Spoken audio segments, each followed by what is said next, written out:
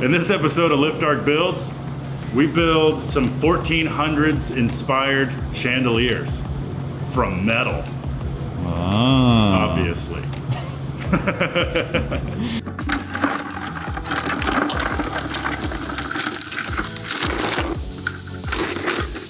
Well, that's probably a good sign. A lot of off gas, a lot of bubbles. I'm gonna not stand too close to that, but you can hear it. I'm hoping this is gonna work. Look at all this smoke. I moved it out in the driveway because apparently this stuff kills grass really fast. Who'd have thunk it?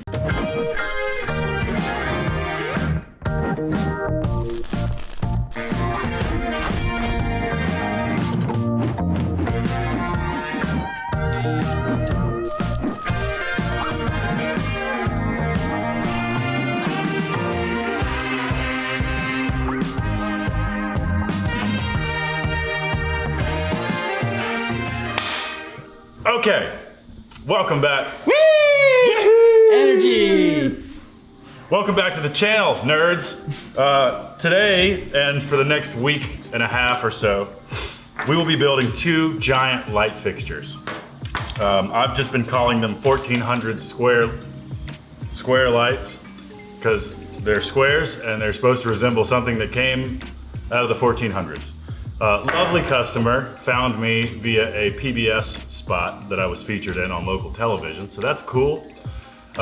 She lives up in Floyd, which is a kind of town about an hour from here up in the mountains. Beautiful area. She's got a crazy house, kind of looks like a castle. Way cool, tall ceilings, wood beams in the ceiling. These lights look crazy, but they're not gonna look so crazy in her space. I think they're gonna be medieval and chunky and wild, and that's exactly what she wants. So I had Arden help take my chicken scratch and put it into a sort of sketch. So there'll be 3x3, 4-inch wide, 1/4-inch flat bar making up the square, and then they're going to be hung by logging chain. The customer was very specific to request logging chain, which is just chain. It has to be authentic chain. I wish I found some old chain, but I bought locally sourced chain from Home Depot. Yeah. But I'm gonna dissolve the zinc coating on this new chain to give it a patina. And she was very clear about requesting slag and a rough finish and handmade, and I'm gonna hammer all the flat surfaces to make it look like it was sort of hand forged, even though that's, not what it'll look like, but it'll look rough and rugged and old. Once that's done, it'll hang from chain, one length of chain to each corner of the light, up to a mounting plate. And then around the upper perimeter of the light, you can see there, is an alternating pattern of two elements. One of those elements is a design shape called a fleur-de-lis. So I will cut those shapes out of steel on the plasma cutter, and those will be hand hammered as well and distressed and stuff. And then every other piece that's not a fleur-de-lis is going to be a light with these crazy candle bulbs. I don't know how much light they're gonna put out. Probably not much. Probably not much at all. I don't know though. Very orange. I mean, the other thing could be just put normal bulbs in them, but we'll cross that bridge when we get there. So, there will be two of these lights. The cord will just kind of weave in the chain, which is how we'll get it there. So one of the 4 support chains will have the cord coming down. So the first thing is, I think we should cut some of that flat bar to length. We'll do 8 pieces at 3 foot, and then we'll start slicing the edges off with some plasma cutters. Ready?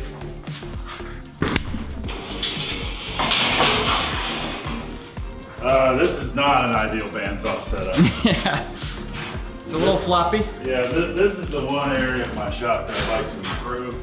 Better space for a larger horizontal bandsaw. There's one I want out there, but hey, if you're a bandsaw manufacturer out there, hit your boy up. Hey. Let's strike a deal. Cue the montage.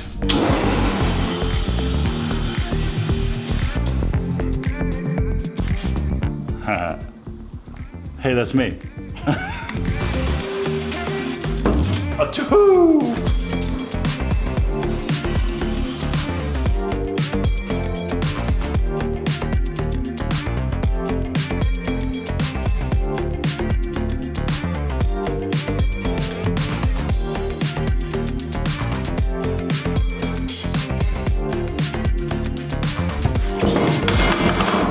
One stick, so I've got some quarter around. Get the rest of it out of some plate. Oh, it's heavy. Ooh, heavy.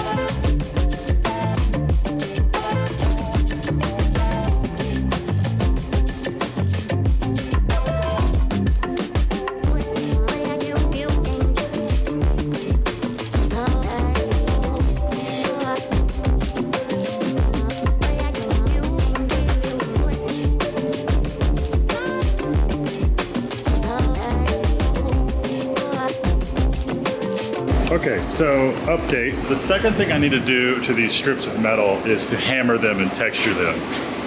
The customer was a little vague on that request. I've done this kind of thing in the past. In fact, I did it on that pointed awning, metal awning I did for a local customer. You can click that video up here, I think. But that was 14 gauge steel. This is 1/4 inch plate. So I'm gonna need to either hit it harder or get it hot.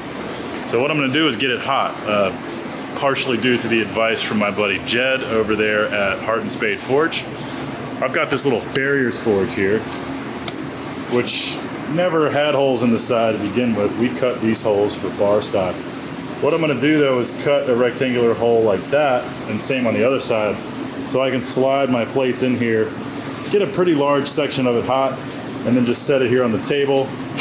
Hit it with a collection of tools. I've got this round ballpoint hammer. I've got this flatter. Jed's gonna kill me. I can't remember what it's called, but peen, sort of an edge peen. And then I've even got this air chisel that I outfitted with a ball bearing on the end of a piece. And I might use a combination of all of these just to impart some randomness.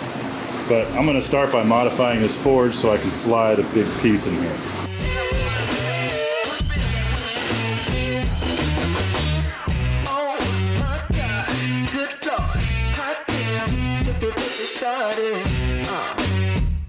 Now I modified the forge, did my test fit, this fits great. So I'm gonna bring it up to temperature.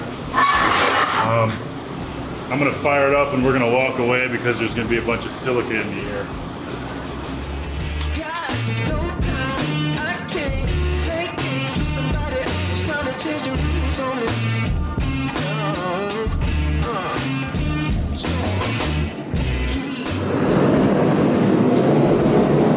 Celebrity cameraman.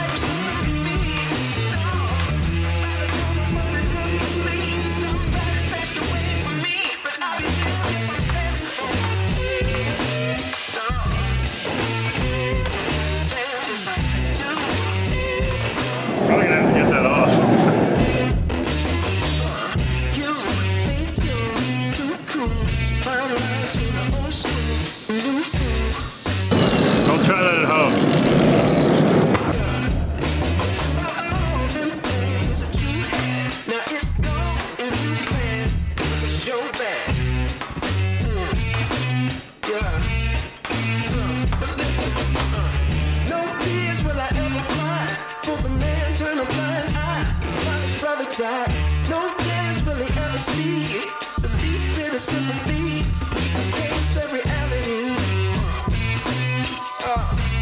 I wonder if it got any longer. Yeah, almost a 1/4 inch overall. Well, only 7 more to go.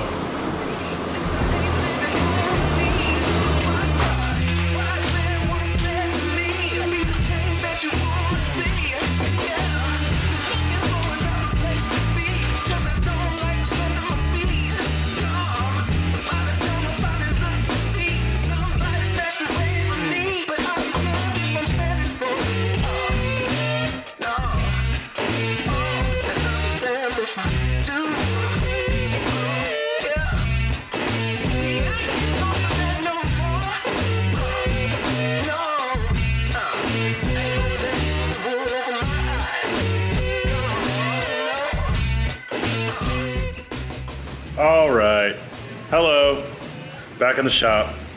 My arm is not as sore as it was at the end of yesterday. But we got all 8 pieces distressed, textured, forged. None of these words are applicable.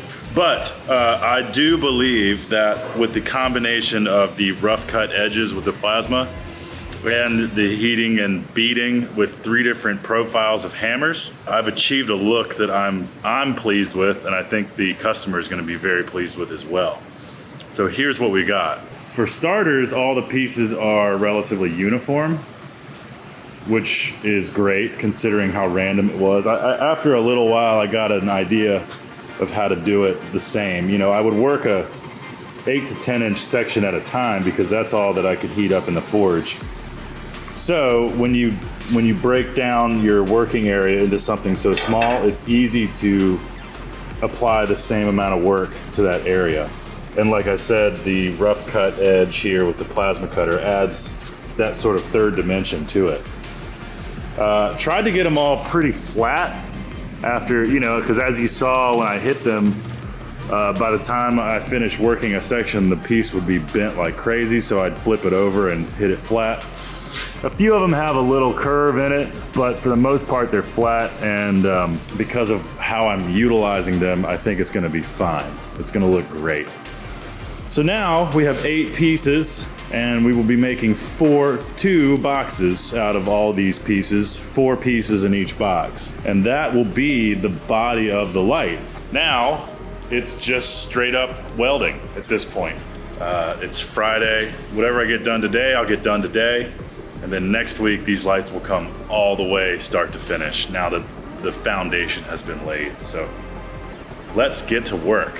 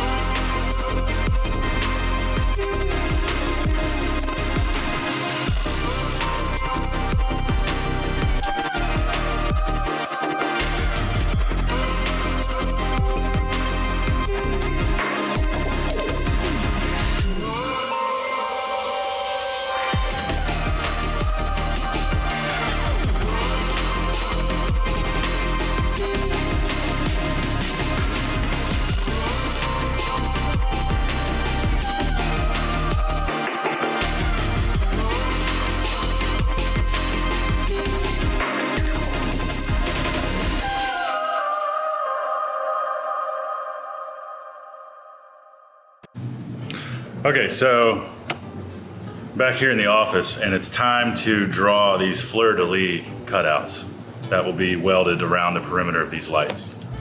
Specifically these guys. So that's light, that's fleur-de-lis, light, fleur-de-lis. It's gonna alternate like that.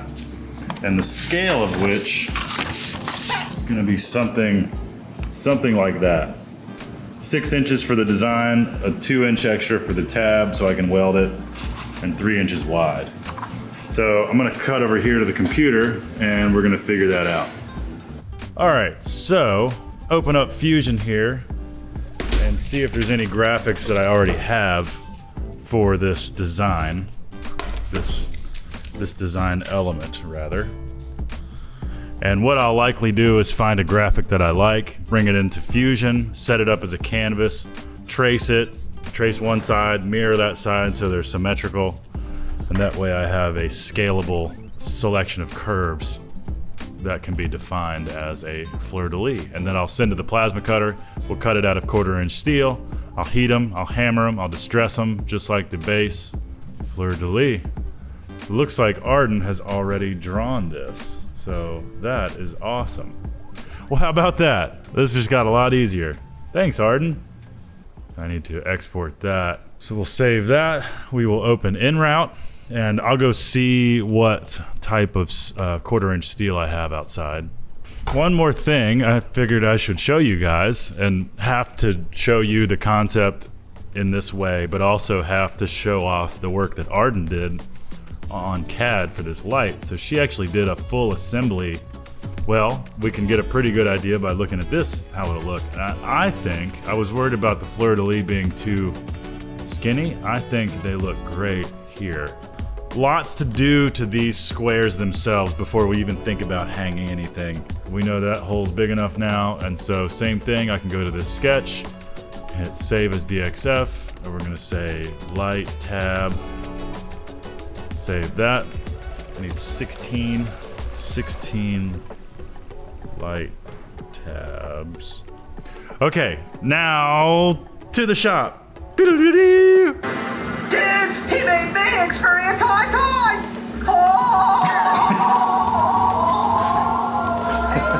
That was Walker looking up some SpongeBob jokes for the video, the last video that you just watched. Because time isn't real.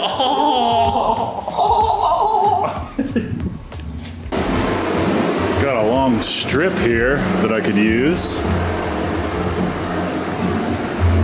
Might as well. What is that? Feet. So 4 by 8, 4 inches by 8 feet. Let's see if I can get it all out of that. All right, so now let's lay out the parts. We're gonna define our plate that we just measured, which was 4 inches wide by 96 inches long.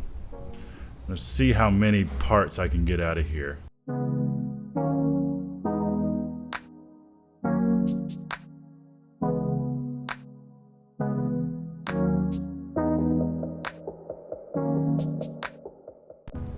All right, I'm gonna go load that piece of metal on the machine and see if I can squeeze in some extra parts.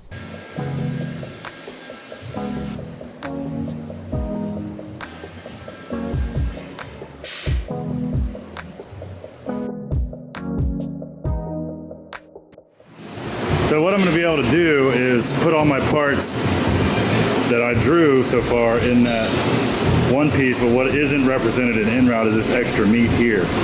So I'm gonna try to put some pieces out in space that will also fit in here. What I think I might do is redraw my plate this wide and just take note of how high up I can put parts. So this part down here is 9.5 by 23.5. So I'll put that in the computer and fit in some extra parts. That way I can get everything out of one piece.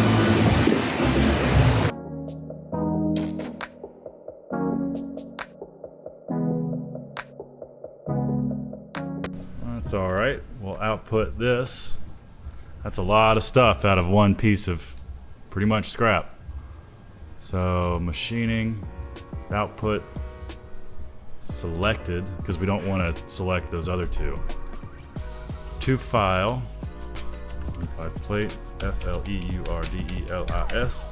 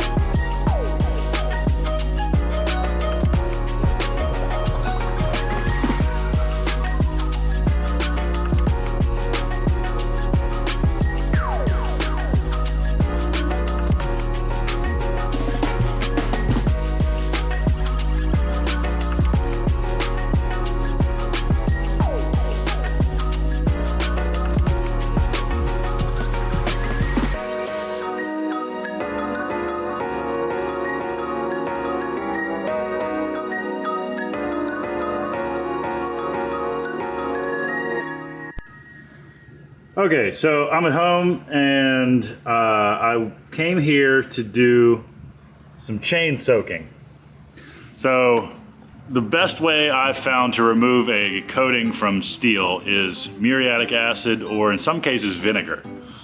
Muriatic acid is typically sold at big box stores to etch concrete, but as a nice side effect of that acidity or basidity, whatever it is, it will remove zinc plating and mill scale from steel. A weird side effect of muriatic acid is as it evaporates, it will rust any metal object around it. And last time I used muriatic acid in my shop, I left it overnight, which was a mistake because when I came back the next day, every metal surface in my shop, and there's a lot of them because it's a metal shop, was covered in a thin layer of surface rust, which drove me crazy. I spent forever cleaning it.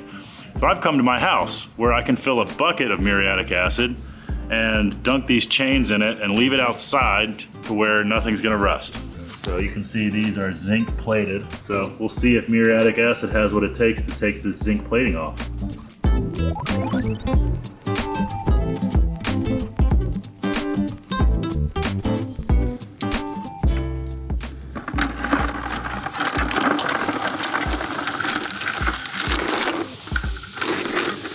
Well, that's probably a good sign. So there's a lot of reaction going on, a lot of off gas, a lot of bubbles. I'm gonna not stand too close to that, but you can hear it. I'm hoping this is gonna work. Look at all this smoke.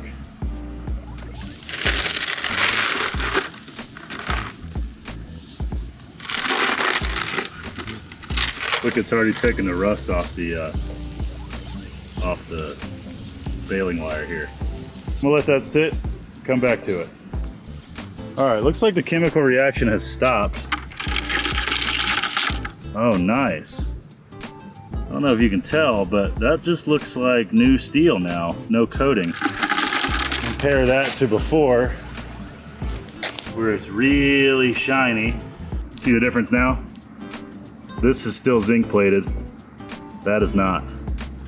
That'll work nice, because now I can soak this in my blackening solution, and it should blacken up to match the rest of the lights. Oh yeah, look at that. Crazy. I'm gonna let that soak again.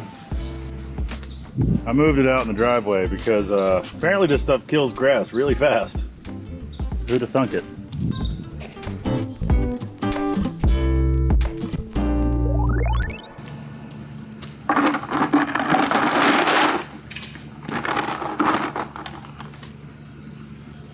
You can also see how fast they might flash rust, if at all. Okay, so it flash rusted really fast. While not ideal, I'll probably have to clean that back off a little bit.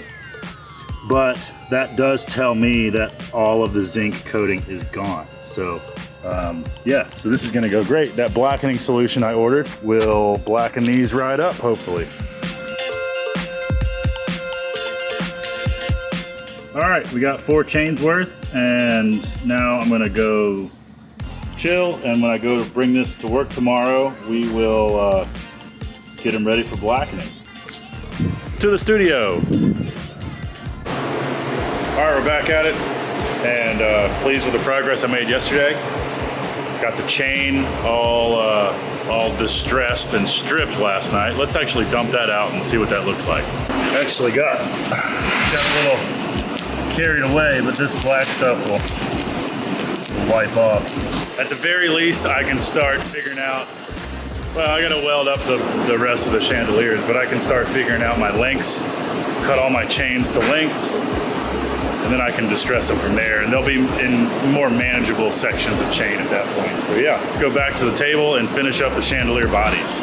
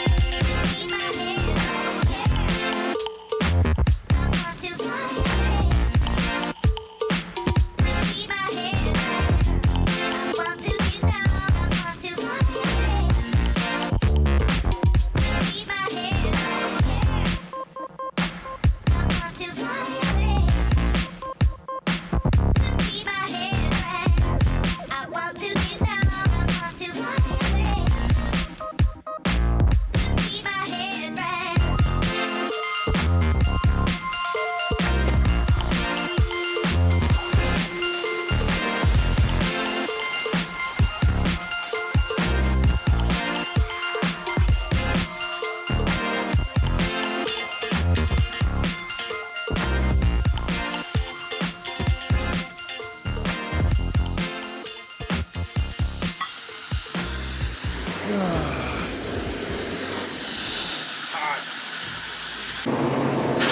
so it's about time for me to start thinking about chain and the mounting plate. And what I'd like to do is create a thing that I can hang this chandelier from and still have it be at a workable height above my table.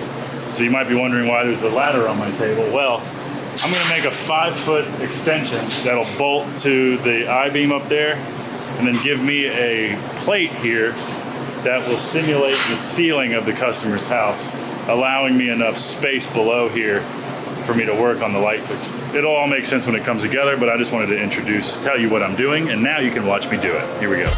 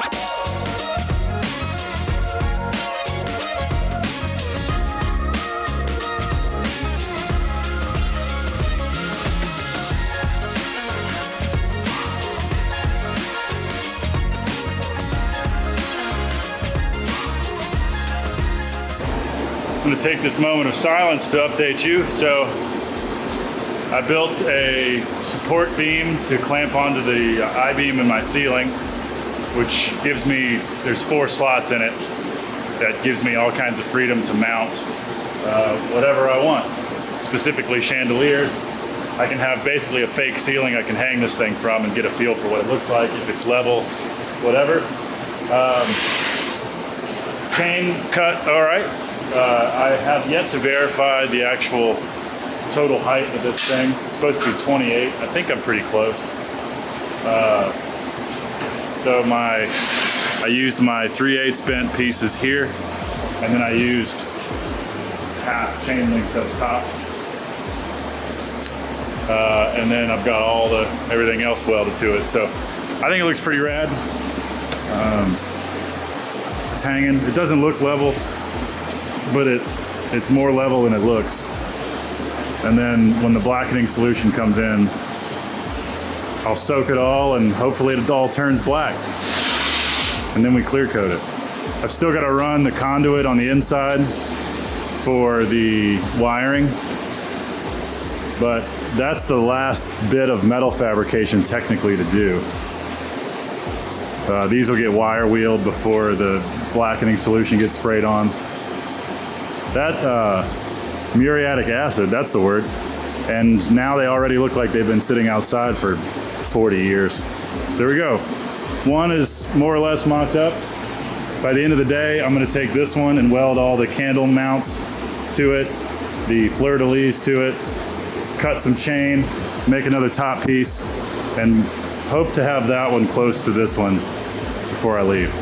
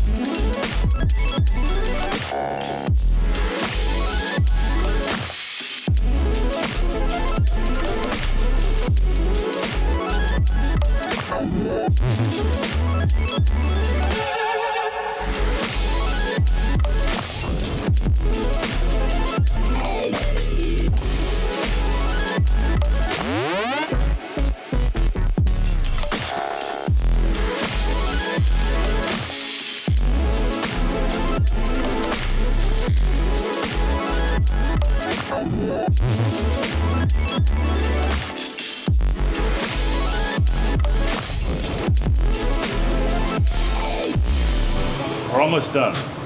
These guys are for the wires for the lights. So these will help me route the wiring around. So I made these top plates. These will lag into her ceiling beam. This plate, as I've shown you, is helping me replicate the existence of the ceiling.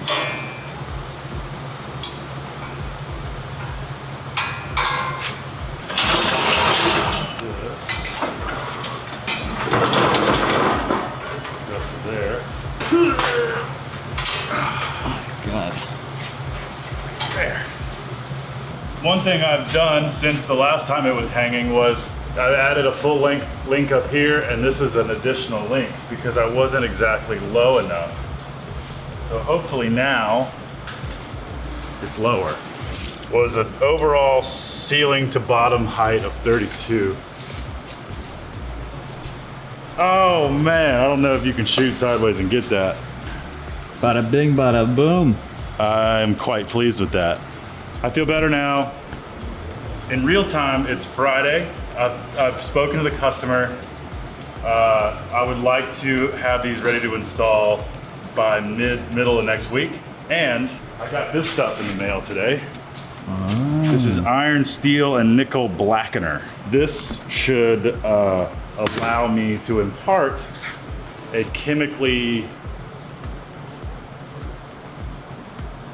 chemical coating. Warning, causes severe skin burns and eye damage, harmful if swallowed or inhaled. Oh, jeez. I had a feeling if it could turn metal black, it's probably not good for you. But yeah, so that's where we're at. That's what we're gonna do. Thanks for watching this episode of Lift Dark Builds. See you next time when we hang these at a castle. Whee!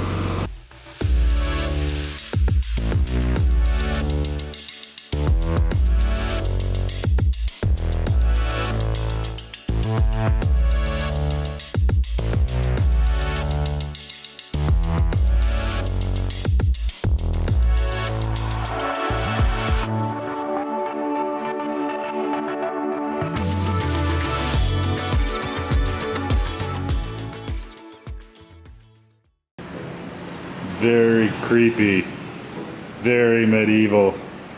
Look at these bulbs, man. They're so wild. Those are nuts. All that work was worth it. Look even better once these are painted.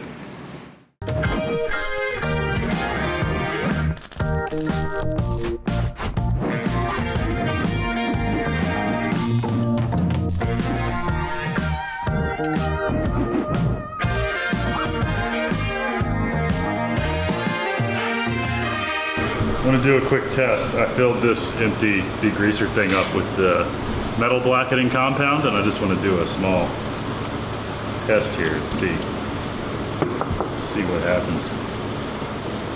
I'm doing a test. Hello, GoPro. That's been about 5 minutes. That was with no cleaning and no acetone. So this one is going to be, I just acetoned it. So I want to see if cleaning it helps it a lot.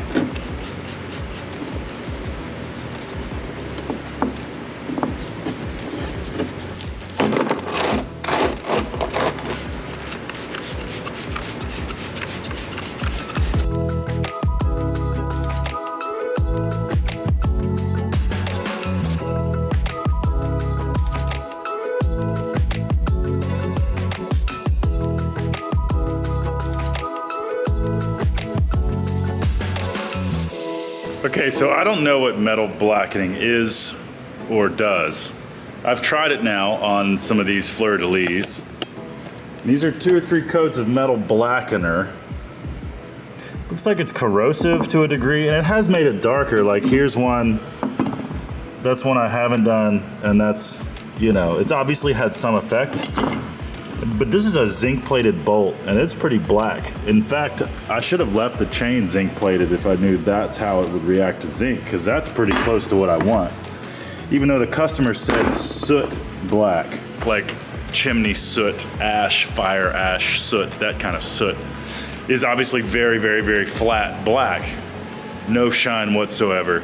I'm starting to wonder if I shouldn't just paint these things with a matte black, really matte black, and then kind of come over with some sandpaper and like, you know, expose some of the metal through the high spots and then clear coat. Basically do some sort of faux finish instead of trying to use this metal blackener, because it's not that I can't use the metal blackener, it's just that I don't think it's really going to achieve what I thought it would in my head. Of course, I didn't exactly know what it was gonna do. I'm wondering if it's for like specifically bare metal.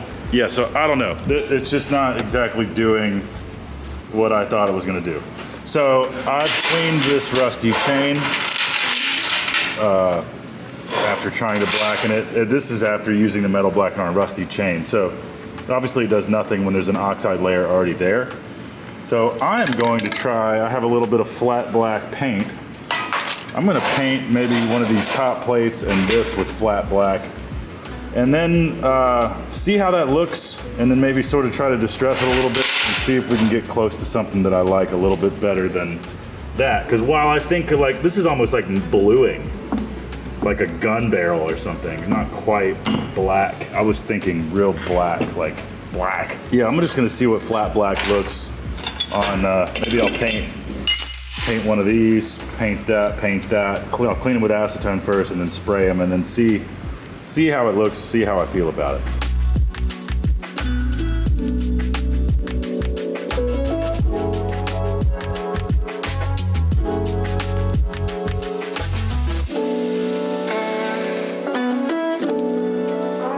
This is what it looks like wet, shiny, but hopefully the idea is when it dries, it gets flat.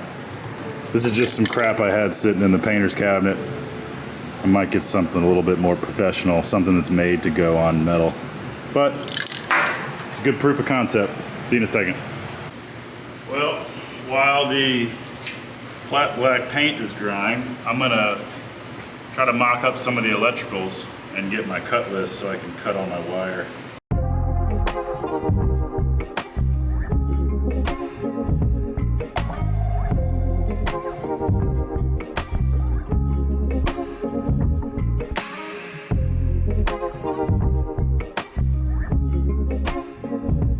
So here's what I'm dealing with. The cord has to go from socket to socket to socket to socket and so on, and climb up the chain at one of these corners. So that means at a certain point I need to wire this wire to that wire, and they need to either join at the socket, which is probably not a good idea, or join just under the socket. So that means I'm gonna need to cut short lengths of wire to go from the socket to just below this, and then my union will happen down here. So I'm thinking those are gonna be crimp connectors, and then for this I'm gonna wire on spade connectors to the end of here so that this section gets really easy. So I crimp the spade connector onto this wire and then stuff that underneath the screw and tighten it down. So, and then I'll get my cut lists, you know, so then I'll just cut a bunch of wires that go from here to here, and then here over to here. This is why we mock up. So I think I'm gonna tally up some things, order some electrical connectors, and then Monday we can paint and assemble, and then these things are done and ready. Well, at the time of filming this, I just noticed we hit 6,000 subscribers on this channel. Thank you guys so much for the support. It's kind of surreal, honestly, because my day-to-day is just keep my head down and trying to run the business and make money the old-fashioned way by working hard and building stuff for people that they like. And this YouTube thing has been like a side parallel to the business and sort of an accessory to the business. But it's clear that the community's there and the support is there, and you know, it's a viable, you know, secondary source of income, however small that might be. But it's really encouraging to see the support from the community. And you guys, thank you for just giving a shit. So we're gonna keep doing stuff on the channel. In fact, I wanna just keep amping it up, add more and more content, bigger builds. And liking and subscribing is a huge way that you guys can help doing that. So thank you so much for all the support. But anyway, let's get back to finishing these light fixtures. So currently it's Tuesday and I'd like to install tomorrow. All that I need to do is paint and wire, which is a lot. So we'll better get started now. I've tried metal blackening solution. It is no longer here. But what I'm gonna do is end up just painting everything in a matte black. The customer just wants the blackest finish possible. So I'm gonna clean up these chains, which is ironic because they were really clean when I bought them and I made them dirty in hopes that that was what we were gonna do, but now I gotta paint them, which is okay. Enough talking. Let's hang, clean, and paint. Then hang, clean, and paint. Then wire, then install. Let's do it.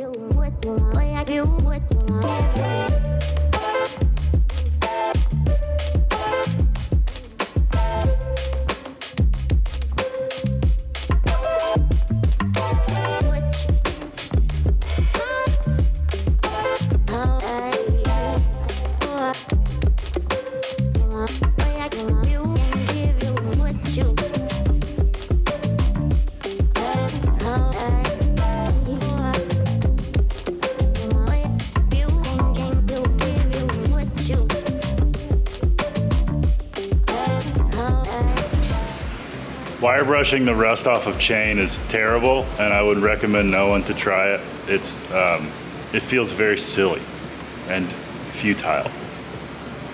It's good enough. Let's clean it with acetone.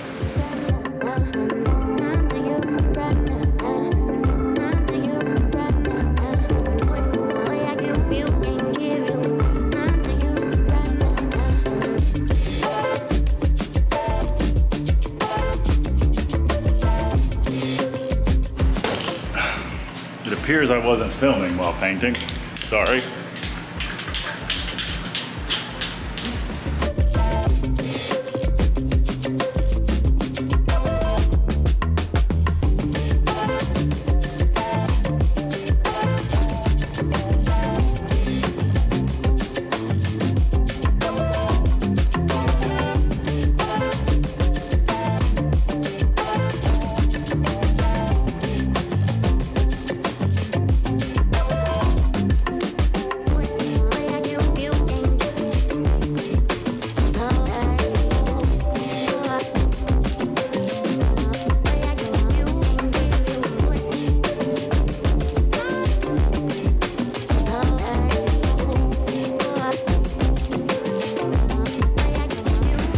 Okay, so I got one wired up.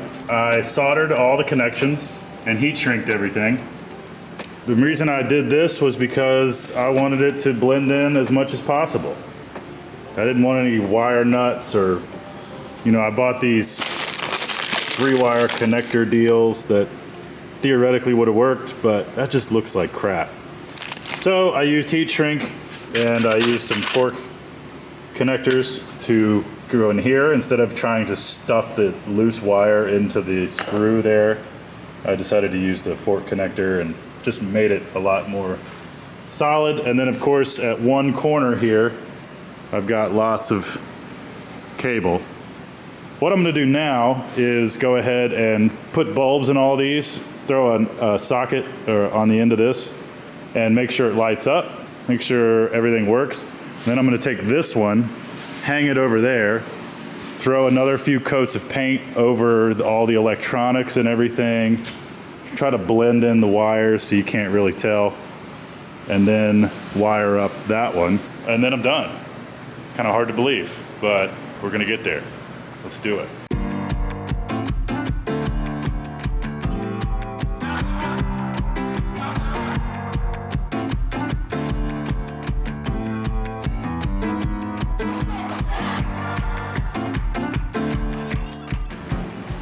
Very creepy, very medieval.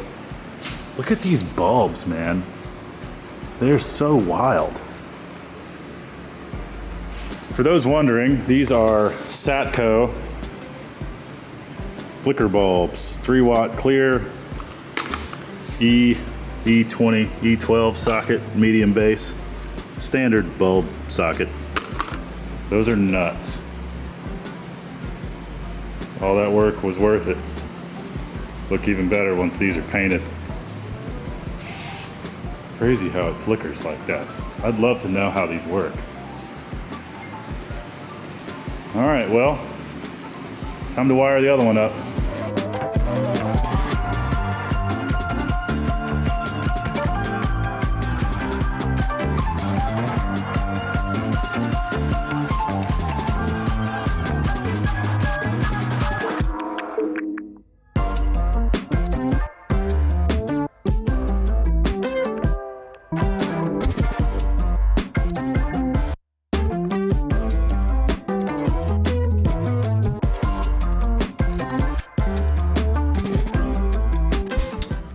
Alrighty, it is install day. So it's the morning. I'm gonna take the morning to double, triple check everything, make a list for install because I'm gonna be up on the mountain away from all stores, so I need to bring everything with me. I just wanna be fully self-sufficient up there at the customer's house and not have to come back. But I think fairly straightforward. I did get some lap links, they're called. These are chain links that are supposed to be squeezed together. Don't exactly know how hard it is to squeeze, so one thing I was gonna do is try to like squeeze these together with just a pair of pliers. See if that's possible, because that's how I'll have to do it up there. I won't like have a vise to use or anything. So I was gonna see what these take to squeeze close, and I might use these instead of the half links because at least these would close all the way for extra safety, but let's see. Let's see if I can squeeze one. I'm not very optimistic about this, but oh, actually bends pretty easy actually. I ordered more, so I'm not like ruining this one.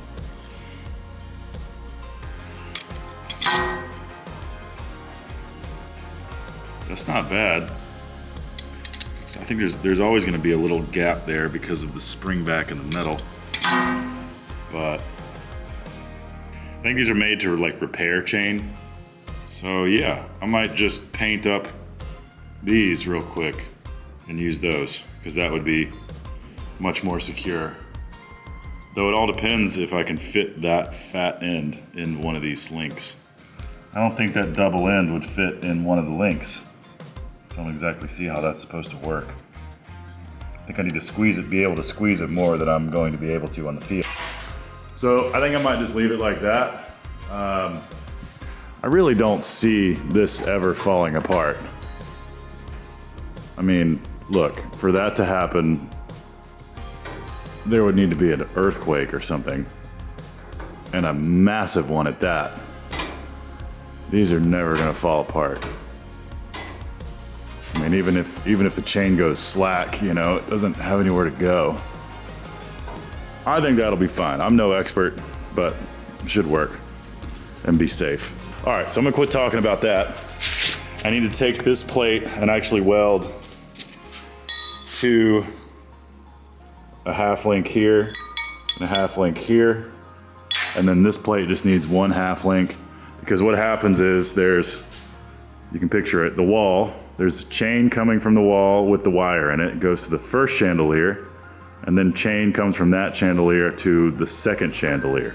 So the top plate at this chandelier needs to have a hook for chain on both sides.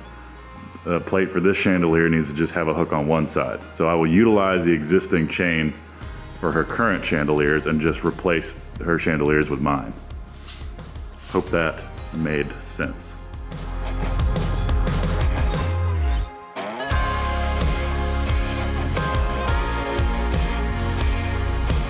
All right, we're all loaded up. They're upside down right now because I wanted to paint the bottom one more time and let it dry in the back of the truck. But here we go, up to the mountain.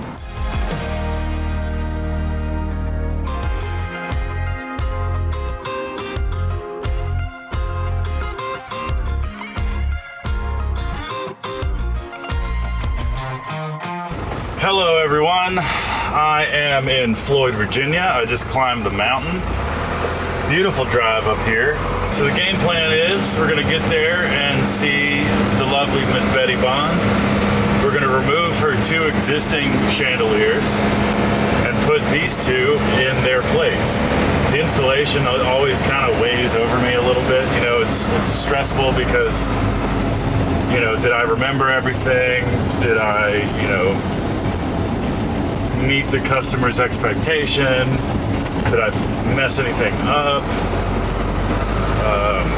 You know, did I measure it right? Did I get the finish right? In this case, Betty does not have a texting phone or email capabilities, so I was not able to send her pictures of any of the lights as I was building them. So this will be the first time she's seen anything. So I really hope she likes it. I think she will. And we'll get them installed. See you in a second.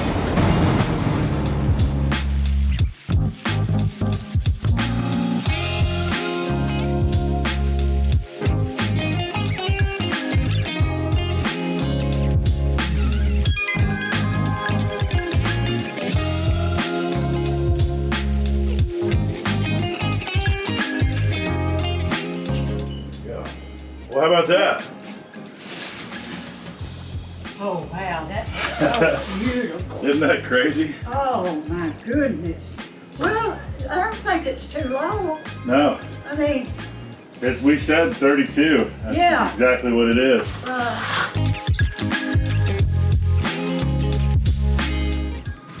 And there's the first one hung here in this lovely house. It just looks so good against your ceiling. oh, I tell you, it took something about like that to do this room justice. Yeah, it's such a big room. The light fixtures need to be grand as well. 23 by 23. Yeah, and the 10-foot ceilings. Yeah. All right, let's put the second one over there.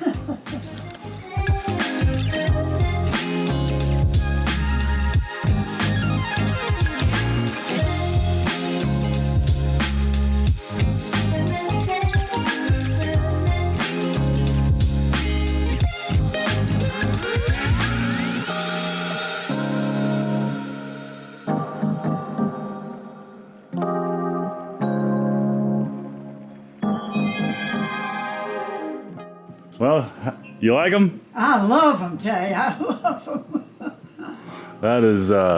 That's the best feeling in the world. Oh, yes.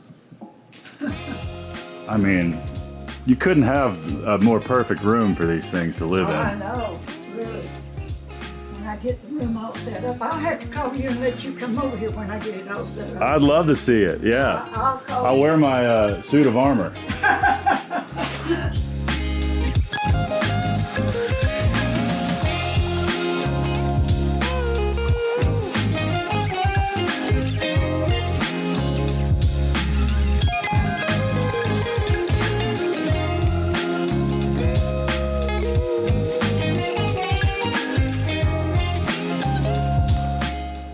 Alrighty, well, I hope you move your bed back, but Okay. I think that's it. That'll just about do it. Well, Betty, thanks for trusting me with your project. We're gonna head on back to Roanoke, but Okay. I hope you enjoy them for many, many years. I hope so. I will, if I live long enough, Oh, I will. You got a lot of fire left in you, I hope so. just like these bulbs. See you guys. Another satisfied customer. She was over the moon, and I tell you what, it is moments like this that reminds me why I do what I do. I just love bringing people's ideas to life, this sounds grandiose, but making people's dreams come true. That she had the complete concept for those lights, and I just made them happen. And I think that feeling for her was incredibly satisfying. And honestly, they look cooler than I thought they would in that space. I mean, her house is perfect for them.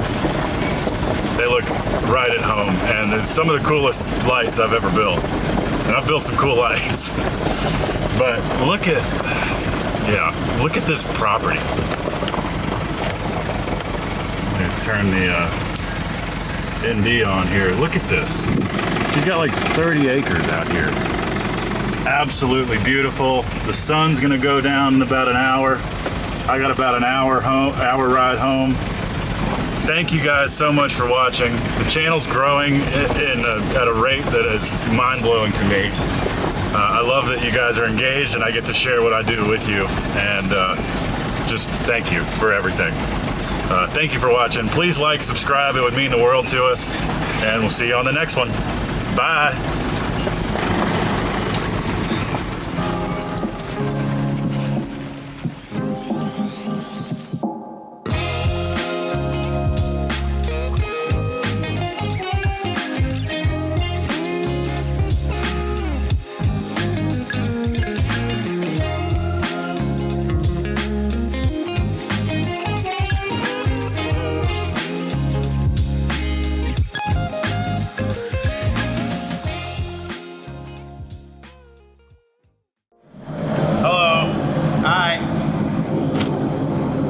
Build some of these.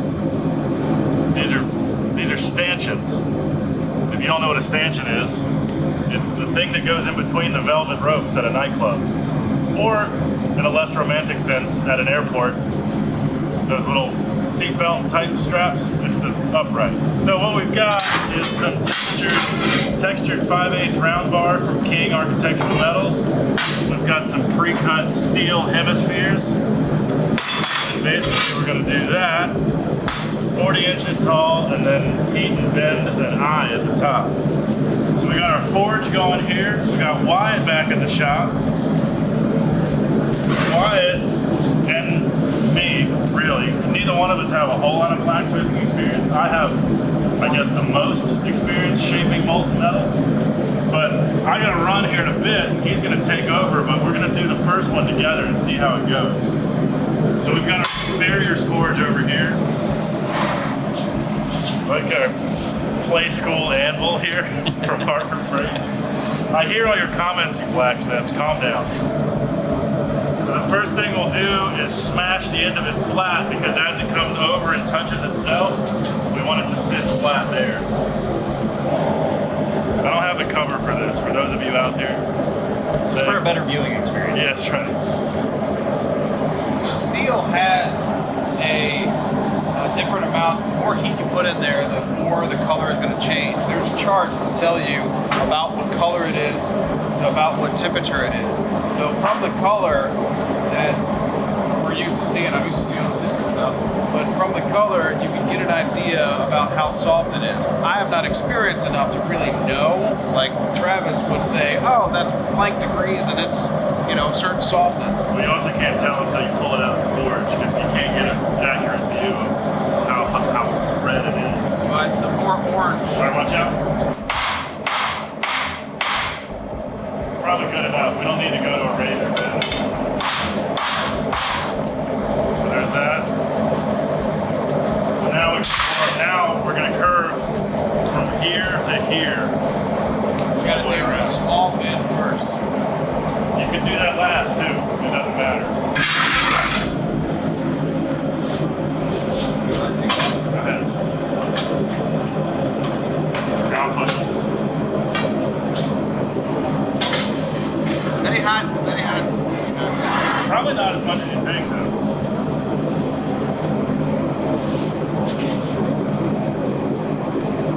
That's amazing. It resists heat so well. All right.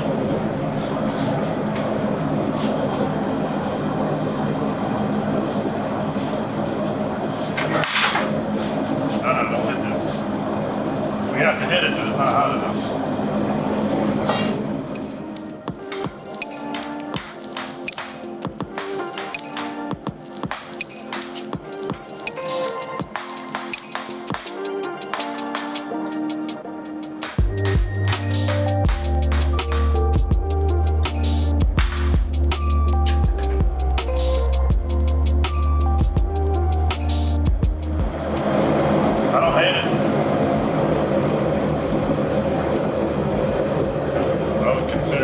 Probably big enough.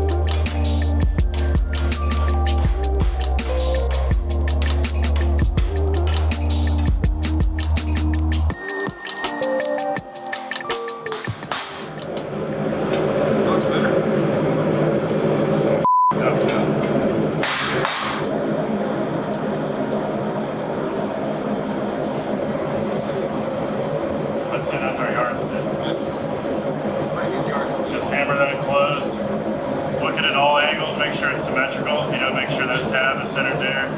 Make sure your center line comes straight up through that oval. Let's say you're good.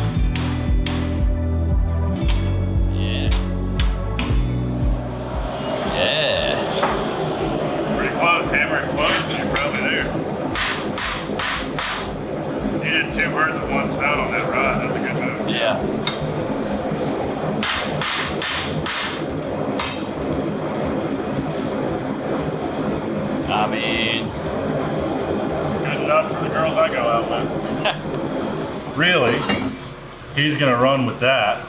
But nice work, by the way. Thank you. That was good. Good move. That's why blacksmiths make all their own tools, because having the right tool makes a job go by 10 times faster. So now we want this to be like a weeble wobble, right? We want all the weight down low and make it hard to fall over. So I believe we're going to cut, or at least start by, I have some thick plate over there. We're gonna cut some discs out that fit in here, weld it in there. Try to add more weight down low, because these will be welded. These will be welded there, straight up and down. And that's pretty much it. I gotta texture these. Yeah, and I think a brand new flap wheel and a. Look at the sander. What you want to avoid though is having it look really symmetrical and even. Yeah. The good thing about the grinder is that you can change the angle all over the place and stuff. That's what we used to do at Black Dog all the time. Yeah. If you take a close look, it looks kind of like a rather aggressive. Like wire wheel or something. Well, it's not a wire wheel. It looks like they hammered it. it looks like a very aggressive angle grinder, because you can see a slight. You can see a slight roundness. Concavity. Yeah, that's probably a better word. I can't speak worth a shit. There's books for that. I can read. I just can't get the word from my brain to the mouth. I'm not really known to having, a normal speech. Well, I would say carry on. And I don't know which one you did and which one I did. I think yours was a little tighter actually, which is good. I'll tell you which one you did. You did that one. Yeah. So, just do all those, and honestly, you could go ahead and cut them down and weld them on, because we could do all that, unless you'd rather texture these. I'm gonna texture them before First. I get. Cue the montage.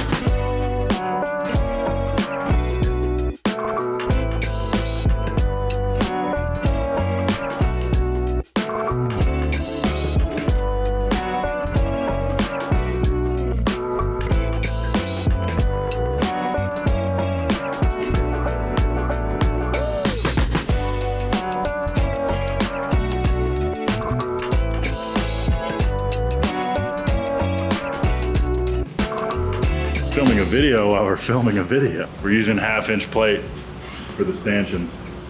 How's he been doing? I had to run some errands. Is he doing all right? Is he interesting? Let him know down in the comments. Thanks for filming, by the way.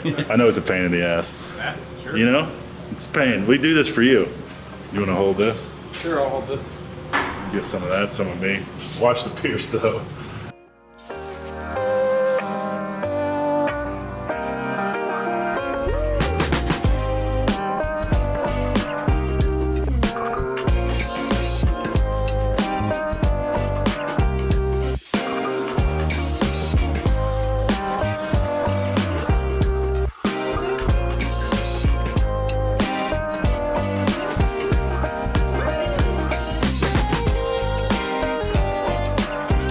the other 3, you ask? On the way. I figured you would have just plopped them in there with the spacing known. Well, I did it, not you. So I did it my way. Well, your way is not right. Hey, when you take out the business loan, you can make the decision, okay?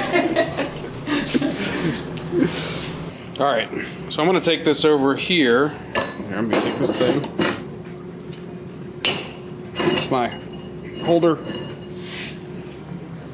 seltzer. It's delicious. It really is. We're gonna check and see if it fits in the bottom pieces. So here's my guys. Little things on top. Yay! Yay! And I got one upside down. So let's see if it actually fits. This side. Usually there's a little bit of an angle on. It's like not a perfect 90-degree angle. We'll see how it's a little bit that way. So I'm gonna put it in like this. See if it fits. Oh. That's what we want.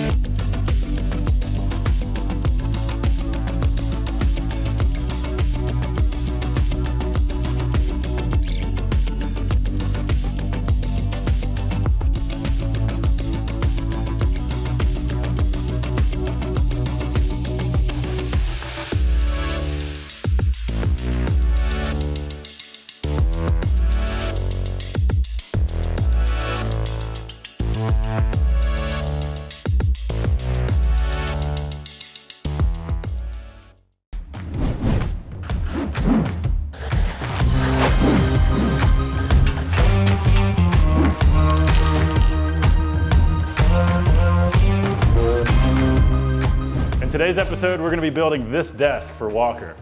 That's me!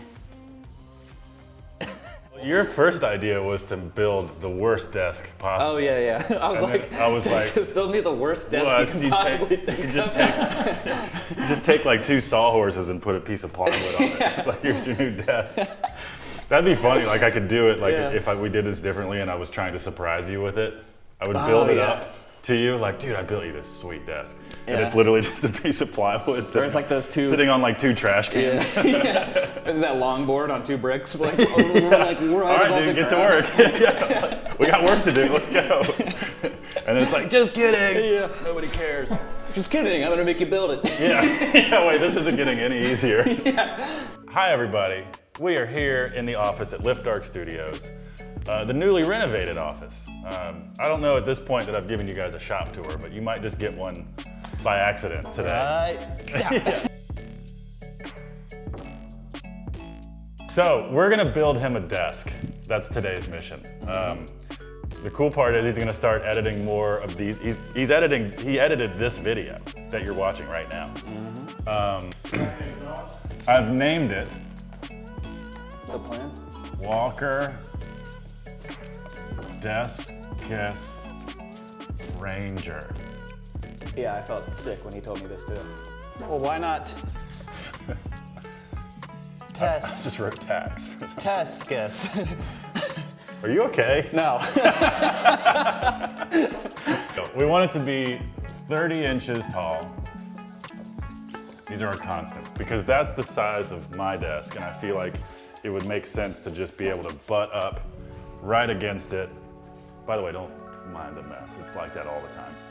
Of course, the depth and all that is going to be dictated by the top that we find. So we're going to go very soon up the street to Black Dog Salvage and get a wooden top. I'm going to try to find something over there in the inventory that's like pre-made. Because all I want to do today is build the metal base, and then we'll just put the whatever top we find on top of it. So this measurement's pointless, but the height. So everything we just did, throw it out. Yeah, right. By the way, we're doing this in one day and Yeah. sort of like with no plan. So if that wasn't already obvious. So 30 inches tall, and I have 2-inch square tubing for the base, which is this stuff. So these were actually the legs that I cut off of my old yeah. metal table. And I have a bunch of this stuff laying around. Desk. But that's boring. Right? In case now you know how boring it was. So boring it makes me mad. 2 legs. But that's also kind of boring, so maybe, I kind of like that. I actually really like that. Or like this. I kind of like the diagonals. This, and then you'll have a piece of tube that comes into it Right. like that, so I'll have to notch it. Dear God. Save us. Okay, how about this? Yeah, here. Okay. This marker's not big enough for your ideas. No, it's not. So how about, you know those like old ornamental bathtubs? Yes, like claw feet tubs. What if we add claw feet Okay. to the bottom of Okay. every leg? Yeah, no, I'm still with you. What if we cast your feet? Wait, I have bronzed imprints of my baby feet. Good, perfect. What if we use that as a mold and add my baby feet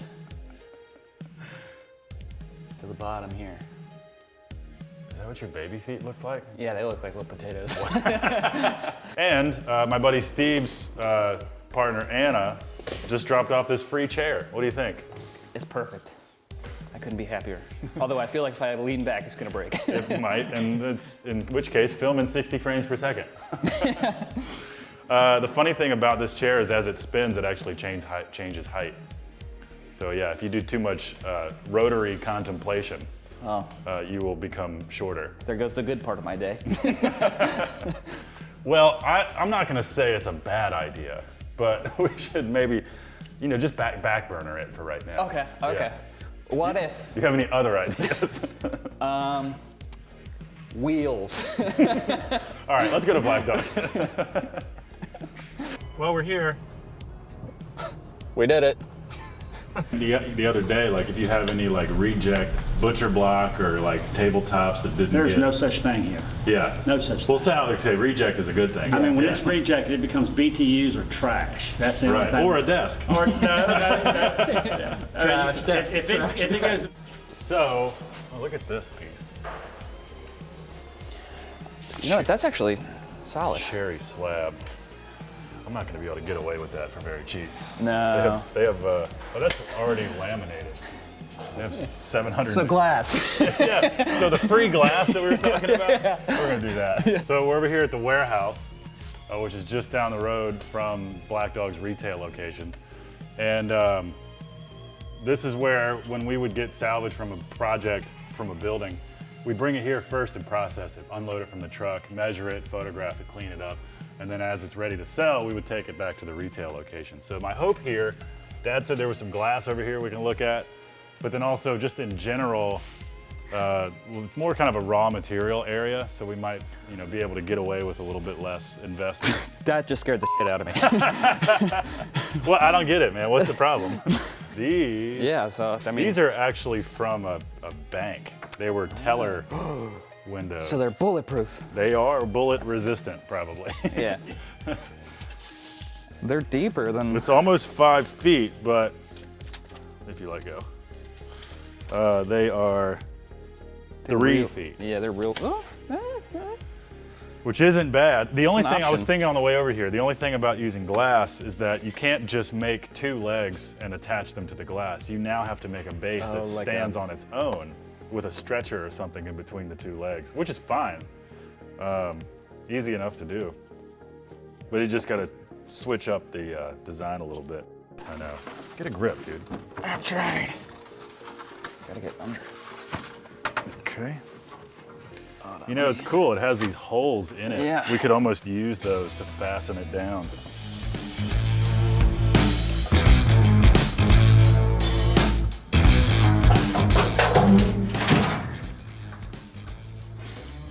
I should get a blanket. I'm seeing dirt and rocks. Yeah, or a scrap piece of wood. Let's set this in the mulch.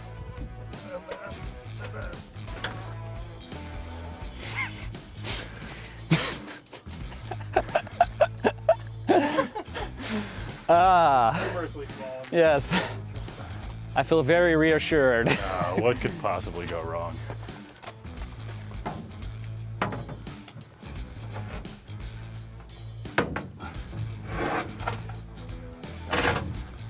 Ooh, love that sound. That's sacri. It'll be just fine. I'm gonna drive at about 5 miles an hour, and we'll go back to lift arc. All right, yeah. How are you gonna do this, monkey man? Wait.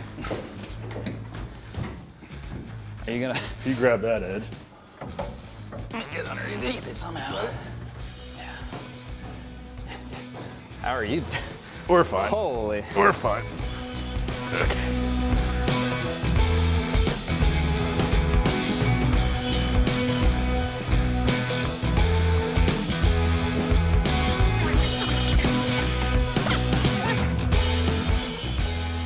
This one has my name on it. Yeah, we can set it on this table.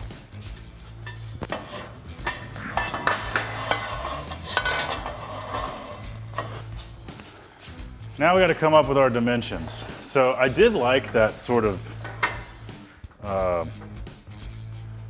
trapezoid shape, I like that too. but I'm not married to it. You know, you could also do an X. I kind of like an X too.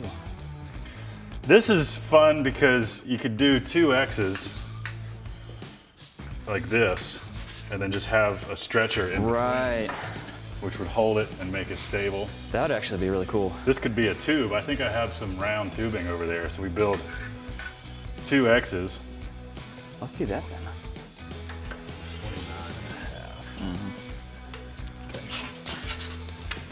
We'll connect those dots.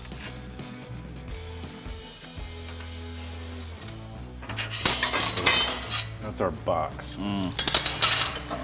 So Yeah, that's perfect. that'll work nicely. This is like super, like analog, you know, like Right. not a whole lot of Yeah. math, just sort of visualizing everything in a 3D space. Wait, you're telling me you didn't design this in CAD first? Is it obvious? So we need to calculate this angle.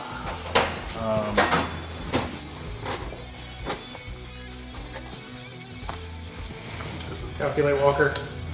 3,226 divided by 17.124 is 32.679. And see, the saw is telling us that that's a 33-degree angle. I was close. Wait, what did you say? Like 32 point something something. Dude, that's nuts. Hold on, let me lock it in and see just how close. 30, 1, 2, 3. The power's gone to his head, man. He's crazy. Okay, cut. All right.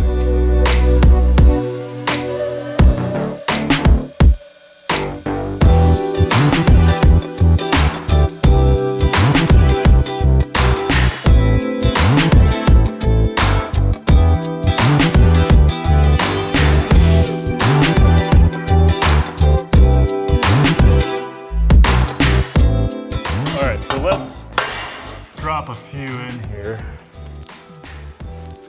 perfect up here. That's pretty good. And now, They overlay one of those. see,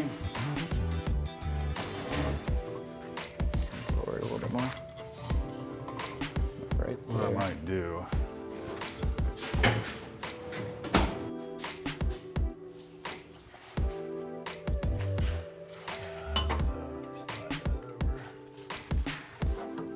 See, that's just helping us project the line. The old close one eye trick. Never lets you down. Except most of the time. Hey, old close one eye. They call them. Oh, close one eye. That's pretty spot on. All right, so let's go cut that angle.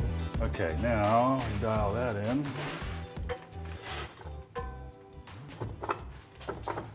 And because I don't want it to be too tight, I'm gonna put the blade on the outside of each mark, just to give us a little Then bit you can of, grind it if you need to. well, actually, then I would fill the gap with Oh, the with weld. weld, right. It would be too short as opposed to too long. Right. Of course. I know these things. All right, we got our angle locked in, and now we're just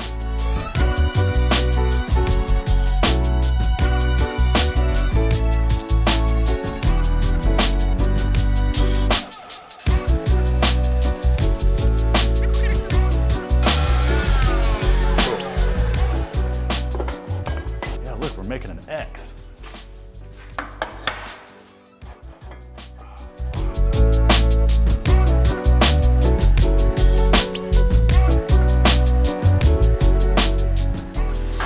Hello. How'd you do? Terrible. You good. Sweet. I'm gonna make these lines a little better. So, let's do some welding. Woo! What happens is when you pull the trigger, wire comes out of this gun. Oh, ooh.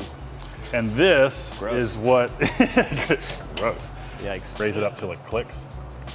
Yeah, and it should stay up. Anyway, make yourself comfortable. I'm in danger.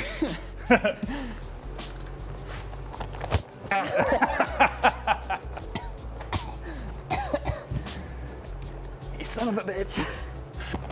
Okay, let's weld. Oh boy. Riley has to go. Riley's been filming. He's got to go do a shoot. So, bye, Riley. Bye, Riley. We'll be filming ourselves. It's one less person to see my terrible welds.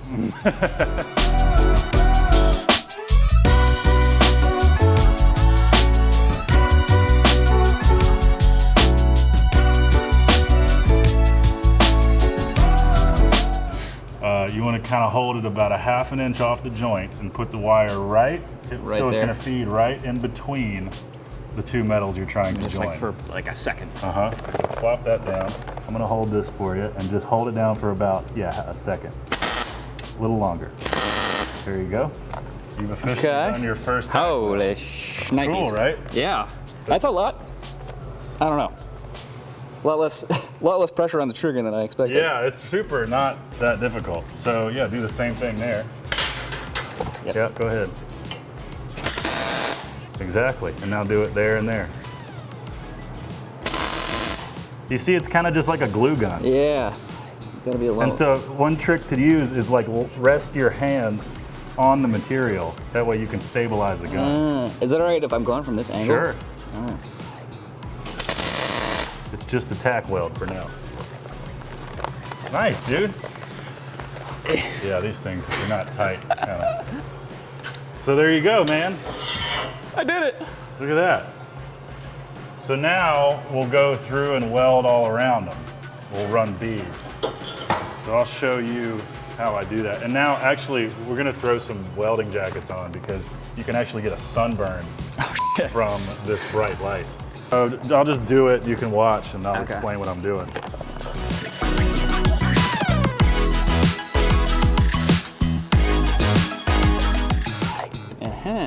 Small little See what I was doing? semicircles. Yeah. So if there's a gap, like that's a really bad joint. So you have to move, because you're essentially just dragging the metal. I mean, you can really think of it as kind of a hot glue gun. Like to fill that gap, you can't really just go straight through. You kind of have to bridge it. Gotcha. I gotta kind of put less heat into it. One thing you can do is move faster so that you're not, because the longer you stay in one area, the more heat you're dumping into the Right. weld. So this is a good tight one, so I'll let you practice on that. Oh boy. I know, it's all good. You can't, so yeah, you want to get comfortable. Like, forget about me. I want you to position the piece and position the torch in a comfortable position. Yeah, this is pretty good. And before you pull the trigger, just sort of practice. Like, move the torch in the motion of the weld. Something like that, yeah. You want to make sure that you're moving laterally fast enough, but then also spreading the weld. Gotcha. So just give it a shot and see what happens. You want to kind of make sure, you want to hold it a little bit more perpendicular. Oh, gotcha. Yeah, exactly. Go ahead.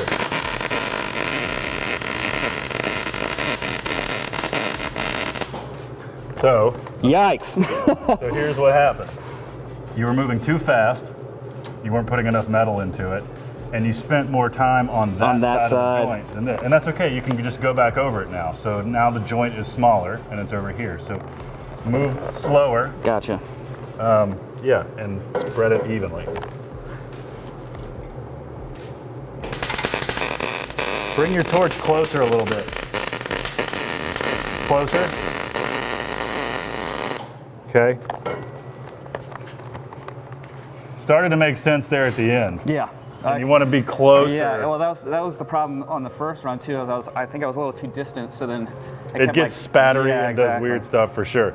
And there's actually gas flowing out of here too, so it shields it from impurities. Right. So the farther you are away, the less the shielding gas has an effect, and it actually looks worse. You know, we should grab the camera real quick to show the difference between the two. Okay.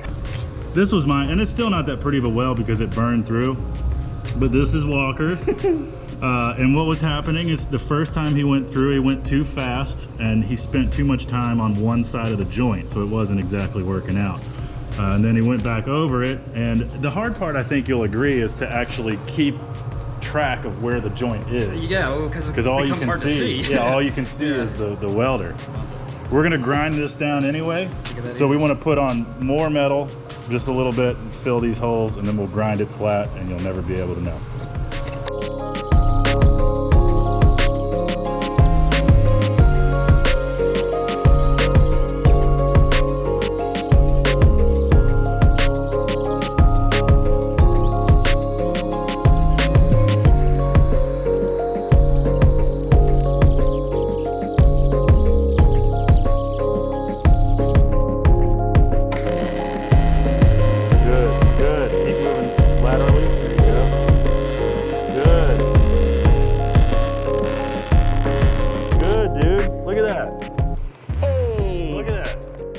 Look at that. That's Walker's like third weld ever. Look at that, man. That's so good. You did that. Small, slow circles. You stayed right in the center of the seam, and you even started and stopped in the right spot. Whee! Heck yeah. All right, now you do the hard ones. Yeah.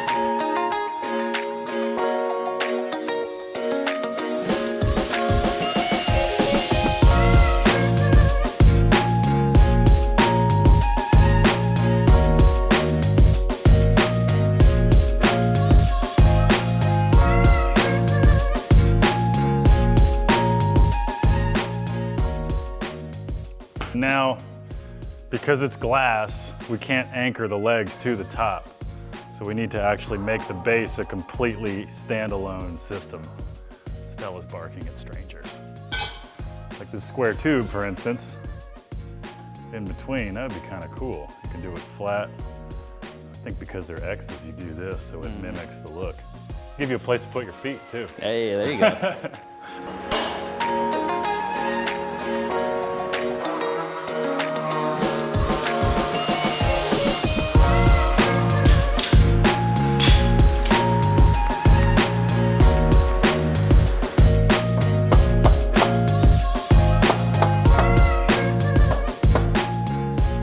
I'm just making this up as I go.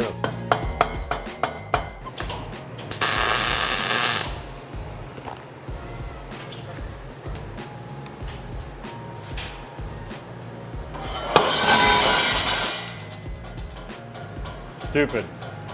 That was so stupid. I didn't put a tag on that side.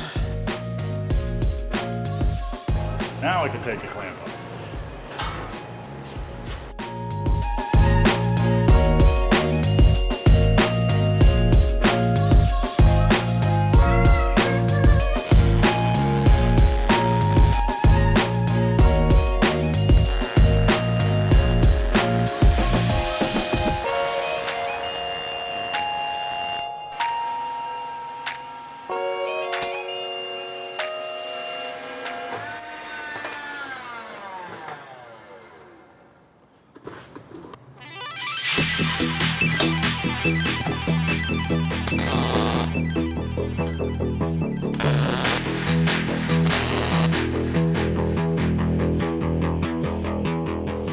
Do you see?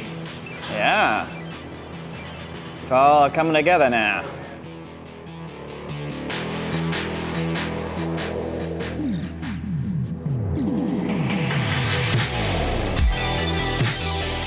Hey, So Tay just whipped up 90% of the project in about 30 minutes. well, you know, it's like welding. It just happens. Yeah, he does You it in just his go. sleep. It turned out all right. Turned out great. But I want to see if we'd stayed flat. So let's The true check. test. Testing your eyeballing. Be careful with it.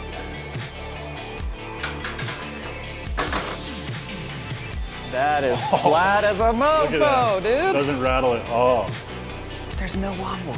Dude, That's that is beautiful. How cool is that? See, and this is why the table you build on has to be level.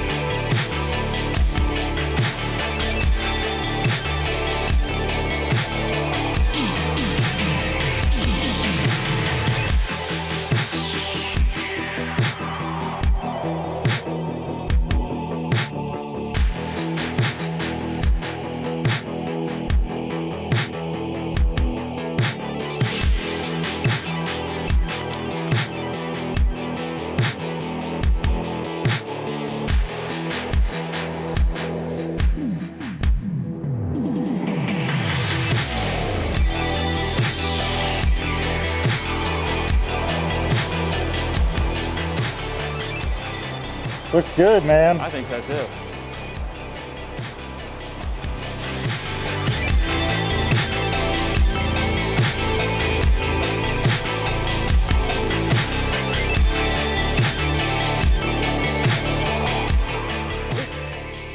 Watch out, maybe. Oh boy, it's gonna be. I know, we're gonna have to go up with it.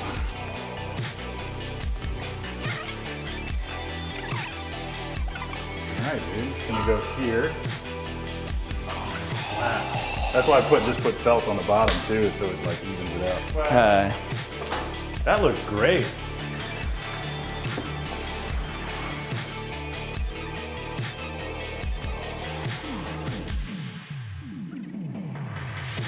All right, here we go.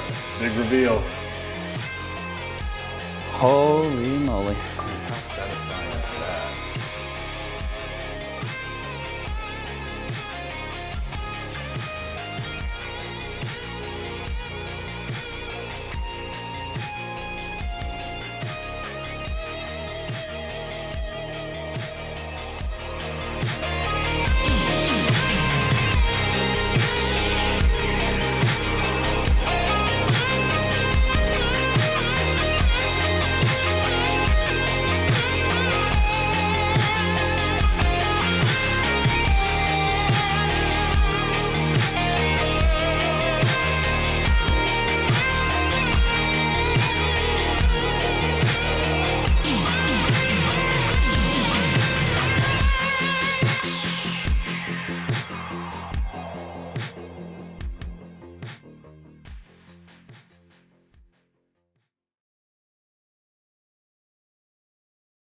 In this episode of Lift Arc Builds, I quietly and peacefully make some shelf brackets.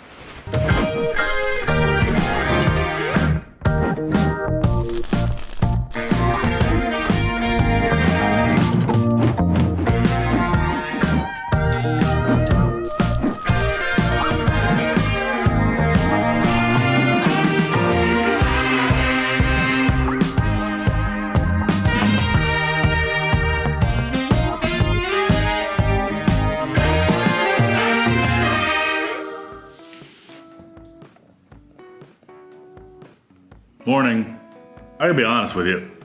I have not had much energy to record YouTube videos lately. I feel like I've kind of been in survival mode a little bit here at the shop. Just trying to keep up, do what I need to do to keep the business running. Emails, phone calls, designing jobs, quoting jobs, calling steel vendors, paying taxes. Good Lord, it's been a year for taxes. On top of inflation and supply chain issues and all that. Nobody cares about that though. You guys just want the action, the sparks, the fire. I want those things too. And I want this channel to have more of that. So,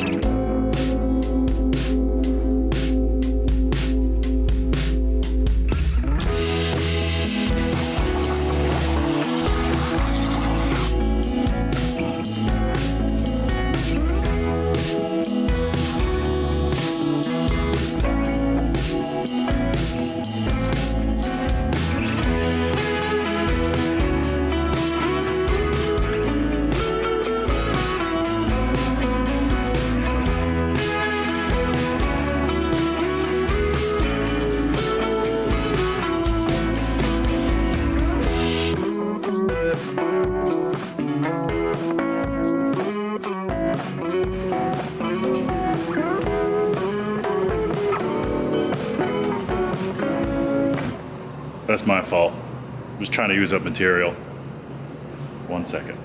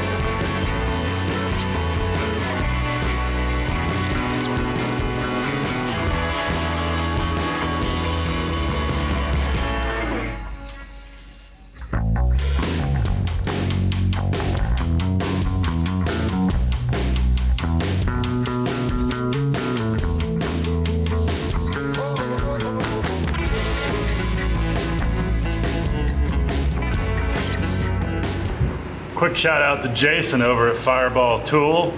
I bought some of his mega squares. Let's put them to work. These things are rad. Also, subscribe to his channel. He's rad too. Cut a slot to make this bending easy. Let's see if it works. Oh yeah.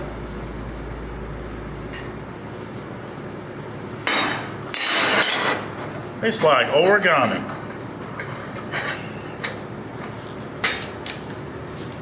Just clamp to the web. Look at this. Let's clamp to the other way. Excuse me? You got 4 or 5 different spots you can clamp that same thing to. Mm-hmm. You can do a 90 here.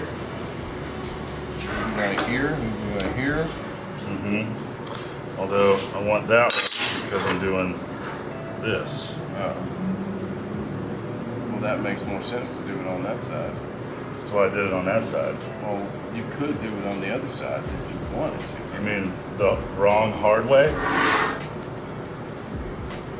I'm just trying to figure out what you mean. You know, sometimes it makes sense to do it the hard way.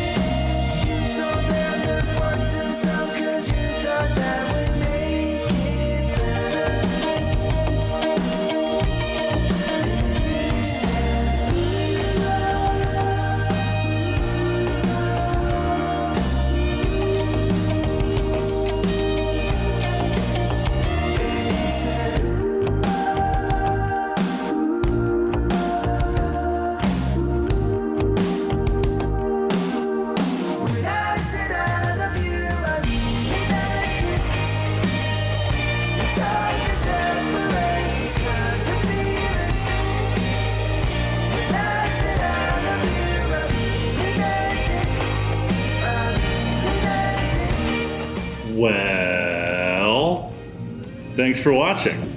There it is. Just wanted to get back in the swing of making YouTube videos. Felt like this one could be a bit montagey. Hopefully Walker put some neat music behind the action and just let the work speak for itself. Rather pleased with how my welds came out. I just love making things with the shop saber. Plasma cutter makes things super rad. I do want to sell these, 50 bucks a piece. This part can be customized. So let me know, reach out. Facebook, Instagram, YouTube, all that stuff. Thank you for watching. Like and subscribe if you're into this sort of thing, and more build videos coming up this spring. New video every Friday. See you next week.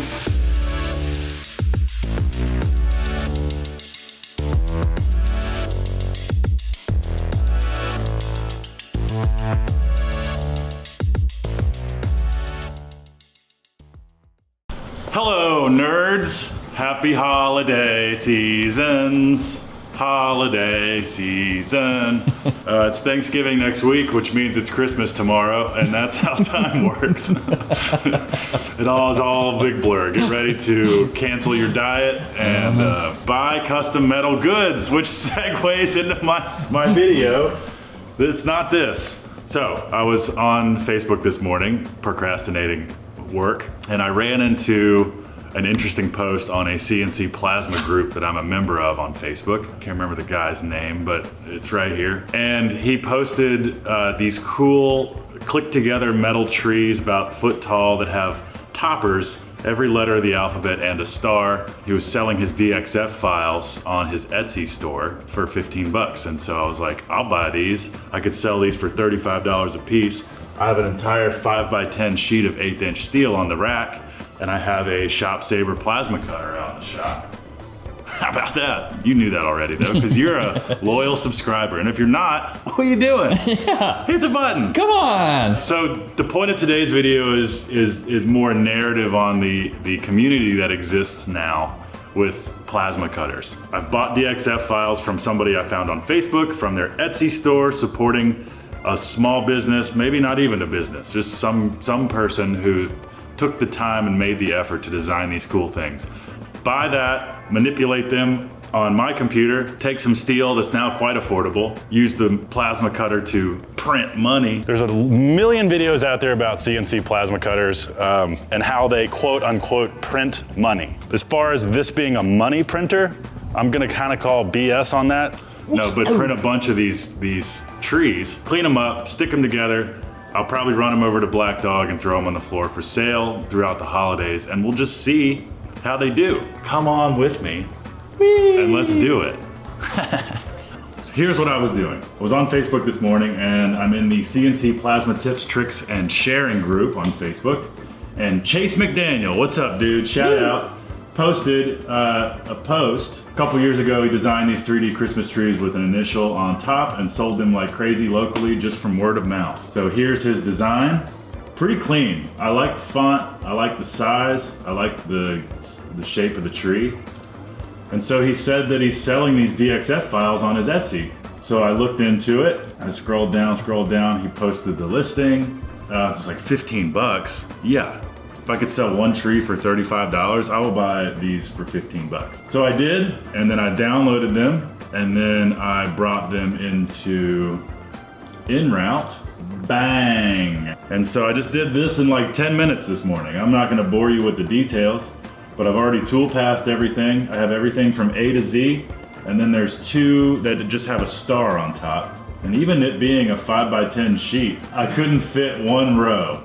So I'll find some more 1/8" laying around. What's 27 times 2? 54 trees.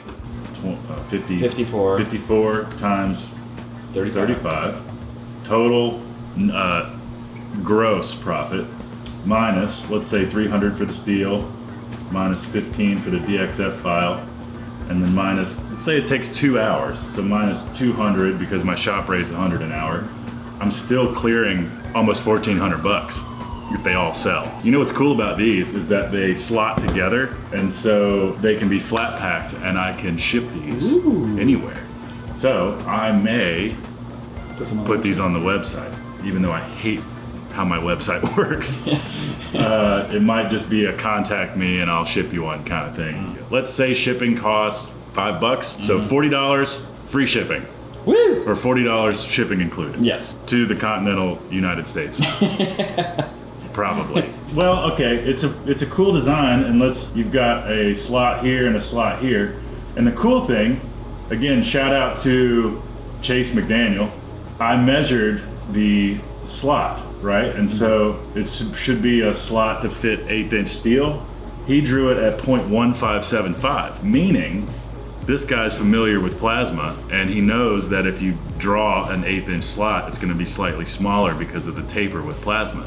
So he drew it slightly bigger so that you don't have to widen the slot. It should just come off the table and slide together. It's a live review of stuff bought on Etsy. Chase, me. McChicken. So I'm gonna cut these out, and then they'll be cut out. When I cut them, they will then be cut. Let's cut. I need my phone, but my dad called me asking for ideas for music on the weekends at Black Dog, and Wyatt's here and he's a musician. So I gave Wyatt my phone like an hour ago. I can't even imagine what they're talking about at this point. I figured it was gonna be a fairly quick conversation. Hey Wyatt, are you done? All right, let's go You get and your best friend done. Hey, can I have my phone back? No, I just got a gig on Saturday. Hey. There you go. Black Dog. Okay, I got my phone back. Okay. Wyatt's cranking out a few of our geometric fire pits. So this one's gonna be kind of fun. We've got it slotted where hopefully that's the base. You essentially have Yeah. piece in the middle that goes there, and some bits and bobs. It builds itself! Just add water. Fire pits, Christmas trees, happy Thanksgiving. Yeah. Capitalism. Ooh, Virginia. We cut one of these out recently, because why not? So we're in Roanoke, Virginia, for those who don't know where we are, which is nestled in the mountains of Virginia. So this is gonna be Richmond over here, Northern Virginia, and this is Roanoke, somewhere right around there.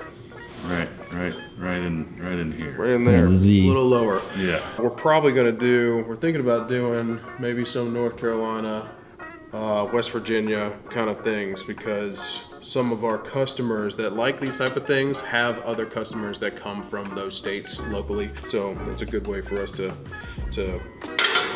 put some more products out there. And sell more stuff. Woo! Another fun thing that we do, you might want to check our website because Tay's got some really good said photos. our. Sometimes Tay cuts out company logos or family logos or like wedding Flamingos. things, flamingos, just a bunch of cool different kind of stuff to customize these fire pits for people. Really good wedding gifts. Hit me up. Tay at liftdarkstudios.com. Email me. I will customize what you want. And check out examples on Instagram at liftdarkstudios on Instagram.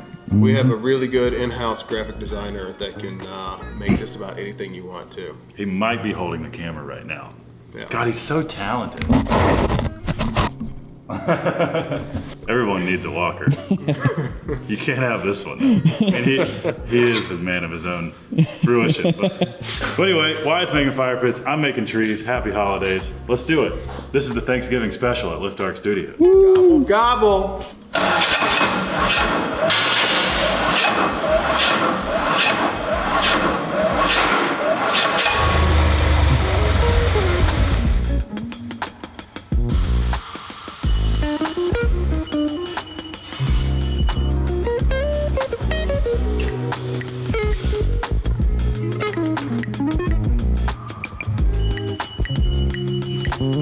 This is a 5x10 sheet of 1/8" steel.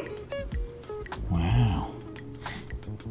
This is a 5x10 plasma cutter.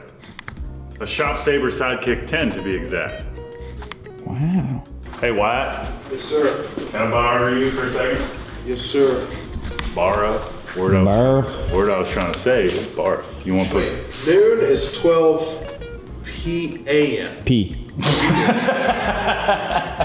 I could never figure it out. Because like, it's 11:59 a.m. But as soon as it goes to noon, it stays 12 PM. just 12 p.m. It's weird to me. It's like it should be 0 p.m. Not 12. This world is the most cluster.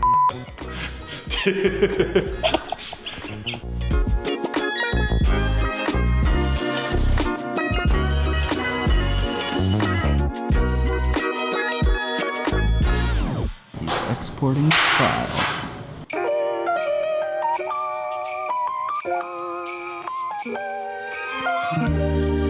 So I want to do a test before I cut out a million of these and see how they talk to each other. Wow. Nice work on the file, sir. Look at that. That fits perfectly.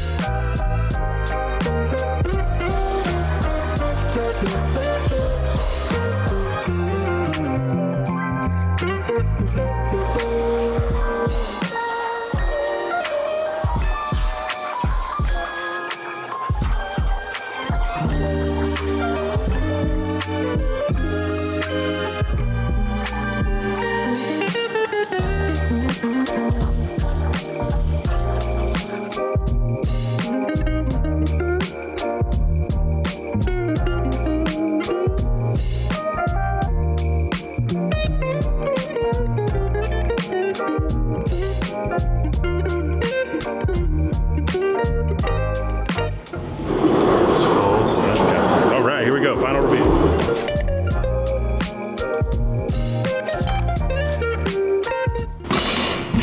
Harvest time. Goddamn, Wyatt, that's a good idea, putting the water in the bucket and then putting these in the bucket with water and then giving them to you. I'm gonna give you the one that says W for Wyatt. Wow. It says A for asshole. Hey, look, you wanna be Harry Potter? Yeah! That's kind of a cool side That of is kind of cool. Oh, look at that. Oh, Christmas tree. Oh, Christmas tree. You give me so much pleasure.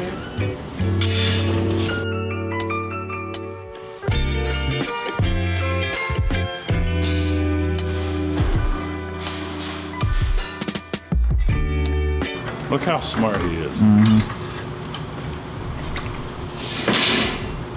Can I put your genius somewhere else? Thanks.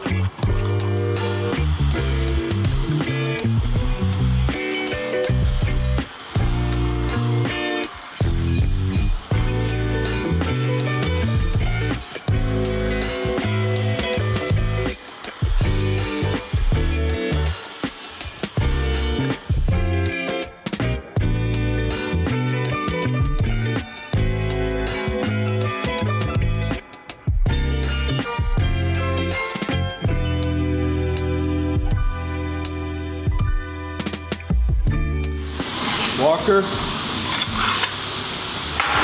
this one's for you. Aww.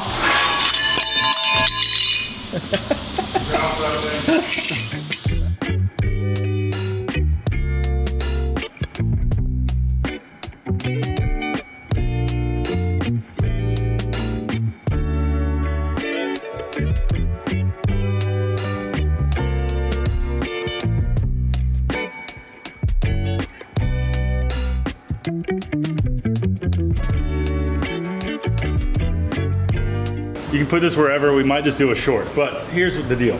So I have a water table on the plasma cutter and the stuff splashes on your parts. And if you leave your parts with the coolant mixture that's in the table for a while, they look like this after a while. Whatever that is in that, you know, it's like a mixture of like an antimicrobial, antifreeze, anti-corrosion. It's a special sauce. I don't know what's in it. But if you leave it sit for a while, it does this. You can see that. Yep. And with traditional methods of removing it, it's really stubborn. It doesn't come off easy with a flap wheel. It doesn't come off easy with a DA sander. It barely comes off with acetone. And you think, all right, this should get removed just about everything. It really doesn't. Because if you look, it cleans it. Yeah. But that, like, you can kind of see it. Yeah. That like splotchiness, almost like giraffe skin texture is still there. What I just realized though, I kind of thought it might work, but it was sort of a shot in the dark. Get you some of the actual liquid from the table and just a rag, and it like neutralizes itself. And then whatever you use to dry your parts, old towel. So that's acetone. This is just neutralizing with the water that's in your table. So I don't know if anyone else out there has struggled with that. Like if you leave your parts on your table after you cut and it all dries and you come back the next day and you have a hard time cleaning that stuff off. But I just kind of stumbled upon this trick and it's great. So before, after. Yeah, you can definitely still see the spots on the acetone Yeah, one. and so now I can come back over the acetone one and just neutralize it with that and then dry it off. It's amazing. hope that helps. The liquid additive I use in my table is called Sterling Cool from Cutting Fluids Direct. It may not apply to all fluids, but it works for this one, so hope that helps. Back to your regularly scheduled programming. Well, here they are. The trees are finished. They're all here at Black Dog, available for sale. They're already selling a few of them. They're tagging them as we speak. Contact them on Facebook or email or give them a call. Get you some today. This was a fun project. And see you next time on Lift Arc Builds. Thank you for watching. Like, subscribe, it means the world. Walker and I are working on a Patreon, so stay tuned for that after much request. So, thanks for the support. See you guys on the next one. Come to Black Dog for all your holiday Christmas needs.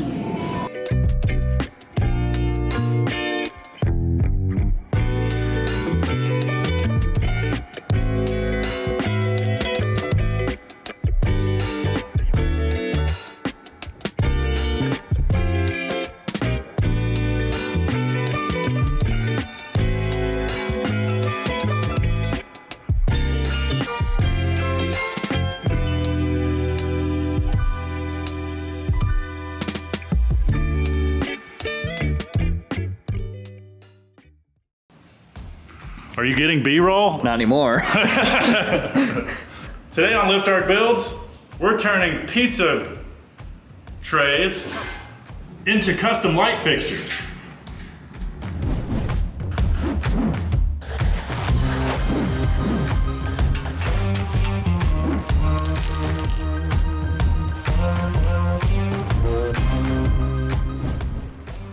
You guys ever think about how deep dish pizza is a pie made out of pizza pie? So it's a pizza pie, pizza pie? No, never thought of that. Because I don't need to. Well, I think about it all the time. It's a pie made from a pizza pie. So that it's a pizza pie, pizza pie. Yeah, exactly. Didn't need that floating around in my head. This is called, it's a pizza pan. Screen, pizza screen, that's what they kept saying. Wyatt here is the mastermind of this particular project. Well, he's building them, so technically it's a joint mastermind project. Benny Marconi's is here in Roanoke, Virginia. They make giant pizzas and they're delicious. How big is that pizza? I'm recording a YouTube video. I know, I'm helping Can you keep, out. now you're interrupting. Like Benny's is so good. They make the giant pizzas, and they're so giant that they have to make the special screens 28 inches. It's a big Yes. pizza. Well, that's 28 inches is big, huh? But I wouldn't know. viewers at home don't understand how large you are that's true. in relation to this. So this looks like a 16-inch pizza when it comes to you next to you. Yeah. Tall, I have a ginormous. huge penis. No, it isn't. We've all seen it. No, you don't. Benny's, of course, is known for making giant pizzas. How big are they, Wyatt? 28 inches. Exactly. Well, the screens are. These are. I heard probably a little bigger than this. This is what the pizzas are cooked on. There's 15 or 20 Benny's, insert Italian name here, around Virginia, North Carolina, Pennsylvania, and a few other states. And Zach and Chris, the owners, are rad. They're now friends of mine, and we have come up with a fun little project, which is these lights that they're going to be putting in at least one, and probably more after they see them, of their restaurants. Basically what we do is cut, ironically, a pizza pie looking piece out of here, and then you take the two sides and you overlap them. So this is the first one I made. So you kind of see how you do it. So then all we do is take some stainless hardware, bolt the two layers together, and then I ordered a bunch of neat lamp parts. So Tate got a bunch of little parts. I don't know the names of all of these, and I'm not even gonna try.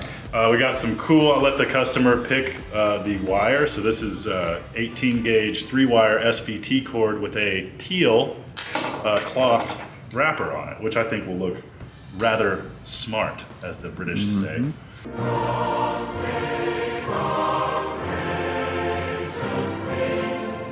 And so Wyatt's job really is just to create some cones, bolt them together, assemble some of these pigtails at the various lengths that the customer specified and bolt them together, and Bob's your uncle.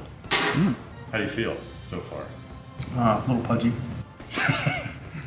Full, gotta poop, kind of tired. I feel good. These things were slow. Essentially, there's the light bulb socket, and there's a piece that goes in the back that's threaded, and I had to throw in this little IPS nipple into there. But I'm going to start by sticking that on first. Strip back some of these to expose the AC wires. Wires. Is that what I said? A little bit. Wires. I'm not really known to having, you know, a normal speech. Diction.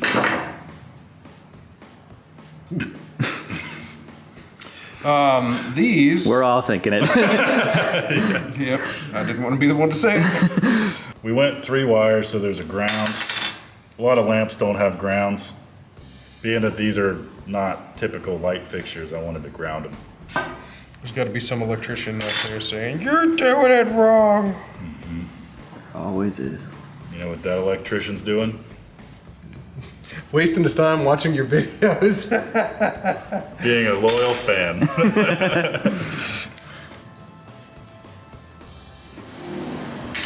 It's gotta be. I don't want it to cause a short on the inside.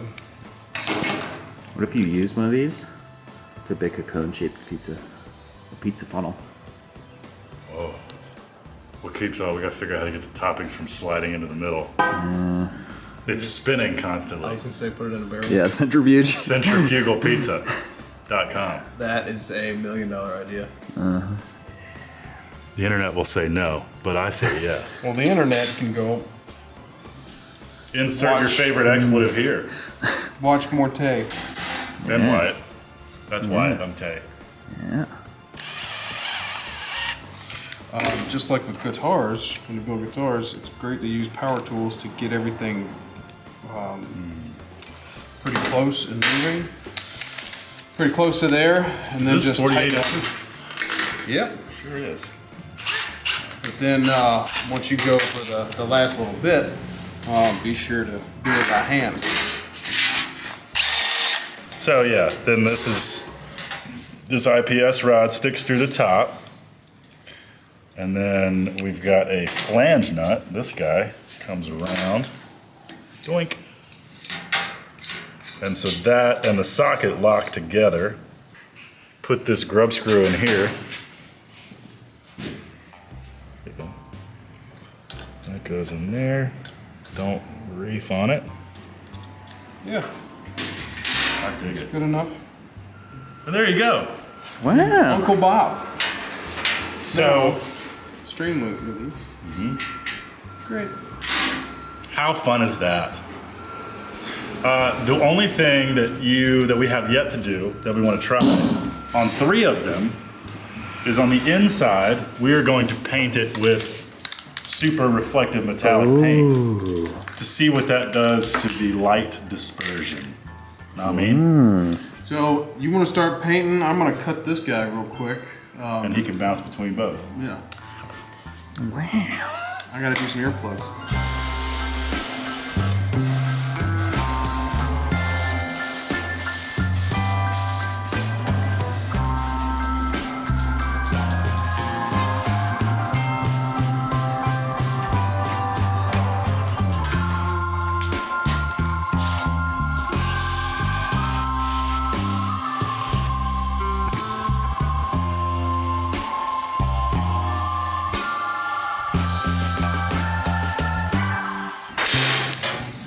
Somebody really wants attention over here.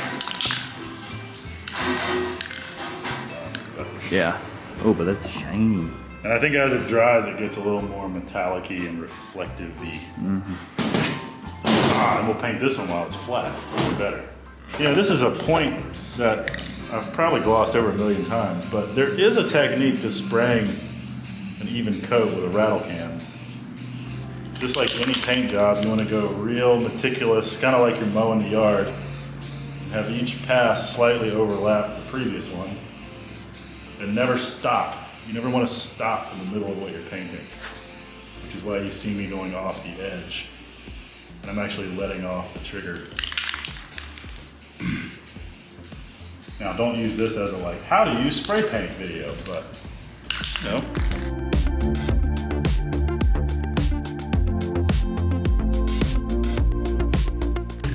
Well, there you go. I was waiting for you to kick the nozzle.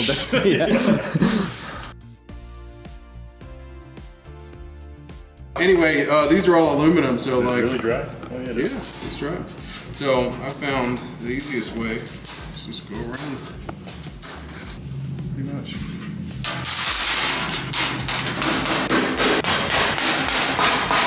Cooking class is fun. Whee!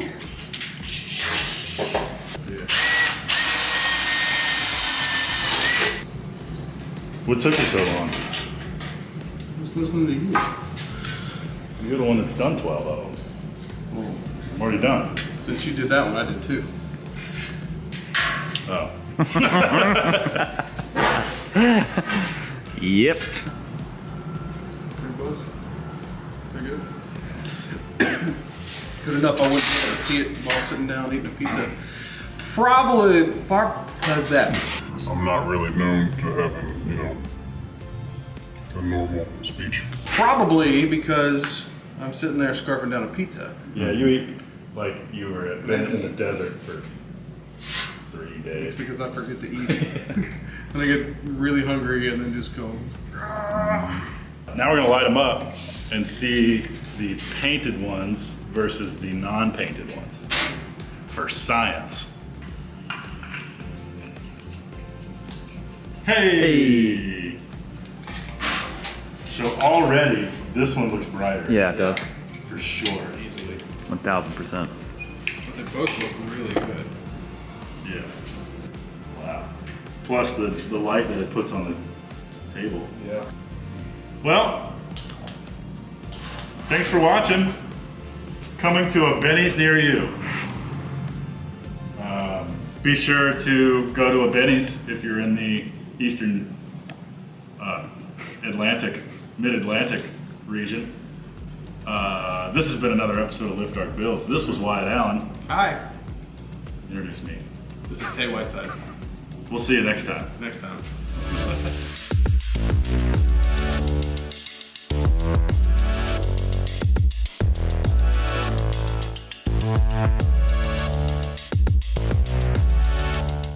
How was band camp?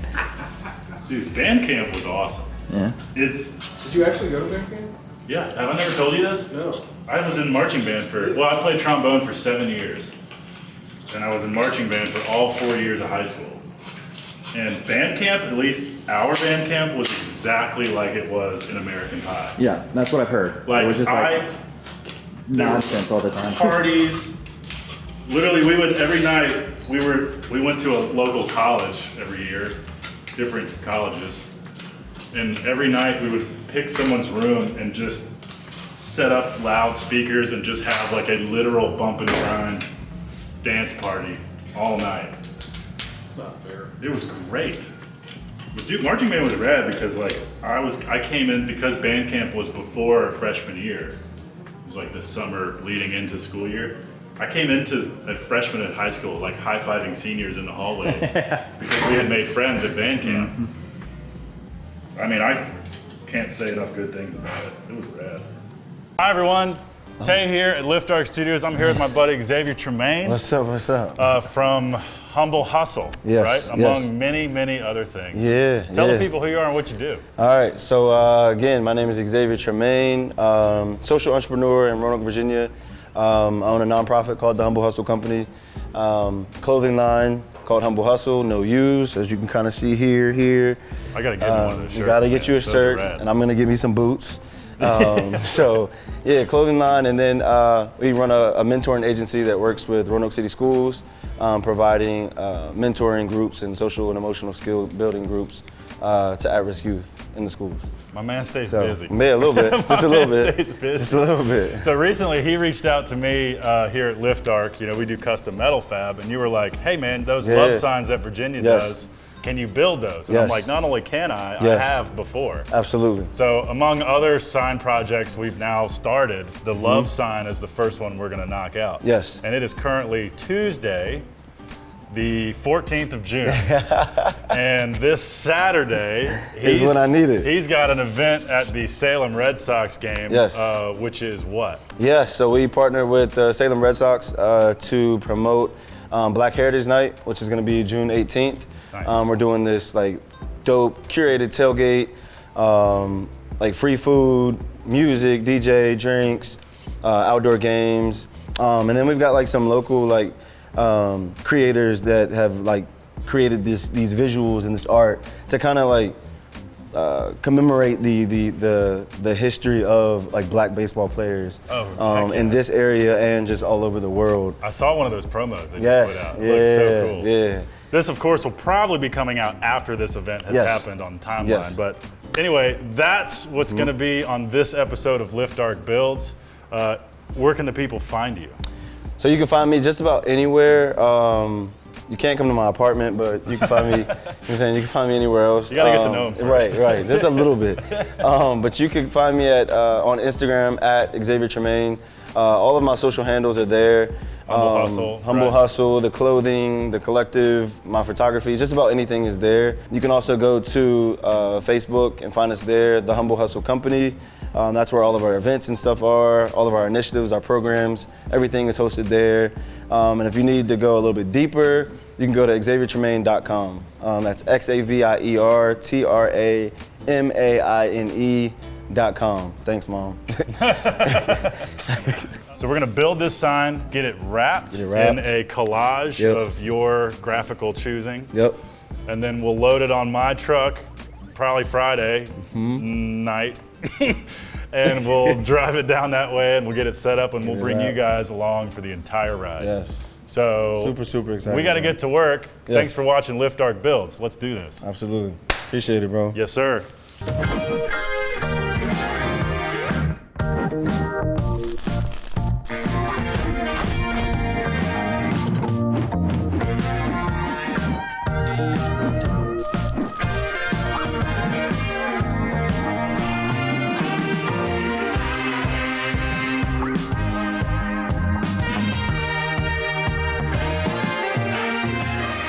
Hi. Hey guys, guess what? Arden's back. Yay! She's on the team officially this summer. So by this point, you've probably already seen the intro to the video. So I'm gonna get the metal down from the rack while teaching Arden how to film.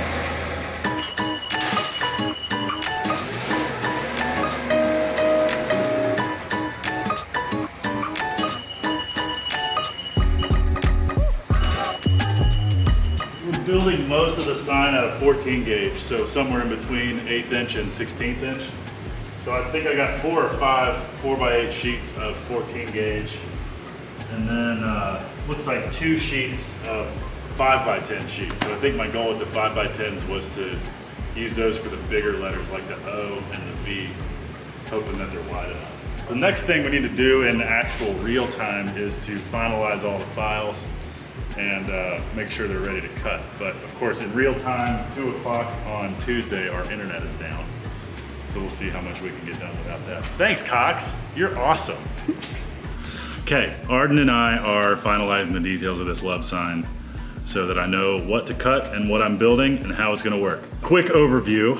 We need to cut the letter faces out of 14 gauge steel. 4 4x8 sheets of 14 gauge steel. I chose 14 gauge because it's light enough weight to have a little bit of rigidity, but it's not so thick that it gets super heavy.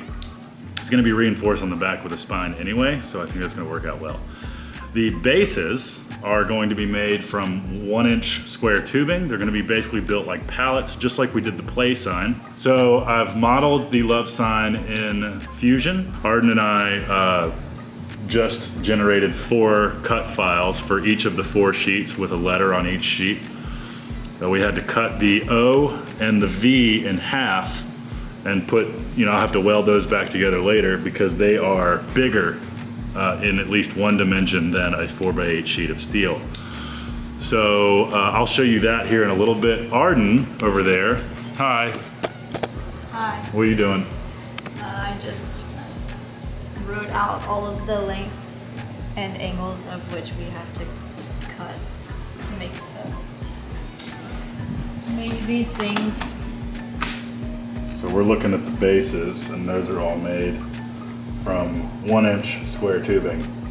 So Arden is helping me come up with a cut sheet. They're going to be mitered, drawn, kind of like that conceptually. It's a nice sketch.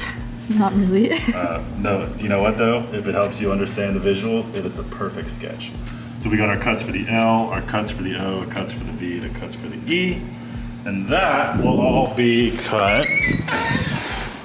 from this 1-inch square tubing here. We got a lot of it sitting right here. So yeah, you guys still with us? You follow? Great. Okay, so we are in route, and I'm going to toolpath all the individual letter cut files.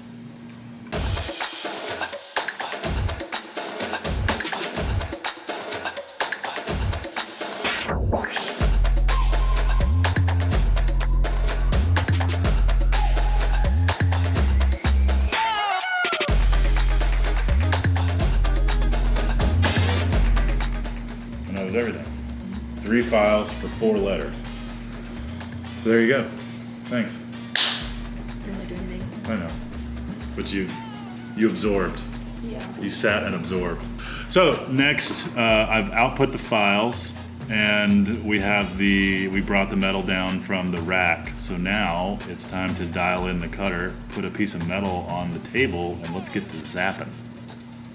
What do you think?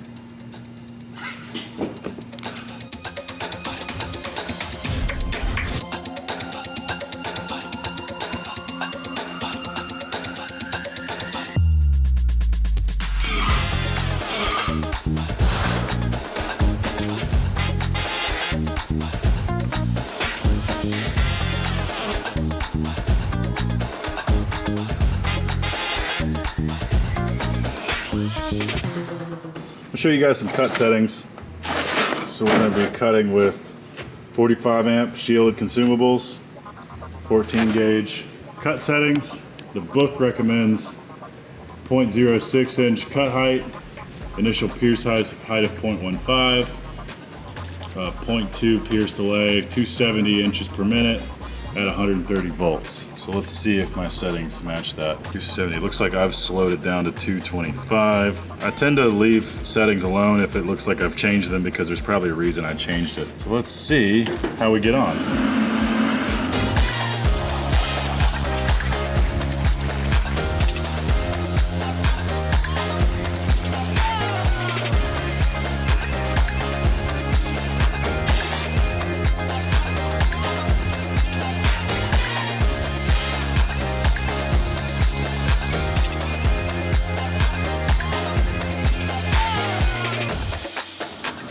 We will start staging letters over there on the fab table so that we can clean them up and get them ready for the backbone.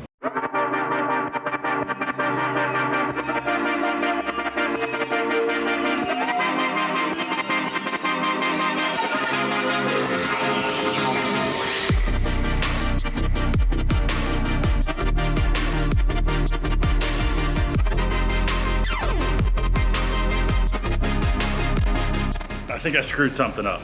I just cut the L and the V out of a sheet that I should not have cut the L and the V out of. I ordered 4 11 gauge 4x8 sheets and 1 14 gauge. The 4 11 gauge sheets were supposed to be for the letters. The 14 gauge sheets were gonna be for the tops of the platforms. So not only can I not use the 14 gauge L and V, I don't have a 14 gauge sheet now to cut the tops of my bases. I need to go see if I could have even cut all the tops of the bases out of a 4x8 sheet of 14 gauge. And I guess I'll just have to order another 14 gauge sheet. Oh, I fucked up. All the letters are supposed to be cut out of 11 gauge, and now I've just wasted my 14 gauge sheet cutting out an L and a V that I'm not gonna use. So I gotta get a 14 gauge sheet here as soon as possible. I already have an email to BMG. I'm just gonna cut the parts I need to cut now, and I'll figure that out later.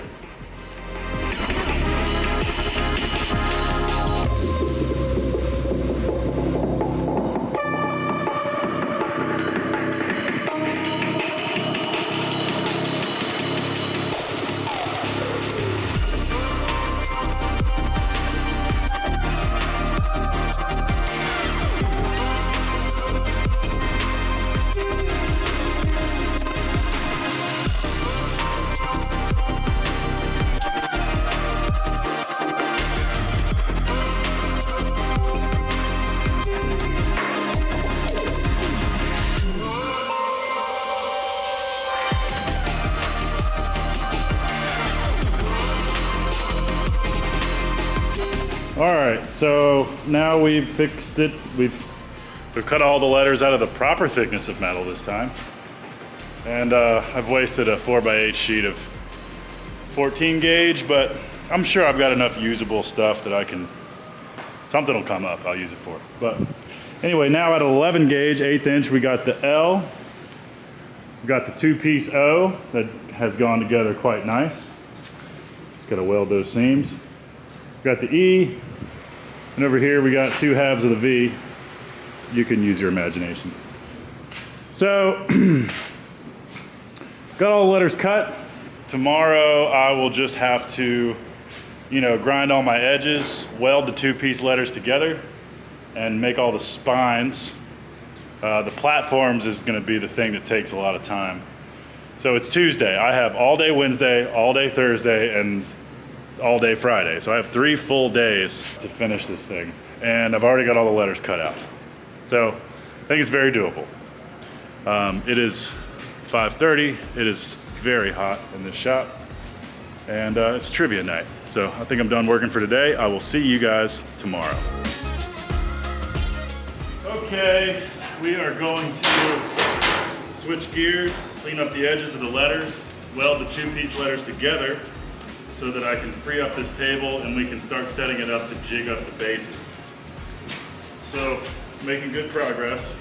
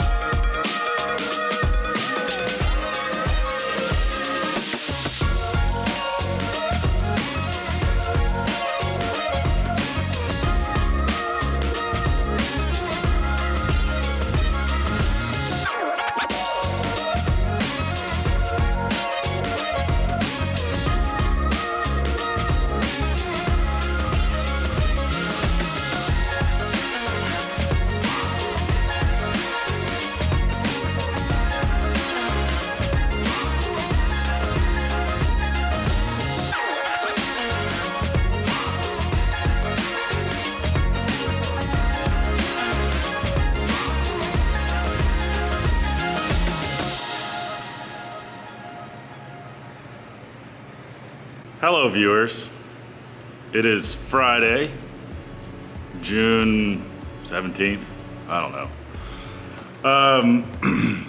I've had some things happen in my life recently.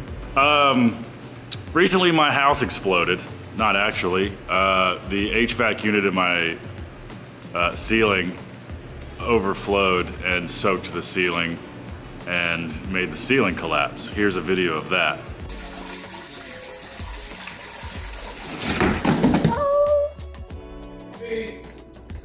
Well, there it goes. Yeah, this is pretty good. So I now need a new HVAC unit. I need the ceiling replaced, and I also need a new roof. That's been, I've needed that for a year, but it's just all of a sudden I'm like pretty much shaking the Etch-a-Sketch on my own house. I'm redoing everything. I'm just gonna bite the bullet and do roof, HVAC, ceiling, bathroom renovation, just get it all done. Because that's how I think. If I'm doing it, we might as well do it. And just, if the house has gotta be a mess, then let's do all the things, make all the mess at once, and just get it done. So that's happening at the same time that this, I gotta keep working so that I can afford all these home renovations.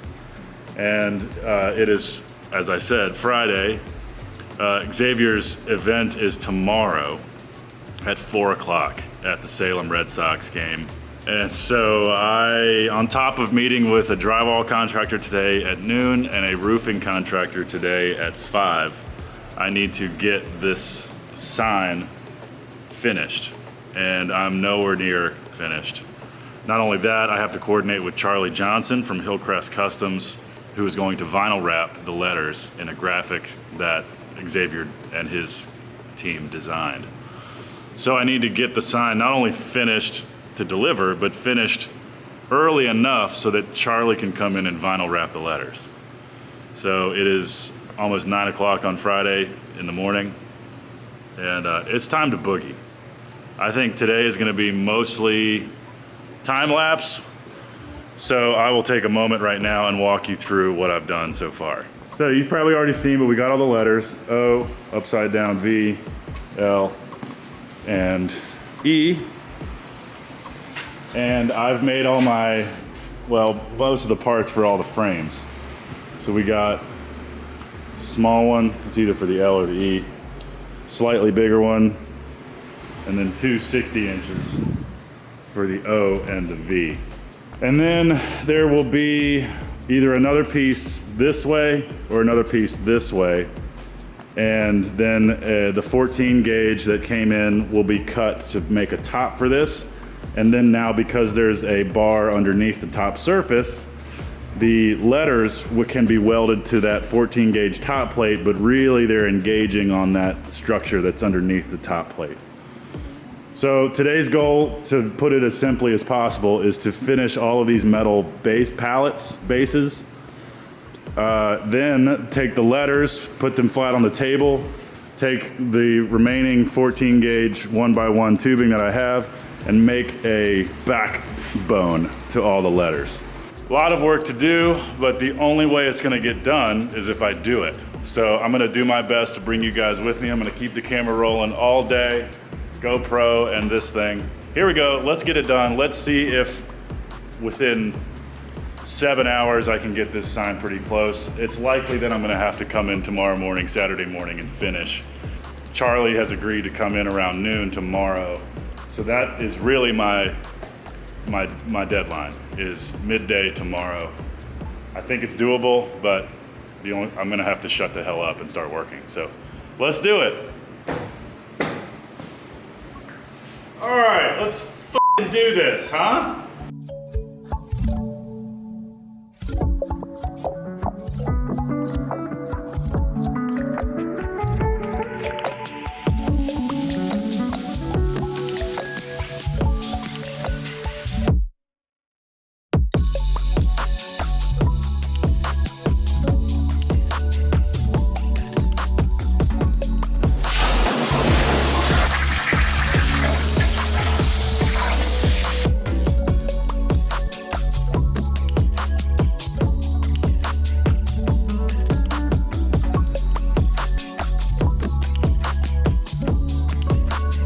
All right, we got 2 of them done. Making some good progress today. They're not finely polished, but damn it, they're gonna be just fine. So these other 2 are gonna come together pretty quick, and then we're gonna switch to the letters. I don't wanna jinx it, but I think I can get everything done today and not have to work Saturday. I gotta meet a guy at the house at lunchtime to go over some drywall repair, but between lunch and quitting time, I think I'm gonna be able to finish them. I'm gonna make sure that I finish them. Here we go.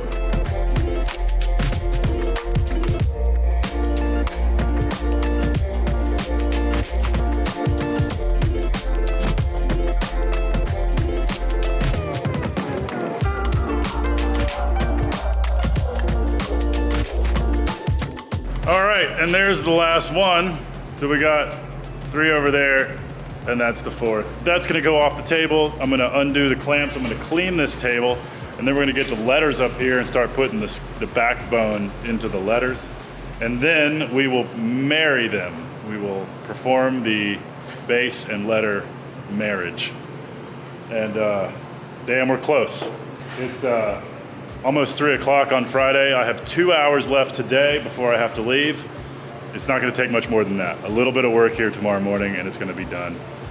I can see the light at the end of the tunnel. So that is exciting. Let's carry on. All right, nerds, here's the setup. I've got some squares creating an edge on the table. And I'm gonna start using the rest of this 1x to create a spine on the back of these letters. Welding that on, weld one there and down. And then, you know, each letter just kind of follow the shape The O is gonna be a little tricky, but we'll cross that bridge when we get there.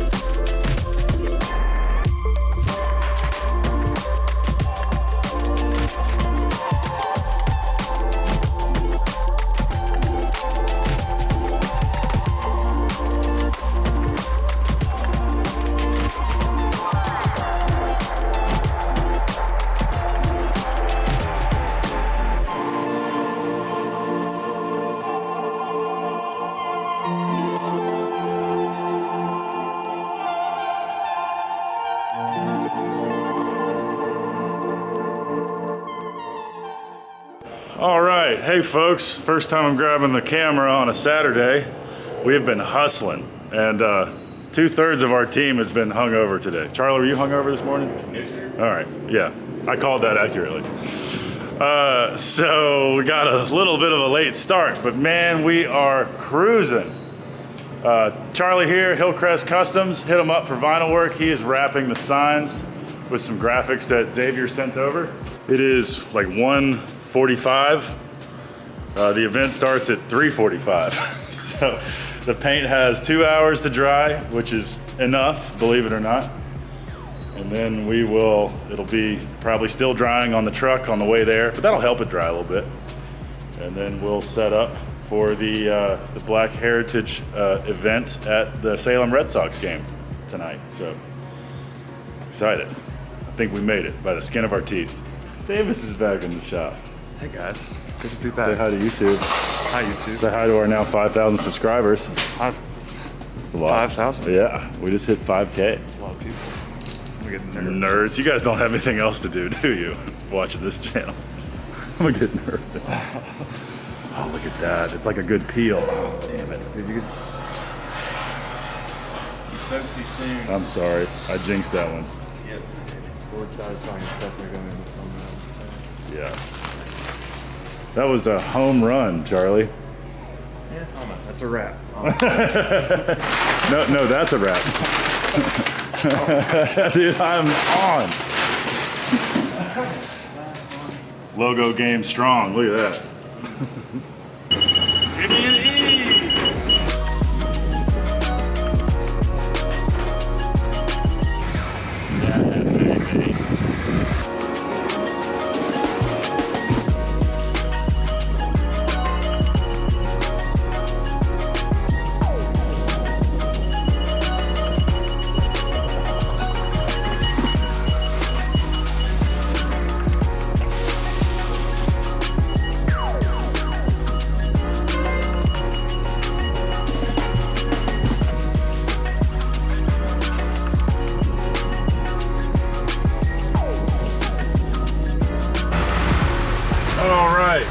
Pulling into the Salem Civic Center right now. Looks like the cargo made it just fine.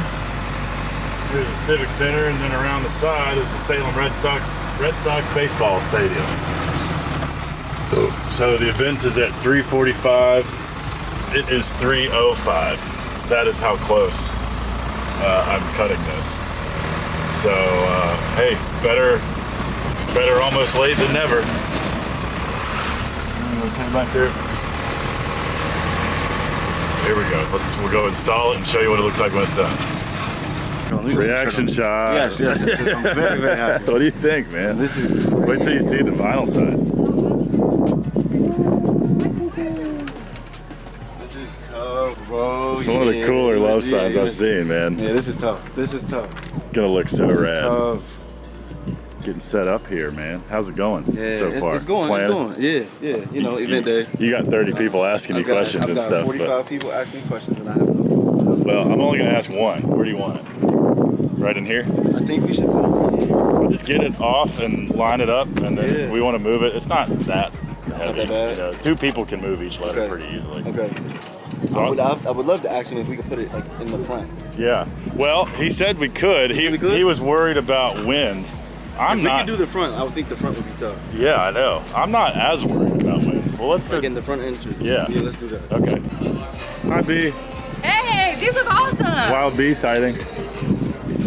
I'm excited to see them. I haven't yet spelled out love. They've just been jumbled letters in the shop. Hopefully we can spell it out. Yeah. We'll see how it goes. Dude, right here, front and center, it's gonna be awesome.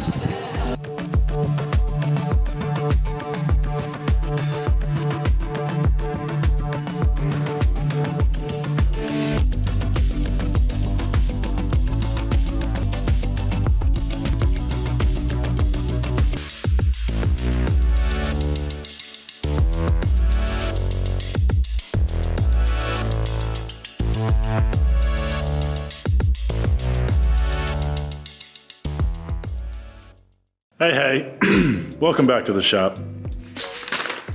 Don't know if I've introduced this project yet or not. This is me thinking out loud.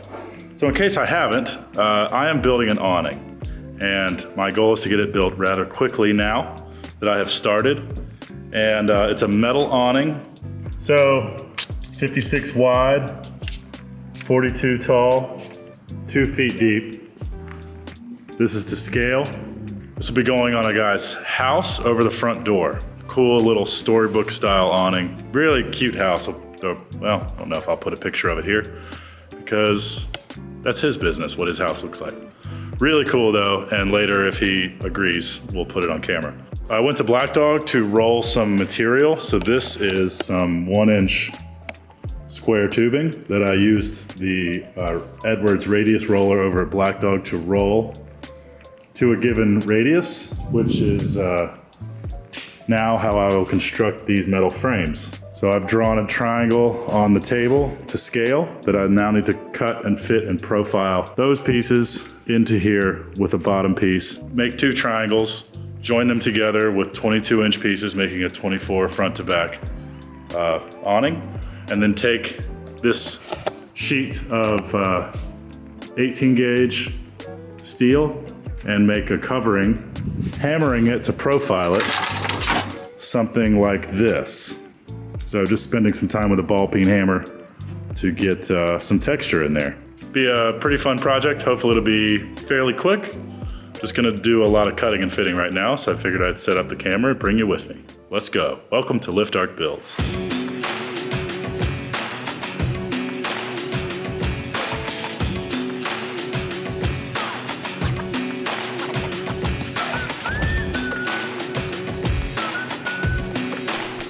So when building something that has very few straight lines, it ends up being a fairly tedious process, a lot of back and forth between the saw and the table, a lot of checking and fitting, as you can see.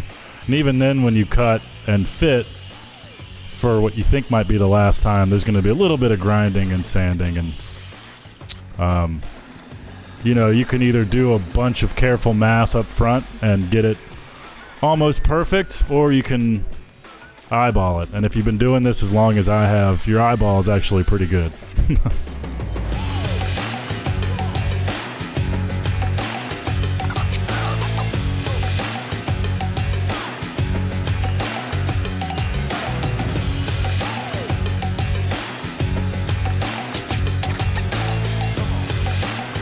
So here I'm using a Portaband, battery-powered bandsaw that has a deeper throat than the cutoff wheel does.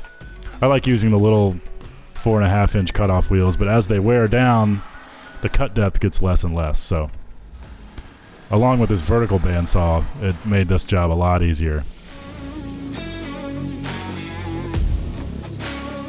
All 3 of these tools here in this shot are from the 40s. Those are some of the original machines that were in this shop. So here everything is fit within reason, and I'm going around and tacking evenly with the MIG welder and then grinding everything smooth because I need to flip it and have it lay flat on the table as I tack the other side. And you tack all the way around the joint before you weld fully, that way everything's held square and flat. I put the anvil on here because there was no, I'm not on my fixture table of course, so it was the only way I could hold that down. And here, because it's thin metal, you'll see me use that technique where I do a lot of tack, a lot of separate tacks. And that's just to keep the heat out of the metal versus running a solid bead.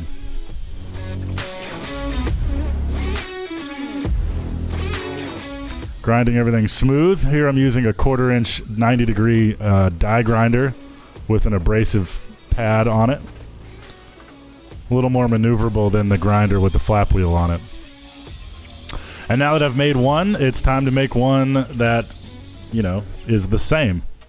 So in many ways, I use the now completed one as a pattern for the pieces I need to cut.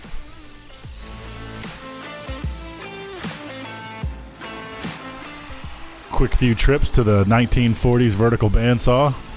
That blade's quite dull, but it's okay.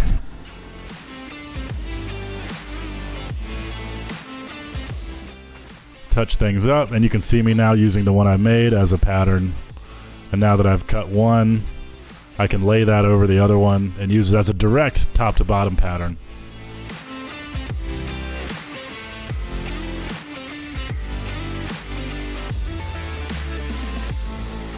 You can see it's dark. Wintertime here in Roanoke, which means it gets dark at 4:30, which is really lame. As you're watching this, though, we're coming out of it, so days are getting a little longer.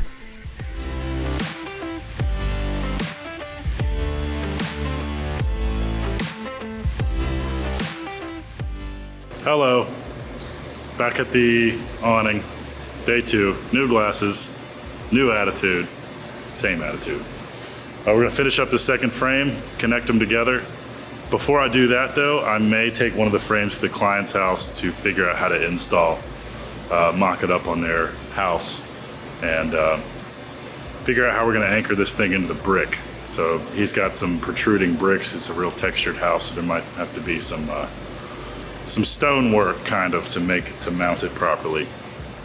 But we'll cross that bridge soon. Let's make this other frame, or finish making this other frame. So now it's just more of the same. The second one of anything you make is typically faster because you already have it figured out. You've already made your mistakes, hopefully, on the first one, so you can refine on the second one. And here I took the tinted part out of my welding shield so that I could have a more effective face covering. Because for this kind of cut, it helps to look directly down on the cutoff wheel to get the cut straight. And, you know, I don't trust my glasses that much.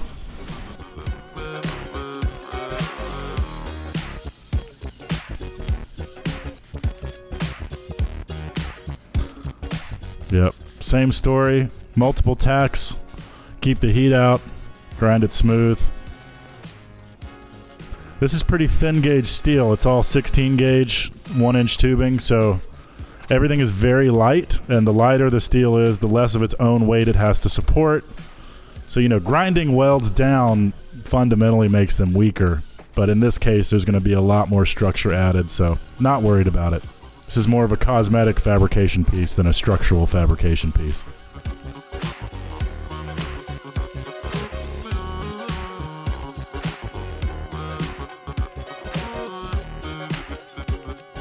So now I got to get on the inside there, grind it smooth with the die grinder, patch a few remaining holes with the welder. I use little pieces of aluminum inside my vise so that it's aluminum on steel instead of steel on steel, so I don't damage what I'm clamping. Aluminum is softer than steel, so homemade soft jaws. Welding that inside corner is a little tight, but you come back. This is all very visible now, so you come back and grind it smooth. Another day, another opportunity to use this awesome fixture table. So I've got 2 squares that I've made, kind of cobbled together from some things. These I bought from Maker Table, and these I made here with DXF files I bought from Maker Table. If we get carried away, I'll put all the links down in the description for those. But I bolted these to give me a taller square. I know there's a bigger square I can buy, but this seems to work great. So what this does is now these are perfectly square to the table because of the way they're built. And now I used a piece of angle, as you saw in the time lapse, to make sure they're on the same plane with each other. So anything I clamp to this surface now is vertical and level and plumb in 3D space. So now that that is level and vertical, I'll cut my spacers, my 22-inch spacers, so it's 24 from one side to the other. So being that this is 1 inch and the other one's 1 inch, that means my connecting pieces will be 22 inches. And I'll put the spacers in, I'll set the other one up against it in between the spacers and tack things together. So this thing will start to take shape pretty fast. Work smarter, not harder. Let's do this thing. I love this table. It has been so nice to work with. I think I already said that, but that's okay. Awkward transition.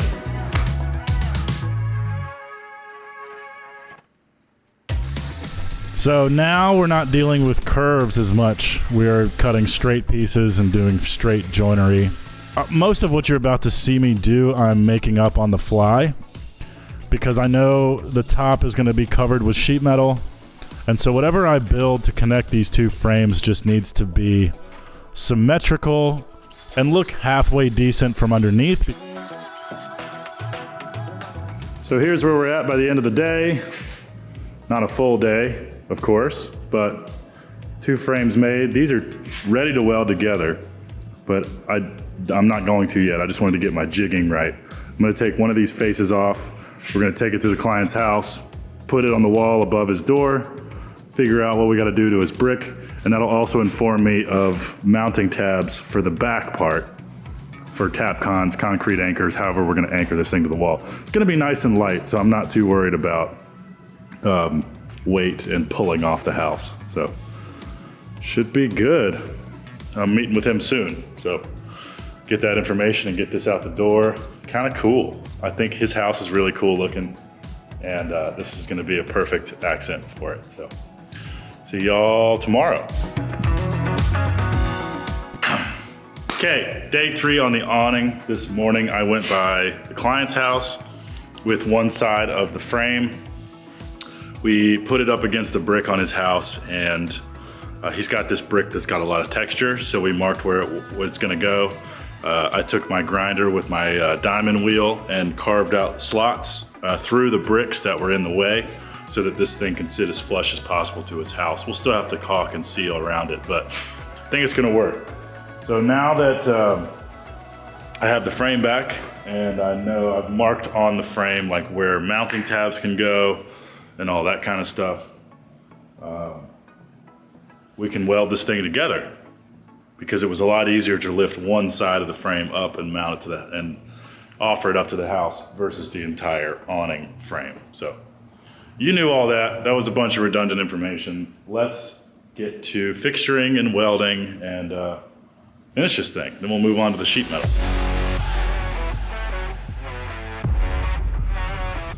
So the table is level, the squares are square, but the bubble in that level is your Bible when it comes to doing stuff like this. So tack, a good technique to use is even after you tack, which is just weld a little bit, you can still bend and move things. Metal will bend, so you can use a small pit of weld to hold things in place and then still be able to bend your structure around to get it right. So now I'm cutting and welding on some pieces of flat bar that will help me secure the sheet metal down the road. Okay, these are 22 inches long, just like the other connectors. And these are gonna go in between the frames like this and give me a mounting surface for the sheet metal that's gonna go on this. Probably add more. I'm gonna start with 6, so 1 at the top, 1 at the bottom, and 1 in the middle on each face.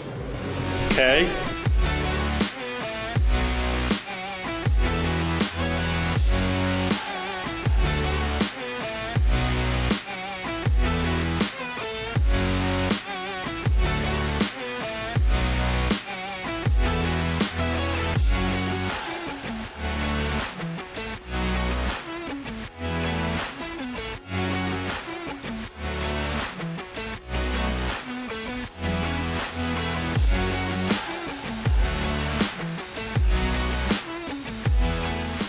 So here again, I'm grinding my welds flat, partially because they're going to be in the way. I want to make sure everything lays flat underneath that sheet metal so that it can lay flat on the frame.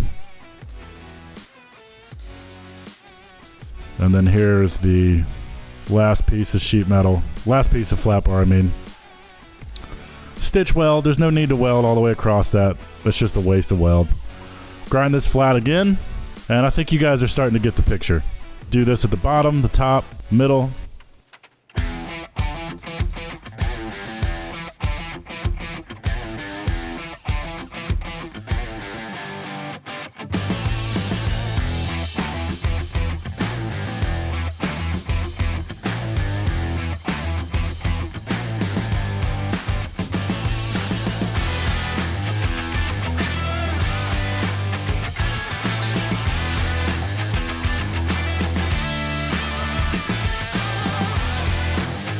So now we flip it and weld the stuff that you couldn't get to before.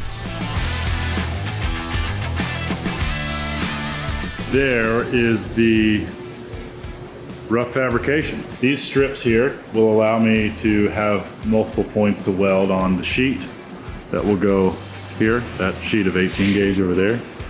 On both sides, it'll go up his side and go down that side. It'll probably have a ridge cap. And then, so all that came out well. Ground down all my welds. This whole frame is very light because everything is, the tubing is 14 gauge. The straps are 1/8 inch. But I think it looks good. It's got good looks. It's got good proportions. It's got a cool shape. It's gonna fit well with the client's house because it's a very storybook style house. Really cool steep pitch roof and stuff. So on this back piece here, you can see where I marked each one of those lines is where a course of bricks is on the client's house, so I know where my anchors can hit. The frame's done and looking good. Feeling good. I'll see you next when something happens.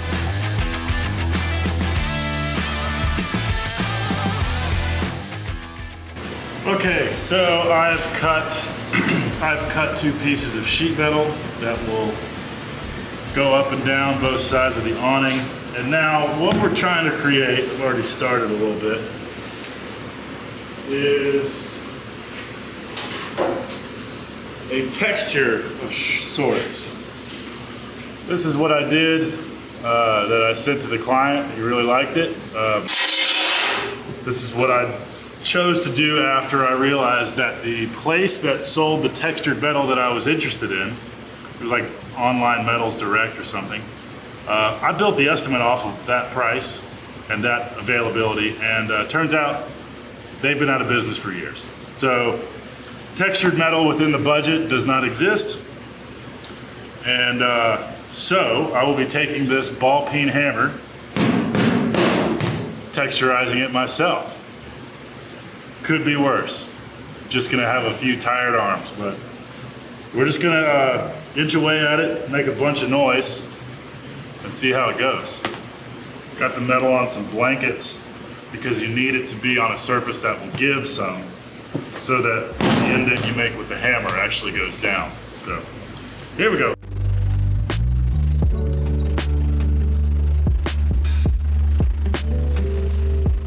Ladies and gentlemen, this is the most satisfying clip you've seen on our channel thus far. Wow, look at me go. It almost sounds like rain on a metal roof. It was really hard to do this randomly because it's so easy, like mowing a lawn, to go up and back and up and back and up and back. And as someone who fancies himself an engineer type of guy, random and, you know, no straight lines is really hard for me. You can see on the left where I started with straight lines, and I'm like, oh no, I can't do that. So what you can't see in these shots is I would periodically run it to that roller there on the left, that little blue machine, and I'd stick it to, oh, there you go. There you go, viewers. I'm watching this with you. But that would help get the left to right curve out of it and flatten it out. That way it's easy to lay flat.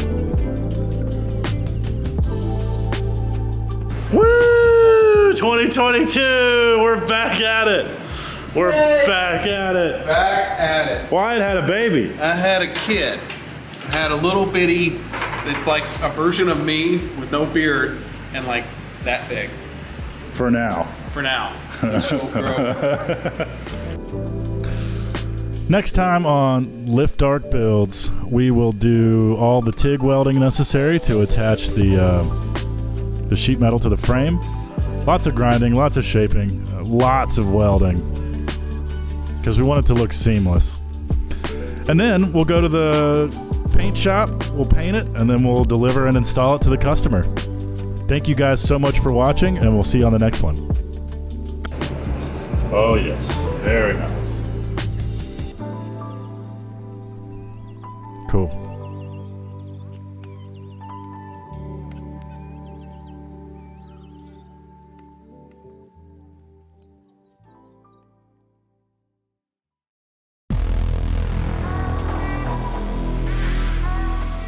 Okay, I got the process kind of figured out on welding this metal. I'm using a number 9 torch, so a nice little tiny guy, which is nice because I can almost hold it like a pencil and really get down in there, because I'm welding 18 gauge mild steel to 14 gauge square tube. I'm using a foot pedal and I'm pulsing, so I'm going hot, adding filler, backing off, going hot, adding filler, backing off, and then I have really nice control of my heat that way. So after some fine tuning, this is what I'm able to achieve. I'm gonna grind it all smooth anyway, so it doesn't have to be like perfect, but I'm still really pleased with that, if it would focus. There you go. You get a decent idea of what it's looking like. I'm just doing stitch welds every few inches. Don't look up here, kind of a mess up here, but this is kind of what I'm doing. So I'll do that all the way down and then go back and fill it in, because you know, you gotta get the gap squeezed before you weld. So being able to clamp, kind of leapfrog these clamps as I go down is really nice. I'm gonna do the other side for a little bit because I wanna make sure it's even and balanced. But I think it's gonna look pretty cool. I like the texture. And it's, as always, a good TIG welding practice. So let's do this side now.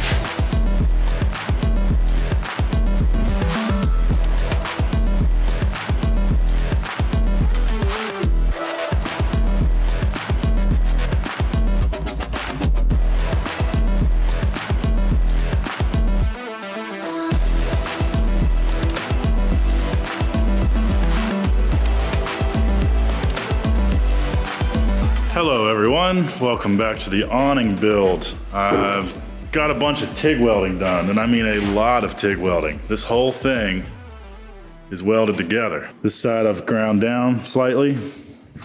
This side is still welded. You can see I got in a rhythm. Yeah. It's not the best, but it's welding, you know, 18 gauge to 14 gauge. With a tiny little number 9 torch, foot pedal, and a pulser. If that doesn't make any sense to you, then that's okay. It's just how I TIGged it. I used the pulse setting on my Everlast TIG welder. So on here, you know, if this is the first time you've seen the front of a TIG welder, you're probably super overwhelmed. But, you know, welding amps, I had about 80. And then I turned the pulser on, so this one has a nice TIG pulse, which is basically an automatic on-off pulse you can program. So I had it 40% of the time, pulse time on, and then ran like 15% background amperage and did it at 0.8 hertz or 0.8 times a second. So it was slower than a second. I basically set the pulser to mimic what I was doing with my foot pedal. So I would floor the foot pedal, it would establish the puddle, I'd feed in my filler, and then I'd back off the foot pedal to keep this sheet metal from melting away. And as I realized that I was doing that with fair consistency, I was like, well, I'll just program the pulser to do this so I can just stand on the foot pedal and it'll go bzz, bzz, bzz. It worked. I was able to make this fairly consistent. Sorry if you're lost, back on track. Those are for my welding nerds out there. The only thing that's left is to cut out some house numbers. So they're gonna have their house numbers that live right here. I gotta make a ridge cap out of some of the rest of this metal to cover this part because, you know, that's open. And then, like if that's the front, this will be the back against the house, and I will be cutting some strips that go in here like this with holes or slots in them that will then get screwed to the house. I've already drawn up some mounting strips in Fusion. I forgot to film it because I forgot I was filming this whole project. But let me go show you what I've drawn, and then we'll find some scrap steel to cut them out and see if it works. Walker, this job's not gonna be on YouTube, so what are you doing? Work in progress. Tay has a client who has a bunch of deceased animals. He wants to give some of his family's favorite pets back to them as plasma cut metal things, I guess. Yeah. So what I'm doing is just creating contrasted outlines of where, you know, black is going to be where the metal is and white is where the plasma cutter is going to remove the metal. So you're going to end up creating this silhouetted contrast between negative space. And yeah, it should be pretty cool. Some of these I'm still having to figure out like places That's to... the best one. Yeah. I love this guy. But I have to figure out places where to connect, because if these are metal, then they have to be held on somewhere by something. So I'm having to brainstorm a little bit about that. Well, Walker makes it so that Lift Arc can handle projects like this. Hit us up. There's no limit to what we can make with our plasma. And in front of that, the media creation. Okay, anyway, back to what I was saying. Walker, you're doing great. Thank you, sir. All right, so this is what I've drawn. I took inspiration from the actual piece here. So if we turn this back on, this is the frame I drew in Fusion. And then I used some geometry from that sketch to inspire some of this with slots in it. You can see that. And then brought it into in route and cut it in half, tool pathed it, and now I know that this shape fits inside of a 5x46 rectangle. So I gotta find some scrap metal that's that dimension. Of course, the issue with this is that I have taken inspiration from a drawing I did in Fusion, a model I made in Fusion. Now, I then took those measurements and made it in real life using a roll bender and 1-inch square tubing and got as close as I could get. So cutting out a strip based on a model that's supposed to be welded to something that I built by hand, it may not work very well. I'm trying to save myself time, but in turn I might be costing me more time. But hey, you live and you learn. We're back here at the Shop Saver. This guy just zeroed the machine. Now I'm gonna move it around, get a piece of plate on here, zero that, and cut our first piece out, see how it goes.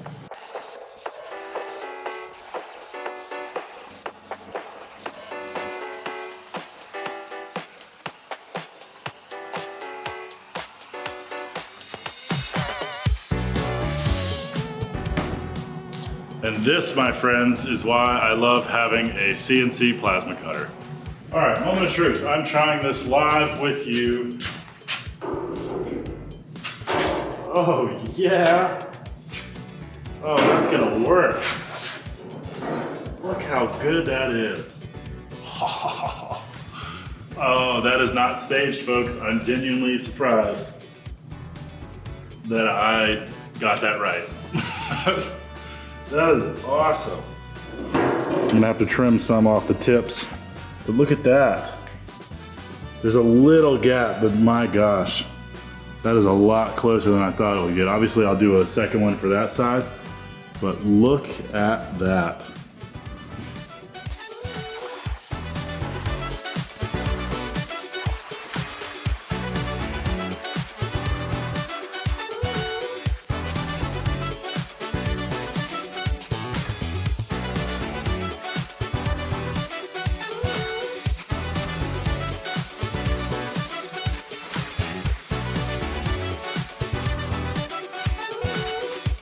We got all of our welds ground nice and smooth while leaving enough material there to make sure this isn't going anywhere.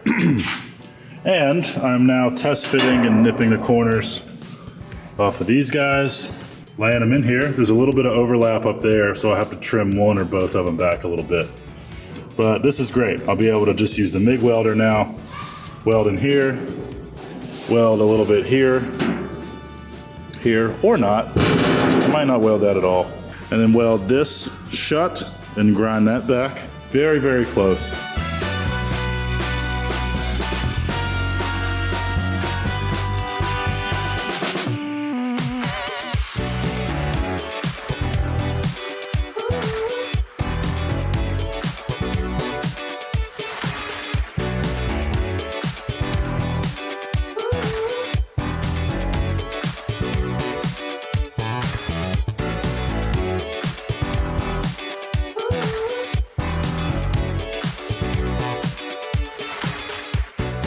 Woo! 2022! We're back at it! We're back at it! Back at it. Wyatt had a baby. I had a kid.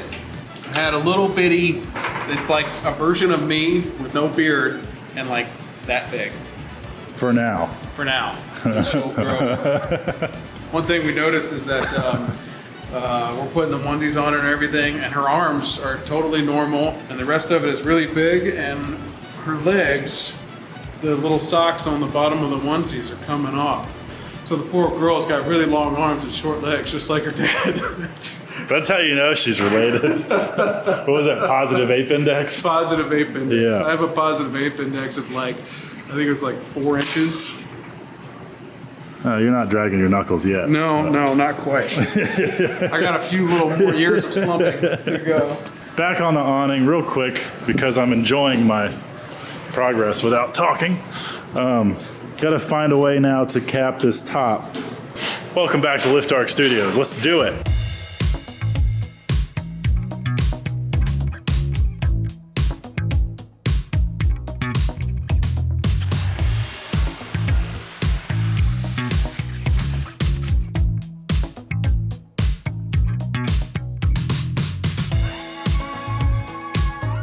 Here's the shape we made on the brake.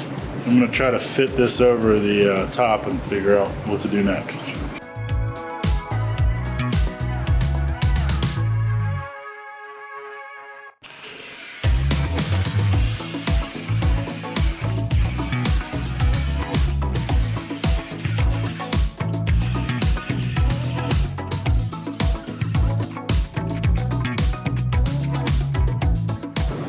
That's gonna work out great. Look at that. Nice and close. We'll just tack that together like you would do body work. Just one tack after the other, grind it all smooth, put some dents in this part to match that, and Bob's your uncle. Uncle Bob? It's funny, I have an Uncle Bob. Because Bob's your uncle means like, and there you go. Yeah. Job done. It. And that's it. Yeah. Hey Google, where does the phrase Bob's your uncle come from? According to EC English, in 1887, British Prime Minister Robert Gascoigne Cecil appointed his nephew Arthur James Balfour as Minister for Ireland. The phrase Bob's your uncle was coined when Arthur referred to the Prime Minister as Uncle Bob. Oh, apparently it's very simple to become a minister when Bob's your uncle. Oh. So he's like, well, I want to do this. Well, Bob's your uncle, so you can do whatever you want. Yeah, because you're privileged. Yeah.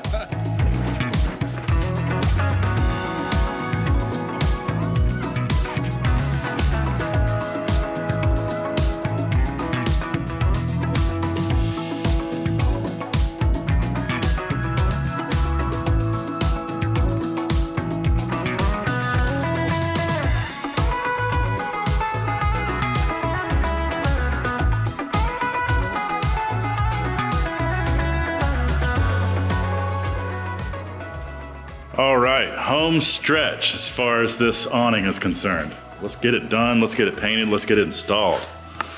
So last night I finished up welding these edges. We got the top smoothed out as much as it needs to be. And everything is done. We got the letters cut. I'm gonna mount these. Drew these up. The customer picked the font, so I really like the font. Made the letters to where they're all connected to this base bar, which now that base bar can just be screwed into the back of this 1-inch member here. The reason it's not just welded solid is because these are gonna get painted a different color than this. This is gonna get painted a dark, I think a dark brown, almost black, and then these will be like a light green, so it'll look nice together.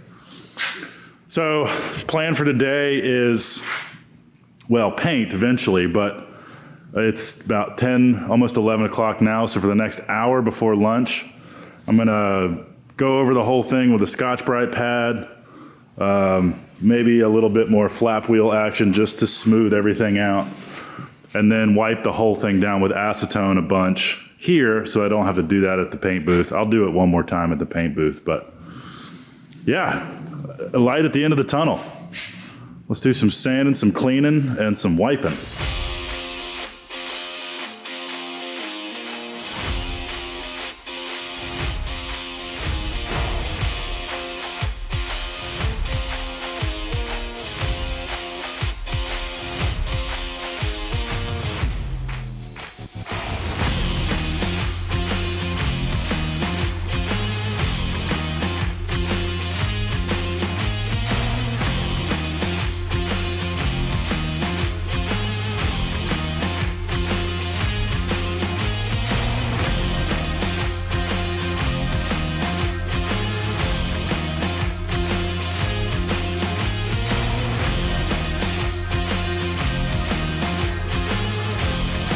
All right, here we are at a friend of mine's shop. He has a full paint booth in here with filters and positive ventilation and dry air and the whole nine.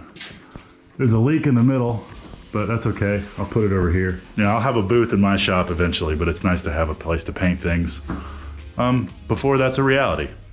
That's not far away.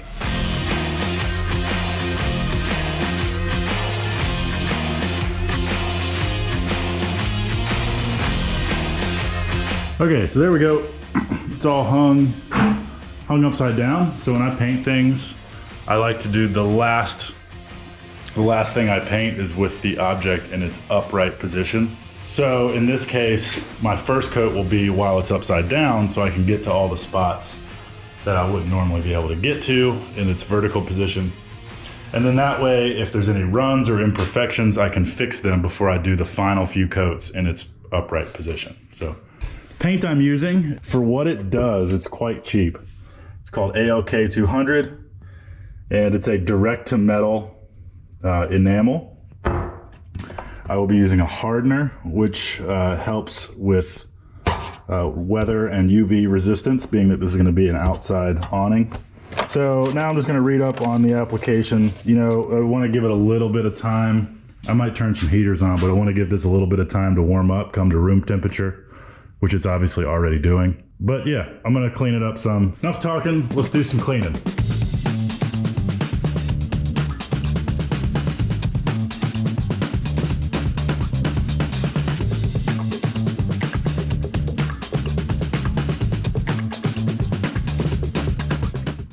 Cool, so that's what we're doing. It's like a gray, mostly sort of charcoal. I think there's a little brown in there. But that combined with this sort of lighter green, I think is gonna look really cool.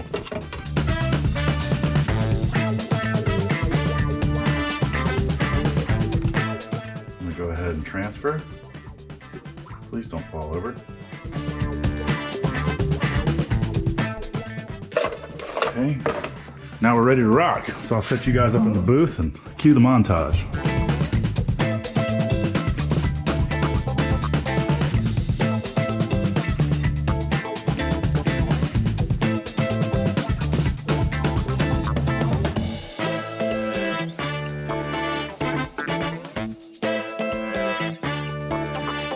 Back here at the shop, and I'm going to sand and paint this little guy because it's much smaller than the other piece, so I can stand to do that here. I don't need a whole paint booth or prep area because it's literally psh, psh, psh, done. But I'm gonna start by sanding it and then cleaning it and then spraying it.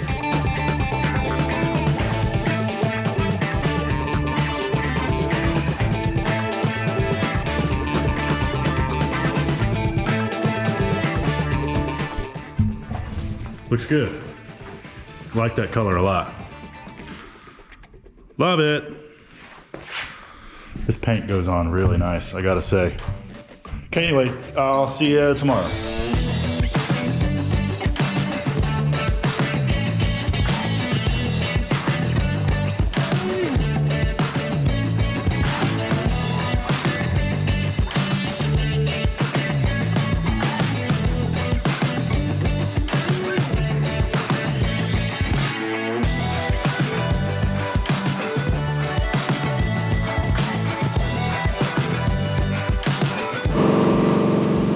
I just painted it and I forgot to hit record.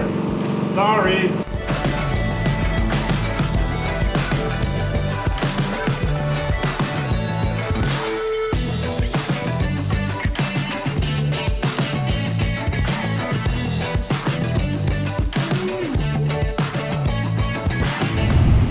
All right, back at the paint booth for the final coat. Let's see what she looks like. Ooh, ah, ooh, ah. A little bit of orange peeling texture, but that's okay. The whole thing's textured. Realistically, it could probably be done now. But I got the paint, I got the time, I got the booth. I want to make a good impression and I want this thing to last in the elements. So one more good coat on the outside and we'll call it. The inside's done, obviously, because once I flip it, it's gonna be real hard to get up under there. So yeah, let's get to flipping and then get to painting.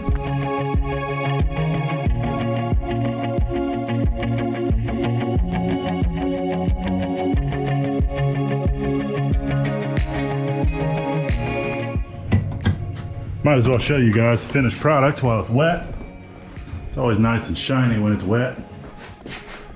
There you go. All shot. Finally coated. No drips.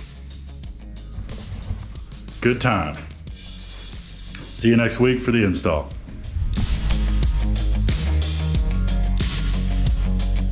Okay. We're gonna have to wear a belt today. You know, somebody was previously calling you out for your pants having holes. Apparently in one of our videos, your butt crack is out. Yeah, you get holes in your pants when you set yourself on fire for a living. Okay. Well, here you go. I don't think you've yet seen the final paint. So the green turned out really nice, I think. And here's the grayish brown that I'm a big fan of. Like this. We, now might be a good time to promo that we've got a really exciting plasma cutter video coming up. The 1 year later revisit. But anyway, look at that. Screws on. I'm excited. So, there you go. Hope you learned a little bit about painting, and I'll see you tomorrow. Because you'll probably see it tomorrow, this is going to the same guy. Ooh. So this is a stainless sign that Joe sent me a picture of. So he sent me literally a JPEG that he found on Google and said, hey, can you turn this into a metal sign? And I said, you bet. So I did. And here it is. It's 12 by 36. So he sent me that. And then I put it on metal. When it comes to small things, I really don't mind doing painting. I wouldn't want to paint cars in here. I don't like painting anything in here, but small stuff like is fine. So part of what I offer is custom colors. Got a nice local paint supplier that I enjoy working with. Yeah, that found this cool direct to metal paint that's just one and done, and it's still wet right now. That's why it's so shiny, but this stuff lays on great, and you'll see me give this to him tomorrow. Tomorrow's gonna be a good day. What does it mean? Mountains, sea, and air? It means to reach great summits, you must endure heavy seas and frigid blizzards to land amongst the stars. Oh, wow. I should get that tattooed on me. Wait, say that again? The point is, if you want it, we can build it. Unless it's a cake, in which case, no thank you. We'll take one. The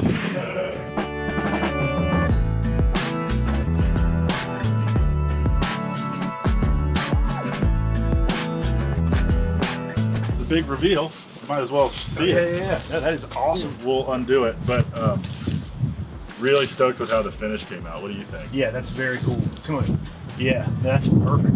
And hammered. Yeah, just enough texture to give it like a little something. Yeah. Flat. Smooth. Your house isn't a flat and smooth kind of house. No. You know? The tip and all that, and then I'll show you. This is why. So these two strips with the slots are how I will fasten it into your house. Sure. So, but because we added, you know, I chiseled for that Yeah, first. you gotta. So now I Makes just sense. gotta make that fit. But it shouldn't take much longer. Okay. And then we'll anchor it, and then we'll high five about it. Nice. You know what that means? I'm wearing a shirt today that doesn't fit properly, so you're gonna see more of this.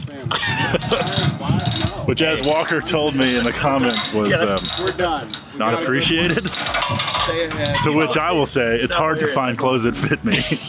Yeah, I was about to say, I brought a broom for this, so there's no need for that. But yeah, we can Well, just a soft spot for place to set it. Gosh, you're smart. This guy, he's a thinker. That doesn't mean that the thoughts going through my head are necessarily smart. They're just always there. He just has a lot of them.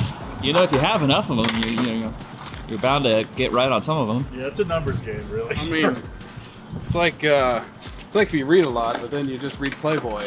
It doesn't really do much. Hey, they got some good editorials in there.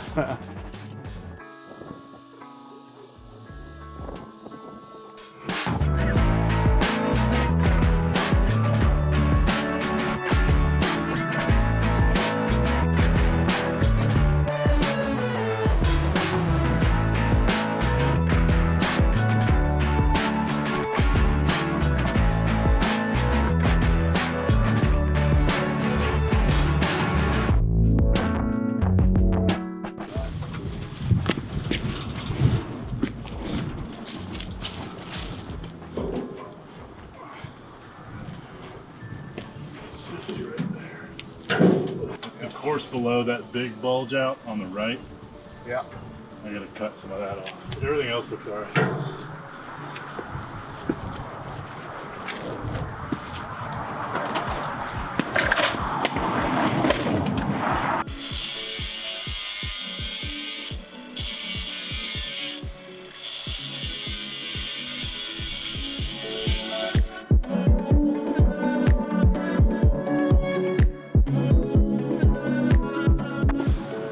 Even if this isn't the final fit up, you get to see what it's going to look like. Yeah, I was sort of like, no, change it. Don't like it. What's your refund policy? Non-existent. Awesome. I wish I bought it at Costco.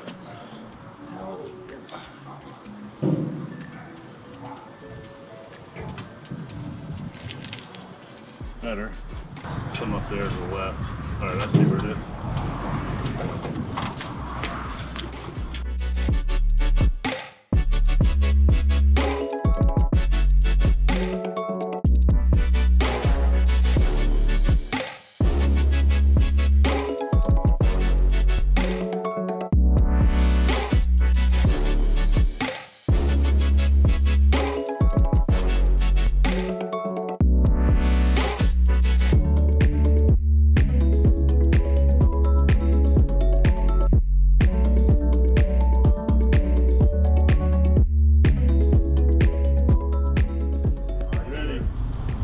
Joe? Yo. One more time. This one's for the money. I blame it on the drill. Thanks. Yeah, all right. Good.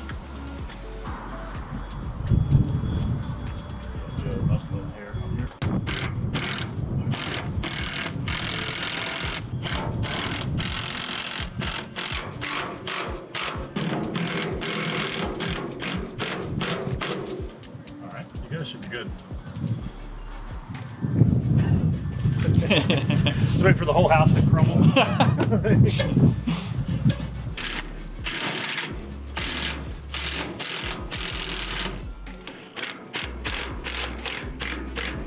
There it is. That's the bite I wanted.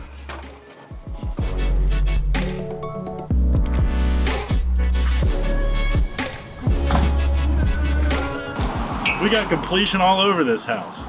That sounds dirty. Yeah. So are our hands. Oh, sorry. I just fucked up your thumb. Open. Yay! That looked painful. It was. Now, a piece de resistance. That's perfect. Yeah? Yeah, besides the fact that it's not the address. It sure isn't, is it? 1923. It's close. You sure you don't live at 6018? You've got one of the numbers and then the 9's upside down. And yeah, you're... Oh, you know what this is? This is the paint code. I guarantee you, because that's what I wrote down. Oh, that's pretty funny. That's pretty funny. I'm just really glad that wasn't me that did that. But I'm going to put one screw in it just so you can get a sense of what it's going to look like. Awesome. And then I'll go back and cut out the proper number. Doy. Oh, look at the shadow. Oh, yeah, Yeah, that's sweet. whoa, cool. I didn't even realize that.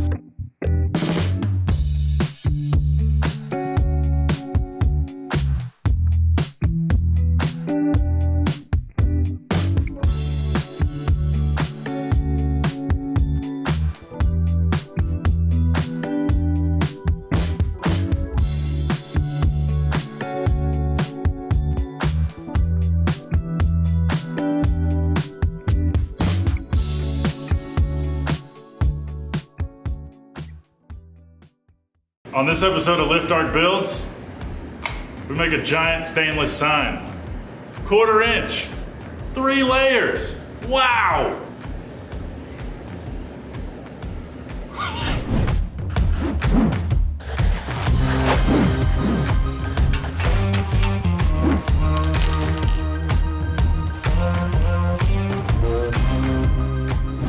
Hello there, welcome back to Lift Arc Studios. My name is Tay, and this episode we got an interesting, quick, but important and pretty cool build. It's a sign build. It's gonna be an oval stainless sign for a local welding school. So the Plumbers and Steamfitters Richmond and Roanoke chapter, local Union 10 welding apprenticeship school here in Roanoke Valley. So this crackled beauty is the sign that was on the top of a pole outside the welding school. But it was just a vinyl sign applied to a piece of foam board and then suspended in actually a really nicely made stainless pipe frame. I mean, you can tell it was made at a welding school. Would you look at that? For obvious reasons, this sign needed a refresh, and I was over that way filming a promo for them the end of last summer, probably September. It was hot still, but it was the end-ish of the year, which we've since produced and delivered to them. Link in the description. So while I was over there, they got to know me, they got to know what I did, and you know, Steve Martin is the business manager of that particular school. He's a super nice guy, and he's really all about the trades and the next generation and supporting local business. So he gave me the contract to help make a new sign. So we're gonna make a stainless steel version of this out of 1/4 inch stainless plate. That's right, folks. That right there is a 5x10 sheet of 1/4 inch stainless steel. And that is only one of 2 sheets that are required to do this project. Truth be told, I have already started. Don't worry, you didn't miss anything, and everything that I did, you're gonna see me do again. So, kind of Martha Stewarting this project a little bit. I do a lot of gardening, but you are without a doubt the dirtiest used up hoe I have ever seen. So here is one side of the sign that I've already cut out. It's my hand for scale, rather large hand. There's 2 pieces. There's an inner oval and an outer oval. And as you can see, it's a stainless representation, more or less, of that thing. This is only half of the sign because it's gonna be two-sided. In between this layer and the other matching layer is gonna be a solid oval of stainless, which both layers will be bolted to. And the effect then will be that, see this outer red oval? Imagine that as a solid oval that both the black strip and the center oval are mounted to on either side. So there'll be 3 layers, inside side A and side B. Thinking we're gonna paint the center oval red, paint the outer oval black just like this, and then leave the center unpainted and polish it up with a new tool. I finally broke down and bought the SCT surface conditioning tool from Eastwood. Been eyeing this tool ever since I got into CNC plasma. Powerful motor. It's basically marketed for people who are restoring cars and stuff that need to like strip a bunch of paint on big panels.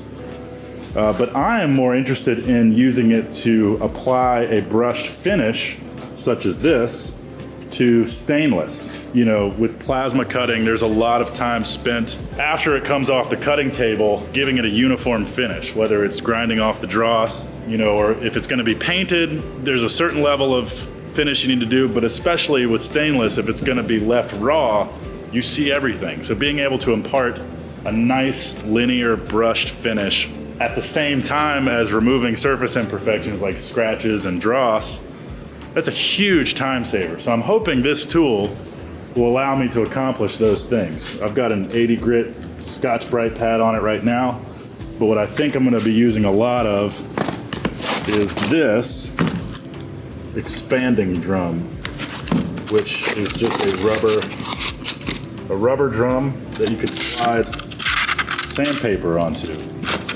And that seems to be the quickest way to impart a nice even finish. But as of right now, I think we're gonna go ahead and load this 5x10 sheet onto the table. And once it's on the table, I will go into the drawing that I made in Fusion and the cut settings that I'm using for 1/4 inch stainless. There's a lot of money and material here, and so I've put a lot of thought and done a lot of test cuts to get this right so that the investment has been worth it. I did all this practice work in the corner of the sheet that I cut that out on just to get it dialed in. But so now I've got settings in here that I like. So I'm gonna load this sheet on and then I'll take you to my office computer and we'll look at how I designed this thing.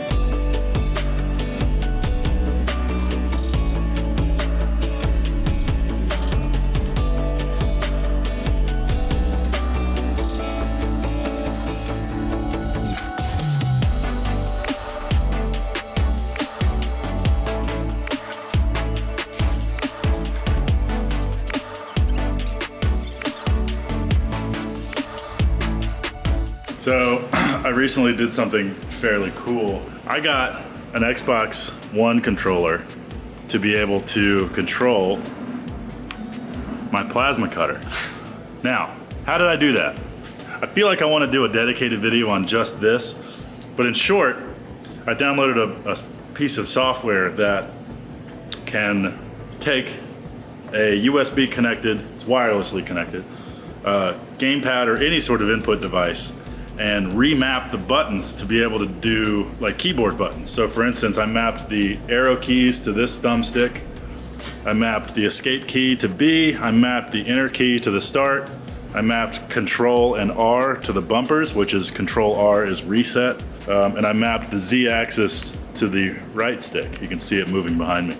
Sometimes you need to zero your torch somewhere out there, away from the computer.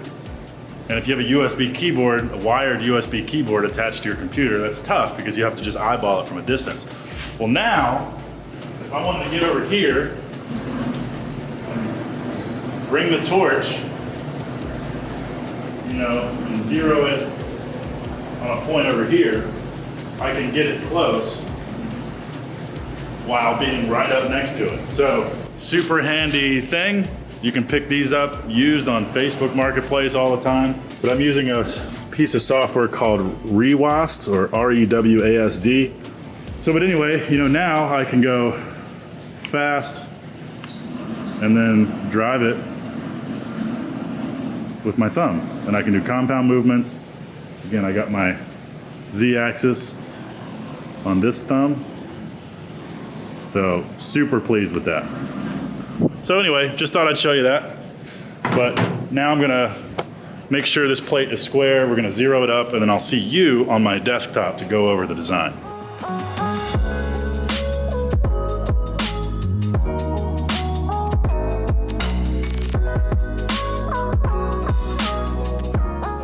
Okay, so let's open some Fusion and I'll show you what I got going on.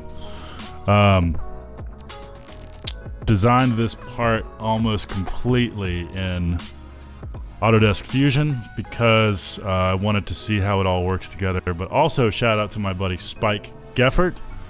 He is a former architect, now tech ed teacher at William Byrd High School here in town. And he helped me do a lot of, he's really good with CAD. I'm more of a 3D modeling kind of guy, and Spike is really good at 2D drafting, but also in 3D space. So here's the full 3D model, and this is the intended design. So we got the red center oval. That is a giant 1/4 inch oval. And then on top of that, both sides will be the outer oval and the inner oval stood off from the surface. So this is the updated logo that I cut the sign out of.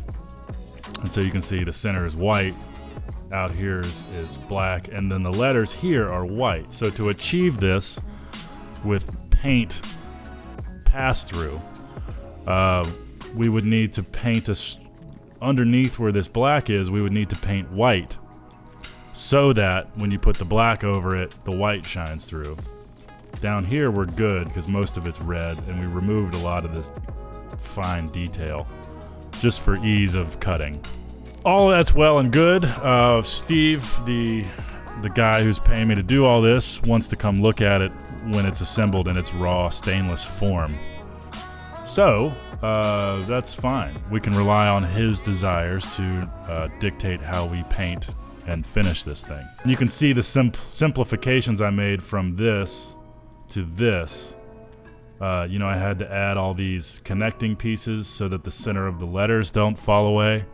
And then I simplified the tools over here, the cord there, all this stuff, you know, all the little connectors in here. And I did that in route, as a matter of fact. So speaking of in route, the reason I'm here is to open the next sheet. Yes. So here's the 5x10, and then below it is the solid oval. And so it's time to toolpath it. All that being said, I'm going to take some time to toolpath this in according to the 65 amp ratings. And then we'll export this to the cut computer, and then I'll export some sample parts as well to the cut computer. And we'll do some testing. When we're happy, we'll press go and we'll cut the whole thing.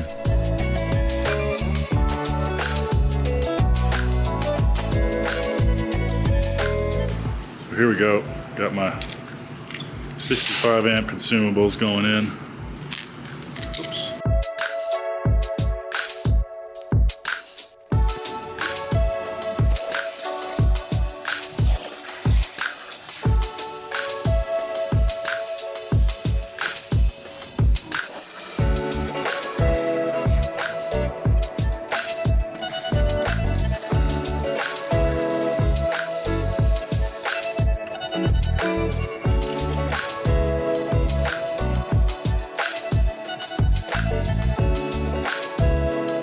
After like 400 tries, I finally figured out why my parts weren't falling out, and I still don't exactly know how I fixed it, so stay tuned for that. But tired of wasting time to cut, so let's do it.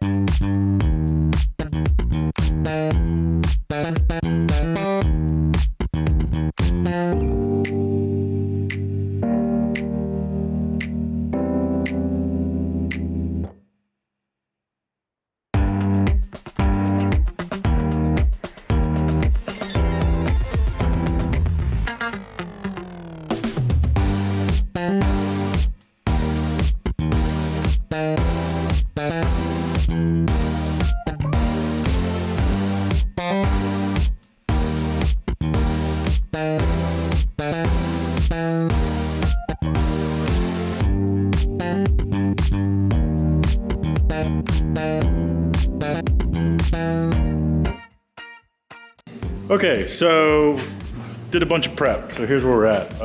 Kind of got the dross off of both sides of all of these pieces. Drilled out all the holes from 1/4, which is the original cut, to 3/8 because I realized that all this 1/4" stainless is super heavy and I'd rather have it all held together with 3/8 hardware versus 1/4. So you saw me just using my Milwaukee brushless drill over there. Drill these out and then I countersunk them so they're nice and smooth. We're looking at the back side of everything right now because when I use the Eastwood SCT, I want to start on the back, get the back right, and then flip. And then the last thing I do is the face that we're all looking at.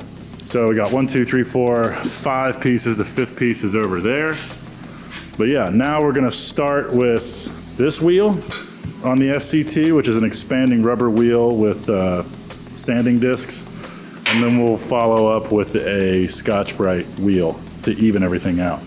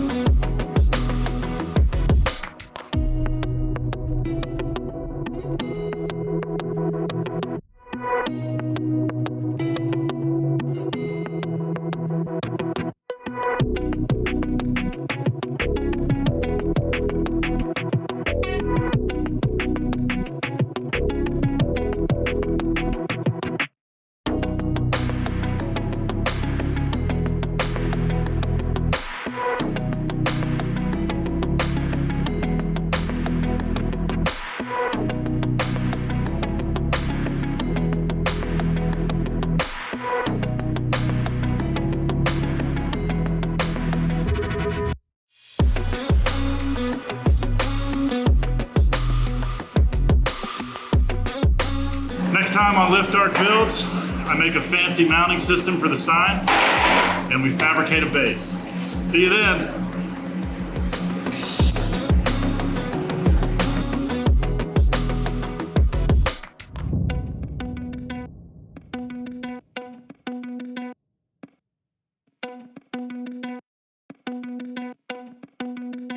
On this episode of Lift Arc Builds, we install the Steamfitters sign. Woohoo! Woohoo!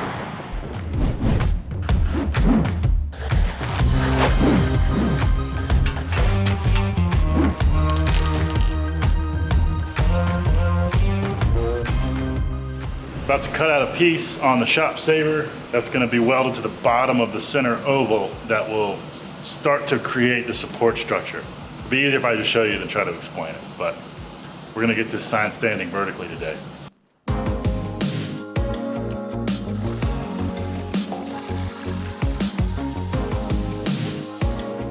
So there's our piece. It's contoured to the bottom of the oval here, and then it's flat here so that we can weld it to those pipe flanges. And then we'll have a flange this way and a flange this way. But I'm gonna weld this on first.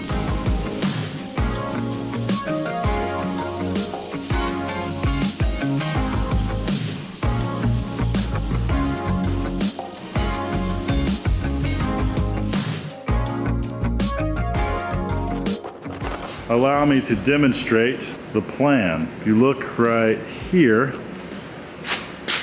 this oval is not perfectly round because the sketch geometry comes from a JPEG that was scanned and vectorized. So it's not a geometrically perfect oval, so there's some imperfections. The cool part is because I used the original drawing to create this piece, the imperfections should match, and it basically tells me where it needs to go. Obviously, I'll make a center mark and I'll use these holes to project the geometry down, but you can already tell there's a big gap there, and then you go around and boom, it sort of fits right in place, and that looks pretty right. So that's where it's got to go. So we're going to clean this up. We're going to prep our edge. We're going to clamp this down. We're going to do a little bit of preheat, and then we're going to use some 308 stainless filler rod and the TIG welder, and we're going to weld this up.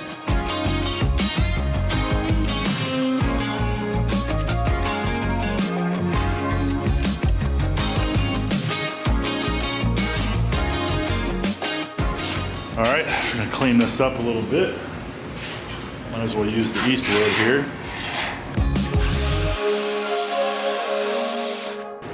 Now we got to bevel our edges. I'm gonna grab a grinder.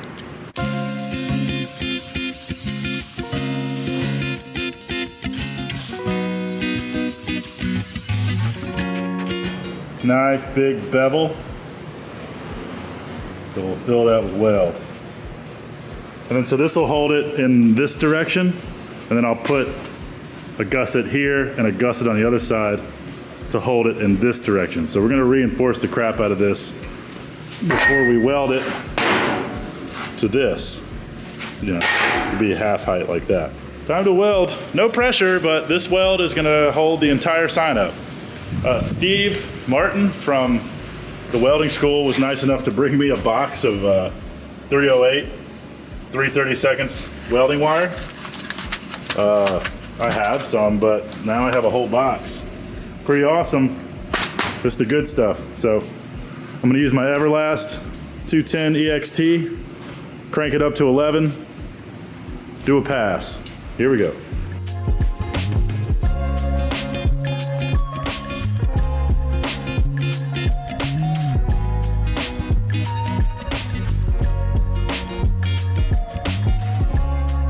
Stuff is welding good. So we got some tacks on there. Feeling good, looking good. And what I'm gonna do, instead of welding that entire side and flipping it, I'm gonna file that smooth. I'm gonna flip it now and weld the other side to keep the heat balanced. Someone's in trouble out there. Not me. I'm in here working.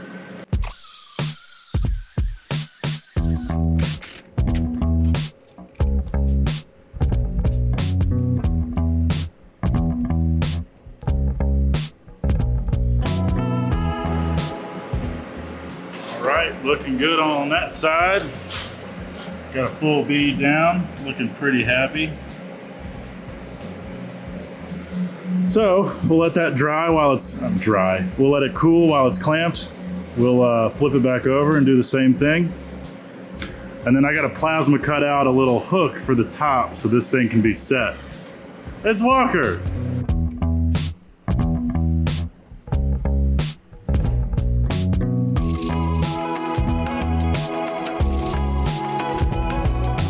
I drew up a quick little horseshoe-shaped part in the computer, and we're gonna cut it out of the same 1/4" stainless to give ourselves a nice top lifting point.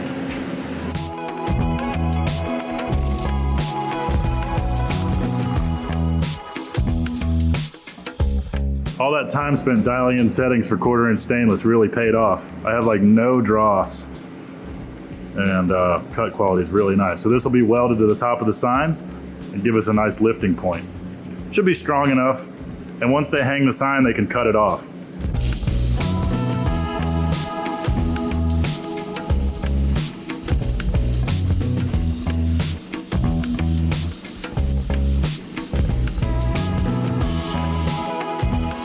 It's hot! I burned myself. Owie, owie, owie, owie. Sanders make things hot. Yep, that's a good burn. Amazing how grinders make metal really hot. That's gonna hurt.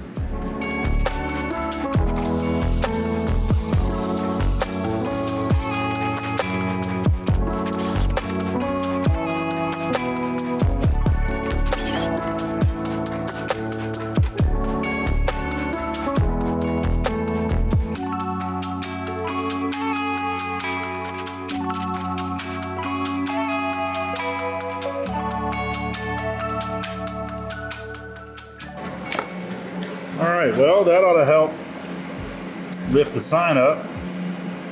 Stuff welds nice, man, I'll tell you what. So now I'm gonna grab that gantry over there, pick this up, and then we'll position our deal underneath it, and we'll measure and think about some gussets to weld the opposite direction. You'll see, you'll see. Let's get in the air, we'll get the plate underneath it, and we'll see what needs to be cut.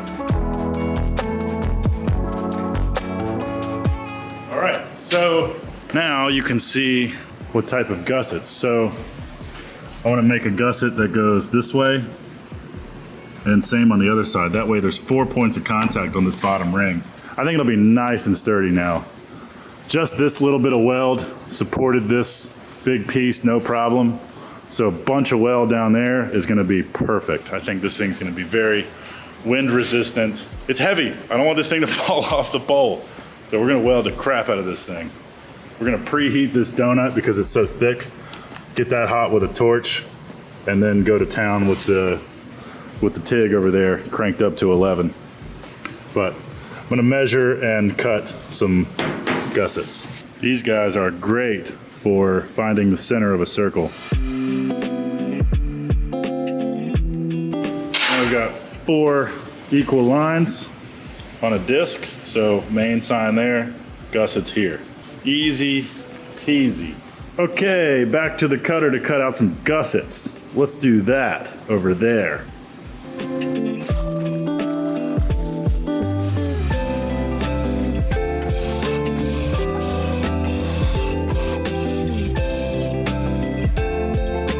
All right. Getting late in the day, but I'll do a mock-up here to show you what the final idea is. So we position this guy right here, and this guy is going to go like that. And I believe that's going to give us the strength we need. I like how that looks. I think that's going to turn out real nice. No sharp edges, cut just the right size. Lots of weld opportunity right there. So chance to show the guys down at the welding school what I'm capable of, but also physically able to get a lot of strong weld in there. Make sure the sign's not gonna fall apart. And then we have plenty of space around here for our bolts. So that's gonna work out good. So either right now or tomorrow, I'm going to bolt my squares back to the table and then clamp this to the squares so we know we're straight this way. We'll get a reading this way, make sure everything is square and plumb. And then we'll position this for the final time and tack everything together.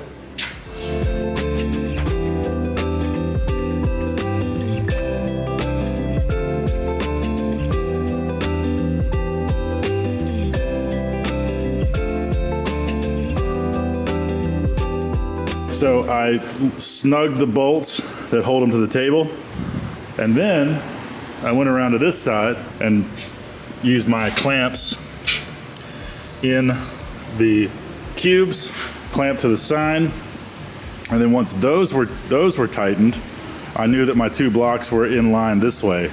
So then I went under the table and snugged up those bolts. So now, with any luck, I should be pretty level. You got a weird angle, but pretty dang close.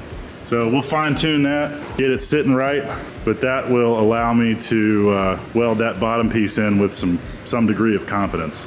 And then we can mock up these layers on that guy. Very excited. Time for more sign stuff.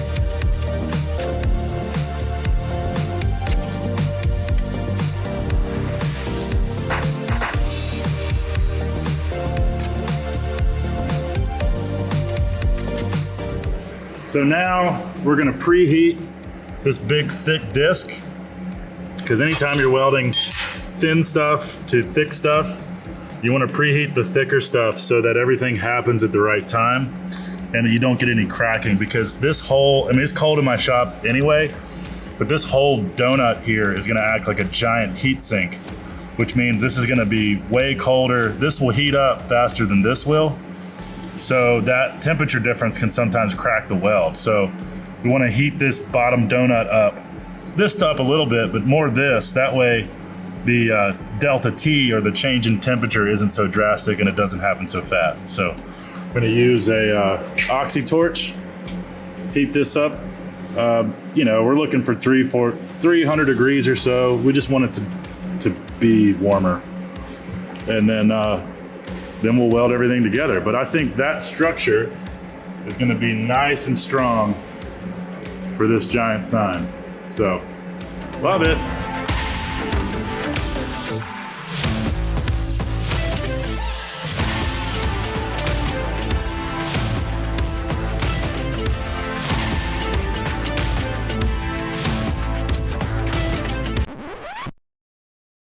I can't believe I forgot to hit record on literally both of those welding sessions. Oh my God, what a disaster. Well, sorry for not filming that, but I doubt you could have seen much anyway. Got all this TIG welded, quite pleased with how it came out. Nice, colorful rainbows. Vertical welds are hard for me, but got everything done. And same on the other side. Got all this welded up, happy. Didn't hear any cracks or ticks or tings or anything, so I think we got it. Quite pleased with that. I think that's gonna hold this sign just fine. Pretty cool. I wanna work on the finish just a little bit more. One thing that bothers me about this Eastwood SCT tool, the sanding rings, discs, I'm gonna call them discs, but I know they're not, the cylinders. The sanding drums have a seam. Feels like that seam doesn't wear down at all. So you get these like ripples, these lines in the finish.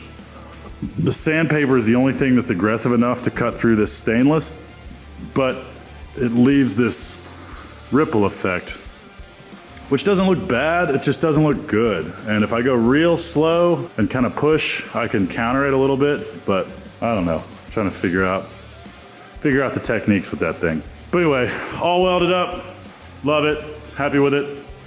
Going to make some standoffs out of some pipe. Plan is to use some of this metal pipe, which fits a 3/8 bolt inside perfectly. So that will be the standoff cut to 1 inch.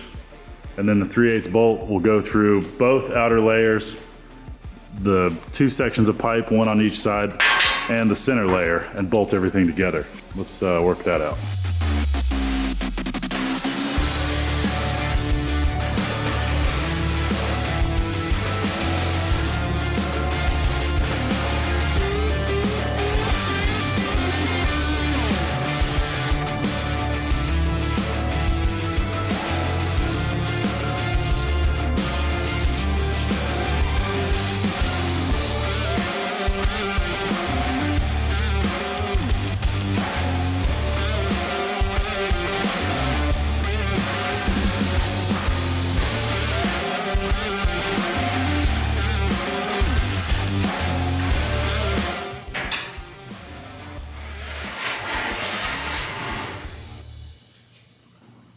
Nice.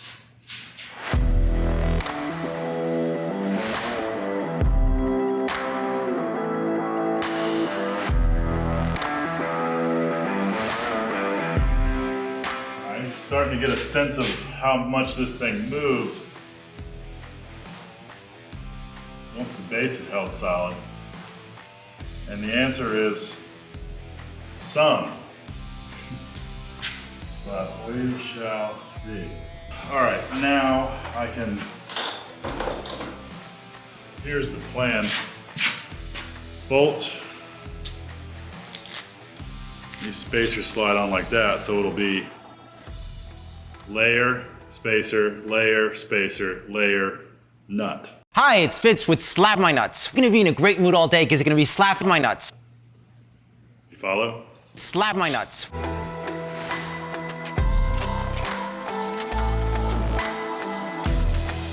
Hope this all works.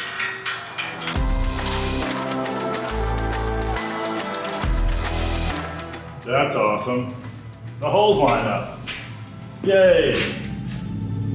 Things look level. Yay! Fully assemble it now because I don't want to be drilling holes when it's powder coated. We'll go to the other side and do the other layer.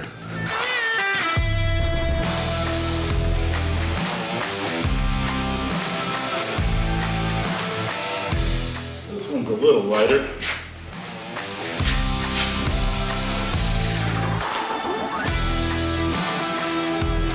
Cool, that'll all get lifted up.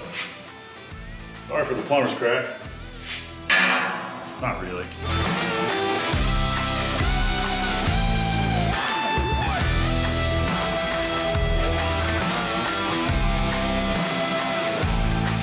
Now that is quite the thing. So for any of those that didn't know what I was going for, the times I poorly explained it, there's the sandwich we've been building. Gosh, here it is in full scale, assembled. That thing looks awesome. Quite large. All my welds seem to be holding up nice. Spacing worked. Holes lined up. Yeah, the space in between the ovals is nice and uniform. It's not snugged up yet, so they would actually center themselves a little bit more. Welds are all holding and happy. Got my lift point for install. Kind of wish it was removable. I could have made it removable, I suppose. But it's on there now. You could always cut it off once it's installed because this piece isn't getting powder coated. It's just being shined up real nice and polished. So this is getting powder coated black. This is getting powder coated red. And that's that. I love when we do stacked signs like this and you see the shadows, you see the depth in these shapes. It always adds a really cool three-dimensional effect to the sign. Love it. Next, I will be coordinating with the powder coater, CNC fabricators down the road. And then, yeah, it is time to deliver this and get paid for it. I'm excited about that. But I'm really excited for the opportunity to do something like this, especially for a welding school of all places. Steve Martin has been super patient with me. Being a one-man band, you know, I can't crank things out super fast. But I have a pretty good attention to detail, I like to think. And I think his investment will have been worth it in the end. So, getting a phone call. I'll see you later. Piece of metal in my mouth. Hi everyone, here's the sign. It's hanging from the ceiling. And Steve is super stoked with it. So today's the day I'm gonna bring it to the powder coater to get it powder coated. And that's the finish line. Once it's powder coated, we do final assembly and then I deliver it to them. They put it on top of a pole with a crane and then we all high five and go home. So this has been a long one, mainly because I'm busy, not because it's been technically challenging, but definitely a cool project and great guys to work with. Let's load this thing up and get it over to CNC.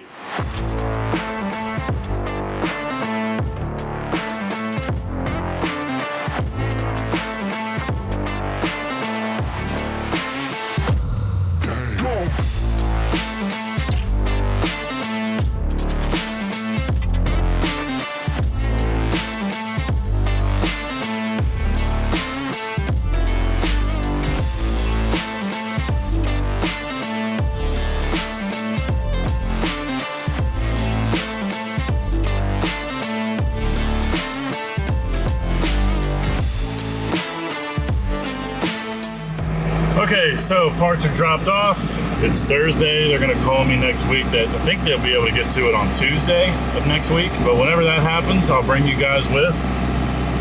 We'll pick it up, we'll bring it back to Lift Arc, we'll do the final installation, and then we'll call Steve and get to install. He's gotta rent a crane to put it up on the pole, so it'll be quite the accomplishment, I think. So, it'll be fun to watch. I'll bring you guys with. Stay tuned. Got a call yesterday that the pieces are ready at the powder coaters. So I'm on my way there to pick them up.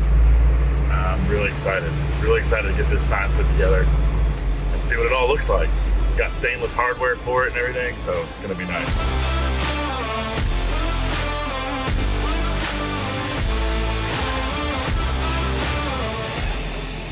Here they are, looking spiffy. Black came out good. Look at that. Look at that thing. You can change the width of the forks. That's fancy.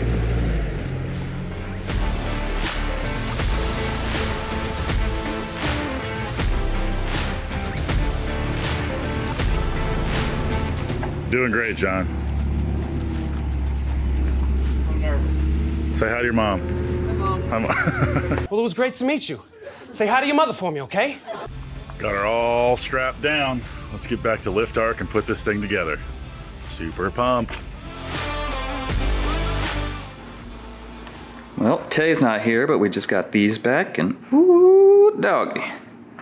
They look good.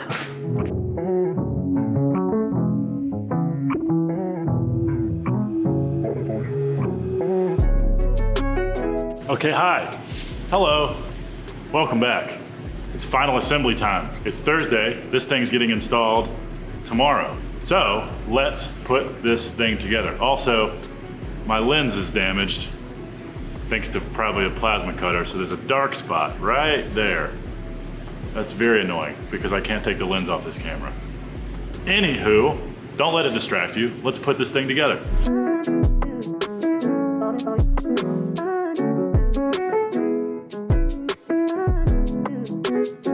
Oh, that is so deeply satisfying.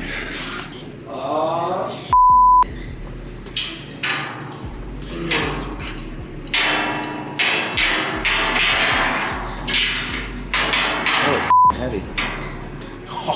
Dude, that pops.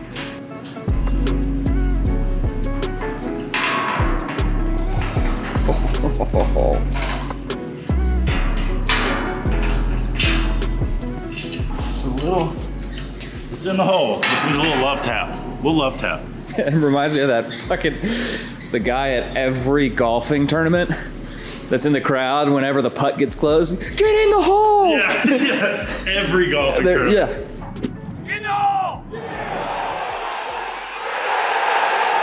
So you are the get in the hole guy. I am the get in the hole guy, yes. My first question, I guess, is why do you do what you do?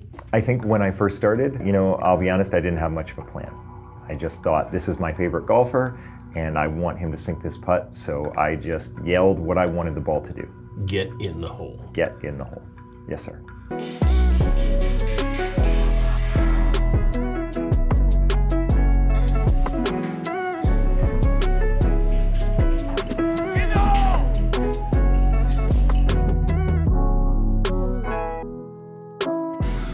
Look at it. Would you just look at it? Ooh-wee. Wow. Wouldn't this be like a horrible time to realize I spelled something wrong? Pumbers. Yeah. Well, so the saving grace is that I vectorized their logo. Yeah, I was about to say, they sent you this, didn't they? Huh? So it'd be their fault. Mm-hmm. But also mine. It's been how many months and I didn't catch it? But, nah, it looks good.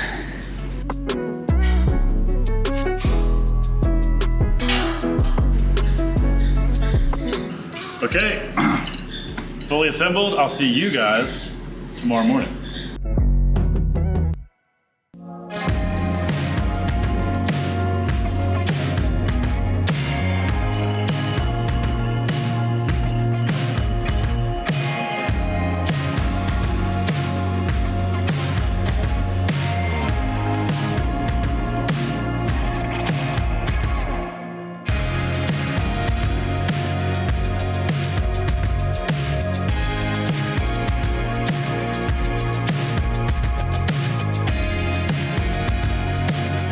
We're here. I'm early, but I like it that way. get set up and see what happens. We're gonna lift it into place and weld it onto the pole. It's gonna be exciting.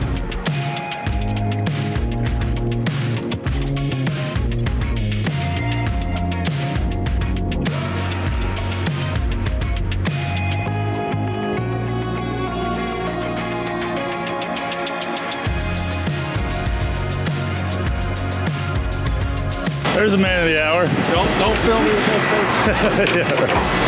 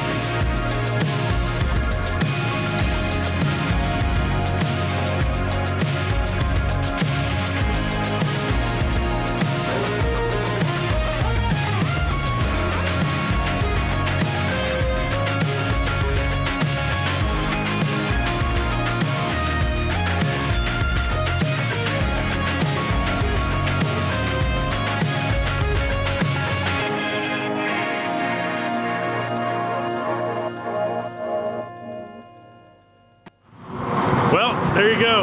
It's hung. It's just tacked in place right now. Steve Martin is going to get here and give it the final okay before they fully weld it on. But this is a welding school, so the cool part is the guys were involved in the installation and the hanging and the rigging. It's sort of a practical exercise for them, you know. We use pipe flanges to attach the sign. So anyway, big shout out to Steve Martin and the local welding union here, Local 10, Richmond and Roanoke, Plumbers and Steamfitters Apprenticeship School.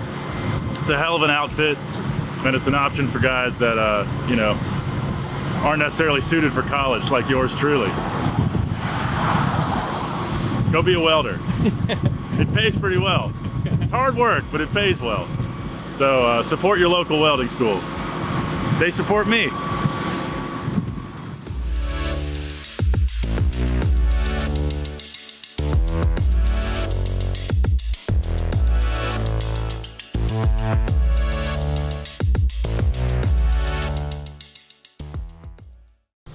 Hello, these are my two handsome friends. Oh, we're here now. We're doing.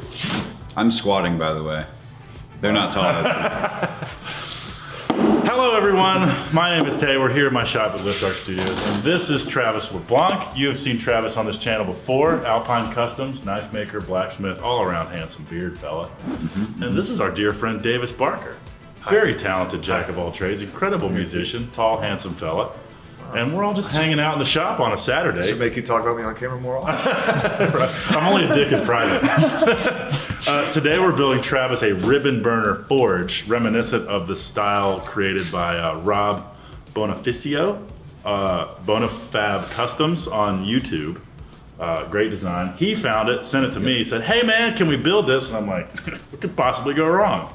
So here we are. This is all we've built so far. And wow. It's 3:30. How does it work? It's 3:30 p.m. and here we are. But this is part of the burner. Gas comes down, diffuses, goes into a concrete block thing that then goes into the forge. It's a very imagination-heavy segment of the show. Yeah, that's a forge, and this is burner, and then hot stuff goes in here. Yeah, so we had enough. Yay big. So Travis is leaning on my shop's abilities to help make it happen, but I'm gonna put his ass to work. If you would like to work too. I'll put you to work too, man. We're just building stuff, using tools, wasting metal, you know, the normal. Just expand it tight. So now you're caught up and we're gonna keep working. Hello. Goodbye. Goodbye. Little bits of wire everywhere. Did I say hello? I meant goodbye.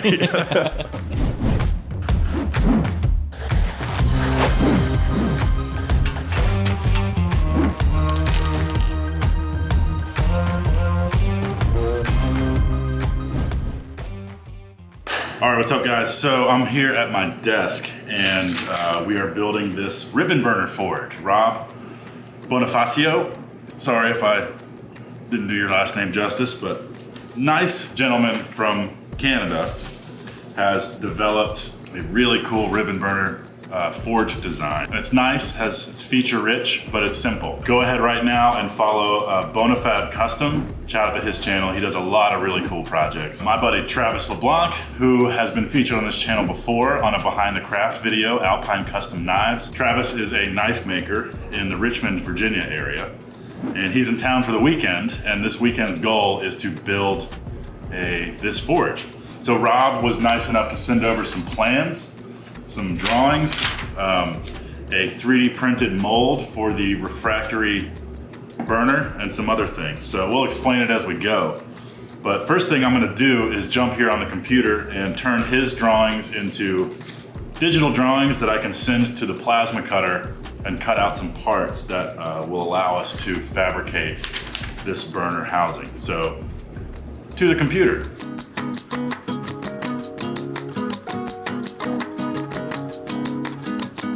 So I'm gonna transfer these parts to the plasma software. I'm gonna load some 1/8 inch plate on the plasma cutter, the Sidekick Shop Saver, and then we'll cut them, we'll prep them, we'll cut some expanded metal, and then we'll weld that whole section up.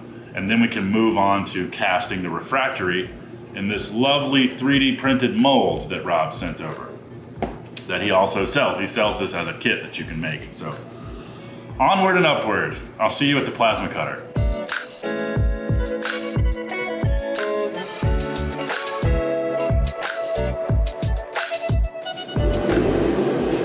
Okay, time to cut.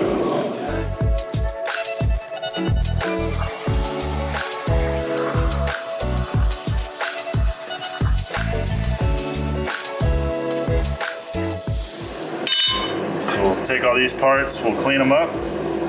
We'll bend this guy, weld them together. Bob's your uncle.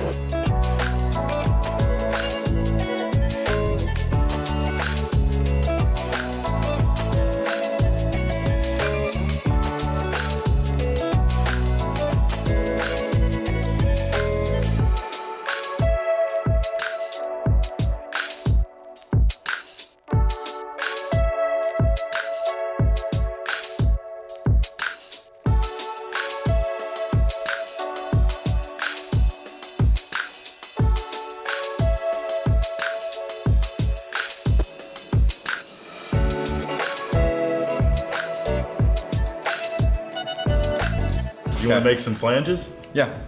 I'm thinking just cut two, this is 2, so cut 2-inch pieces so they're squares, and then we'll weld them on here. Just gonna go ahead and mark it just so I know for 100%. And there's a bandsaw over yonder, which works. Good chop saw, but. You like that? You like this? Oh, look at that, yeah. 1, 2, 3 blocks, man. That's the 2 section of it.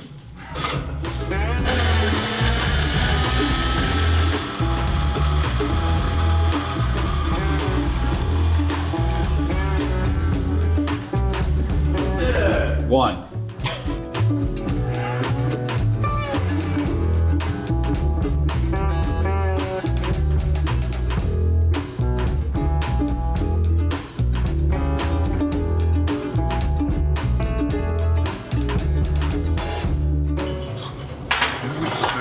Yeah, there it is. I mean, doesn't that visually look like his in the video? Kind of? Oh, should I get the mold and see how far that's going to set in? That way we can be certain that the flanges are correct. Sure. I mean, visually it looks like his. Yeah, no, for sure. That's all that matters.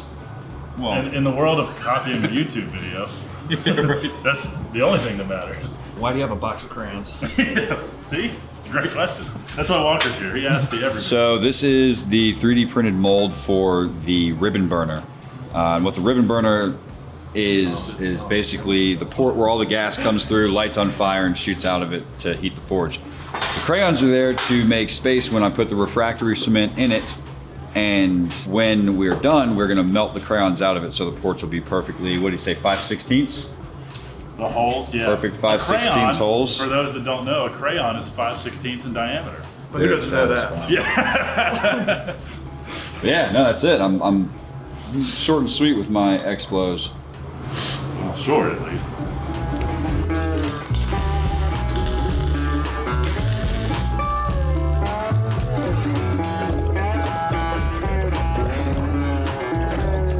I'm just gonna do what I know how to do, which is make big pieces of metal into smaller pieces of metal.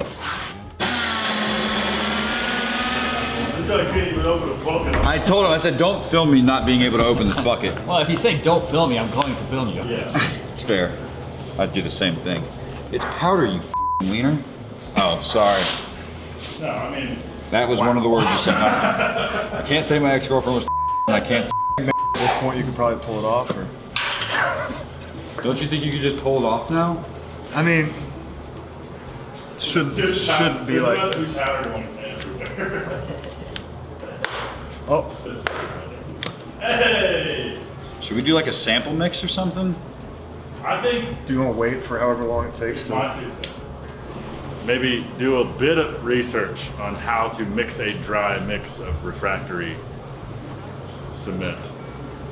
I think it's basically just refractory cement.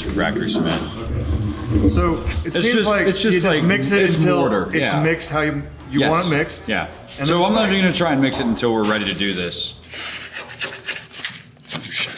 This is like clumping up already. More water over here, please. I'm pretty dusty. I don't know, dude. I think it'll even What out. if you Just just takes this like is a wet spot here, so maybe if you distribute that wet spot evenly throughout. Good call on the He's cardboard. not really good at getting things wet. Never have been. Rob, I'm sorry that you're sending your viewers to my channel for this content. Just knock it on, baby. Don't knock over the crayons though. They're not like super Yeah, in they're there. very fragile in there.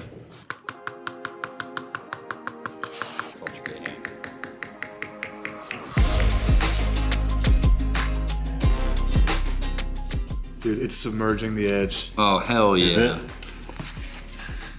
Yeah, that is what we want. So like no gas escapes. Well, for sure. Oh, shit, no, it's not deep enough. It's not quite touching. I think that's gonna have to do it. So I think it's a good time to mention that in the world of blacksmithing and especially making your own forge, there's no limit to the amount of designs and design changes and opinions and, oh, you can't do this, you gotta do this, or you never do that. There's a prevailing idea though, that the idea is to get the gas to make the metal hot. Make a flame and melt your metal and make knives out of it. If we get flame to shoot out of all those holes, And not around the and not edges. around the side, we're in good shape. We got our mold from Rob. The mold is great. The mold is gonna allow us to build the rest of the forge. Don't just work the thing on it. I mean, we put minimal thought into the plumbing, but I mean, the pipe is the same size as the hole in the top of that, so it can't be any bigger, and it certainly shouldn't be smaller. So I guess what I'm looking for is any red flags, but I can't find any other than the fact No. that we're severely And underqualified. what's great about it is you welded threads on. So, world of possibilities right here. Right? You can put on whatever you want. For all you perfectionists out there, I'm surprised you're still watching the video. Travis, you got it? Never mind. That was from earlier. I'll get that. Whatever. So, thanks for watching this part. We'll see you when we're ready to start making the forge, which could be right now.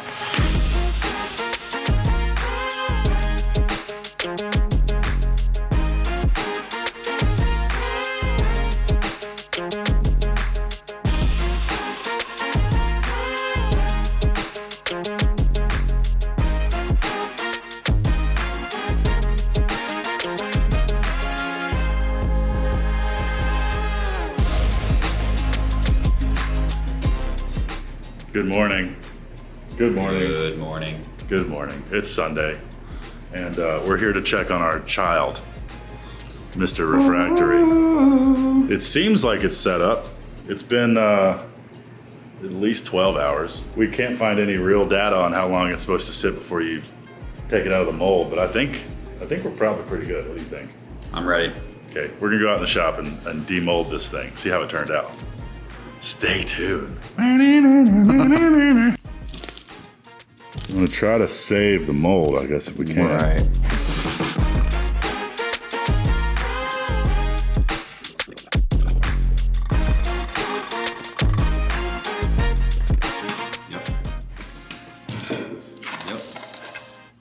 Nice, dude. Yeah, some of them broke off. That's exactly what was holding it. Look at that. That's excellent. That's a Dude, I work think of that's perfect. art. Hell yeah. Yeah, we did a thing. There's my ribbon burner. Dude, that's sweet. That is so good. But, you know. Well done, Rob. Well done. That's the brains of the operation. Now we just need to make a box to hold bricks. Now we need to make a box. We can do that. We can do that. To the computer. Time us. Here we are back in Fusion. I've got, he's digging a splinter out of his finger. But that's okay. We did some thinking last night about how we want to do the bricks in the forge. And the bricks pretty much dictate the size of the forge because you got to have the right clearance for the bricks. Not only the bricks, but also the kale wool blankets and all that. So that's what we're gonna draw now.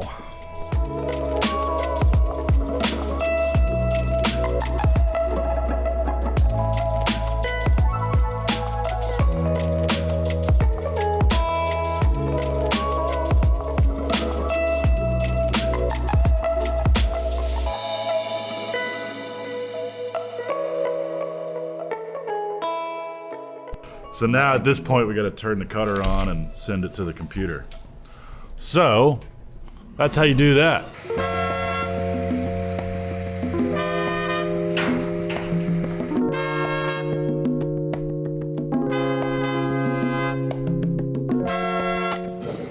Three, 2, 1.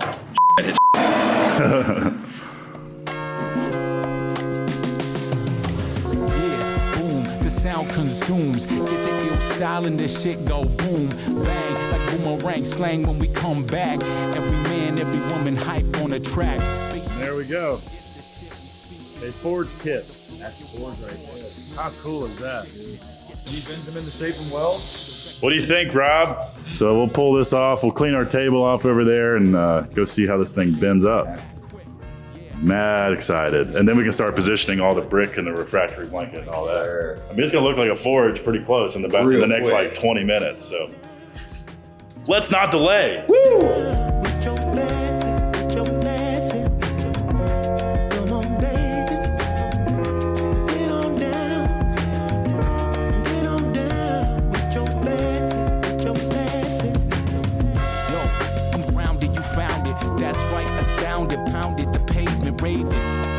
Enslaved to the slave ship of rap.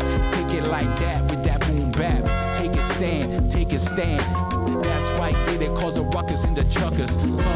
Get it in your shoes, in the grooves, with your socks off, lock part, yeah, that's a rock star.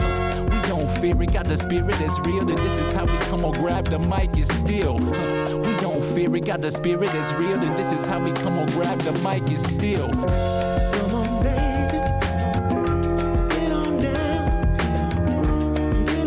Take a moment to explain what we did here to the viewers. So this thing you saw us design in Fusion, and the slots were so that we could bend it.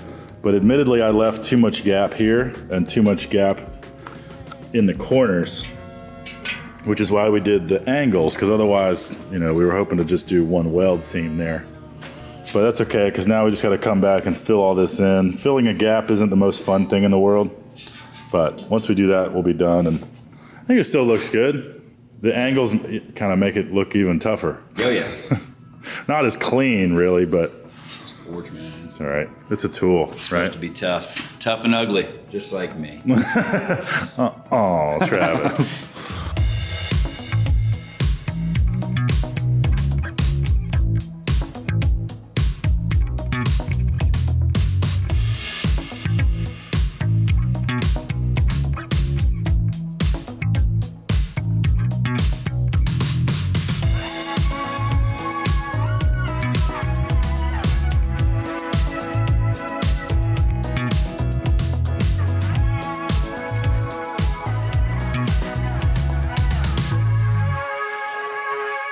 Oh yeah, so we went down to 1/8" slots. And this one might actually be kind of hard to bend, but we can score it. I feel like if we clamp those in a vise and just pull the top, use the leverage. Probably work, yeah. And there's the slot for the ribbon burner that'll go in the top of the forge. It's all coming together, folks. Hell yeah.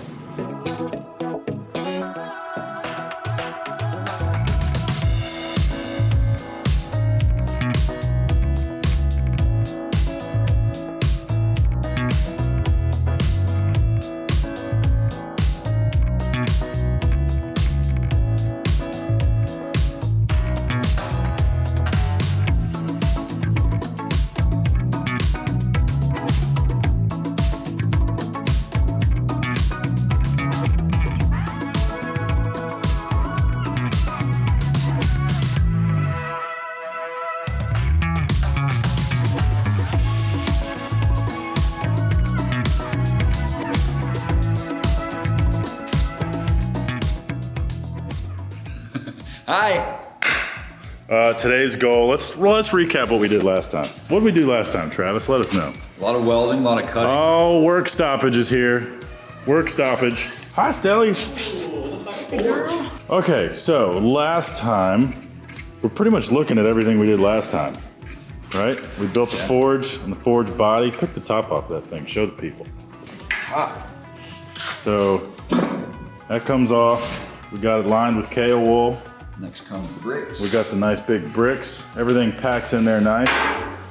So next is the cast refractory ceiling, I've been calling it, for the forge, which we are going to make a wooden mold using the table saw. And we found a lovely man in town who sold us a bag of refractory cement that's good up to what? You said 2,600? 2,700 degrees. So that's gonna be great. We went by the plumbing supply store, got some parts for our air and gas system. This is the burner we made. This was the big triumph, I think, of last weekend, really. Pick that up and show that. We got crayons in here, which are basically placeholders at this point. They kept those holes open, so we'll drill and melt all that wax out. So yeah, there's a gas mixerator in there a little bit. It's kind of close to the refractory, but it ought to work. Hey. It's our first one. So today we're gonna do those things that we just said. The cast refractory ceiling, we wanna get that, it's Friday. We wanna get that poured now. And then you're here rock for tomorrow. all weekend. Yeah, tomorrow we will take that out of the mold, put it in there, more KO wool, theoretically. Top on, burner on, plumb it up, and then we make fire. Are we missing anything? So much fire. That's pretty much it. Well, you say paint? Paint, yeah, we'll get some, you got some high heat paint there, so that's good. That's enough talking. Let's make a mold for our refractory. Sound good? Cut to time lapse. Montage.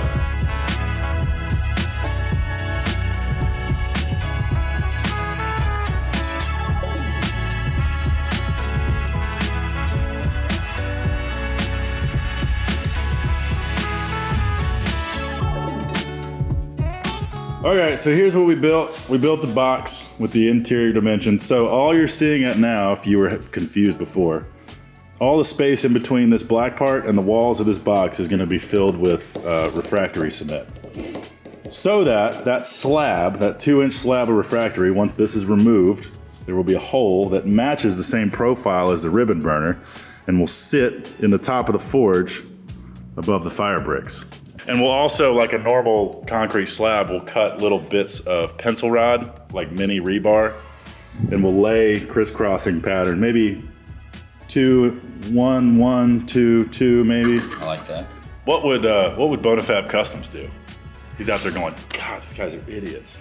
Go buy one of his kits, by the way, because they're rad. They are absolutely, just the molds alone. Yeah, look, these are all 3D printed. Insane. And they're perfect. So cool.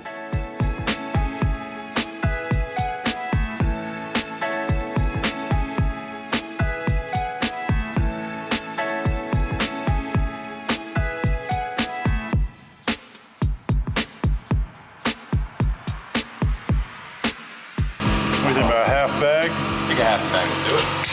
All right, just a little bit of quote unquote old release. Ye old lube. There's someone out there going, don't do that. Boy, did I cut this hole too small. That's gotta do it, right? Boy, was that fun to breathe in.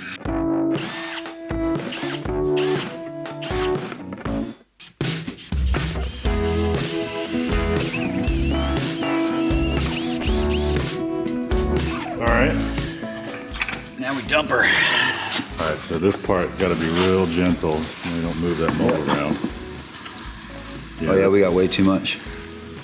You think? Yeah. And remember, we want to pour half first so we can nestle our rebar. Okay. Oh, we want to definitely avoid that. Probably should have put this somewhere else, but whatever.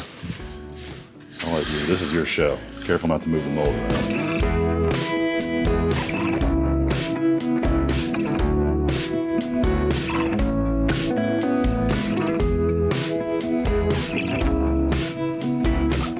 There it is. There that is. Wow.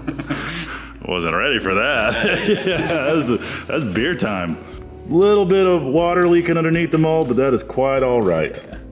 This is gonna settle overnight, and then, yeah, show us that angle, actually. I call it angle iron, you call it L angle. L angle, angle iron, whatever. So we got these the brick skinny is gonna bricks. go there, and we're gonna weld this on so that they don't fall out and break into a million pieces like all of my other bricks have done in the past. So the brick, these furnace bricks or fireplace bricks or whatever you want to call them are going to hold in the air or the heat. Because I'll be working from one side, and as long as the piece isn't longer than, what is this, like 18 inches? Something like that. Then this will be a complete third wall, so we're only losing heat out of one side. So those are your doors, basically. Right, and if I ever was working on something a little bit longer, I can just slide these apart so that whatever can come through. Nice. And then shut it back when it's time to heat it up, pull them apart, and repeat. Cool. Yeah. So that's all we gotta do is weld that on tomorrow. Yep. And then we'll paint it. Weld, paint. That'll be set up. Sweet. We'll see you tomorrow. Beer time. Good morning, Travis. Good morning, Heintzel. Good morning, YouTube. Let's go see if the refractory worked out, huh? Oh, she worked. Yep. Yep, that's hard. Yeah, I don't know what else to say about it. Oh, it's coming. Is it? Yeah. Oh. Yes. Look at that. I thought that was gonna be way harder. How awesome is That's that? what she said. Yeah. Put it in. Nice. And it'll sink down in there a little bit. That's so cool. That's the top of the forge. So now, almost done. I mean, let's put the forge on the table and assemble it. Okay.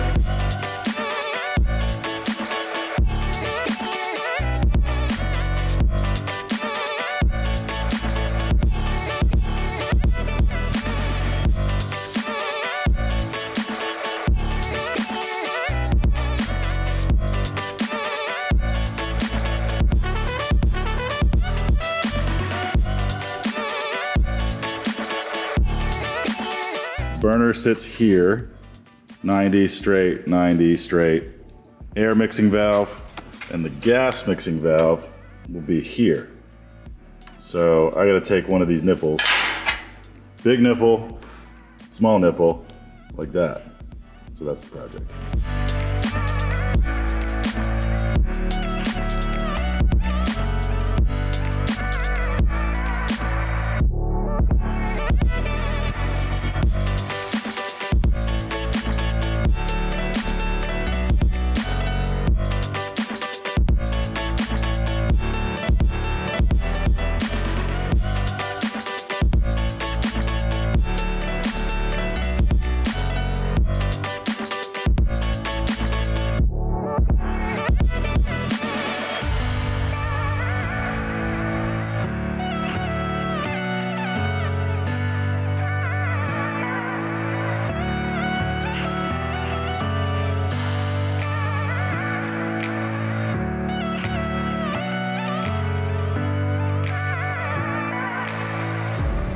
All right, so here's where we're at so far.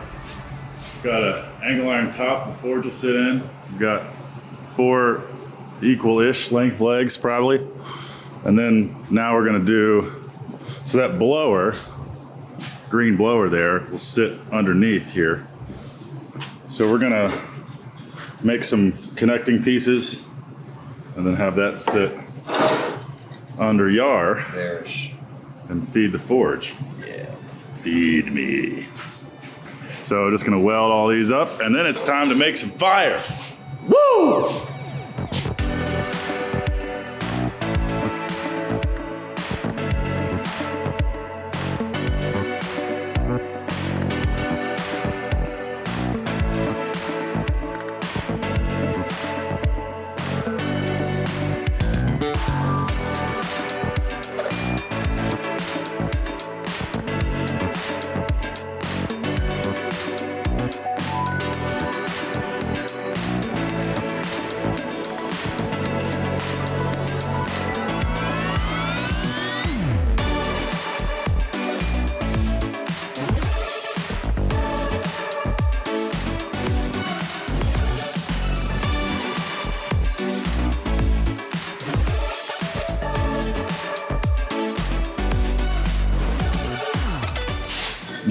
Thanks, Davis. Got a penis on.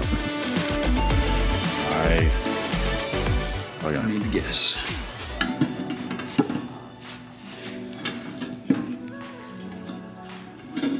I'm out of space on this card. Yes, dude. Beautiful. Cool. Then the burner goes in that. Look at that. It's like it meant to be.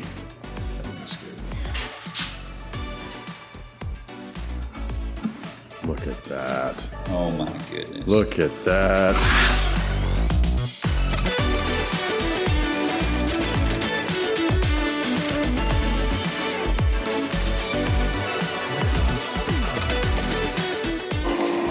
All right, so blower's on. Everything's plumbed. We're gonna light it with my oxyacetylene torch.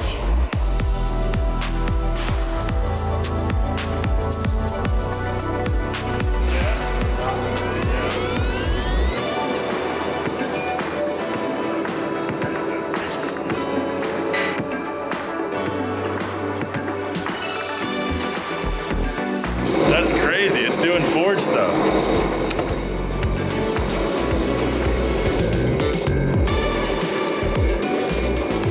I'm just waiting for something to go wrong. Well, obviously there's more to work out. Travis needs to get an education about the gas mixture. I don't know all that. Someone out there is probably screaming in the comments section like, that's not gonna work. Leave us alone. But I think it's gonna do it. His shop is in Richmond, so shout out time. Travis here, Alpine Custom Knives. Yep. He's in South Hill, Virginia, kind of near Richmond. Look him up on Facebook, Instagram. Shout out to Rob at Bonafab Customs for sending us the molds to make the ribbon burner itself and the top layer. He makes these forges all the time for people, so look him up for sure. He's got a great YouTube channel and Instagram and all that. And that'll about do it. Thank you guys for watching. See you next time.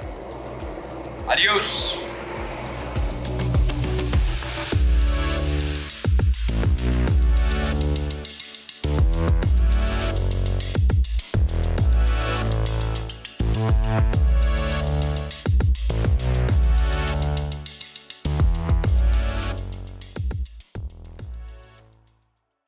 Come on, get in here, man.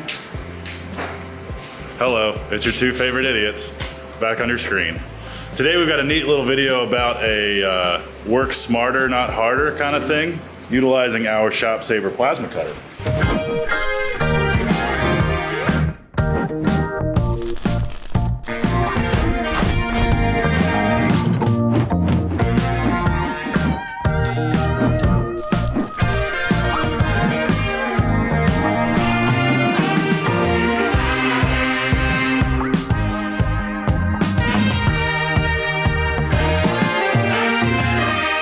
But it all started by getting a contract from a local Boy Scout camp to make, or recreate rather, 35 picnic table bases made from, well, this stuff. So this is 1/2 of a picnic table frame. So you're looking at the side like this. So the one bench worth of deck board sits there, the other bench worth of deck board, where's my hand, sits there, and then the tabletop sits there. And so this is all 1/2-inch round bar, 1.25" angle, 1/8 inch thick. And there were some flat bar pieces that give it some diagonal structure to tie into the top and to tie into the underside of the benches. So Wyatt here is well on his way of cranking out some pieces. We've cut up a bunch, or he cut up a bunch of angle yesterday. So notice that Tay said there's 35 picnic tables that need to be done, which means there are 70 of these long horizontal pieces and 70 of these short horizontal pieces. And if you look real close, they need to have screw holes in each of these. That way you've got a spot to put the screw underneath into a board for whatever the top pieces are, whatever the bench pieces are. So that means lots of holes to drill. Lots or to make of holes that need to happen in this guy. In these angles. Right. So notice I've got all of these cut. These are the long pieces, the short pieces, and there are 70 of them each. And it would be like 6 holes in each piece. So what's 5 holes in this one, 6 holes in this one. I'm not even gonna try. 60 times 7, 6 times 70? 6 times 70. No, 6 times 140, because there's 2 pieces per side. That's right. So let's say. I mean, that's almost 1,000 holes. 6 times 100. That's 420 for all of them for this guy. Plus times 5 is 350. 770 holes that needs to go in all of these. And that's not that poor drill bit. You still have to do, I guess we can, when we plasma cut the bottom feet, we'll just put a hole in it.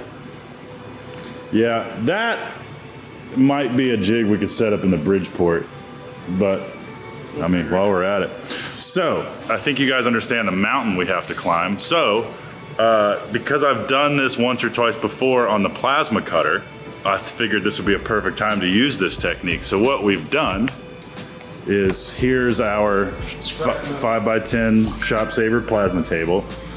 And here's a piece of scrap metal that I pulled off out of the bin over there. Go ahead. And so basically, the plan is to put one of each piece of angle, a short piece and a long piece, in this jig, flange side up, and then basically drill all of our holes with the plasma table. So Wyatt here will show you how it all goes in. We made this yesterday at the end of the day. And so this thing is basically gonna hold. So now, as far as the plasma table is concerned, if we program it right, the top surface of this angle is the plate out of which we will cut our parts. And our parts in this case are just holes. So the geometry that we'll program is not any shapes, it's literally just a pattern of holes with this corner as the origin.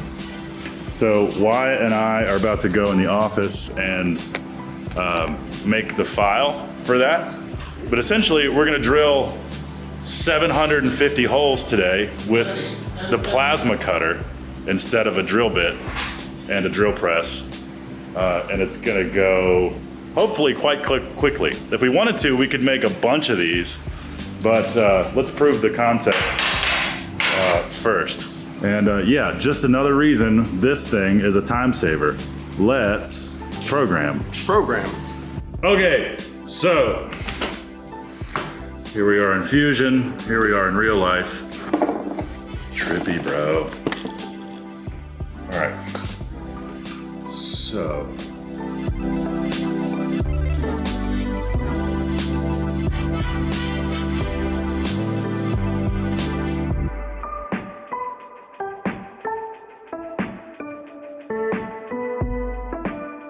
All right, there it is.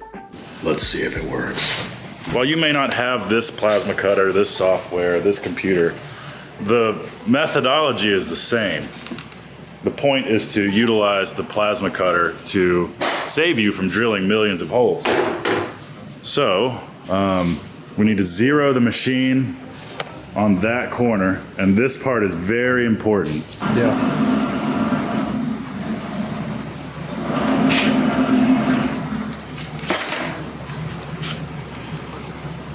Soon I might upgrade to the sink system from Hypertherm. Curious to see their consumables. So 65s. I might have a 45. That one's pretty lightly used. We have 770 piercings. Yeah, it's gonna hurt, but it's all right. So also, we welded these angles to this plate parallel to the outer edge so that this should be square with our table. And it's not held down, but this is a giant sheet of 1/4 inch, so it's not gonna go anywhere. We can check that. We can. In a moment. So once you home this piece, just fly it over there and see where it ends up. Yeah. So pretty much just get halfway on that axis and halfway on this axis. I think that's pretty good. All right, so there's our 0 point. XY 0. And then I'm gonna pull up my 10 gauge mild 45 amp and then open my file, angle holes, okay? And I can go over here, reset the machine because I took the tip off and bring it down to 45 amps. notice how close this is right there.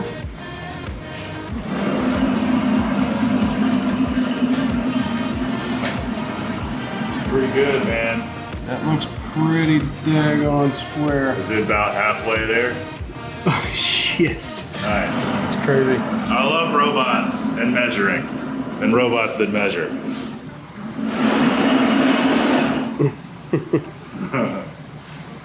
Contact. Gonna have a lot of slag down in here.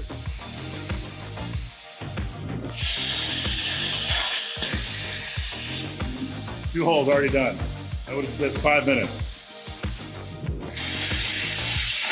I wonder if maybe Walker can run a time. The time down here.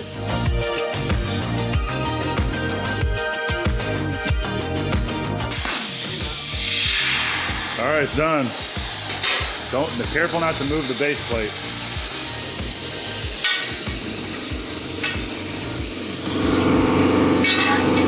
Can't see, Captain. Easy, gently. Yeah, it's because of that radius on the inner corner. It kind of gets jammed up in there. Now we need to Control O. And it should be, just enter. You gotta highlight it and then enter. And enter. I wonder how long that took. Well, this is a 6.5 minute clip so far. So you're already set up and drilling your second pair in under 10 minutes. That's, I mean, you're probably at 2 minutes a set at this point. How good is this though? They're perfect. I mean, the cool part is this is probably more accurate than any one of us could have done. You'd have to lay out every hole. You'd have to center punch it. You'd have to put it in a drill press, clamp it down. What a pain.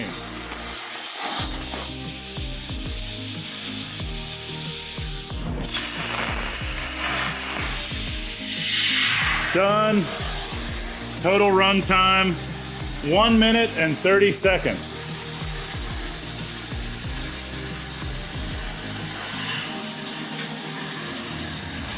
You might as well just get in the habit of moving the machine over, make your life easier. Probably. All right, I'm timing you.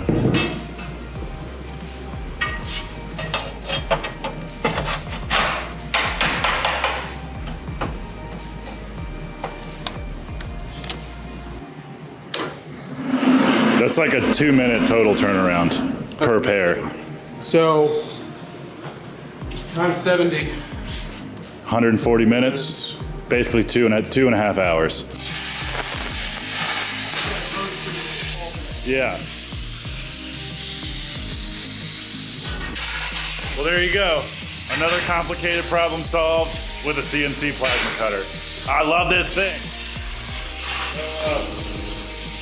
We might as well follow the rest of the project. We'll cut to a time lapse of Wyatt banging out a bunch of these. I've got to go downtown on a different job. Good luck.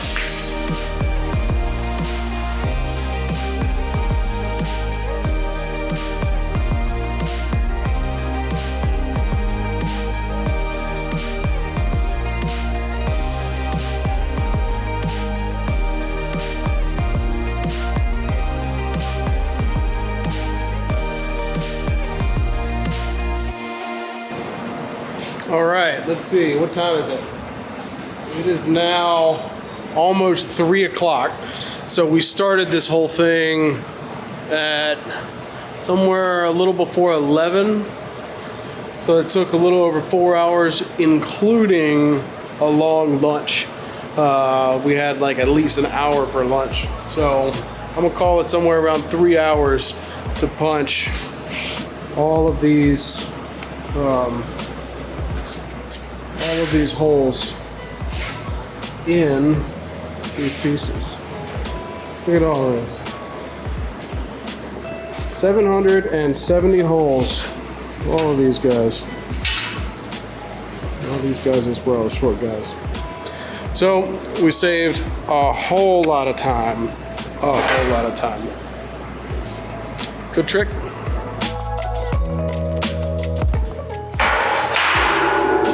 A few weeks ago, Wyatt built 35 metal bases for picnic tables for a scout camp up in Goshen, Virginia. I've got 34 of them loaded on the truck for delivery, and I've got the last set over here, and I'm gonna show you what we built and mock it up with some actual boards so that you can see what it looks like as a picnic table. And then you let us know what you think.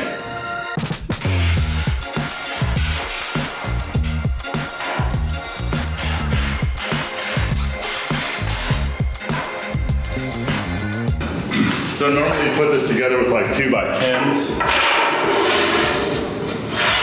but for the purposes of this video, I'm just using some wood I have laying around.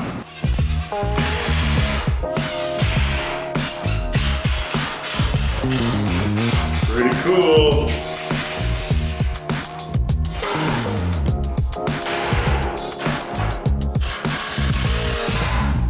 So this is cool because we haven't seen it mocked up yet.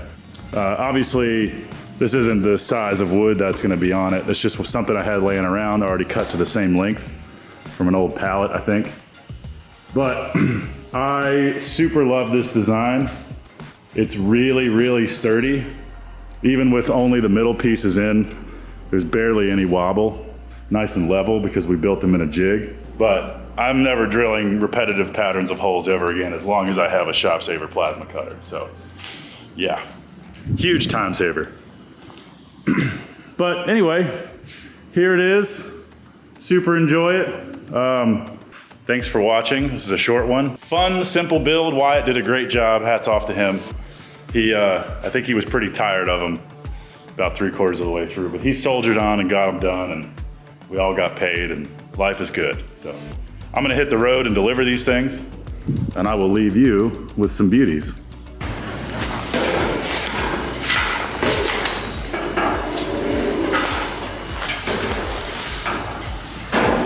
I like it.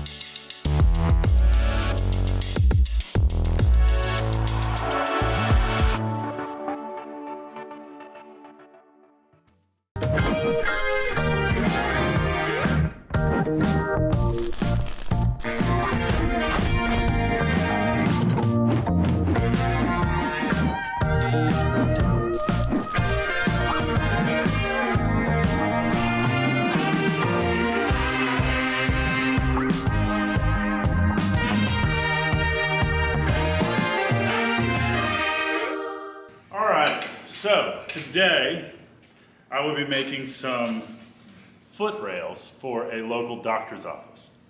So a lot of the employees are in the office have taller desks with like bar height chairs, stools with backs on them. And so their legs dangle and they don't have anywhere to put their feet. So I was reached out to by a nice gentleman named David, owns the office. And so he's contracting me to build a bunch of metal foot rails to go underneath all the desks at this doctor's office, mount to the wall and or the floor, and have a 12-foot tall bar for the employees to rest their feet on. So this is what I'm gonna use. This is, I believe, 2-inch Schedule 40 steel pipe. I think the OD is a little under 2 inches. OD, of course, being outer diameter. It's right at 2. So that's perfect. I think this will be a great size. It was reasonably affordable. And so I have, I think, 5 straight pieces to make and then 1 angle. So 5 of these are going to be straight on the wall, and then 1 of them is going to be in a corner. Kind of, you know, the 45, the hypotenuse, if you will, of the triangle in the corner. Which means that corner piece will have angled ends. It doesn't have to, but I probably will do that. So I'll be making brackets to hold the bars off the wall and the floor on the Shop Saver plasma cutter. I'm just gonna design something cool based on those like brass foot rails you see in bars and stuff like that. I'm gonna design something similar that I can weld onto the pipes. And then when we get them blasted, powder coated, finished, and get them to location, the brackets will already be in place, and all I have to do is drill into the wall and or floor. Probably just wall and have a felt pad on the floor. Either use a drywall anchor or find a stud. I'm just gonna plan on drywall anchors because I doubt I'm gonna be able to find a stud. So I'll have to figure out how many brackets I wanna have per bar, like if I wanna have one every 2 feet or something like that. I think the beginning of this build is gonna start in the office, designing a bracket and double checking all my measurements and cuts and figuring out really what to design. So how about that? This is the 2-inch Schedule 40 in question. As you can see, it gets delivered with a nice damaged end. All the ends are like that, but it's only the end. It gets better once you get down the pipe a little bit. So this is what we'll be using. I bought 2 of these. I've got my other saw set up on this table because that saw over there, there's not enough room to the left of it. It's a part of my shop that I need to retool, is the bandsaw cutting to length portion of the shop. But between this and a portaband, I'm not making that many cuts, so this will work. But I'm gonna go back into the office and do some thinking.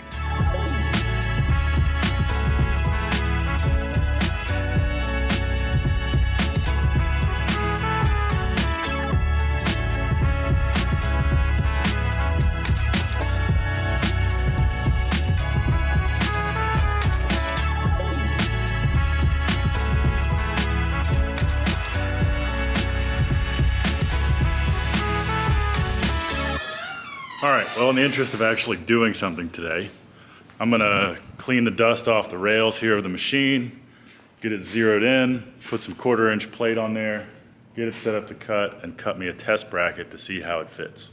Yeah, let's do that.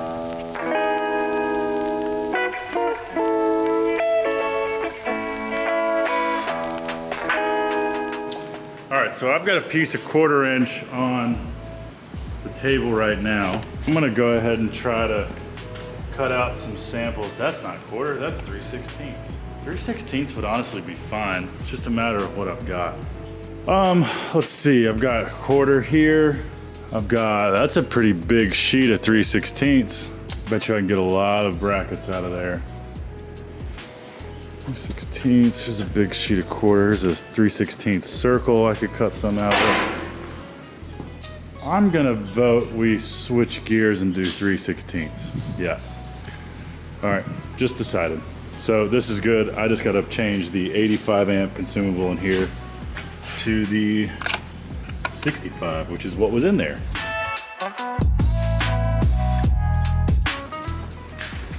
bit naive with how big the brackets are. I can't get anything out of there, so I'm gonna swap material and put a bigger sheet on.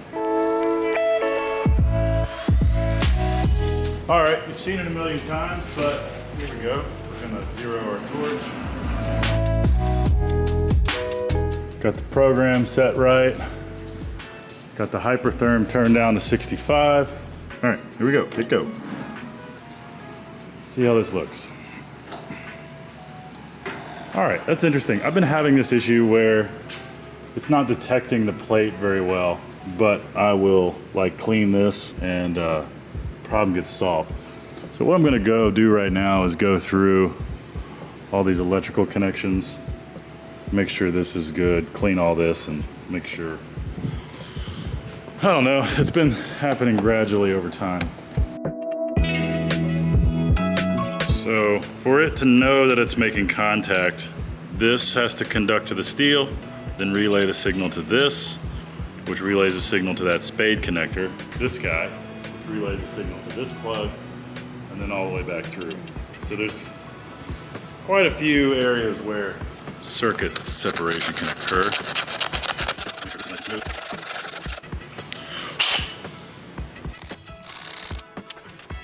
That's clean.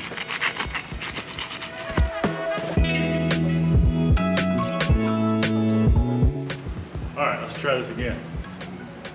Hey.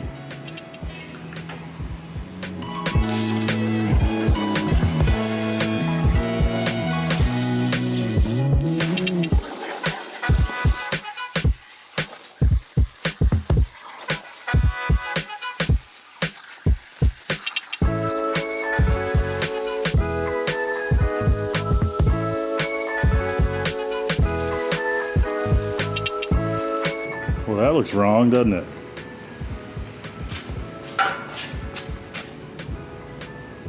That's wrong. Boy, today is not my day. I'm gonna wash my hands, have a coffee, sit back down at the desk and see what I f***ed up.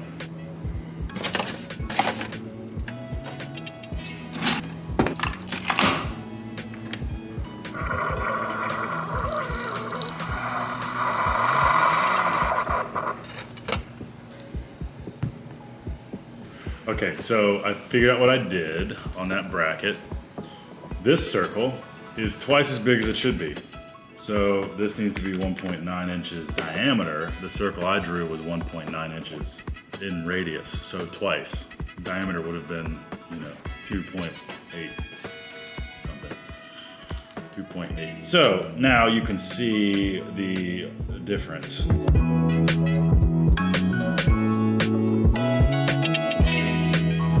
Hey, 3D modeling for the win. Now, what do we think of that? How does that make you feel?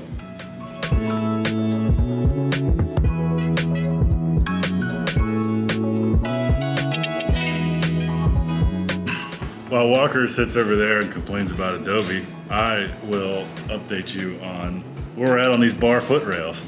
I should have screen capped this, but I didn't. So I will film my screen with the camera. Laying out some more parts for these foot bar rail brackets. Can't talk. Bar foot rail brackets. It's less wrong. Let's send this. I don't have much 3/16 material, which is why it's oddly shaped, but we'll send this batch to the cutter and see how they come out, check them against the pipe, and then I think this is gonna do it. So we might even tack one together just to see, and then we can go into full speed production mode.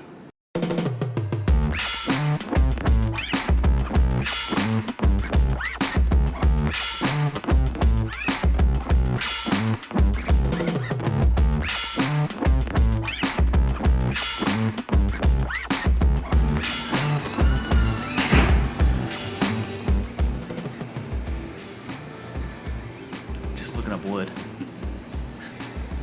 This is why you get the big bucks. All right, well, we got more parts in the plate ready to cut. This is almost all the brackets. I don't know how many I need. I haven't gotten that far. I'm just cutting them out as I find pieces of 3/16 to go. I got other scraps I can use, but I think after this, I cut all these parts out. I'm gonna clean them, prep them, and then cut all the tubes to length. And then I'll figure out how often I want to bracket on each tube and how all that's gonna work. Plan.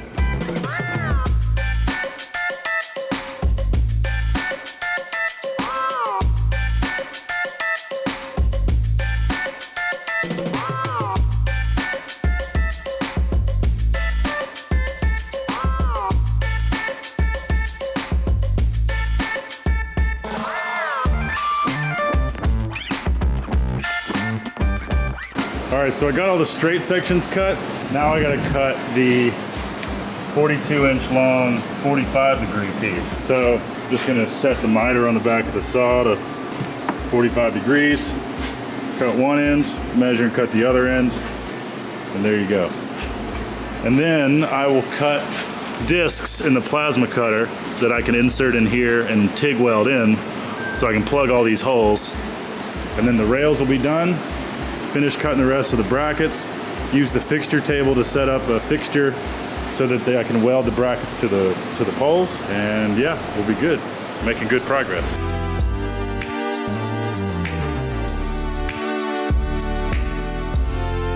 Okay, today's goal is to finish these foot rails because next week I need to switch. It's Friday. Next week I need to switch to something else and get that done. So, let's hit it.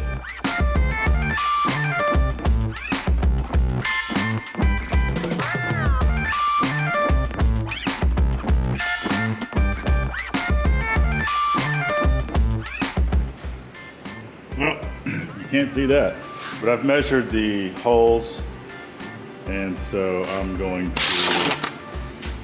cut some plugs that I can weld in with the TIG welder. So let's go do that. I won't bore you with the drawing. I'll just cut to the cutting.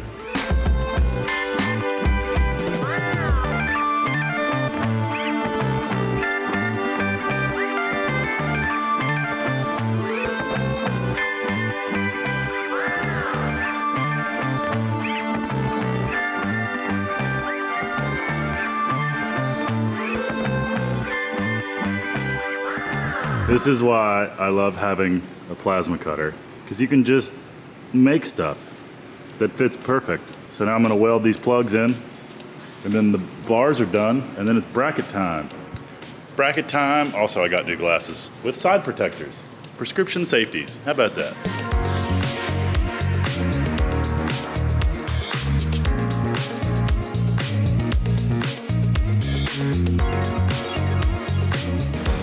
All right, so pretty much welding all this with fusion, which means I'm just using the TIG torch to melt the metal together without adding filler. Looks pretty good. I think it's gonna be just fine for what I'm trying to do. And it's pretty fast. I got a pulse setting over there, 1.2 pulses a second at 150 amps. So here we go. I'm just gonna breeze through these.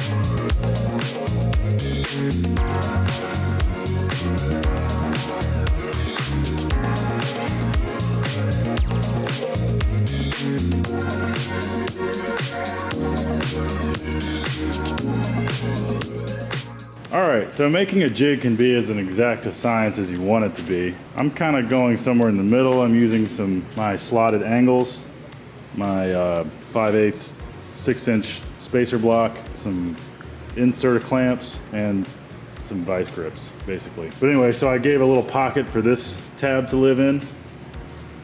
This guy just falls into place here, and then I clamp that there, and then it holds this foot here, and I know that everything is square to itself because the table and this square are, well, square.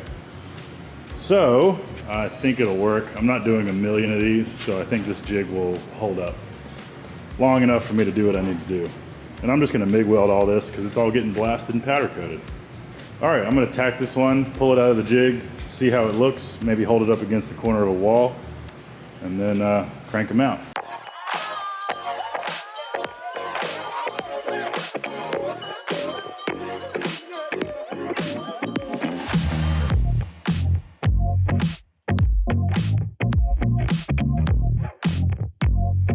All right, I'd say this system's working quite well. Coming out very consistent. There's gonna be minor differences, but for what it is, it's not gonna matter. So now it's time to calculate how many I need for all the tubes, cut all my extra parts, finish making these, and then weld them together, and then we're ready to take them to the blaster and powder coat over there at CNC Fab. So I thought you guys might find this interesting. I found some more 3/16, but it's a circle. So what I'm doing is I drew all my parts in a square, this is a 28-inch circle. So in the software, I drew a 28-inch square and then drew a circle inside that square and then positioned all my parts inside that circle. So theoretically, once I establish a nice 0 point, I should be able to cut all these out accurately. We'll see if it works. I'm squaring this framing square to the side of my table, and then nesting the circle in the square, which means because this machine usually zeroes off of a corner of a square plate, this point inside the framing square is now my origin, 0, 0. So I'll zero the torch here, and because I did the same thing with the circle by zeroing it in this corner of the square in the software, I should be able to accurately cut all my parts out of this circle. So let's see if it works.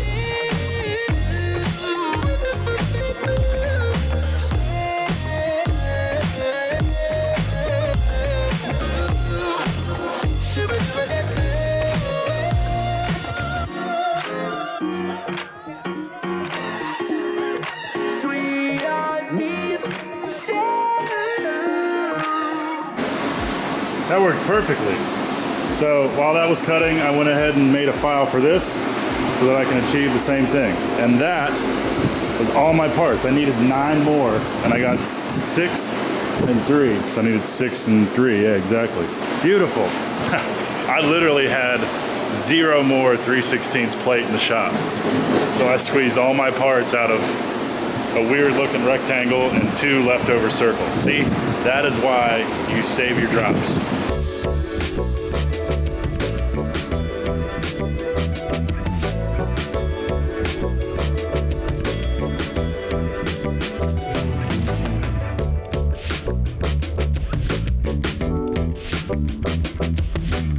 While the camera was dumping footage, I mocked one up. Looky, looky. I wanted to test this on the corner of a wall. Before I proceed, there was no reason this shouldn't work, but I just wanted to see it. Look at that. How cool is that, huh? So those tabs will obviously get screwed into the wall, and they'll be felt on the bottom of these feet. The whole thing's gonna get sandblasted and powder coated. But I'm quite pleased with that. It's heavy duty. Those brass foot rails that are on the bars, they're pretty scrawny. So all to do, how about that? Just gotta make some more. So while the camera was dumping footage, I cranked out all the other brackets, and I made a backboard here with some flat bar, and you'll see how I lay these out in a little bit. But this one is almost done, just gotta weld it up.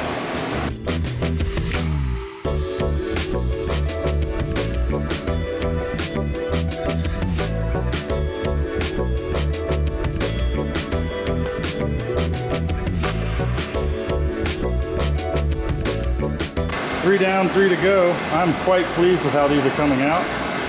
I think they're gonna be super sturdy and look the part as well. It is 5 o'clock on a Friday. Gonna finish up these 3 on Monday and then take them over to CNC Fab and get them blasted, powder coated, and install them at the customer's location.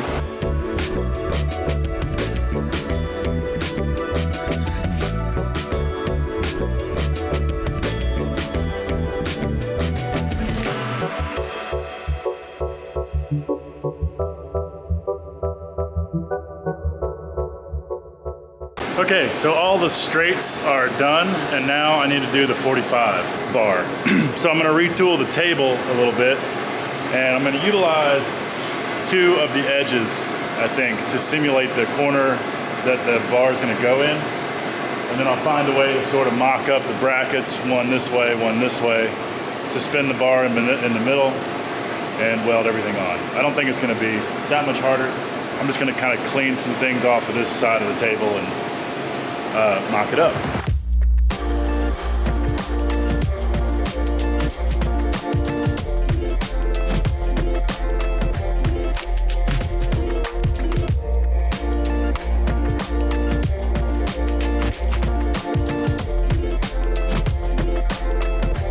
All right, so here's the setup.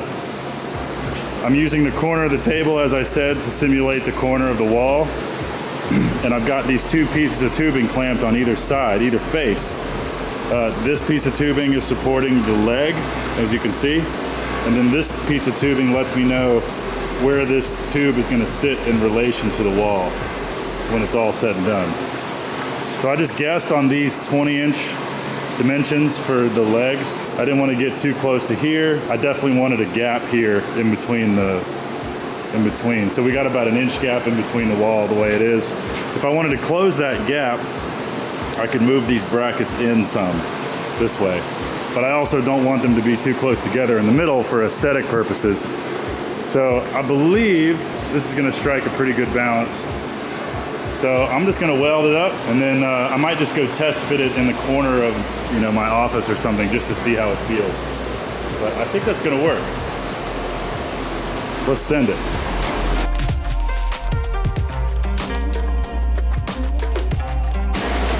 So I found a spot over here in the bathroom where I have 2 open corners, and I will show you what it looks like. Look at that.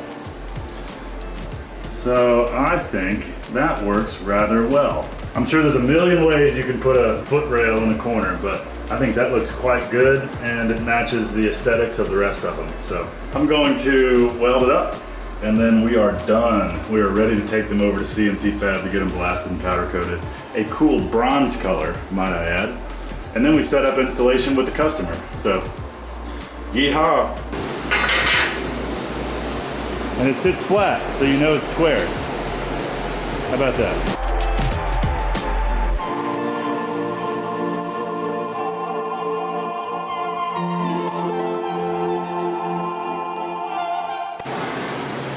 There are all the finished rails. Looking good.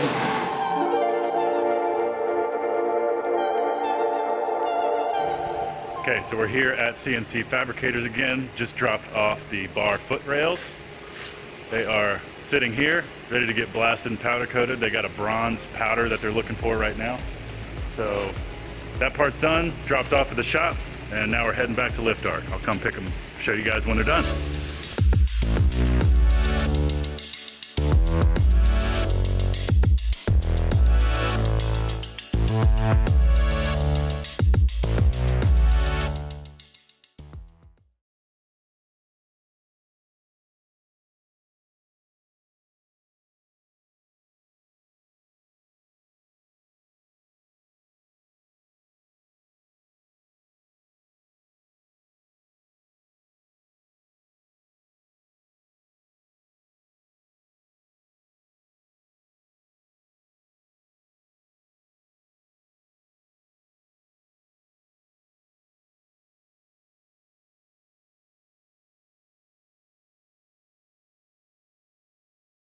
Last time on Lift Art Studios. Well, that looks wrong, doesn't it?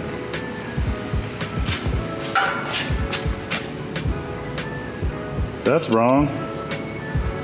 Boy, today is not my day.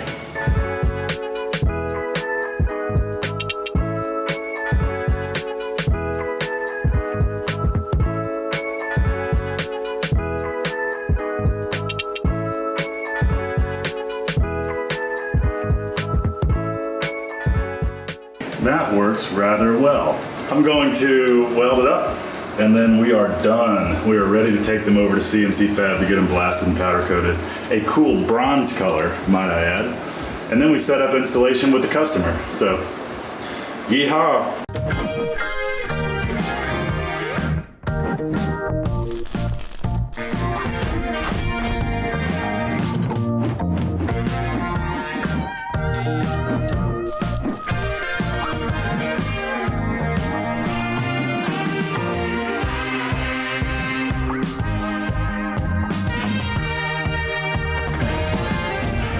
One, and 2, and 3.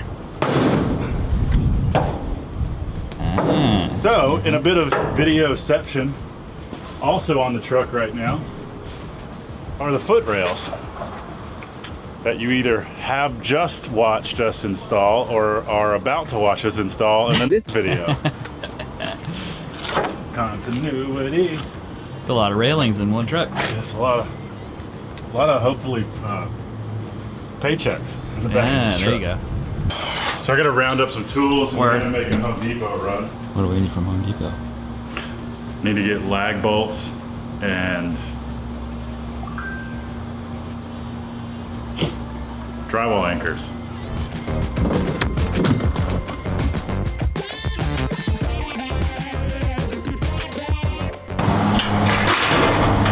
All right, so Walker and I went in, we put our eyes on it, we met David, super nice guy.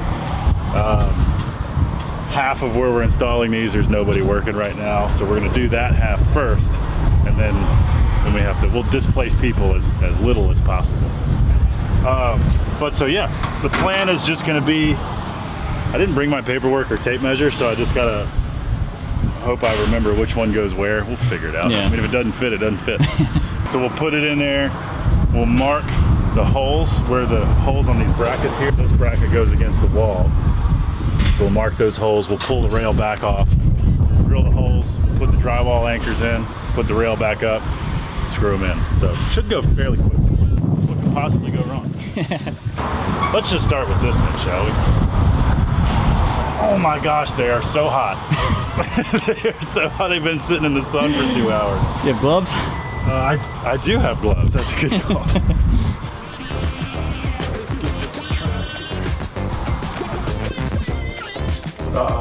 Cool. But that's awesome, man. It's real art. Yeah, it's fun to build. I appreciate you wanting to go, trusting me with handmade and custom and all that. Yeah, no, it looks great. It looks really good.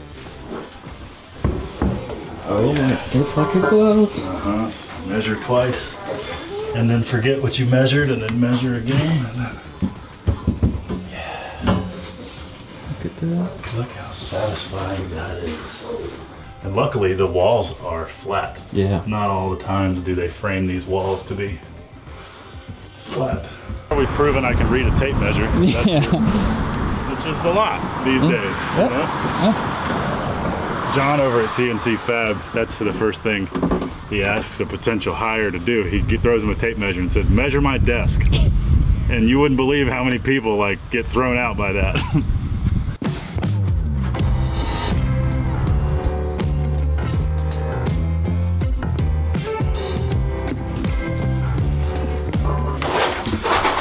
So, live review of the triple grip drywall anchors. Triple grip.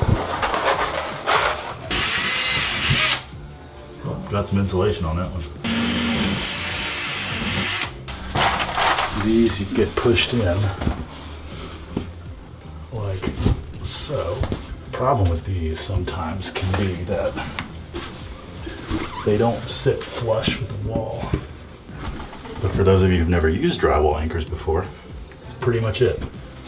And then if you're curious what happens as the screw goes into the anchor, it'll snap. I don't know if I can do this in my hand.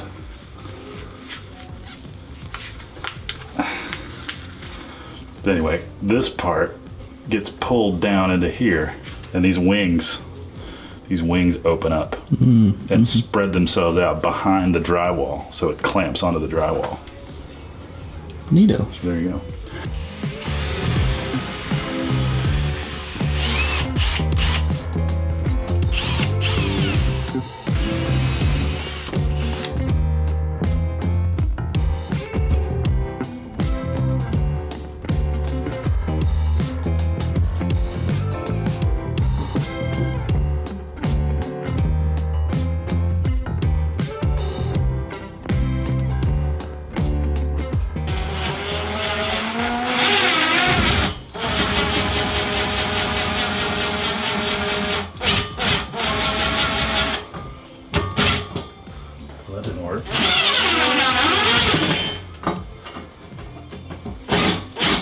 Why didn't that one work?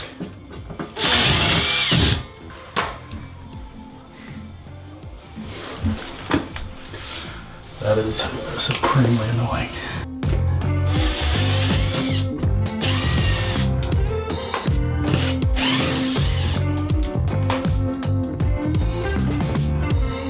Okay, so what happened is these things spun in the hole.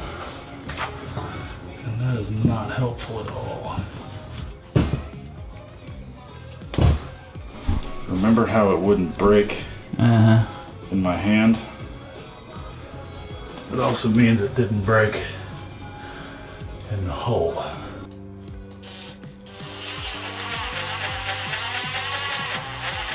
See, that's what's supposed to happen.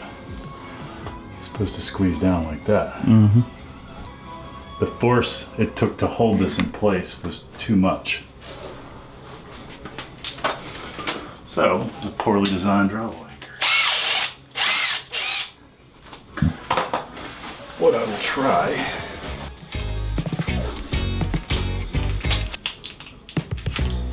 plus those holes are bigger now.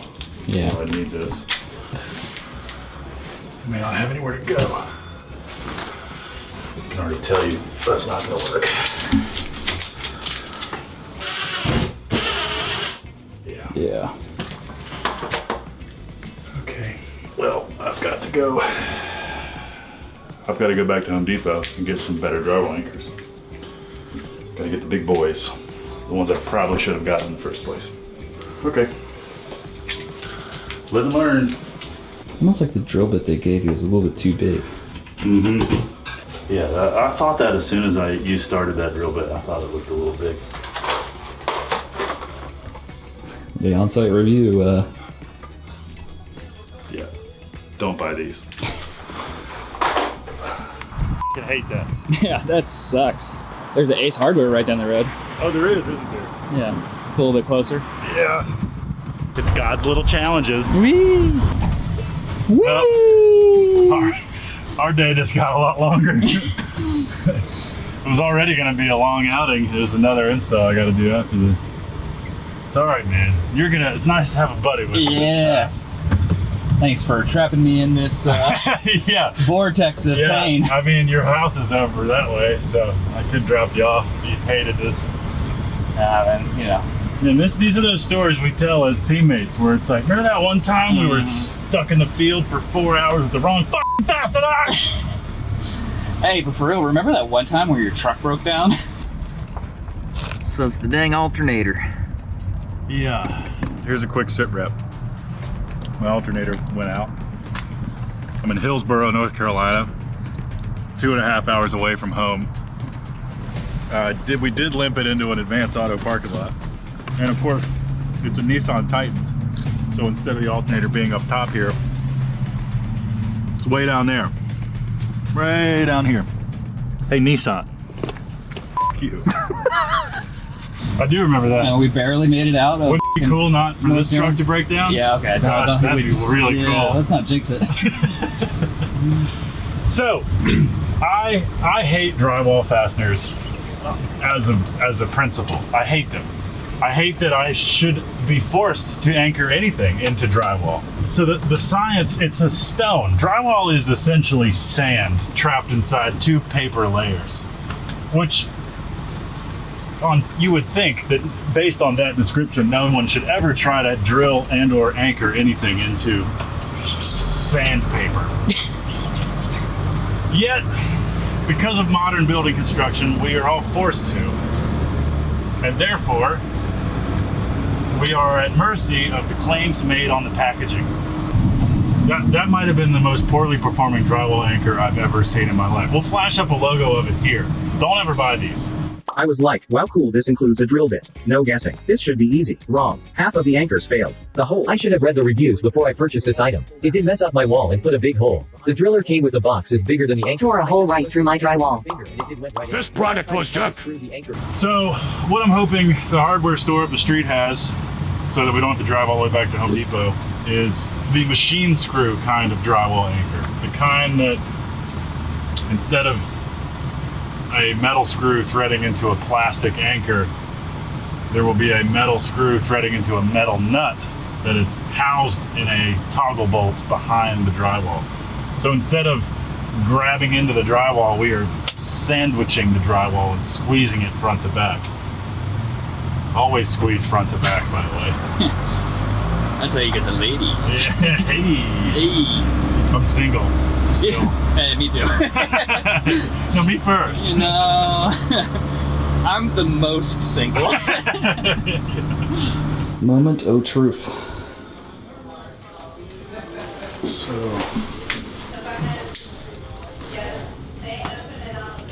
yeah, I'm gonna have to make the hole a little bigger, but that's fine.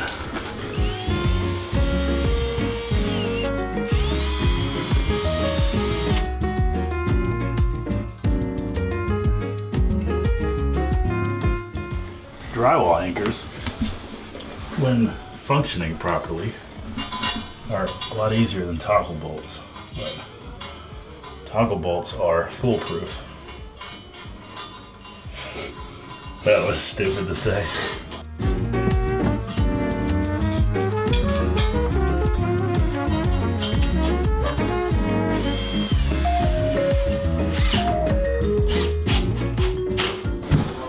Toggle bolts, baby. Oh yeah. Yeah, man. Sometimes I wish I owned a fastener company, because I'd have so many ideas for the engineers. Oh, I love a good toggle bolt. Oh yeah.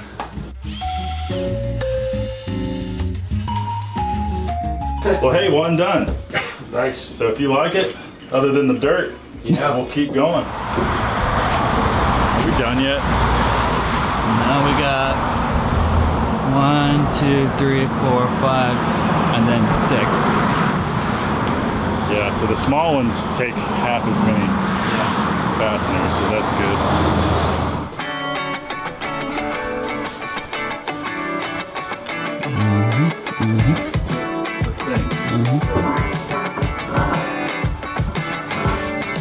That's the one.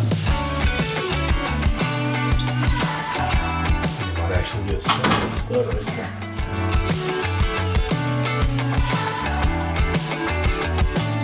Another one? There's a stud right there.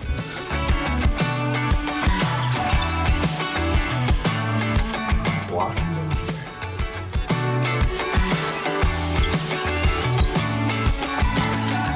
Blocking in this wall.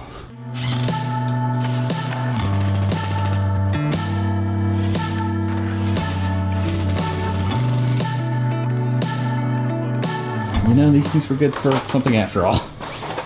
Yeah, still triple grip. I'm giving you one grip. Well, the taps themselves, which is why you bought them, suck a weenie. So I bought expensive screws. Is all Yes. I bought.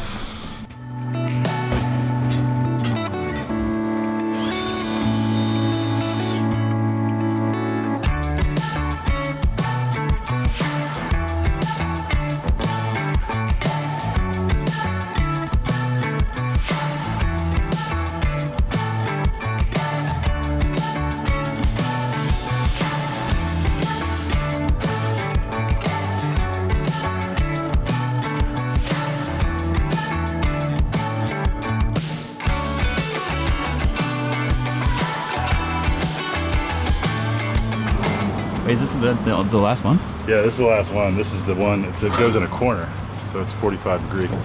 So we've installed 4, with 2 more to go, but they're tiny. But the doctors had to jump on a Zoom call, and now they're taking the Zoom call right in the station that we need to install the last 2 rails. So just gonna bring this in, and You might be able to be quiet about it. just then we wait. Yeah, we'll see.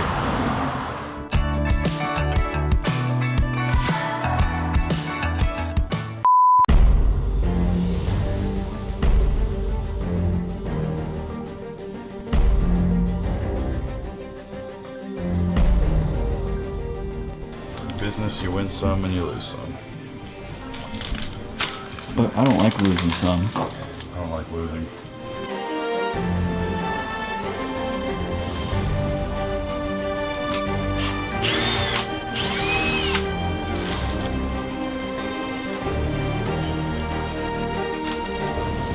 Getting stressed out.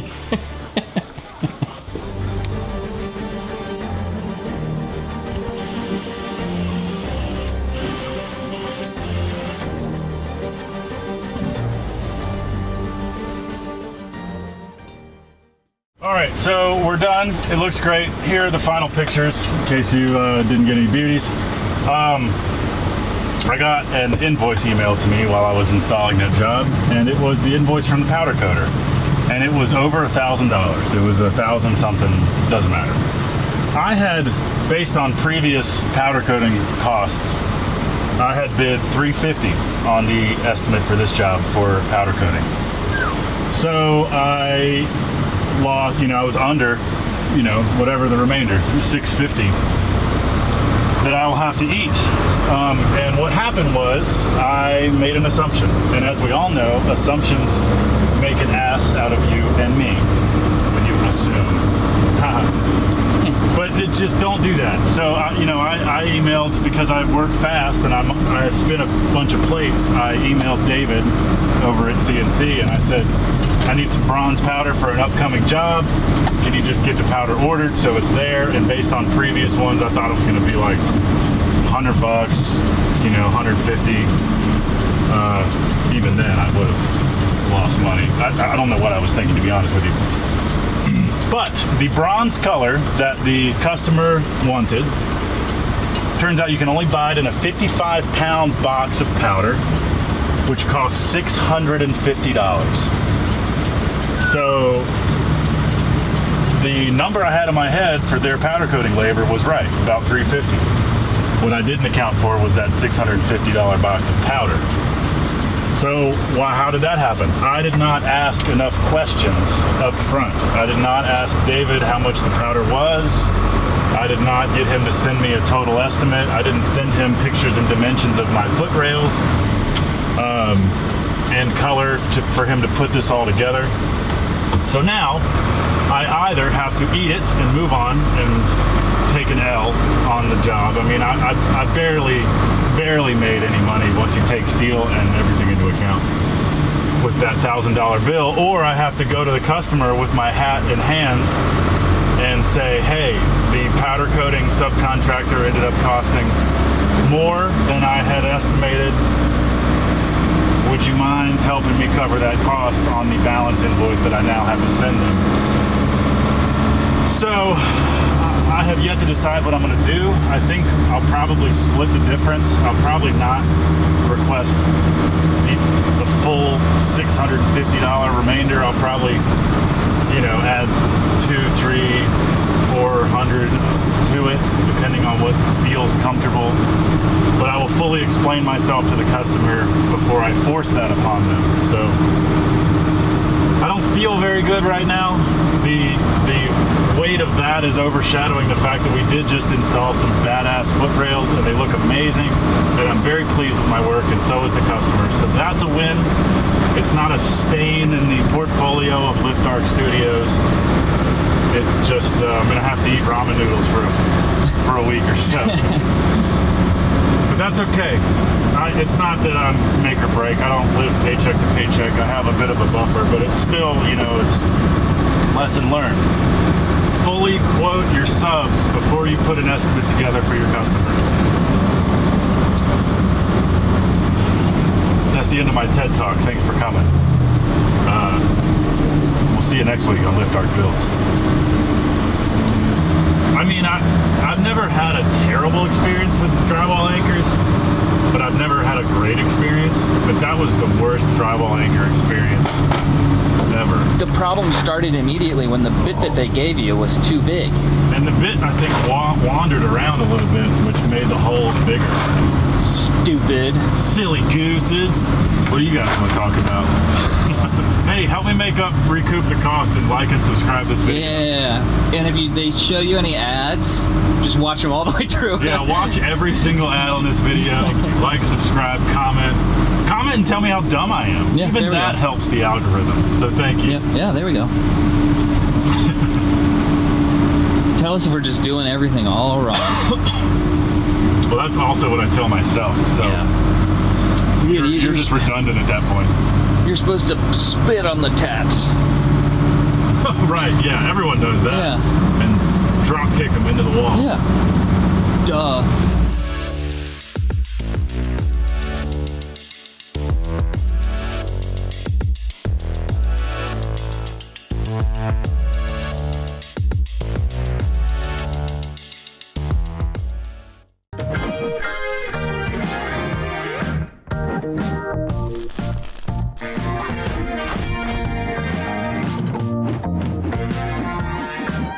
Hey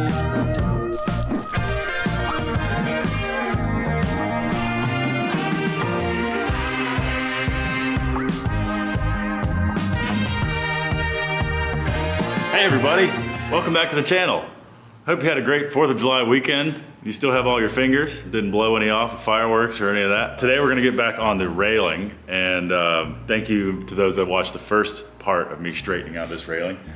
I actually got a lot of comments, or at least a few, wondering why I didn't just rebuild the railing instead of trying to straighten it, because you can get these cap rails, the lamb's tongue curl at the end, and you know, the C-channel that goes underneath. You can buy all that stuff. My supplier is a place called King Metals. It's a valid point. I think I chose to heat and straighten and try to repair what's here, not only because that's what the customer specifically requested, but I like that sort of thing. I like using a torch and shaping and bending metal. Not quite to the level of like a blacksmith, but I do enjoy not only saving something instead of scrapping it, but trying to learn more about how to move metal, how to shape metal, what heat does. You know, one of the guys commented, I think he was in the UK, pipe fitters do this all the time. You know, you can heat and cool a pipe in a specific place to get it to move. You know, you guys would have buckets of water and rags and then a torch so you could get a spot hot, shock cool it with the rag, and that makes the metal move. And you can, people that are good can make a pipe sort of go different places in order to ensure a better fit up, you know. All that is to say, it's obvious by this point that I've chosen to repair it, but I could have easily bought new parts and replaced it. And I'm not done, so we'll see what happens. Being that I'm repairing something, a little inside baseball, being that I'm repairing something and not building a product that I'm then selling, I'm not charging any tax on this because the only service I'm offering is labor, and labor is not taxed if there's no new product being created that you're then selling to the customer.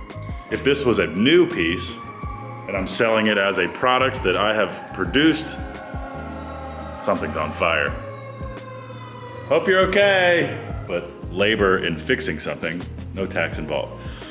So, you know, my bid is like $400 to pick it. The place I got it from is 5 minutes away, 3 or 4 hours in it, a few cans of spray paint, and some installation. Could have done more. You can't try to squeeze every job for every last possible penny. I guess you can, but you also try to be fair given, like, put yourself in the customer's shoes and try to understand like what it's costing them to get this thing done. You know, $400 to get a railing repaired isn't bad, but you know, it's up there. I don't know. I don't know what somebody else would have bid to do this, so I don't care. I just did my best and guessed how many hours it would take me.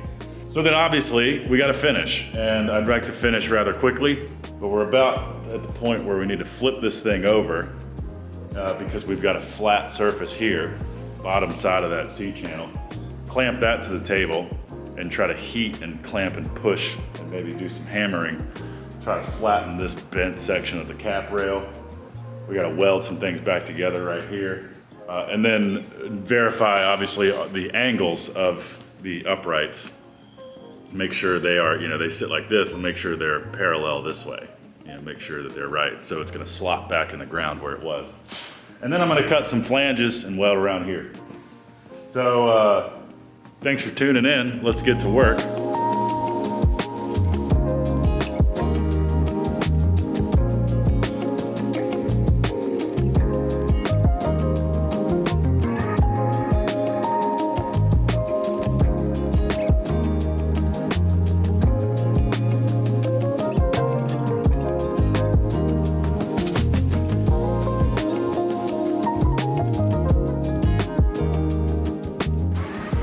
All right, so I had to get these legs off the ground. I was hoping to just lay the rail on the table, but the table's not tall enough to get these to dangle. So I put a straight edge on this metal sawhorse I have, and it's actually really straight. So by putting the sawhorse on the table, now my legs are off the ground. And even better, I have something straight to clamp to wrestle this thing flat, you can see how bent it is, even starting from over here to here. Here's my main challenge area. So really the thought is just get this area really hot and clamp it, squeeze it with a clamp or something to this and wrestle it flat. I'm gonna at least start there and see how close it gets me. And if I gotta put spacers underneath to counterbend it or whatever, I might do that. But I figured this is a pretty good starting point, and this should allow me to get it pretty flat. So we'll see how it goes.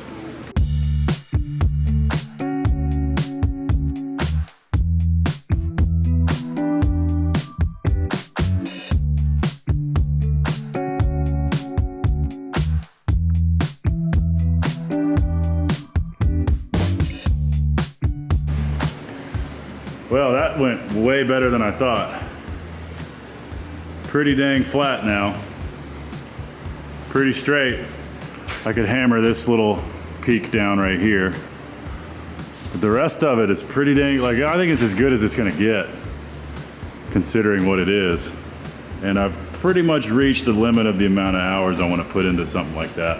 So, you know, I got the lamb's tongue fairly close to match that side. So now all I gotta do is straighten these out and cut some flanges to go around the base and have 4 bolts to put it in. And we'll get this done and get paid and move on.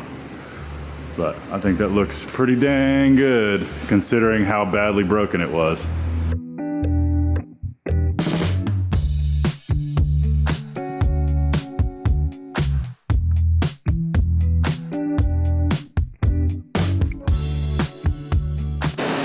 So I have run out of acetylene. So what I'm gonna have to use to heat this up is my little forge here that runs off of propane. And luckily Steve and I have already modified it to have doors on each end so I can stick it all the way through. It's just a little 2-burner propane Farrier's forge. So yeah, we'll just kind of stick it in there, let it get red hot, put it back on the table, straighten it out. I've got this straight edge here so that I can check if my 2 sides are flat, and then we'll do the same thing over there. I'll get more of that later. This ought to work better anyway.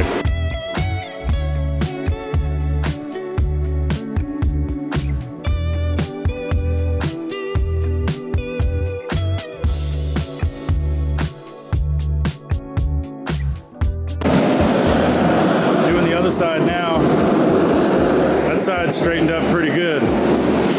It's not perfect, but I think for what we need it for, it's gonna work great. Most of this is underground, so I think it's gonna be perfect. So this is some thick stuff. This is some 1-inch square bar. That would have made it a little pricey to replace all this. I would have had to do this anyway. It's a little harder to do this when it's attached to the whole railing because you gotta move the whole thing around in one go. But it's not impossible. At least the forge is mobile and moves around a lot. It's a hot day to be doing forge work. I mean, I insist on wearing this jacket just for protection, but I'm sweating like crazy under here. But we're almost done. End in sight. Once this is done, I'll go over the thing, stitch weld, you know, everything, make sure everything's strong, do some final touch-ups with a grinder, and then we can just paint it black and call it day. You can't take back them things you're already done. No. You blame things that you do on somebody else. All right, so we're pretty much done. I'm quite pleased with how it came out. All the measurements I've taken seem to line up.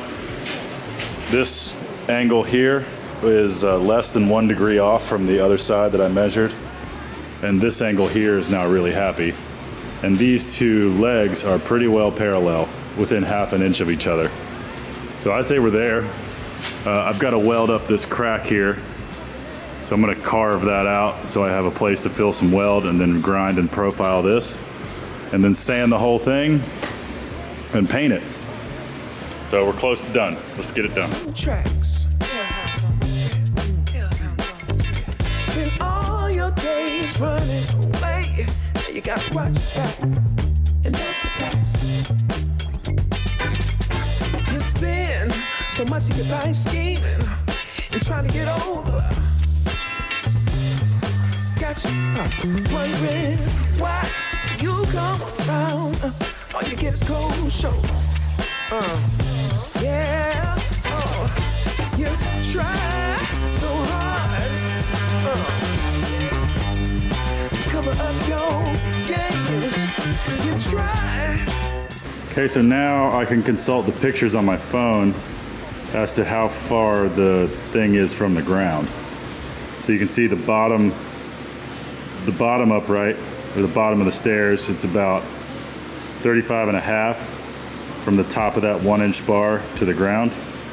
And then the upstairs one is 32.5 from the top of the bar to the ground. So that's the measurements I'll use to place the plates the right distance up the leg here. So I'll mark those out now.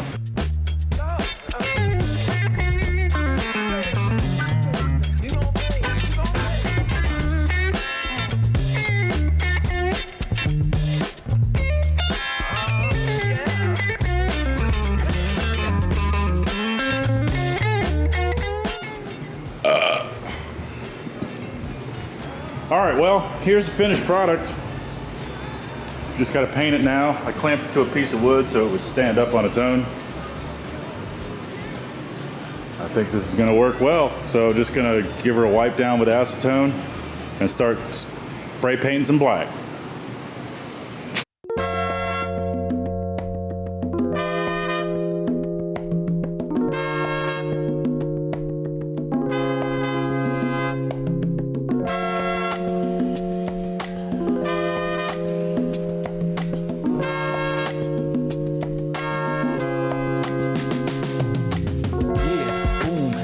Consumes, get the ill style and this shit go boom, bang, like boomerang slang when we come back.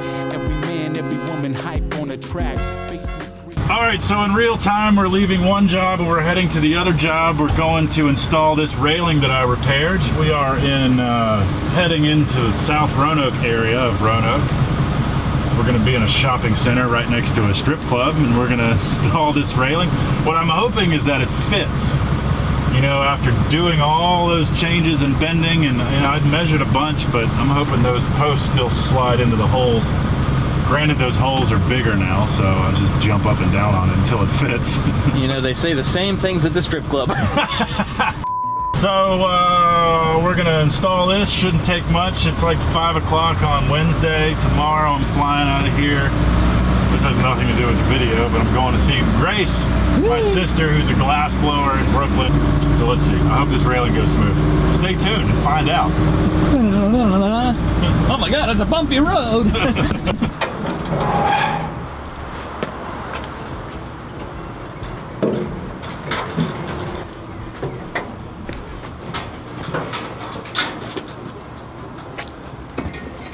Oh, look at that.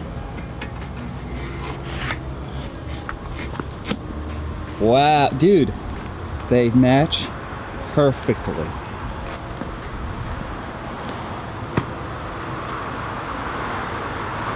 Who's your daddy? You could never tell that this was destroyed like it was.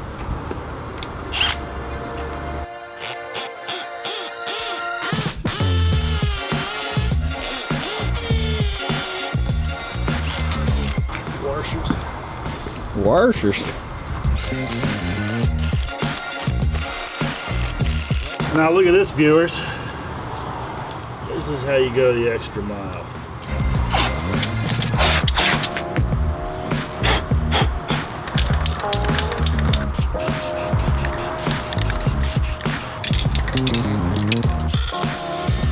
Yeah, these are going to be for appearance only, really.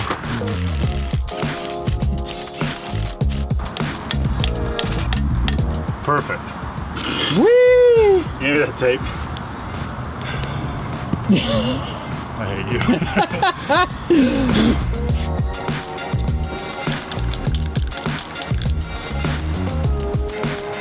Love it. Bada bing, bada boom.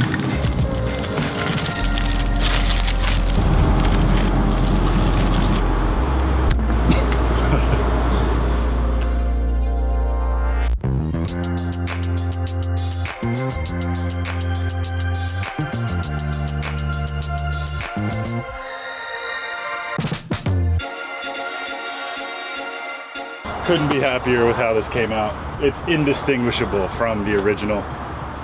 You look as close as you want. You little humps here and scratches there, but you know, look at what was built. You look at how the other one's leaning over. This one's straight again.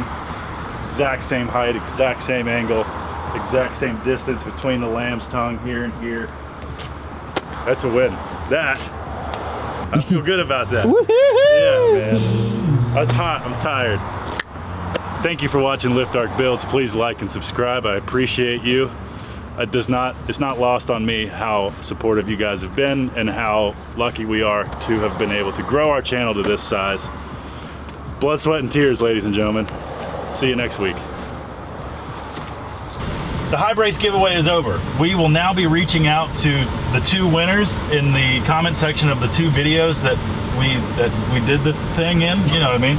So if you commented one of the last 2 videos in effort to submit yourself for the giveaway, pay attention, check your YouTube notifications because Walker will be replying to your comment in an effort to validate you, and you know, then we can start the thing about you proving that you live in the continental US and all this stuff. My point is, check your YouTube notifications. We'll be reaching out to the 2 winners. Thank you to those that submitted. Goodbye.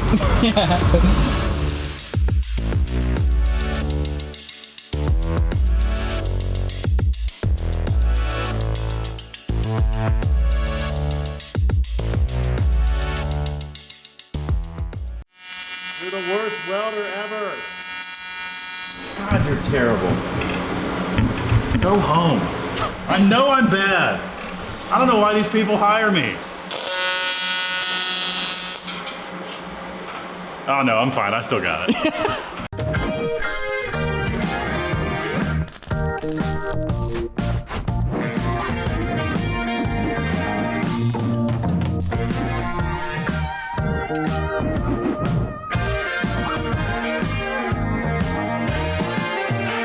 All right, here we go. Hello viewers, back at it again. Welcome back to Lift Arc Builds. My name's Tay. I'm here at Lift Arc Studios. I'm in the shop. And I've got a build that I have already started. Wasn't sure I was gonna film, and now I've decided to film because first off, I don't have anything else to film this week, and I wanna keep giving you guys content.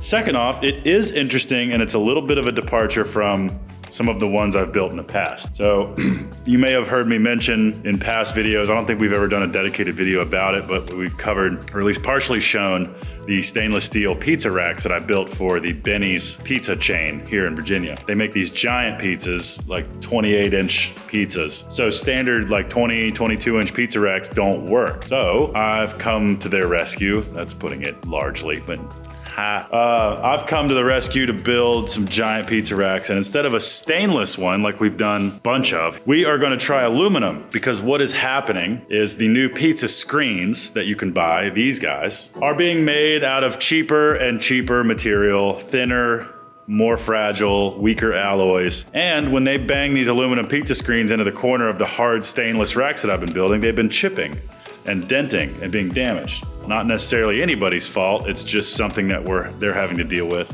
And they're hoping maybe a rack made from aluminum might solve that problem. So it's been an interesting back and forth because the fellas over at Benny's have hired a new designer and she's doing great, but she sent over this sketch from SketchUp, which is all fine and good until I heard that basically they want it built the exact same way.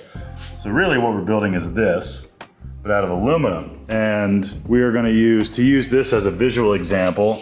These uprights are usually square. We are gonna be using round aluminum pipe for the uprights. So we got a little bit of sort of roll cage work to do. We're gonna have 4 uprights and 4 horizontals, obviously making a cube, but there is a middle upright in the back. So there's technically 5 uprights and 4 horizontals. So I've got my 5 uprights here cut.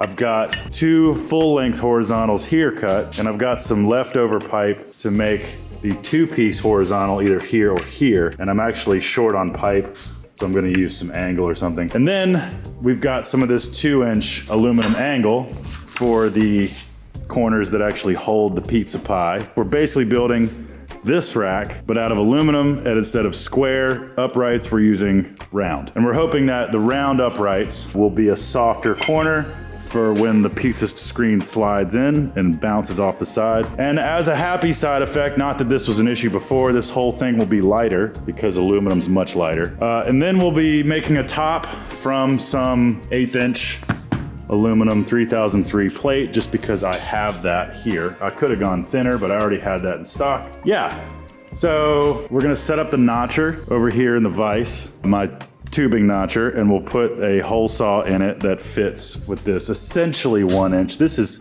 schedule 40 pipe, so it's not measured. The OD is not a specific measurement. It's like 0.9 something or other inches. It's just below 1. But a 1 inch hole saw will make a nice notch in this. We will be using the Everlast TIG welder over there to do some aluminum pipe joinery, which will be kind of tricky. I will need to, you know, pipe joinery on tight pipe is real hard because you got to move the torch angle pretty aggressively. But it's all basically 1/8 inch thick, which is a good thickness. It's kind of bread and butter for the TIG welder I have. It's not going to be the welder's fault if it doesn't turn out well. It's going to be mine because I don't do aluminum every day and I don't do pipe joinery every day. So, but first is the fit up. So I'll clean off a table. I will lay some parts out, study the drawing, go back over my numbers, set up the notcher, notch some pipe, check the fit, check my ODs, check my IDs, and go from there. Here we go, aluminum pizza rack, take 1, Lift Arc builds. Time to get after it. All right, so I don't know that I've covered this tubing notcher before. So I have the Notch Master from JD Squared. JD Squared makes all kinds of sweet fabrication tools, from CNC plasmas to pipe benders to pipe notchers. Pretty much if you're in the automotive fabrication world, JD Squared has a lot of stuff that you would like to buy. But this is a vise mounted, could be table mounted, but I'm choosing to clamp it in my vise because I like how it feels here. And I'm gonna get it level. When you're doing any sort of notching, bending, it's always nice that your tooling is level. I'm gonna get it set up with the right hole saw here. And the cool part is, most of you probably know what a hole saw is. If you use context clues, it would mean that it's a saw that cuts holes. But instead of it being like a back and forth type saw, you can think of it more as a drill bit, really. I'm chucking up this corded drill because, well, aluminum's not gonna put up much of a fight, but usually you're drilling for a while, so it'd be kind of a pain to change batteries on a cordless drill. I'm walking and talking as if I'm mic'd up, but I know I'm not, so sorry. So we've got the drill here, and you got this sliding axle, and then you've got the hole saw on the end of it. So this is a near 2 inch hole saw that I was using for that pipe. Oh yeah, you would have seen me use this tool on those railings for the fire station. Cut to some of that. But I don't know that I ever talked about it. So to get the drill off, you kind of just get something in here. Pop it, you unscrew it. Now there's threads on the end. And now I go through my hole saw kit and I find a 1 inch hole saw. Might be it. That's a hole saw. It's essentially a drill bit that will cut a hole. So instead of boring through all the material inside that hole, you're only cutting a ring of material out. So it's much more efficient. Problem is, it's much easier to damage a hole saw than it is a drill bit. Well, depending on how you're using it. For tube notching, you want your hole saw to be the same diameter as your tube. So this tube again is probably like 0.9 inches. The hole saw itself feels close enough. So that's a 1 inch hole saw. And so that screws on here. Okay.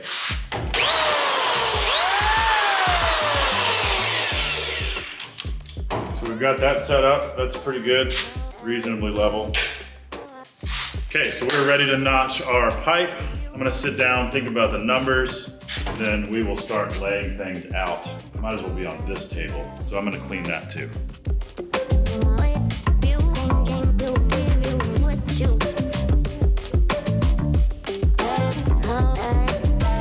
So this is one frame. This would be the front, top, side, bottom, front. And that joint's not terrible. You know, an experienced aluminum TIG welder could be able to fill that. And I may just, if it makes my life easier, but I do have a tubing notcher, so I'd like to do this right. So what I budgeted for was, here's my number. I want a 28.5 inch gap between the angles for the pizza tray. That leaves a 1/4 inch on either side, because the pizza tray is, I think, 28. So then we've got an 1/8 inch thick angle that makes that up. So overall, 28 3/4. And so I want to notch my piece here to fit. And I've cut them at 29 3/4, allowing for a 1/2 inch deep tubing notch on either side. So theoretically, if I make a mark on this tube, 1/2 inch in, and I line up that hole saw at the 1/2 inch mark on both sides, blow through, and I set this in here and notch it and fit it, I should be sitting at, well, my interior dimension should be 28 3/4.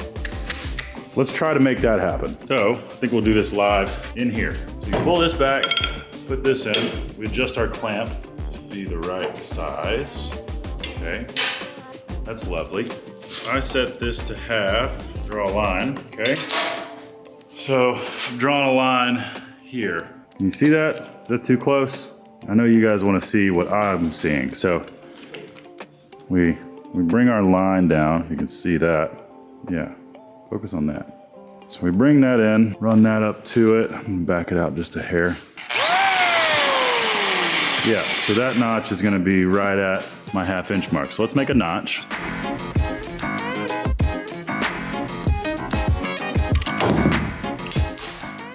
Okay, so that is a slightly lopsided notch, but you get the idea. This will fit right around our tube and make a nice thing. So let me show you what's next. So I'm gonna deburr this side real quick. And now I'm gonna load it in this way.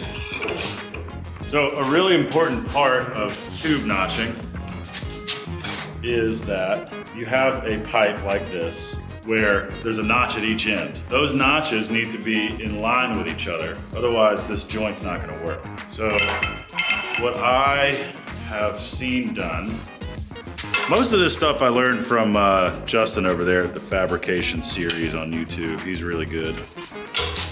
And of course, this isn't steel, so my magnets don't work. But you run a piece of pipe in the notch you just made, and then you put a piece of level on there, and you sort of just rotate until the level seems happy. Now you know that this notch and this future notch are gonna line up.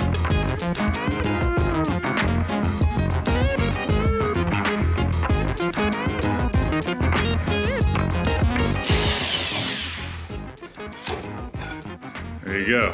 So I'm gonna clean that one up and we'll test fit it. I'm obviously going much slower now than I would be, but that's because I wanna show you guys stuff and make this interesting.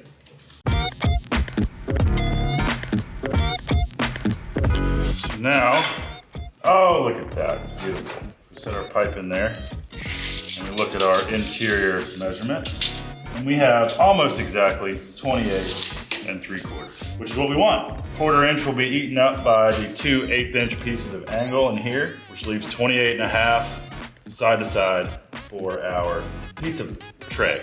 So I'm gonna do that again on the other full size horizontal, and then I'm gonna cut 2 half-length horizontals, because if this were the back frame, there would be another upright just like that, because the pizza trays come in and they need to hit a backstop, and that's what that acts as. If this were the back frame again, you know, this would be two separate pieces, and that would be 2 separate pieces. So I've got enough to do that one and this one, and then the other side, I'm out of pipe, so I'll have to use I have some 1 inch aluminum angle, which if used appropriately, maybe toward the top where you can't see it, it's gonna be just fine. So yeah, more of the same, coming out pretty good. That is the beauty of a tubing notcher. Weird, right? It does what it says it's supposed to do. So we'll do that again up here. And then like I was saying, If this were the back frame, it would have that vertical, and instead of these being one length, it would be 1 piece, 2 piece, 3 piece, 4 piece. And then we connect them front to back with those. Actually, I lied. Front to back, they're connected with the angle. Duh. The actual angle, these pieces are what connects them front to back. Okay, more cutting.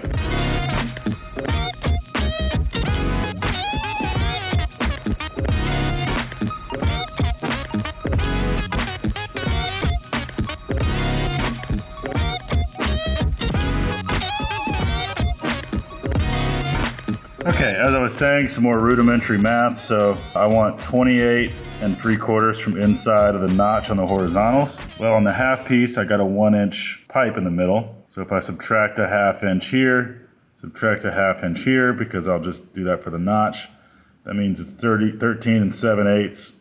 But my raw cut pre-notch is 14 7/8. And 14 7/8 times 2 is 28 3/4. No, this times 2 is 28 3/4. Anyway, this makes sense to me. Just want to show you guys my thought process. Back to the action. I'm going to cut these guys up and make at least one horizontal and grab some of that angle right there and make the other horizontal.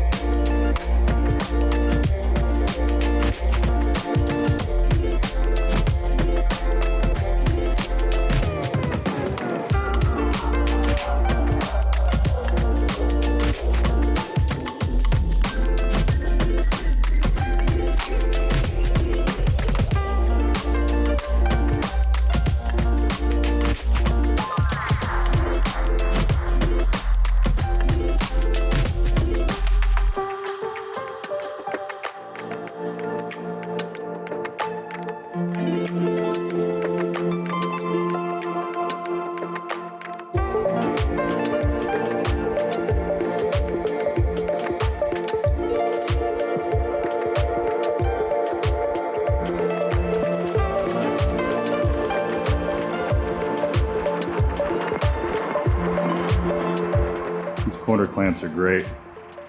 Really simplifies things. And of course the tubing notcher. Always great to use. That was a hard one to figure out. But all my dimensions seem like they're gonna be right. So this is just a bunch of welding waiting to happen, and I'll load that aluminum sheet on the plasma cutter after I draw some parts. Tomorrow's gonna be a busy day. So here we go. See you tomorrow. It just doesn't stop. YouTube just doesn't stop. Never will. Hey, if you guys would buy Lift Arc merch, let me know in the comments. Because I want to make enough money to not have to work anymore. Yeah. Was that too on the nose? Would you guys prefer something more eloquent?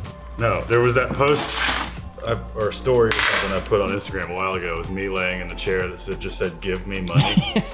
That's my whole business model. This isn't what this video is about, but it was an interjection of work that has to do with those lovely railings that Steve and I stayed up so late to build and finish. And I've got to build some returns. This was that whole, here are the drawings to build, and I built those, and then the desired design was different, and it doesn't matter. Oh, I'm so pissed off right now. I don't know code, I'm not a contractor. So here we are. The handrail part just comes out and ended, and it needs to like wrap around and return back to the post. So I'm having to cut off sections of neatly powder coated rail in a finished environment, sawing metal in a finished environment. My own rails, which is even more demoralizing. It's gonna be heartbreaking. To then add on these parts that I've made with more elbows and whatnot. How have you guys been doing? You all right out there? Another few weeks has gone by, and I've been acutely aware of how little I've responded to YouTube comments. We have hundreds, literally hundreds and hundreds of them rolling in. You can ask all my friends and family. I don't even respond to text messages very well. So Sorry. I read some of them. Walker reads some of them. My girlfriend will read some and tell me about them more than I read them. So keep doing it. Thank you. I like when people get into discussion down there. It's kind of cool. Mm-hmm. Yeah, I think my mom reads the comments more often than than I do. Yeah. She'd be like, I don't like how this one guy said this thing. He was just nasty. Yeah. Yeah. Like, well, yep. Just if for no other reason, maybe for Walker's mom's sake, don't, hold him back. And ever since we did the video of like blasting comments, I feel like comments have been really positive. Yeah, I know. Because they realize that I'm just gonna flame them. Yeah, there's an upward trend. Any chance I can get. So I'm gonna put this on hold and get back to this for you guys. By the way, Solo Stove Surrounds. Oh yeah, so update on these. So you guys have seen me talk about these Solo Stove surrounds. This one's for the Yukon, the big one. If you don't know what this is or what a Solo Stove is, then watch this video, that video. This was an idea originally by my buddy Brent Cochran here locally. He had a Solo Stove and small kids and a dog, and he wanted a way to separate them from the heat, somewhere you could rest your feet, maybe s'mores, cooking, whatever, and make it more than a stainless cylinder in your yard. So since then, thanks to Brent's idea, your royalty check's in the mail, buddy, if you're watching. It's not. I've made probably a dozen or two of these. I've tried to ship a few. I have shipped a few. I hate shipping, and I almost refuse to ship them anymore just because I don't want to deal with it. But we can work out terms. You have to email me. I took that option off the website because I couldn't find a way to get it to calculate accurate shipping based on different locations. So I had to remove that. I use a service called UShip, which is like Uber for shipping, where you can list something that you want to ship. Then an independent shipper, person with a van, can say, here's my quote to move that to where you want it to go. That's the only way I really want to ship these, because the bonfire ones and the smaller one I can box technically and bring to UPS, but that's a pain in the butt. And I don't have a shipping department. So I guess what I'm saying is I still like to build these for people. I think they're great. They add a lot to your Solo Stove, but you gotta email me for shipping. Or if you're driving through Roanoke, or if you know someone driving through Roanoke, or you wanna arrange your own pickup and drop off, that's preferred. If you haven't listened to the latest episode of the Black Dog Salvage podcast, definitely do that. Dad and I have rebooted the podcast, just he and I, with our own equipment, so that it's less moving parts as possible. You can just sit down and talk. So the next episode that we record tomorrow will be about season 1, episode 1, the Izzard House. If you're a fan of the show, get it wherever. I officially uploaded my first podcast that ended up on Spotify. That's cool. Like I pushed the button and made it all happen, and I'm like, cool, I know how to do that now. Yeah, that's gotta be a cool feeling. Yeah, so it's all here. Wow. As if I needed more to do. Yeah. Honestly, I'd love to just sit at the computer all day. No, I wouldn't. Yeah. I've done that before. I hated it. Yeah. Careful what you wish for. Don't listen to me.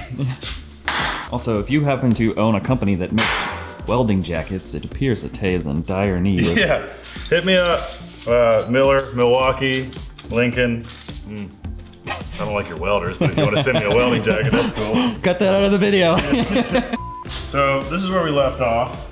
I've got one side of the frame, the front, let's call it. This is the front. It's not drawn to scale. There'll be one more in the back. Clamped in these corner clamps, and you guys saw me notch everything. So I'm gonna convert my TIG welder to do aluminum, do a few practice beads, and then we'll tack it up.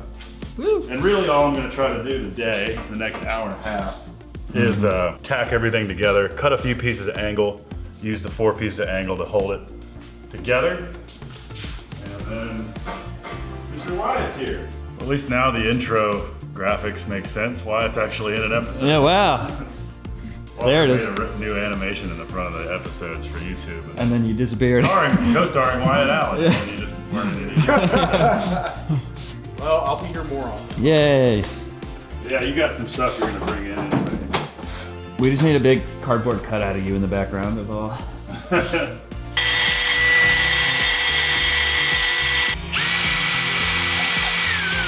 Setting up my torch for aluminum. Aluminum and I aren't best friends yet, but We try.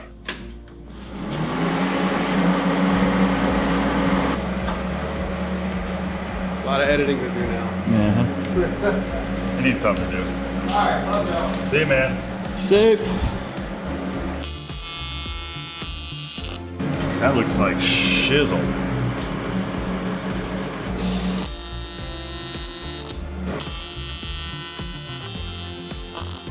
All right, we're cruising now.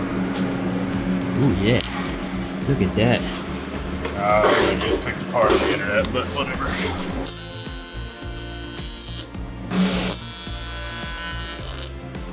Some of the worst welding I've ever done.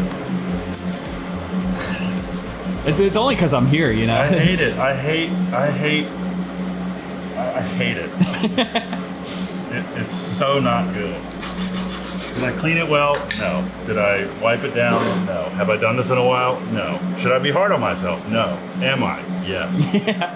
Should I continue to see a therapist? Yes. Me too. Do I? No. Why? They're expensive. Yeah. Why? I'm cheap. Yeah. And 2, I'm lazy. I'd rather be sad. Yeah. It's cheaper to be sad. Yeah, being cheap is being cheap is sad, and being sad is cheap. How about that? I need to be hotter, faster. So I'm just gonna floor it and see what happens. Not terrible. Hey. Not great, but not shitty. Rapid improvement. Lift Arc Studios, not shitty. Yeah. Oh, we're motoring now, folks. Look at that. You'd never guess that I haven't done this in a while. Wait, yeah, you will. Oh, it's just getting better and better. Yeah! Not sucking, especially when you started off sucking, feels so good. Mm-hmm. Well, one of my favorite quotes from a children's cartoon is, "Sucking is the first step to being kind of good at something." Yeah, damn right. And dude, if someone would say that I'm kind of good at welding, that's all I'm really looking for. Kind of shitty. Oh, right. I didn't clean the metal first. Learn your lessons.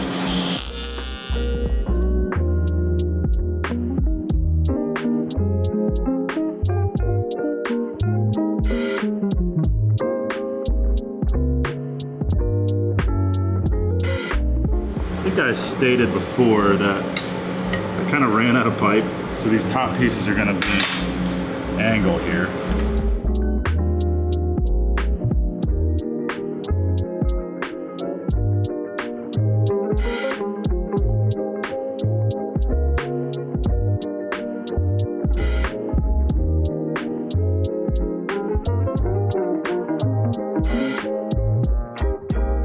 All right, so we've got the frames tacked together.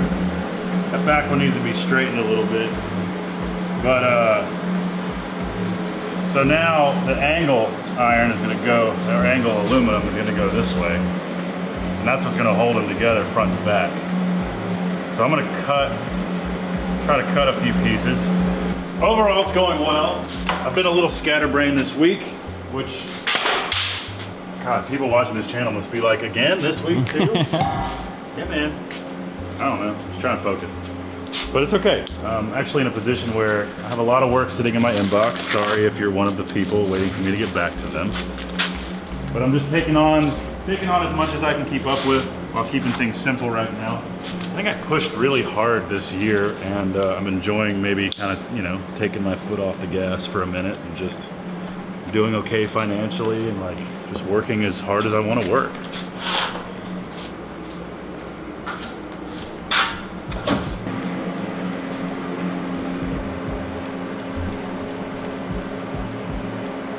I'll hit there. It's got to go halfway there, halfway there.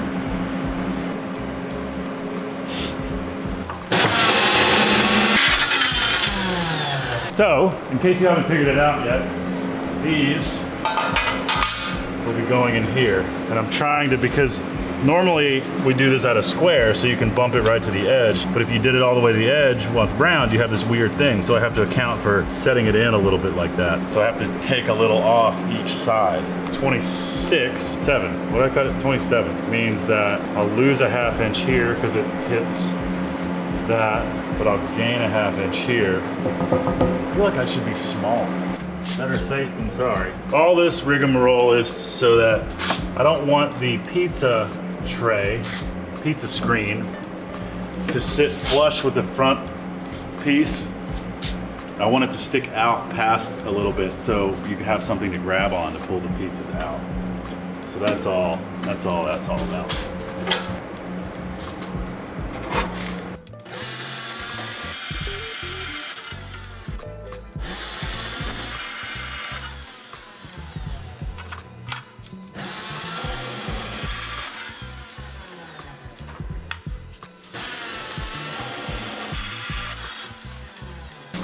So I got 4.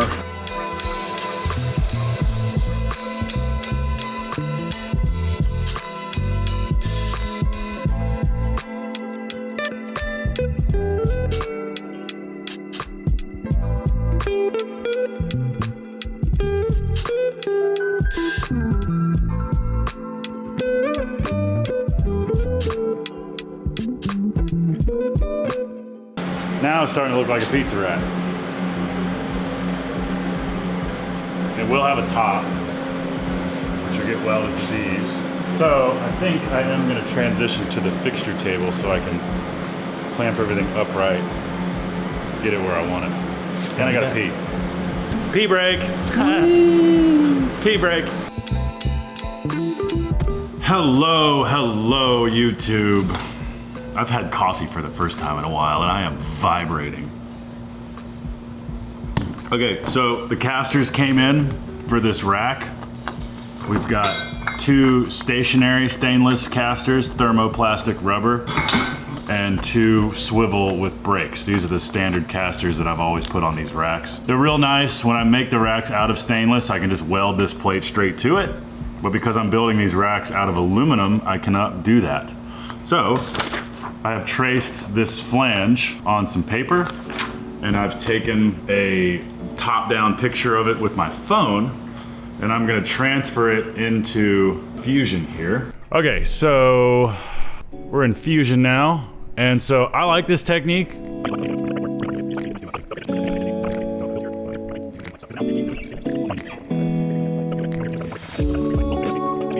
This is kind of dumb. I'm just now realizing that this is kind of dumb. Because I should just measure in real life. This is actually more of a technique for something that's not like a regular shape. In this case, I'm literally drawing a rectangle, which I can do without any help. So let's just do that, shall we?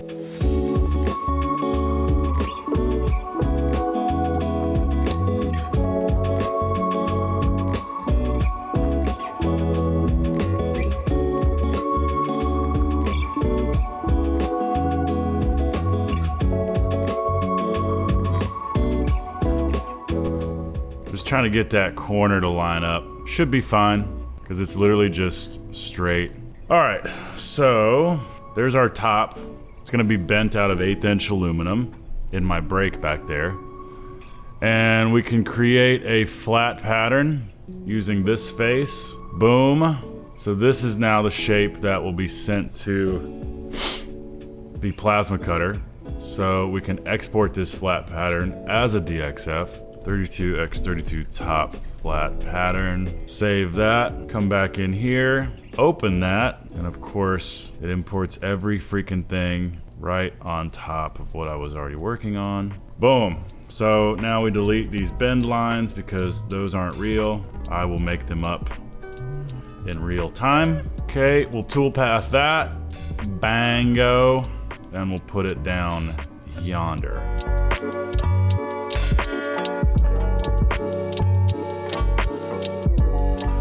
Okay, there we go. We're ready to send this to the cutter. Saved it. I'm gonna go turn everything on and cut. We also need to weld, so I wanna finish this rack today. So let's do it.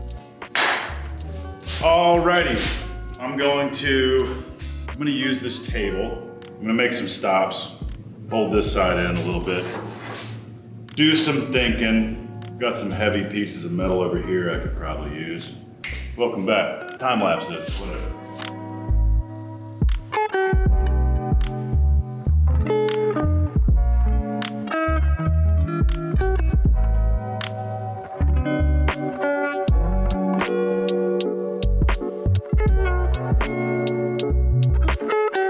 I think we got it, folks.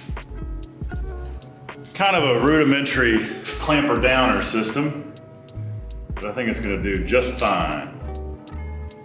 So we'll check square. What are the chances that this is square here? 40 and 7/16. 40, oh man, that's within a 16th square. I'd say that's perfect. All right, so I'm gonna cut the rest of these angles. I'm gonna clean the ends of them, clean off the oxide layer on the end here, fire up the welder, and get ready to cruise. Then we'll cut our plates, we'll cut our top, we'll weld the plates to the bottom, we'll bolt the casters on, we'll weld the top on, not necessarily in that order, and then we're done.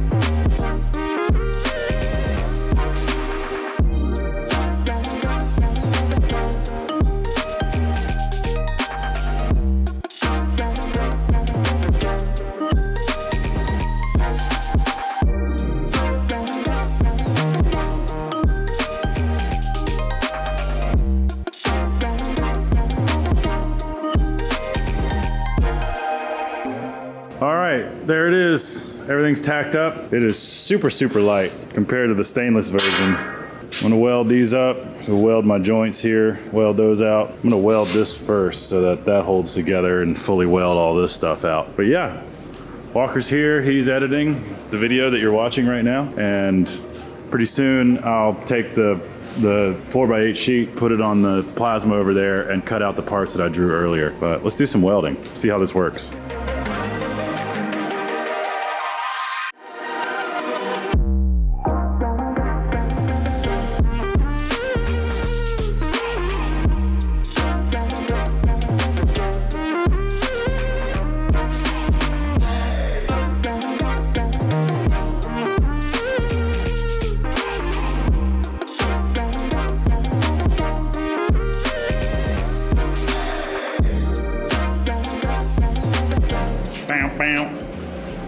All right, shout out Shop Saver. Haven't shouted them out in a while. Been loving the table so far. Hell, I'm 2 years into owning it now and it hasn't skipped a beat. Gave her a clean the other day, re-greased everything. It's all happy, hunky-dory. We're gonna be cutting 11 gauge aluminum. We're gonna be using 45 amp consumables. I still have the traditional torch set up, not the sink consumables with the hypertherm. It takes these kind, you know? So, I believe I've got a 45 in there. I will check that. I'll turn that on. I'll purge my drain on my air compressor and then get to cutting.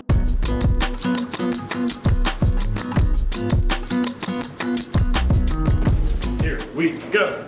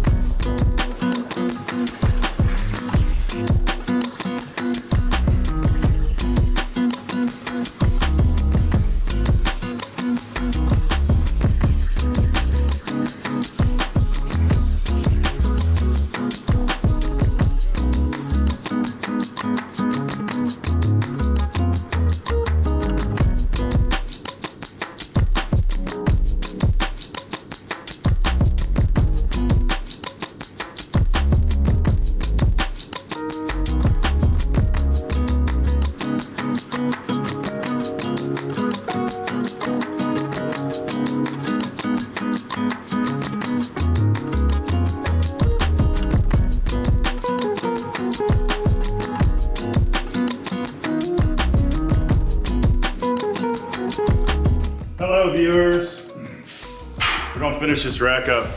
But I came in this morning and I was frustrated with what was happening yesterday when I was welding all this aluminum. And I tried some things and I'm having a lot more success. So for starters, the torch I was using was one that came with the Everlast. I don't know who makes it, but this flex head torch is one that I bought from CK Worldwide. So it's really nice. The head can bend and I've got a gas lens on it, mid-sized back cap, my own trigger, and all that kind of thing. One thing I was doing is I was outrunning my electrode yesterday. So I'm running a 3/32 electrode, and that's the tungsten piece here. They're only really good for about 150 amps, and I was pushing it past 200. So the electrode itself was like splitting out, kind of like frays and stuff. But so weirdly, when you dial back the amperage to the electrode that you're using, the proper voltage, a nice little ball forms like it's supposed to with aluminum. Also, I was using a sort of traditional style torch with a traditional cup, no gas lens, just a collet. This one is a gas lens. In here, there's a little screen. And the screen is where the gas flows through, the argon, the shielding gas. And so with a gas lens, comes out as a nice column of gas versus a traditional collet body sprays it everywhere. So I'm running about 15 CFH on my flow meter for the gas. I'm using a gas lens and I've got it dialed back now to 130 amps, a really high frequency. So the frequency on an AC, when you're welding AC with a TIG welder, is sort of how you focus the arc. So a low frequency will spread the arc out and it'll, you get a little more, kind of heats a bigger area. So it's good for like a lap joint, butt joint, something that's flat on the surface. And as you increase that frequency, it narrows the arc. So like when you're doing an inside corner joint or any sort of joint where you need the arc to kind of stay focused and make it into the joint, it's good to raise your frequency up. So I went to gas lens, a smaller, this is a 17 series torch versus a big ass 26 series I was welding. So it's a smaller torch, flex head, smaller headpiece.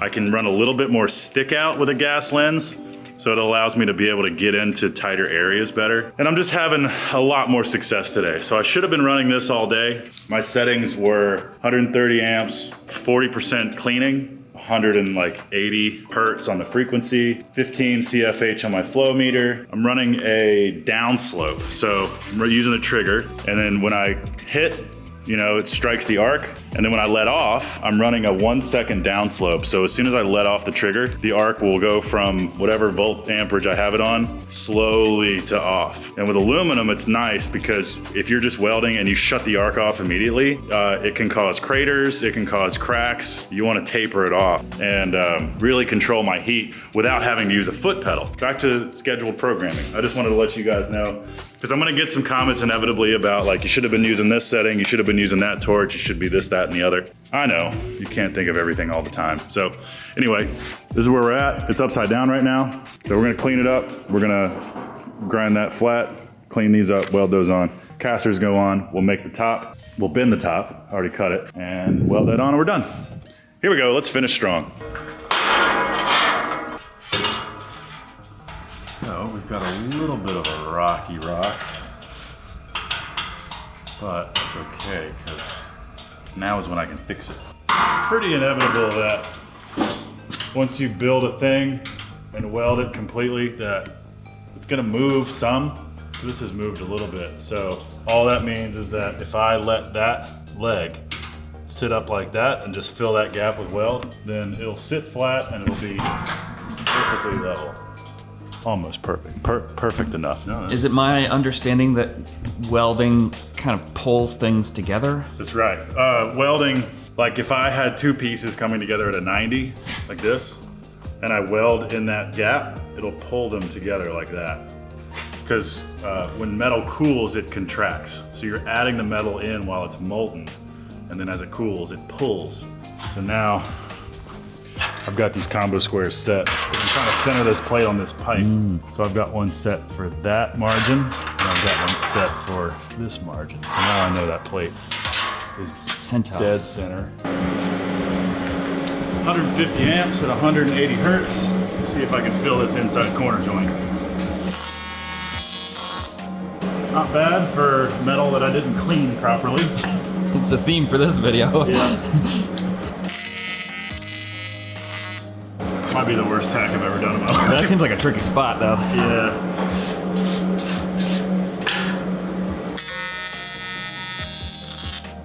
Better.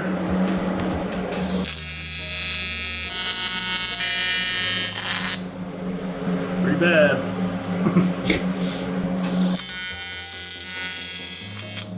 Okay, we're all tacked on. Getting close. Remember how much labor I put on this job? Of course, I haven't been working on it straight. Because one, I have ADD, and two, that's pretty much it. 1, 2, what was I talking about? Yeah.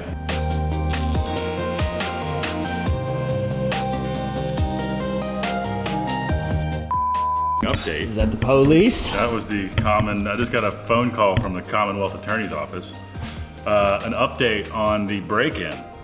So, God, this video is already so long. I went to a preliminary hearing a while ago to see the Commonwealth of Virginia v.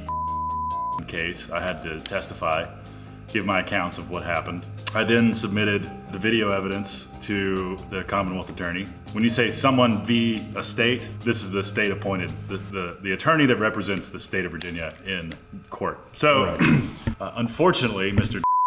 the guy that broke in, he's rather old and he has been diagnosed with cancer, and he's of course been in jail since arrested to await the court hearings, and he's been found guilty. He's going to plead guilty on 2 counts, grand larceny and a commercial breaking and entering. So for all those people out there that said you should file charges, I don't think you fully understand how the penal system works, because that's 2 counts, that's a lot. I mean, I think he's looking at time, and you know, obviously he wouldn't be able to pay restitution, which is money to repay me for my damages, you know. So shout out to the Roanoke City court system. They are handling it. The Commonwealth Attorney was very nice.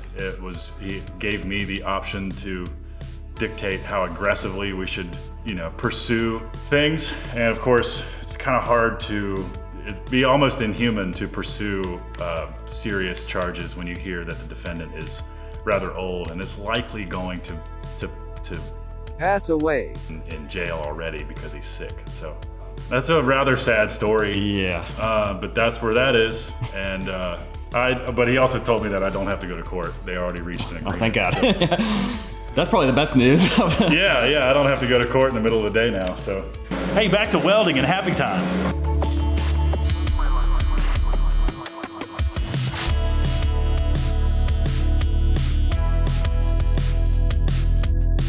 Guess I didn't weld these. Yeah.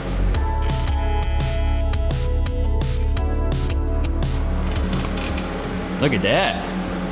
Oh yeah. Look at that. He's improving. It'd be a real shame if it was going the other way. Can you turn that middle knob?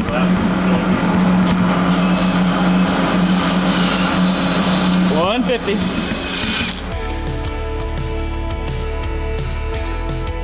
You're the worst welder ever. God, you're terrible. Go home. Cleans up all right. It looks much better now. Yeah, and there's all kinds of people out there that are gonna be like, you dipped the tungsten, the weld is contaminated, it's not as strong. This is holding pizzas, okay? Pizzas, it's gonna be fine. But you suck, I know, okay? I know I'm bad. I don't know why these people hire me. Oh no, I'm fine, I still got it. All right, so now I'm just on the hunt for like unfinished welds, little gaps I want to fill, little holes where dirt and grime can live. You're terrible. You're so bad. You're the worst welder ever. Technically I could be done, but I need to put all the flat bars in, so. It's the job that never ends.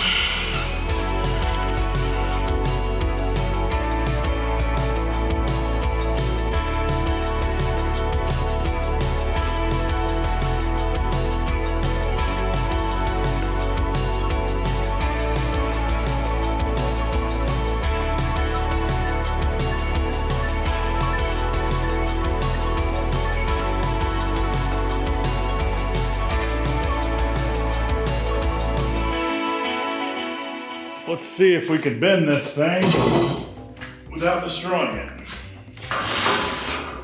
Or let's see if we can bend it at all, because this brake is made for 18 gauge steel. This is 1/8 inch aluminum, so we're thicker, but aluminum's softer. So hopefully this will work. I've bent 1/8 inch aluminum in this before, but not a piece of it.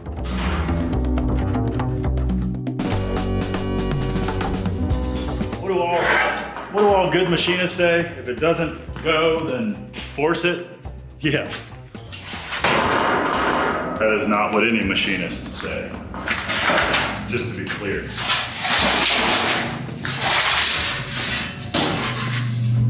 It's a good bend though. I'll take that. I'll take that all day long. Let's keep it going.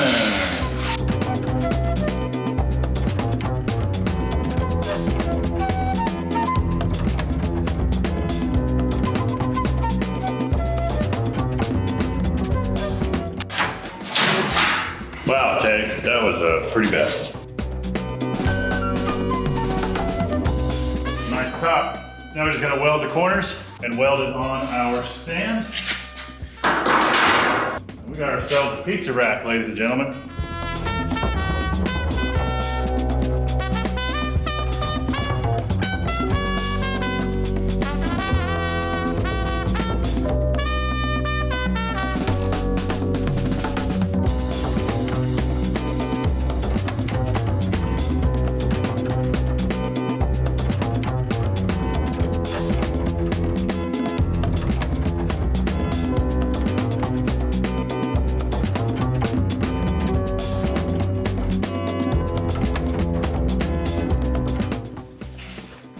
Big reveal.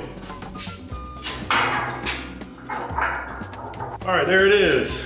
Let me take you through it. So 2 things. One, that is not the hardware I'll be using for those. I don't have stainless hardware, which is what's needed, and the carriage bolts will be upside down. So this is just to mock it up. I'll also be welding in flat bar in the front, but we're out of time for this video, and I'm almost out of time for the day. So for now, this is the end. Really pleased with how this came out. Aluminum, as always, offers its own challenges, but I really should have switched to this torch a long time ago because I would have gone a lot smoother. But all in all, I'm pleased with my welds. I think, you know, it's pretty obvious if someone knows what they're looking at that I don't do this every day. But for a guy who messes with a bunch of different types of material and a bunch of different projects and whatever, I'm quite pleased. And it's certainly passable as far as restaurant equipment is concerned. The top will be brushed like I did those signs, so that'll be smoothed out and made uniform. But yeah, I think they'll be very pleased with it. The whole goal here was to ease this corner here and use a softer material in general. So I think we've achieved that and it looks great. So here's some beauties.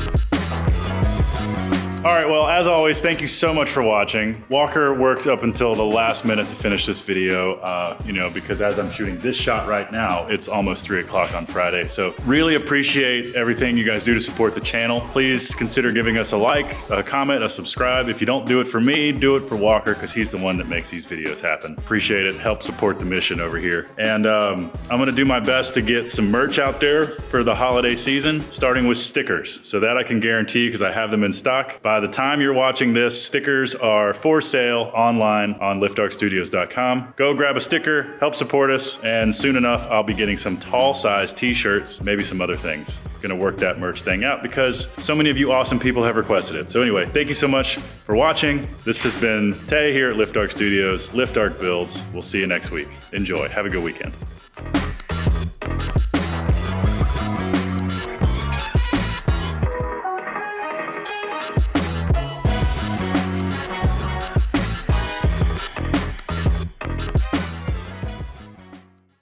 Hello viewers, welcome back to the channel. I had a great vacation, thank you for asking. Feeling much more rested, calm, focused, energetic, I'm in a better mood. Highly recommend vacation. It was nice. But we're back, and the first order of business is actually a fairly rushed job. It's for family. So this weekend I'm going to Charlotte to hang out with family, kind of a celebration of my late uncle's life. And so I'm building a console for his wife, my aunt, for her house. Something she needs behind her couch. And a console, if you don't know, is like a really long, skinny table. Could be in a hallway or, usually at the back of a couch, that thing you reach behind and put the remote on or your drinks or whatever. And I've got some cool wooden tops to work with that Dad built over at Black Dog. And I'm being tasked with the metal base. So it's gonna be pretty simple, but I'm hoping to personalize it a little bit and make it special. It is Wednesday at 2, and I'm leaving Friday morning. So I've got time, simple fab, some squares, maybe a few CNC plasma cut goodies, weld it all up, paint it black probably, and then install these wooden tops. Let me show you the wood we get to work with in this episode. You're not wood. Hi, May, how are you? Say hi to the people. This is May. May, this is YouTube. It's great to meet you. But these are some beautiful walnut slabs that Dad prepared over at Black Dog Salvage here in town. So this big one here is the top, and the smaller one is gonna be the shelf. This is like 1.25 inch solid walnut slabs with some live edge. You can see this white, lighter colored band. That's the sapwood, the bark would have been right on top of that.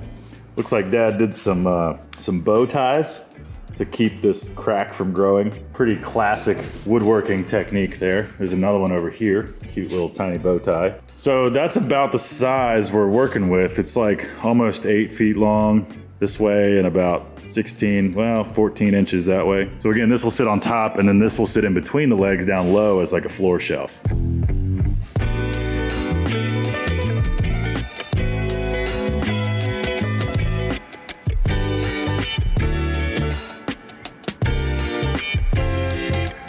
Let me show you my plans.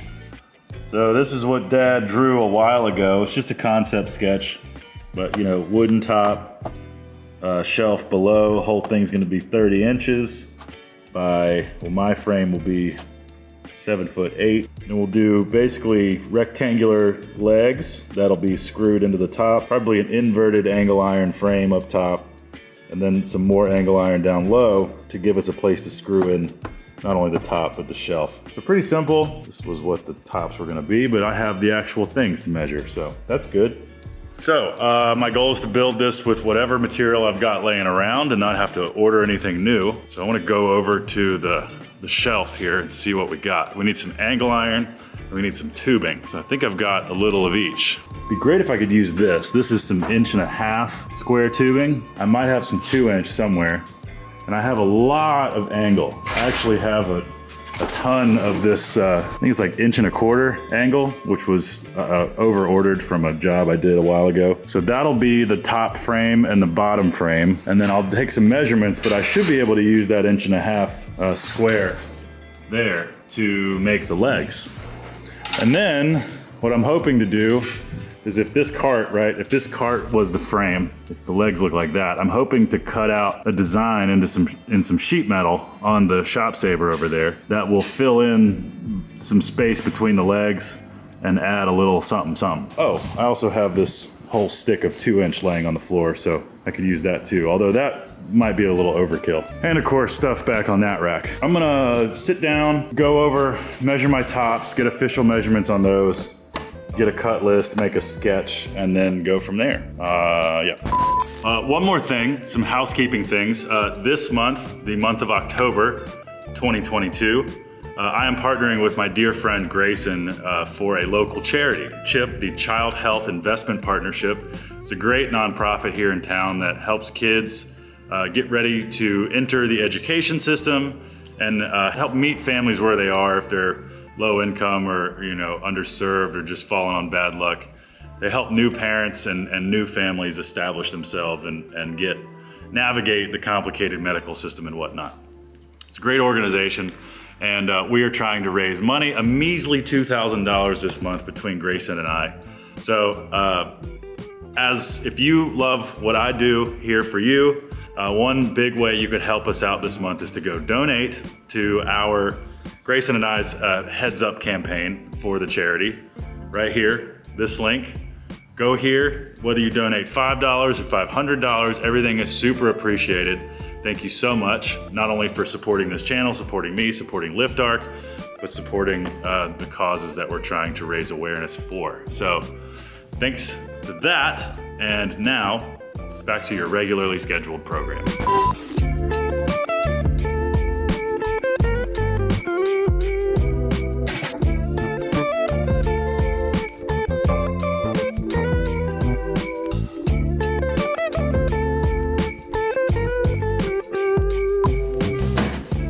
All right, I think I got everything I need. We're gonna do 28.5 inch tall base so that when you add the 1.5 inch top, we land right at 30 inches. It's gonna be 12 inches deep because this is 14 at its narrowest.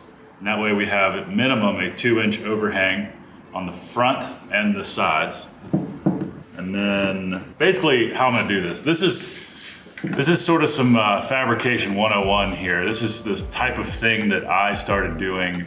One of the first types of projects that I was put on at Black Dog when I started was basically making rectangles in the quest of making table bases or any types of furniture. So angle iron is really useful for a top structure that can lend some rigidity but also allow you a flange that you can drill holes in to mount a top to.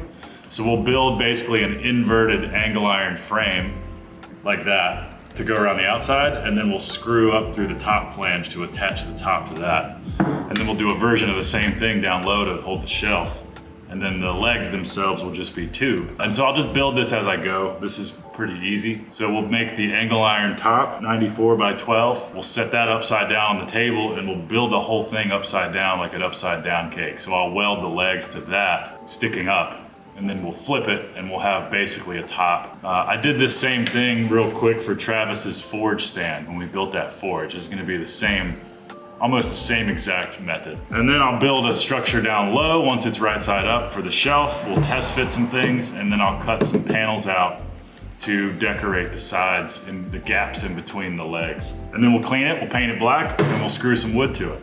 Let's get to building. That's enough thinking and talking. How about that? This piece is a little bent, so I need to make sure that I've got enough straight to build it.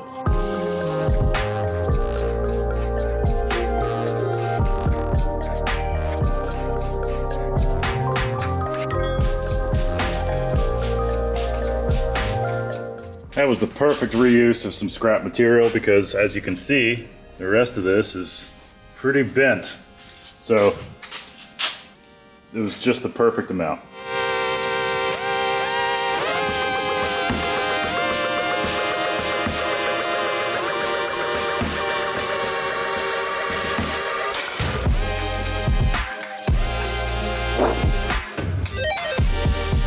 Yes.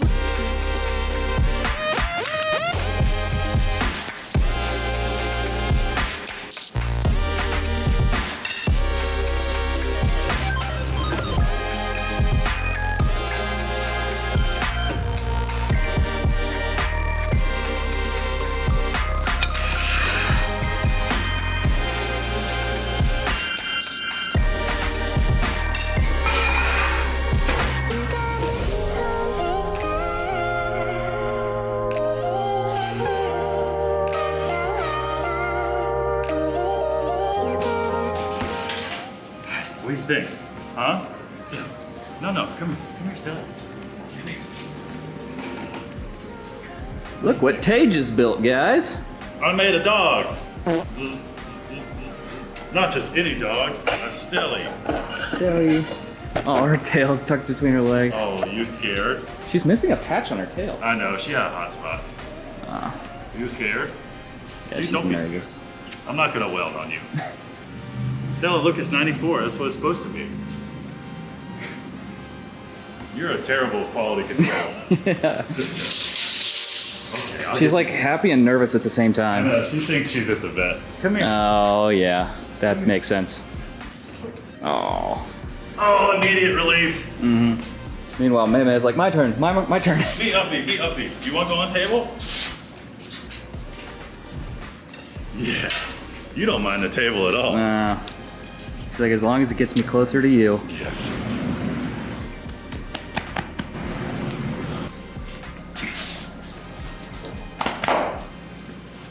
Good Bye. job.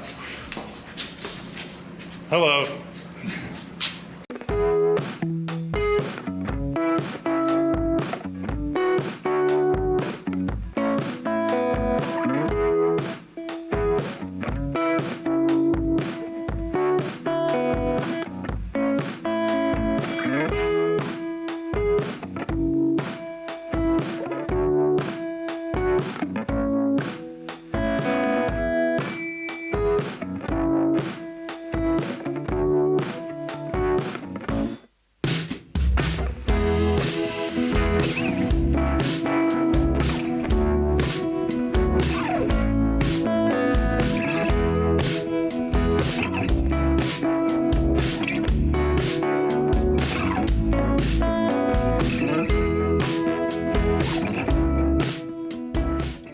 All right, back at it again, day 2. Let's finish this thing up. So, to install the legs here, I am notching them around the angle. You can kind of see how I did that.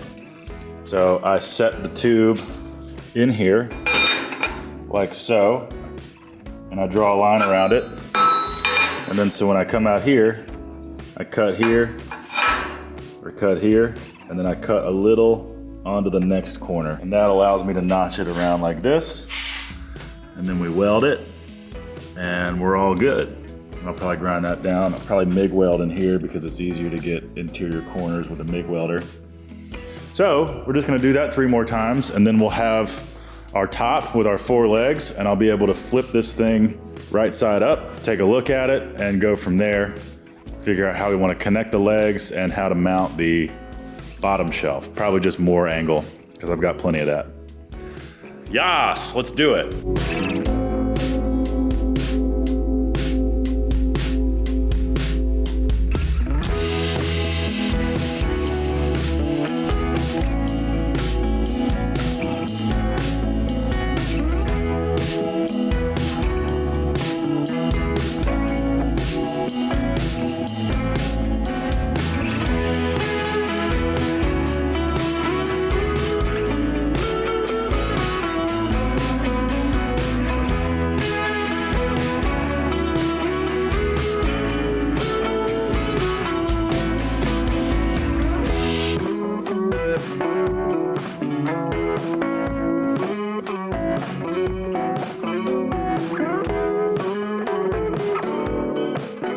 Okay, so I'll be brief, but this is my thought process. So everything's mocked up right now.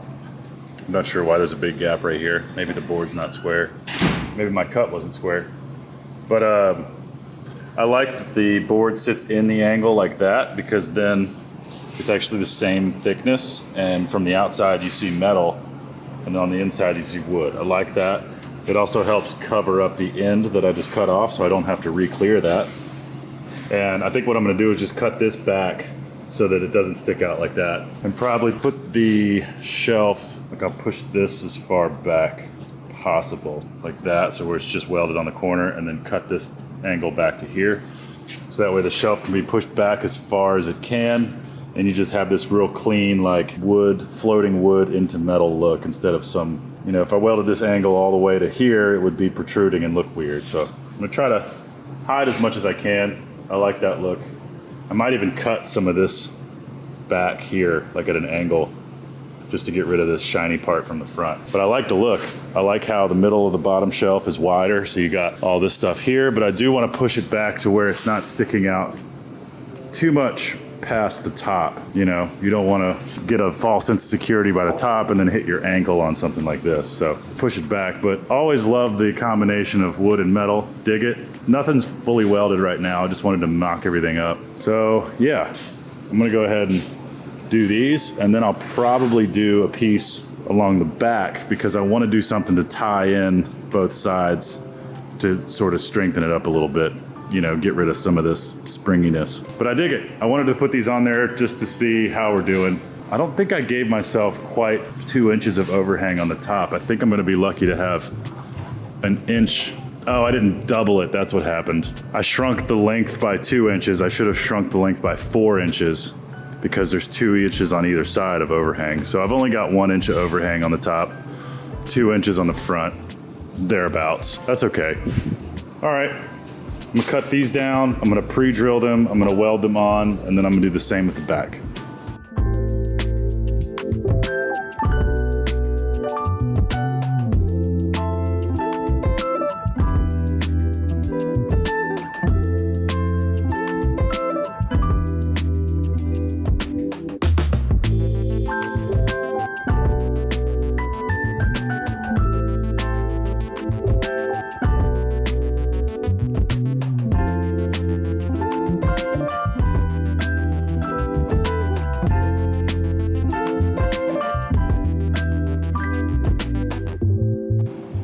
Coming together. Status report. As always, I'm fighting a little bit of like perfectionism and indecision. Trying to figure out how to attach this bottom shelf. I think I'm just gonna be okay with it being attached on the side and the shelf itself. But I like the look. This is the back, it'll be up against the couch so you won't see it, but I like the look of like the floating wood. Here you see the angle that the wood is sat in, and I like that because this is about the right height, so that just kind of worked out. And this piece is pretty flat, so there's not a whole lot of work. The top, as you guys saw already, goes here. I'll drill holes through here, and I just welded this piece on for some middle support. I think that'll do it. I think I'm gonna quit overthinking it and realize that I gotta be done with this in 2 hours and just say, that's good. So I'm gonna fully weld everything up, drill all my holes, and then I'm gonna design some panels to go on the side that I'll cut out on the plasma cutter. Tree, there's a cool tree motif that my cousin and aunt have drawn for my other cousin that we lost a while ago. It's sort of his symbol, and I think it would mean a lot to her. So I got a picture, my cousin has it on her tattoo, and I took a picture of it, and I'm gonna try to digitize it, and I might need Walker's help. And put that into a piece of metal that I weld into the sides. Because my aunt was like, I want you to personalize, I want you to put your touch on it. I'm like, what is my touch? What is the thing that I do? Oh right, steal art and print it on a CNC plasma cutter. Maybe you could tell me what I'm good at, because I can't think of it right now. Well, here's the thing. I can't think of anything that you're bad at. Hell yeah. So I'll spin it that way for you. Taking compliments. Yeah. Dad did a killer job on these shelves. This is live edge. This is something we don't talk about much. Mm-hmm. This is a walnut. Everyone hears live edge slabs. What is a live edge slab? Well, it's this. This is the actual outside of the tree. Shortly past this light colored layer would have been the tree bark. So live edge means exactly this. Not live, cut edge, live edge. It's almost like the tree itself was standing. Correct. One of these directions. This is one, if you pictured the tree, you know how you look at the end of a thing and you see the rings? The rings. Mm-hmm. This was a pine tree, probably about this big, that we harvested and cut down. So when you slice a tree into slabs like this, that's what you'll see. So that's the bottom shelf, and I'm trying to keep it from sticking out too far. Might even go back a bit more. Probably enough talking. I'm gonna get to welding. Do it. All right, so Walker's in the office working on the graphic, and now I want to figure out the space I want to fill. So I think I'm gonna put it in here. So basically 9 will fit almost perfect. So 9 by 20 is my space. I don't want to occupy the whole thing and block it off. 9 by 15 maybe? 16 by 9? Yeah, let's do. In the honor of the golden resolution, let's do 16 by 9. And so either I'll do a panel with the tree cut out in the negative, or a positive tree that floats. A positive tree would be kind of cool, and then there's like tabs that weld to the side. But 9 by 16 is my constraints, and I'll go to the computer and draw something up.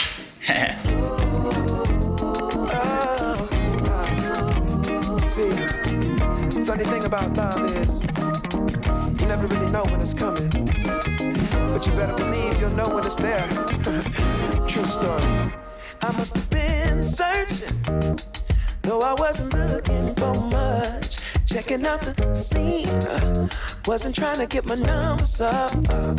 You know I keep it cool. I prefer to stay in the cut. Don't want no attention on me when I'm trying to shake the blues up off me. But then I saw your face. It caused my heart to race. Girl, you're looking like $1 million. Something about the way you strut your stuff. Oh, girl, you're fine as you wanna. What I'm supposed to do? Something told me got time to lose. Go ahead and bust a move. Funny thing about love, when it comes and goes, you never know. So.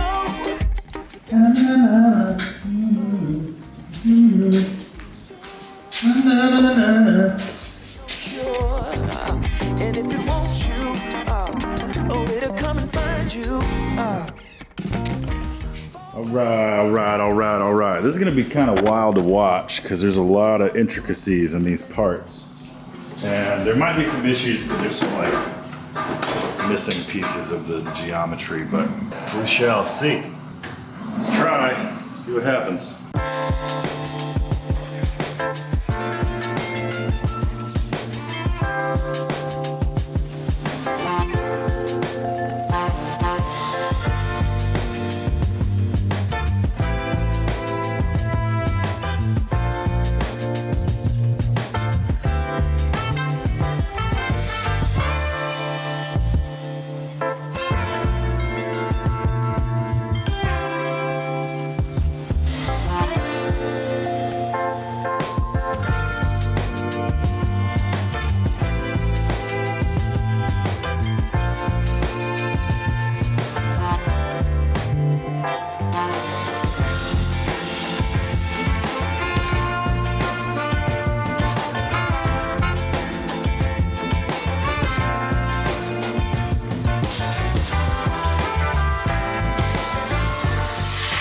I don't know if I just stopped filming or what, but there's the second one. All right. These things came out great. All right. I'll clean my table one of these days. I feel like AVE. Love that guy. Grind. Clean these things up a little bit.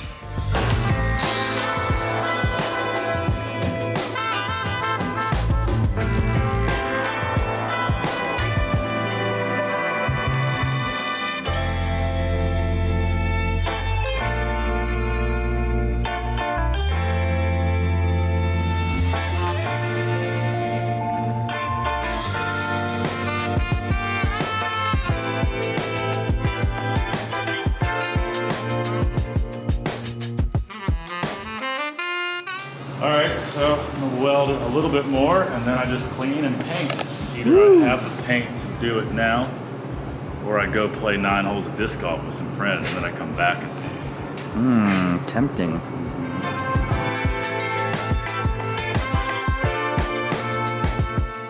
The cool part about this design, partially inspired by laziness, is the bottom shelf is actually a stressed member. So I don't have any horizontal connecting pieces going down low.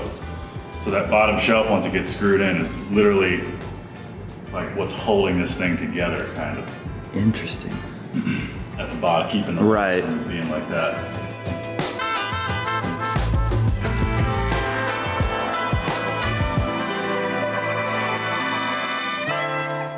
I like that. Yeah.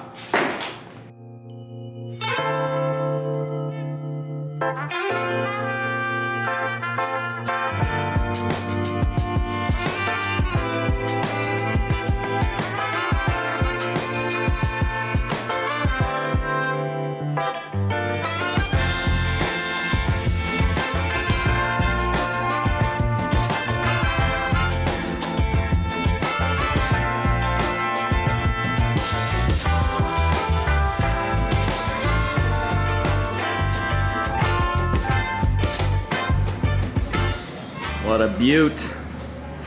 Good and black.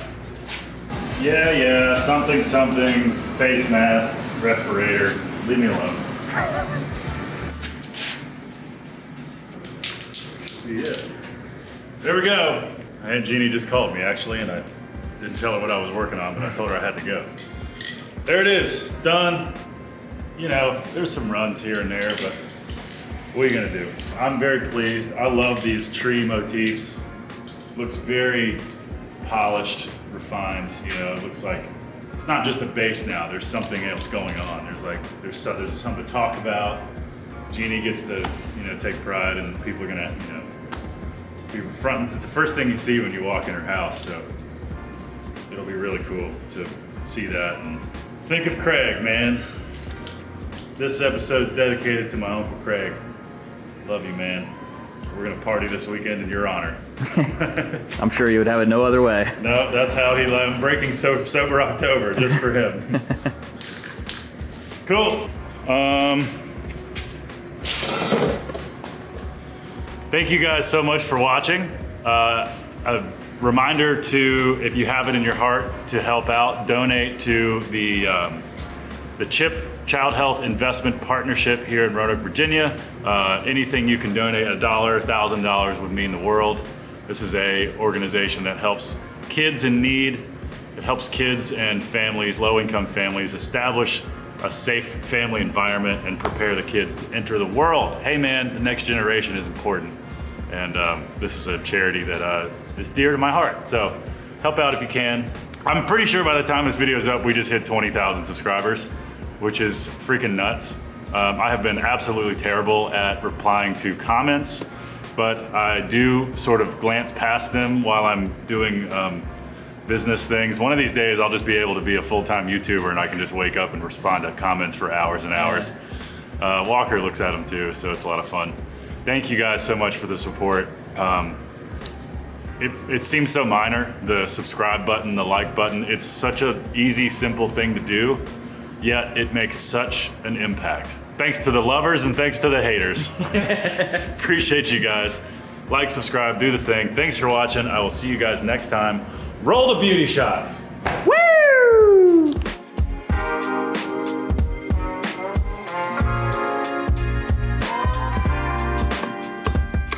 Looking good. All dry, nice uniform finish. Dig it. Let's assemble, shall we?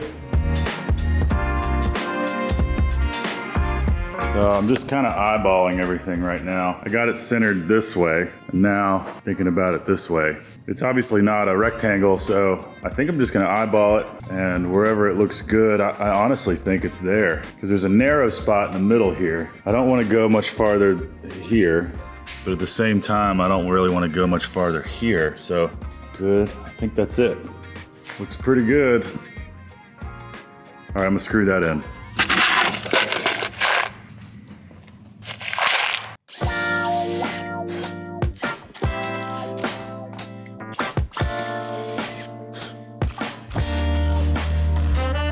Nice.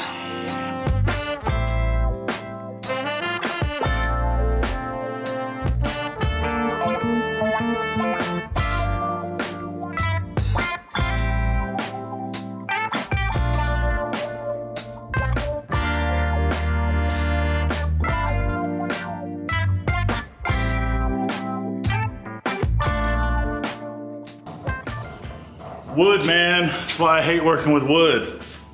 Base was flat.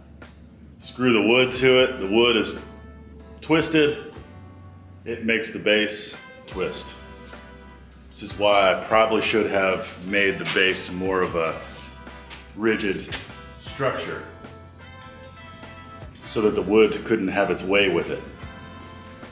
But I was in some parts lazy and in some parts being a little too naive.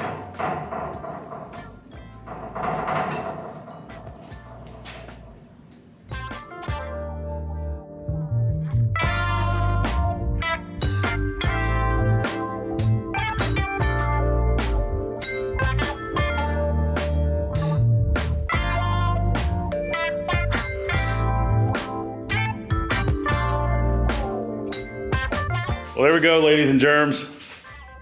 We did it. This is the special piece dedicated to Craig Hill, the one and only.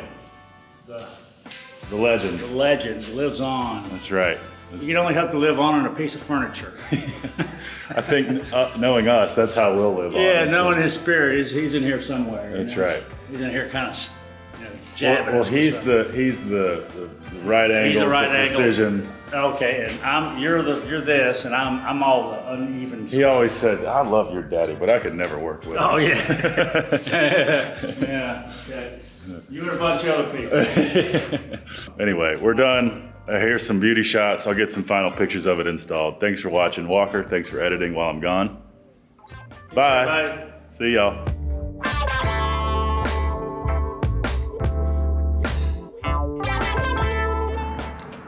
Alrighty.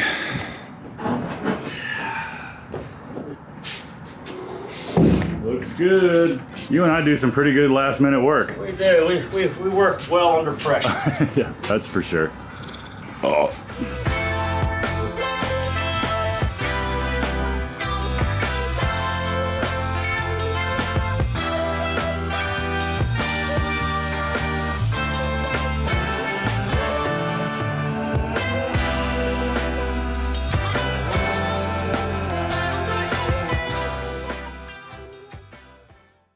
How's Wyatt doing today? Wyatt's good. Wyatt's happy to be at work.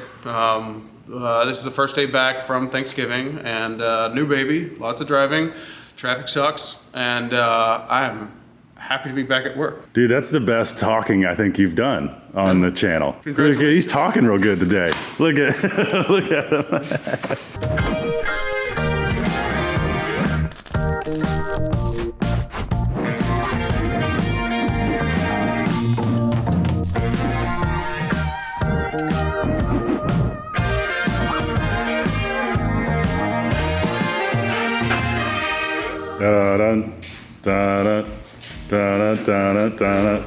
I feel like I have something watching me. It always feels like somebody's watching you. Me, us, hello. It's Shark with teeth. Happy Shark Week. Happy Shark Week.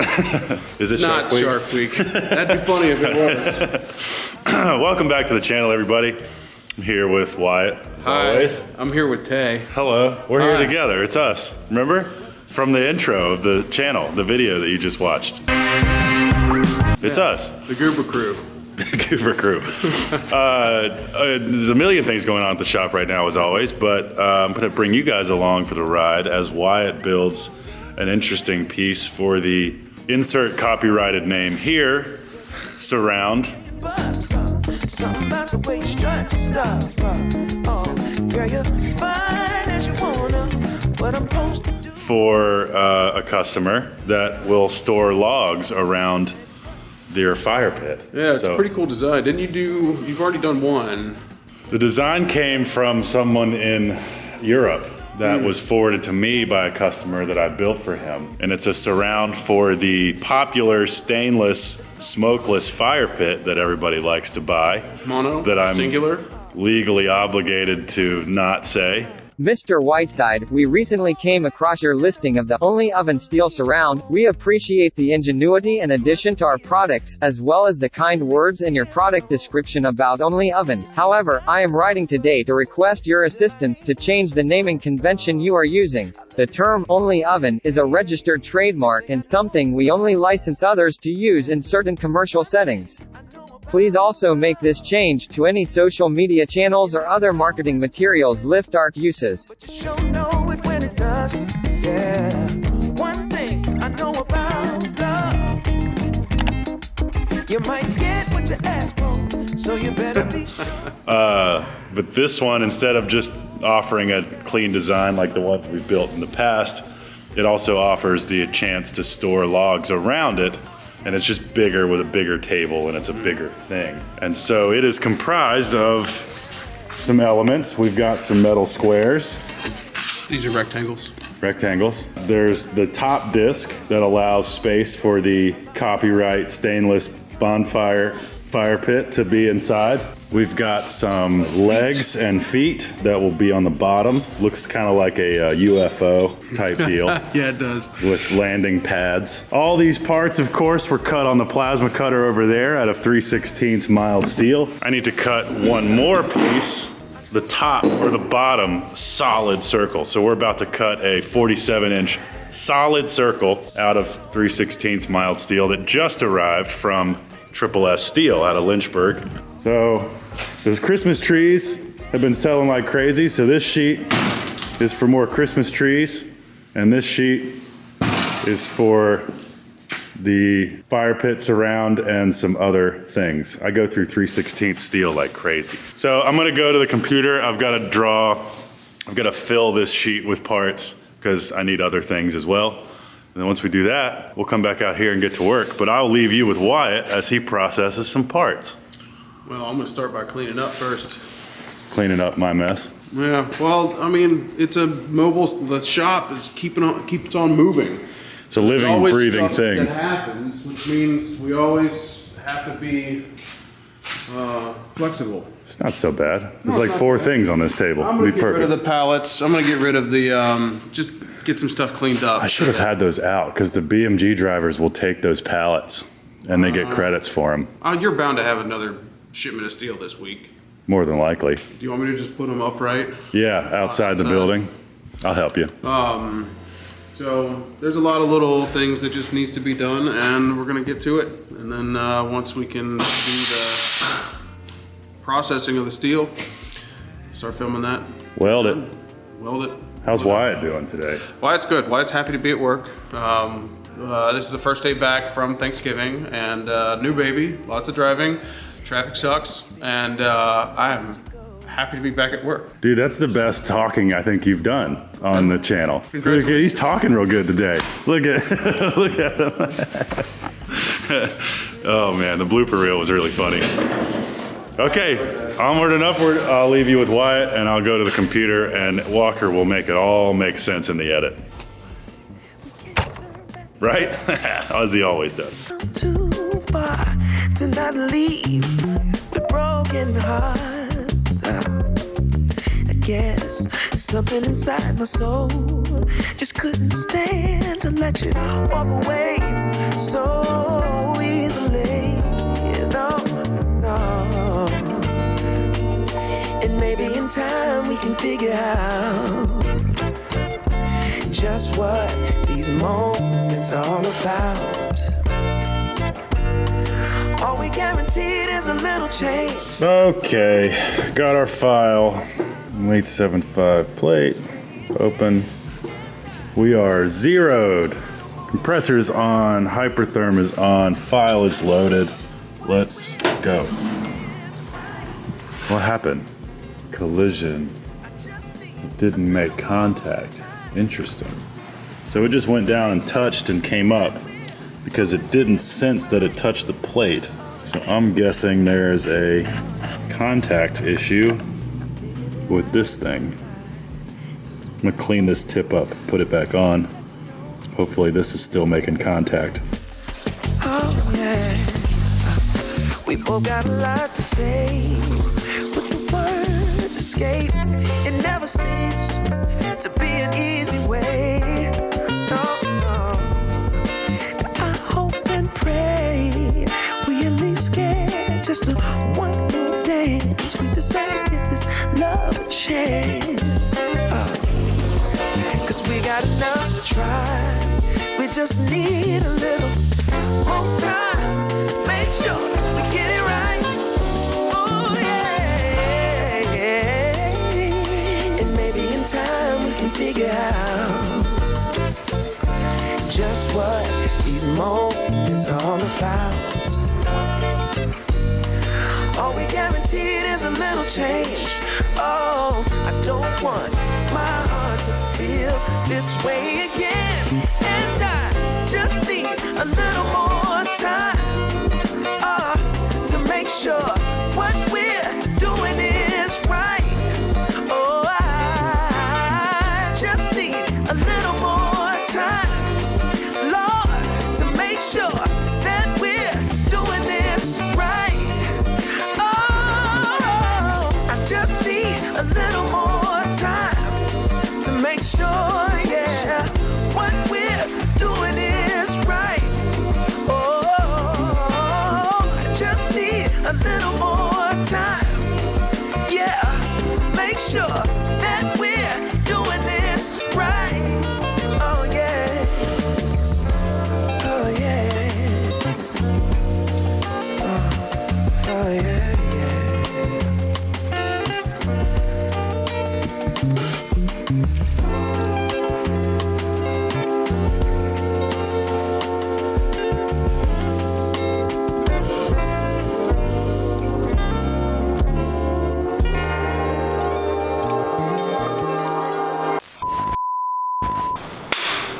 This video is sponsored by Brunt Workwear. Brunt Workwear makes boots and clothing that are affordable, made from top quality materials at a price that doesn't break the bank. Honestly, I'm really picky with the boots that I wear, and therefore I usually pay a lot of money for boots so that I'm comfortable. I stand on concrete all day long. I've been wearing these bad boys. They are the Marin with the comp toe. They're not like a super high cut, it's sort of a mid-rise, which I like. I don't like doing like a million laces when I put my boots on. And they're super comfortable. I have actually been wearing these. So they're not super clean, but that's the point. They're work boots. I've been slamming them into stuff, dropping things on my toes, all that. And so far, I'm a huge fan. So they are the sponsor of this video. Cool little deal going on right now, actually. You can get $10 off your first purchase today with a 30-day risk-free trial by going to bruntworkwear.com/LiftArc10. That's bruntworkwear.com/LiftArc10 and use the code LiftArc10, links in the description. You can get $10 off your purchase. Honestly, I was a little wary about a company sending me stuff to like promote on the channel because if I didn't like it, it would have felt weird, but so far I've been wearing these things for a week and they feel awesome. So shout out to Brunt. Super affordable stuff, really high quality, top-notch materials, and I'm gonna beat the crap out of them and let you guys know how they do. But in the meantime, go pick yourself some up, some Brunt. I gotta get to work.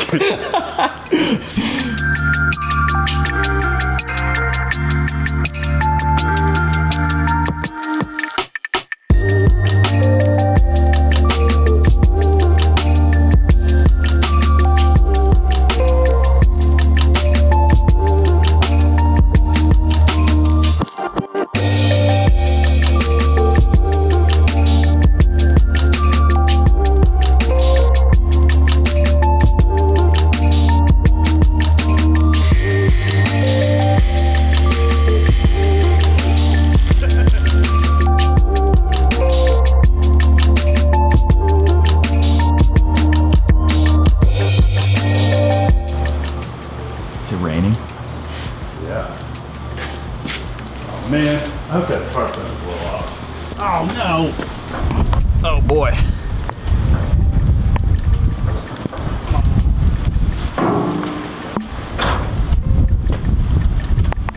Brunt Workwear. It's good in the rain.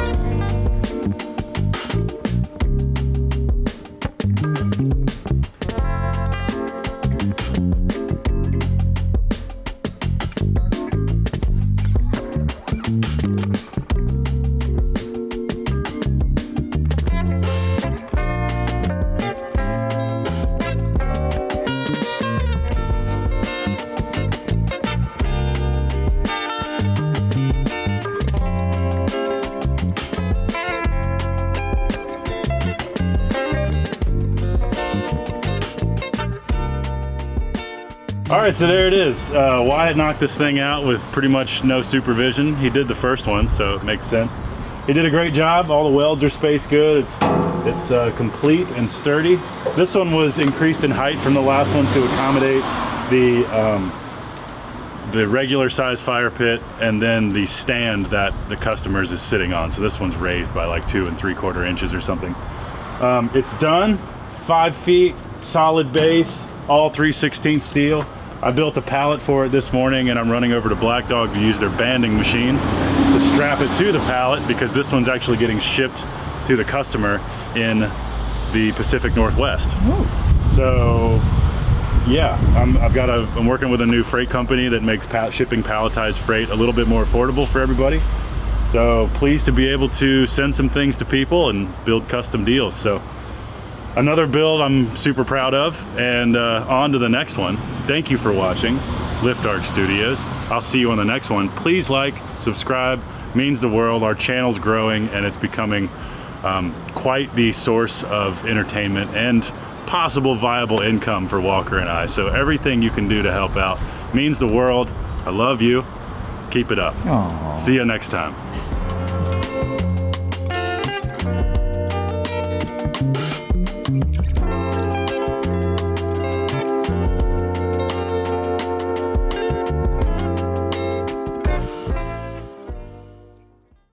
Yo, I made a metal skateboard. You're gonna be out of work for weeks, bro. What are you doing? Dude, watch. I've already kickflipped it a bunch. Hey! Man. You just needed some pressure. That's it. Oh, man. You have a good day. You too.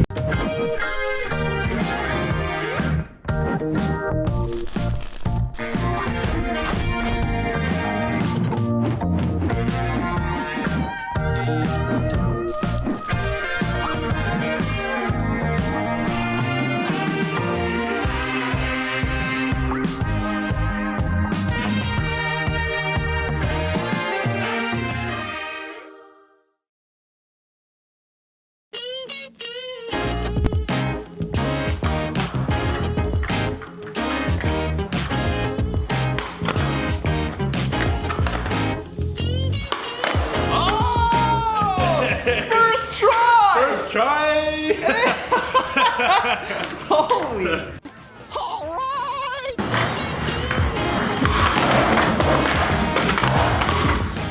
You think we can make one of these? I'd say so. With the plasma cutter? Already out of breath.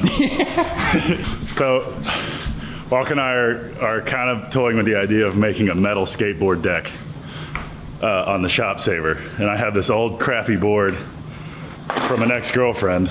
It's not crappy because it's from an ex, it's just crappy. Pretty beat up. However, I did land a kickflip on it. There we go. Oh, there it is. Hey! It is. Woo! Aaron Cairo! Didn't think a 6'7" dude could do that. Yeah. Okay. This has been done before, I'm sure, and I'm almost certain the guys over there at Braille Skateboarding, shout out to the Braille Army, have done this. Well, they've probably skated it. Someone's mailed them what I'm maybe about to make.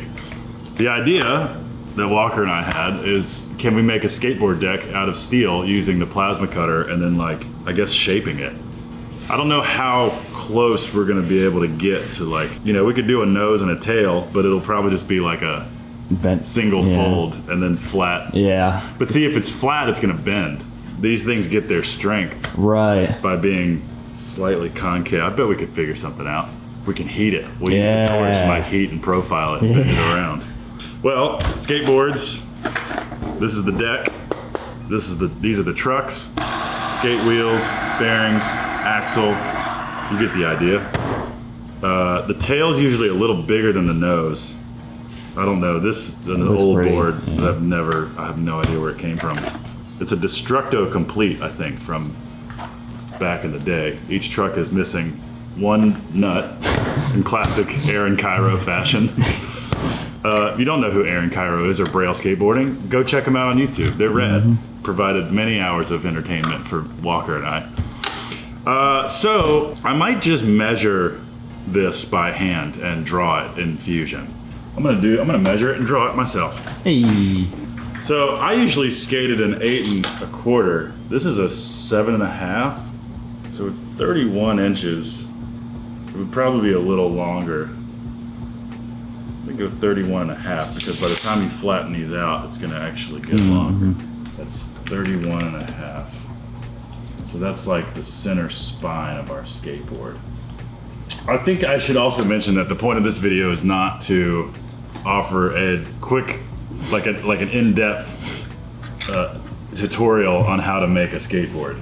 This is two idiots on a Friday trying to make a skateboard out of metal. This is just literally something we thought would be fun and funny. Yeah. So let's see.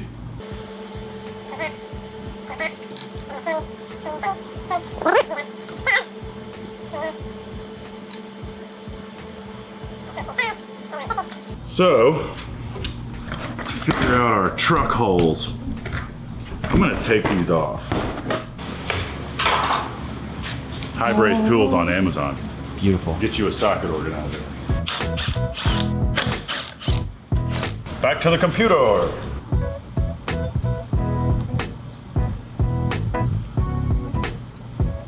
.1 inches apart. 1.625. 13 3/4. Even though, yeah, because I made this a touch longer. Yeah. It's always good to have midlines.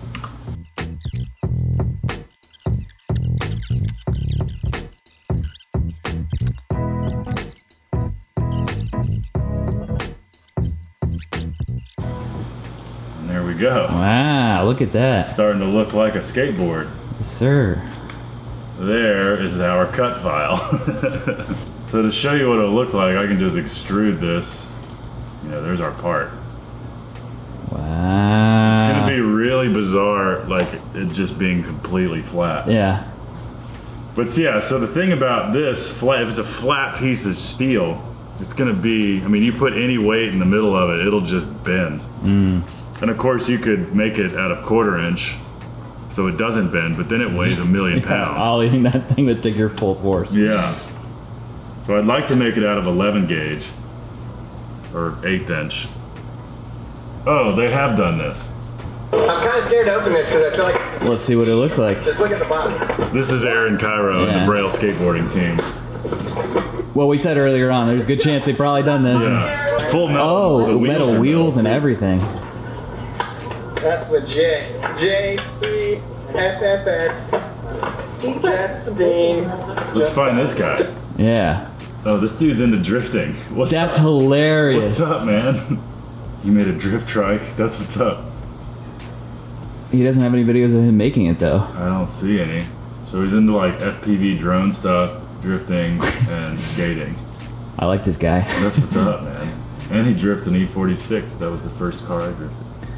Well, Jeff, we're following in the footsteps of giants, it seems. Yeah, man, dude, subscribe to Jeff Stein. Shout out Jeff Stein. Although, I was really hoping you had a video on here of you making that metal skateboard. Honestly, the metal wheels are the biggest handicap. Freaking cool. Yeah, it's just gonna slide all over the place. I would almost bet it's aluminum.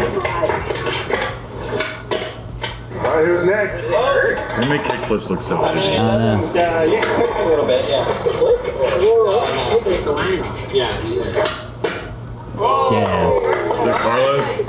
All right, well, shout out Braille, shout out Jeff Stein, YouTube channels. No copyright, we love you guys, all the support, links in the thing. So, here's the Lift Arc Studios version. There's our board. Yeah, so I'm thinking 1/8 inch steel and then we just try to bend it. That sounds good to me, man. All right, so sketch, save as DXF. All right, let's go find some metal. Whee! Let's talk about metallurgy. We've got 1/8 inch steel, which is this. I mean, I don't know if that's Destiny. That is But that looks like that looks like Destiny. Oh my to me. god. That's option A. It's not gonna be crazy heavy, but it's not gonna be very strong either until we put a concave in it. I wanna do a light one. We should start with steel, and if that sucks, Yeah. then we'll do aluminum. Do like a corrugated metal one. Yeah, this I actually need to bring home because I just destroyed the ramp to my shed. I was about to say that it looks like a gate. It was, yeah. I didn't take that home. We're gonna get away with using leftovers from stuff I've already gotten paid for. Perfect. So I'll just draw whatever that is. Do a 10, 5 width, 40, cut with a 45 amp shielded consumable, 10 gauge, 0.061 kerf offset. I'm so glad I'm making this file because I'll always have this file. Yeah. 825 skateboard. This is sick. Ready to cut. You ready? Yes, sir. We're cutting a skateboard. Let's see if it works.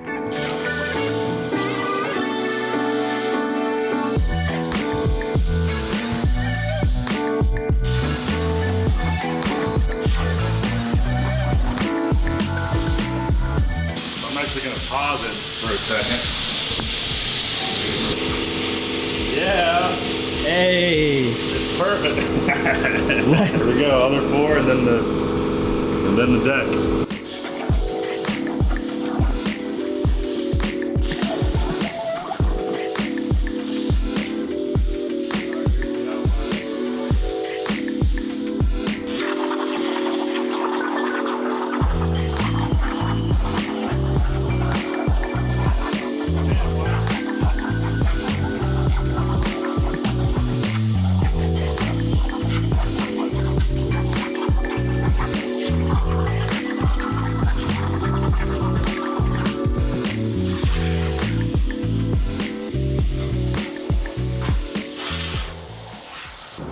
Dude, I love CNC plasma so much. So crazy.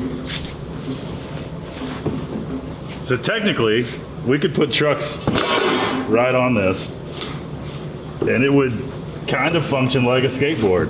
We should see how much it flexes. Well, right. So that's with no. Oh yeah. With no concave, this thing's gonna flex like crazy, and it's actually stronger than I thought it would be. But like full here, body would be. Push down on that. Like you can. Oh wow, yeah. But it's still pretty flexy. You'd have to land bolts, otherwise you're bending stuff. All right, well now, let's try to shape this with limited tools to do so. I'd love it if we could just use the existing one as like a mold. To get it really hot, and then I basically set the old deck on fire. Yeah. But I think it's seen better days. Yeah, it might not last. Well, first off, I'm going to clean this thing up.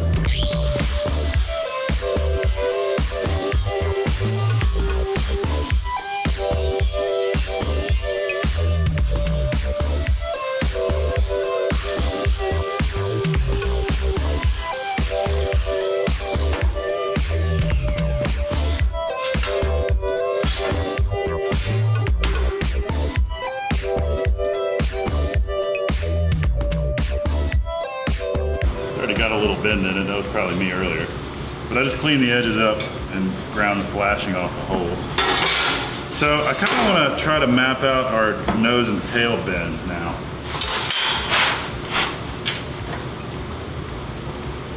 So the holes are lined up there, so we got a bend here.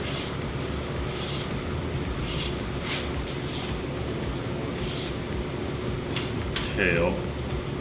Nose.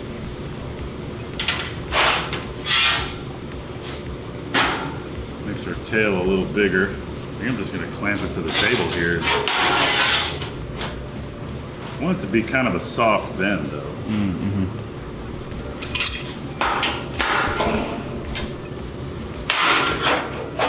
Kind of just want to free-form shape it with fire instead of trying to get all exact with it. Mm-hmm.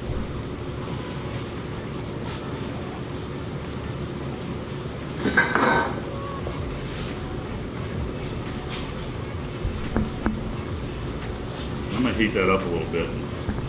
Word. Bend her down.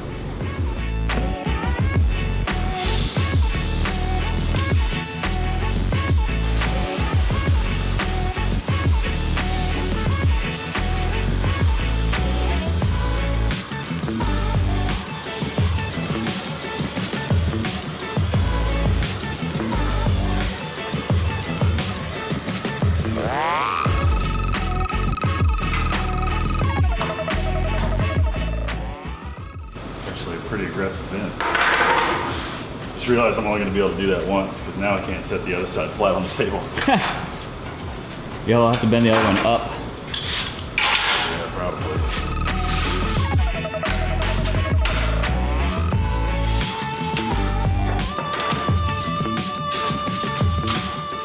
Yeah, it's a little aggressive. I kind of like it though. Ow! Ooh. Hot. Yep. That wasn't a mystery to anyone watching. Yeah. Apparently was to me. That's all right. I like an aggressive tail.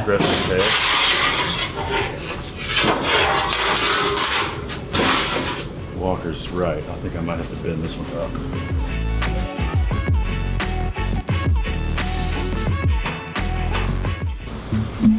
Playing this one fast and loose. You know? It's more of an art than a science. Oh, I think people are aware that there's no science involved here.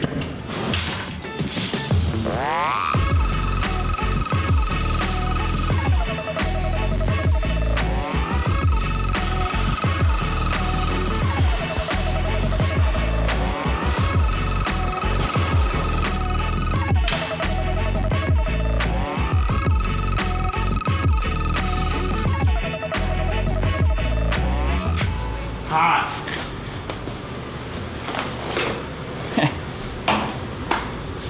Double duty. Oh wait, I think that's enough. Not bad. That might be it. I think that's enough. Yeah, and nose is pretty subtle. All right. Well. I mean, by all accounts, it definitely looks more like a skateboard now. Uh-huh. So, the one thing now we haven't done still is any concave, because so it's still going to be really flexible right now. But I can do that. How do you propose? I have no idea how I'm going to do concave. It's going to be trickier with the nose is already bent. Yeah, so it'll have to be a gradual concave in here. It'll probably have to be bent in a linear fashion, and maybe progressively. Big boy. I call this the oh shit wrench. Only had to use it once or twice, but when you need a wrench this big, you need a wrench this big. But my theory is if we clamp, it gives me a nice point to bend from. Sort of give me a guideline.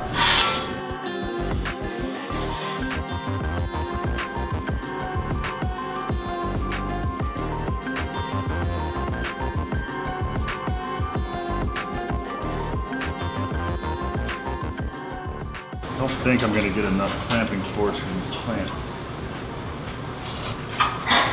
The hotter I get it, the less force I got to put on it. True. So I'm going to try to just heat a line right at those stops and try to bend it up.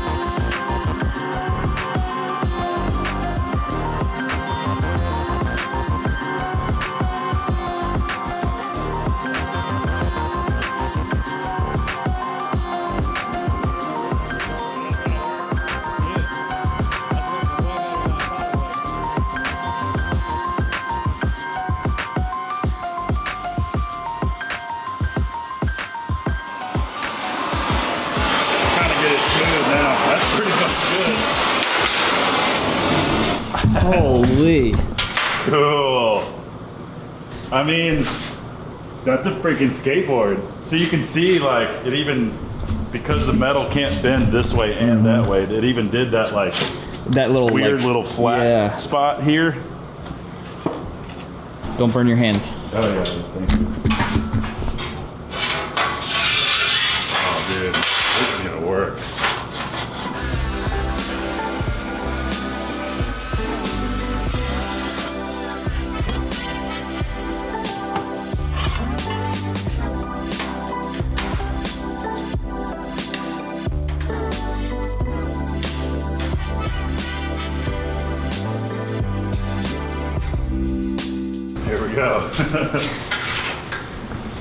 Next side.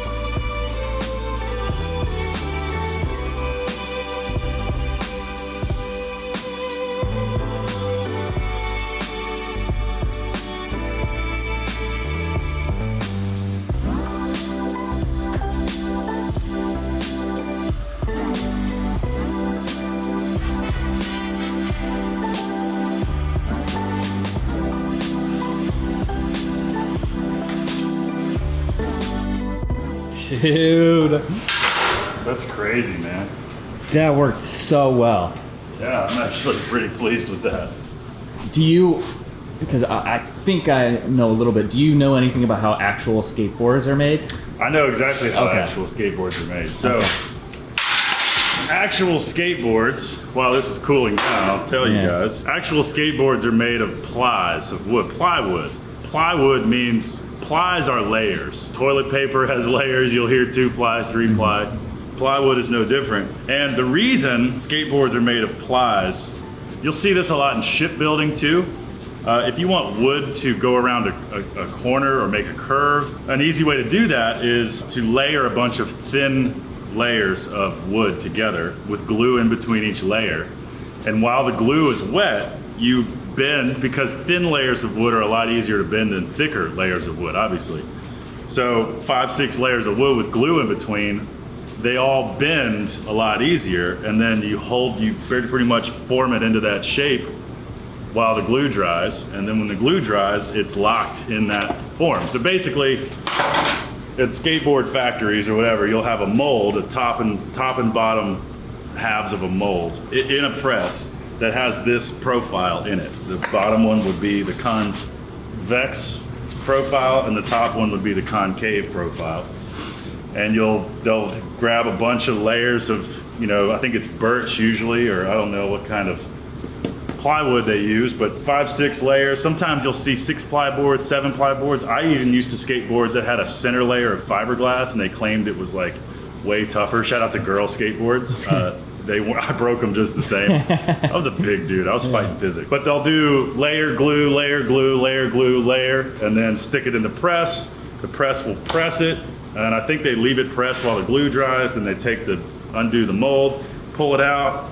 They stick it in another fixture that cuts it to shape, and then they round the edges, and then they put it in another fixture that drills all the holes, and then you have a skateboard deck, and they'll get clear coated probably, or finished, or then put graphics on them or whatever.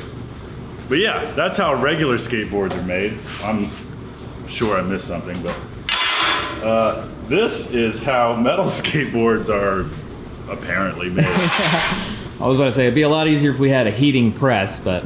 Oh yeah. There's going to be some inconsistencies, but I guarantee you when this thing cools, it's not going to skate terribly, I don't think. It's going to be sturdy.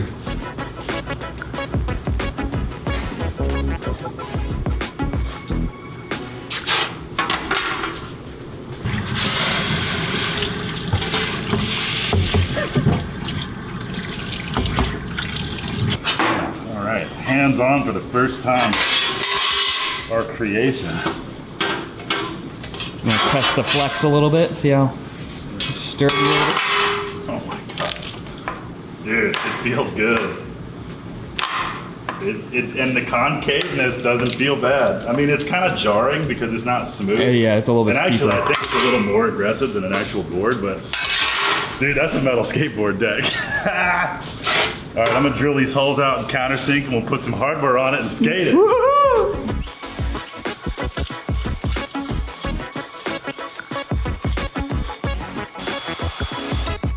This way the hardware doesn't sit proud.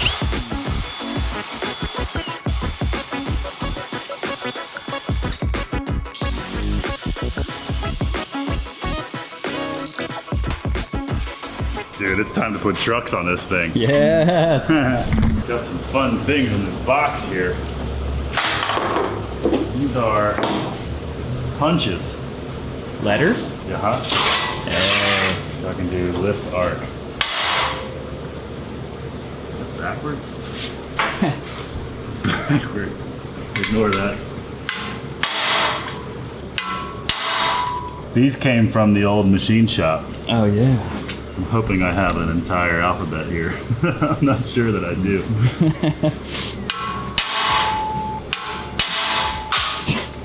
Well, it worked. Lift.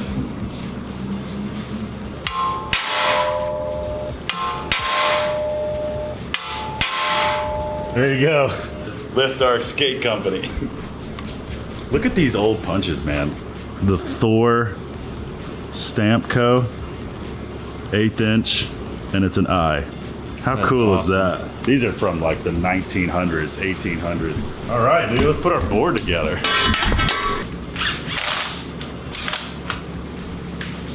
Yeah.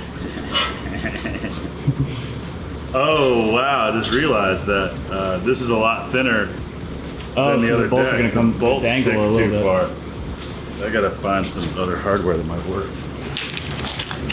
So what I'm gonna have to do is tap the rest of that bolt. I'm looking for a 1032 tap. There's two identifiers for a thread, and that's the major diameter, which is the outer diameter of all this, and the thread pitch, or the threads per inch, if it's standard, or millimeters or something else. So I have this thread gauge, which can measure SAE and metric threads.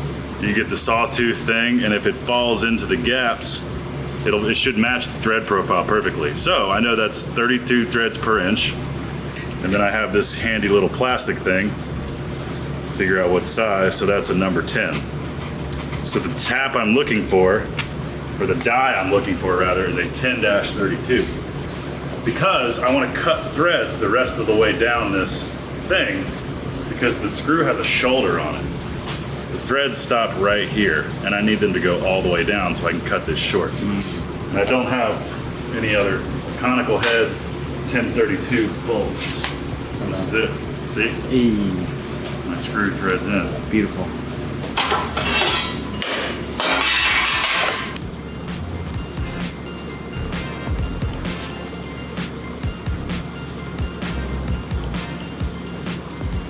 Now I'm cutting threads on the part of the screw that never had threads.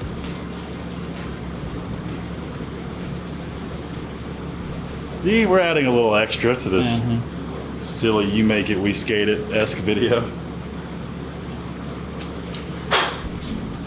So now you can see I've cut threads all the way down it.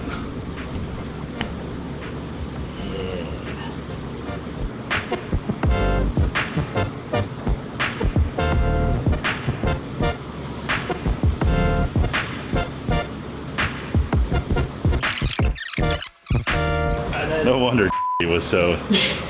No wonder she broke up with me. At this point in my life, I know all the reasons why. I mean, it might have been all those bad decisions I made.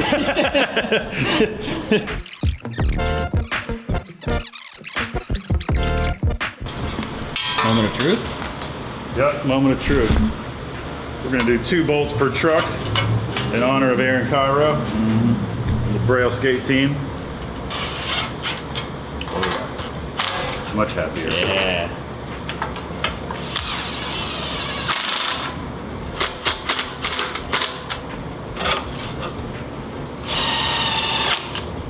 Bolts are really long, but it's a skateboard now. Holy cow. The Lift Arc Ripper prototype. All right. I bet you, if I can't kickflip this, I guarantee you somebody can. Yep. It's pretty heavy. It's probably double the weight of a normal skateboard, but. Let's see what you got, boy. Well. It does skateboard things. I kind of want to ride it, just cruise it first. All right, all right.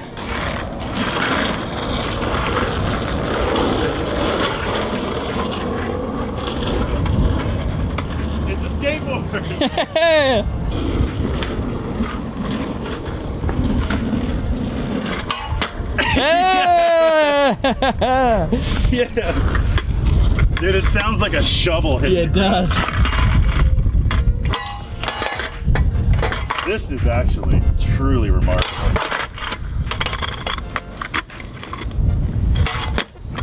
All right. It's skatable, dude. It's not flexing much either. No. It hurts your feet. Yeah. It feels great.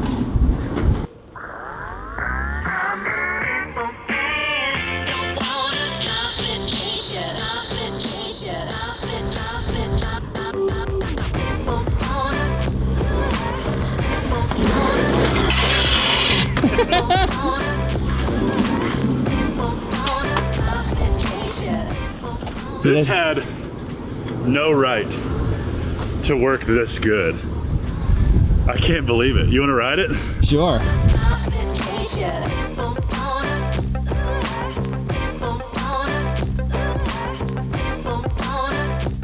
It was Walker's trick. Yes, dude. I should preface by saying I am not a skateboarder, but I'm gonna try to get. I landed a kickflip with a wooden board. Dude, the freaking concave grabbed my toe. Yes! Yes! We did it! Tay did it! That was actually awesome. easier to kickflip than the other board. When we started this project, I had no idea. I was almost sure that it would not work. Yeah, same. I'm so freaking proud of this. Dude, that thing is so cool. It's just like, I love the heat marks. You can see how we built it. Yeah. Dude, I feel like I'm 20 again. Yeah. I just made a metal skateboard and kickflipped it. Dude. You'd never guess I'm almost 30. Yes, dude.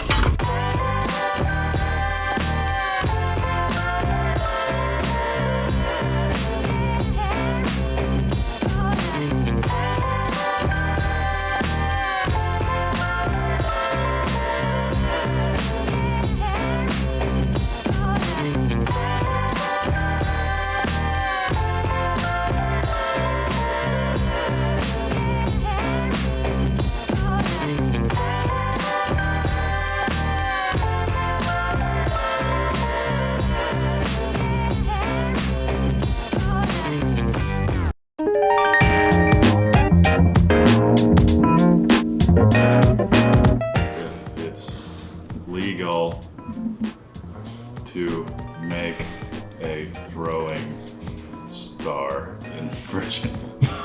So in some ways, my Glock 17 is more legal than the throwing star I just made. Yes.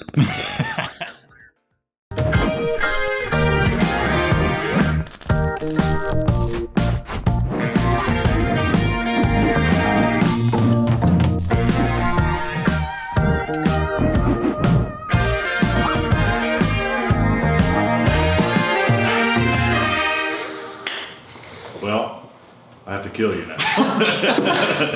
Not if I have anything to say about it. Bing. Ooh, what a yeah. Want to make throwing stars? I would love to.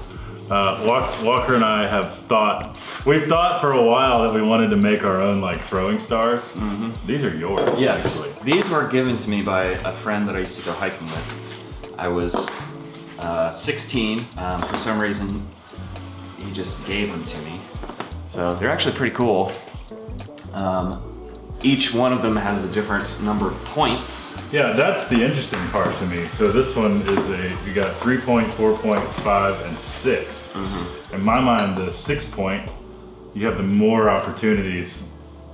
For the sticking, yeah. Also, really, this is for us to explore what's possible with the plasma cutter. I want to make them bigger. Yeah, so do I, because it's like a little uncomfortable to try to throw and hold. Kind of dainty. Yeah. Also, when I was given these, I'm not sure if he was telling me the truth or not. He told me to keep them a secret because they're illegal in many states. So we're a trace one? Well, there's this function on Autodesk Fusion that I just thought of that seems like it would be perfect for making throwing stars. This video is all about fun. Woo! and weapons. I think it'll be pretty quick if we can bring them along with the whole process. Exactly. All right. Well, here's then the more poignant discussion is, what do we want to change, or do we just want to emulate? And how many points? I like the 5. I feel like 5 is classic. Yeah, 6 seems well, and the other thing is we have to sharpen them. Oh yeah. So the more points that we make, the more time it's going to take to sharpen them. Mm-hmm. And you got to get a tool in there. So 5 points makes sense. Yeah, that seems reasonable. Yeah.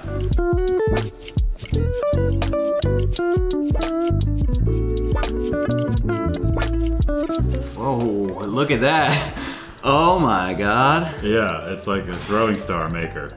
And now I just trim out all this crap in the middle. How would we do that? Yeah, what would it look like that on all sides? Draw a circle like this. That's so cool. Fusion is the bomb. That's so cool. I mean, this is obviously, I could change all kinds of parameters. But... Yeah. All right, so now we got to figure out what material we want to cut it out of. So let's go out there and look. I think just mild steel to start with. Sure. Yeah, because this says made in China, but it says stainless. Well, and we could do stainless. Let's do stainless. We could try, if you're down for both. Mild steel's cheaper. No, then mild steel it is. Let's see what I got. Yeah. All right, so let's see what material we have for our throwing star. I have all kinds of things. So I've got some 18 gauge stainless, pretty thin. I have a whole 1/8 inch stainless is kind of my idea. Sure. But I might just do 1/8 inch steel first. Yeah, just for a test run. Look at that. Hey Steve. Yeah. We're making a throwing star for fun. A throwing star? Yeah. Dude, I made those when I was like 12. Really? We used to find big washers. Yeah. And then cut into them. Nice. Yeah. That's smart. Oh, you can stick them into a piece of plywood, no problem. Yeah. Yeah. Go big. We didn't have a plasma cutter. That's what's fun is like, look what we can do. We're still kids, but we have big tools now. I'm gonna need you to help test this out later. Yeah. Oh, I'm there, man. Yeah. You're a resident throwing star expert, it seems. I'll start practicing my ninja skills. YouTube needs some content, so we're making content. Save this as a DXF. I'm gonna make a folder called Throwing Star. Well, maybe just weapons. Yeah. Dude, one of these days we're gonna cut out a sword. Oh, easy, right? So like, it's gonna be so easy to make blacksmiths mad online with our plasma cutter. And so here we can scale it freely. So this thing fits in a 4.5 by 4.5 box. Well, let's start there. I just want to see what this looks like. 10 gauge, 45. All right, let's cut. By 0 and go.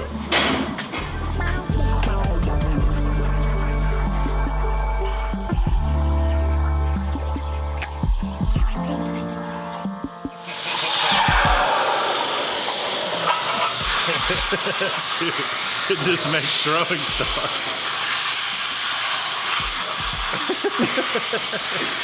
It shouldn't be this easy. Dude, it's a throwing star printer. I feel like this would already stick. Oh yeah, if you threw this right, you could get this to stick. But now let's make it pretty. I can't believe how easy that. I'm laughing quite hard at how quickly that thing can print weapons. That's a pretty one. Isn't it? Well, so this is Walker's from his set. Oh, nice, yeah. And I just kind of recreated this in You got CAD. way more impact. I want to go bigger still. Yeah, we used to go as thick as we could find with the. They were usually probably 1/8 inch like this. Yeah. So now I'm gonna put some edges on it and see. But I got big hands. I could even see like an 8-inch one. Yeah. Well, you know, when you're raiding a village, you can't carry a lot of. That's a good point. in the black of night. You know. Well, right. So the ninja, despite how we've bastardized it, was a real martial artist, at least in history. They were assassins, as far as I can tell. Oh my God, yeah. They would make you disappear in the night with one of these. All right, let's put some edges on this thing. I'm gonna start using my magnetic vise to take off all my dross here, hold my piece in place. This was my late Uncle Craig's grinder, man. Feels good to keep using it.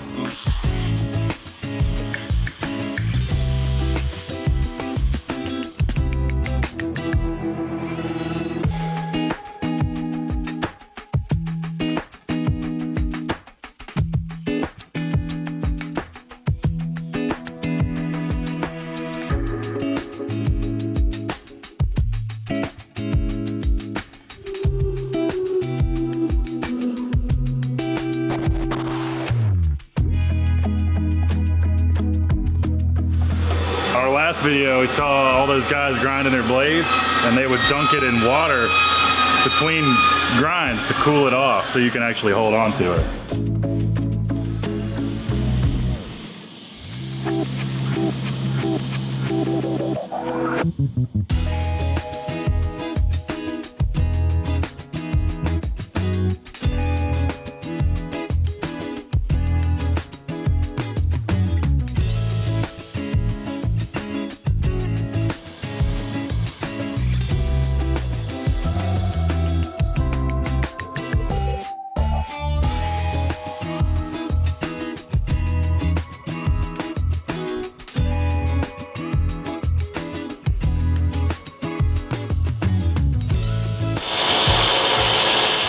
I feel like you could do this for hours. Right. And get it like perfect.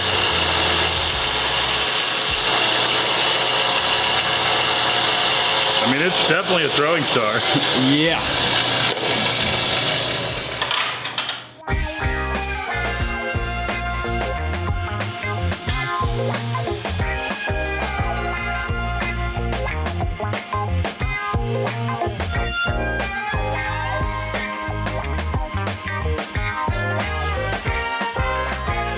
This is where someone who knows how to sharpen a knife properly would help out a lot. Right.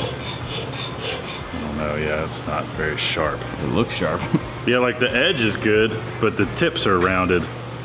Oh, wow. Like, I feel like you could put some significant force into it, throw it like this. I feel like it would stick into something. It definitely would. Let's try it. I've thrown them at the back of my doors before.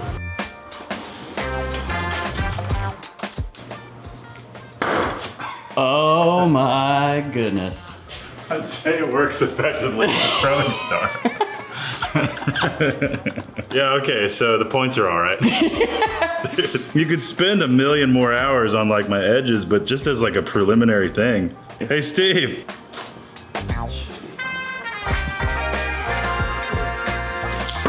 Yeah.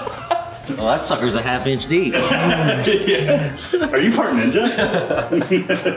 What should we do now? Should we make our bougie stainless one? We can absolutely do that. I feel like the internet's full of videos that people make things that seem to have function, but then they don't ever use them for its intended function. Right. So we're gonna go downtown and kill people.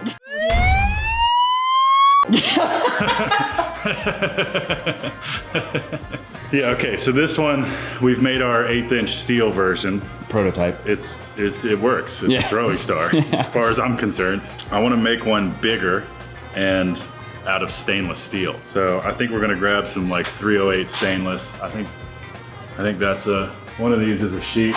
I think that right there is 1/8" stainless, which would be perfect. Cut this out of stainless, sharpen that. Stainless is harder. It is gonna be a little more difficult to do it, and then throw it at stuff. Yeah. And then we'll give our buddy Jefferson a call, professional crazy person, and we'll have him come show us how to throw it.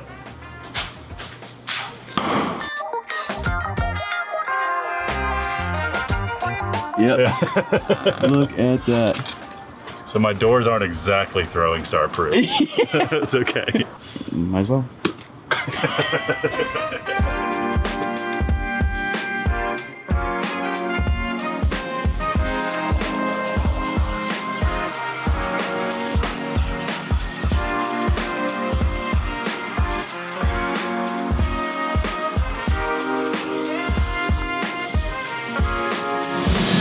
It's bigger. So now we're at, this is basically a 5" circle. Yeah, that's a little bit bigger. Chonky. I'm gonna spend, so this is either 304 or 308 stainless steel. Stainless, because of the name, doesn't rust or stain. It does some weird things when you cut it out, but I've pretty much minimized the dross on my 1/8" stainless settings. This thing is gonna look beautiful when we clean it up.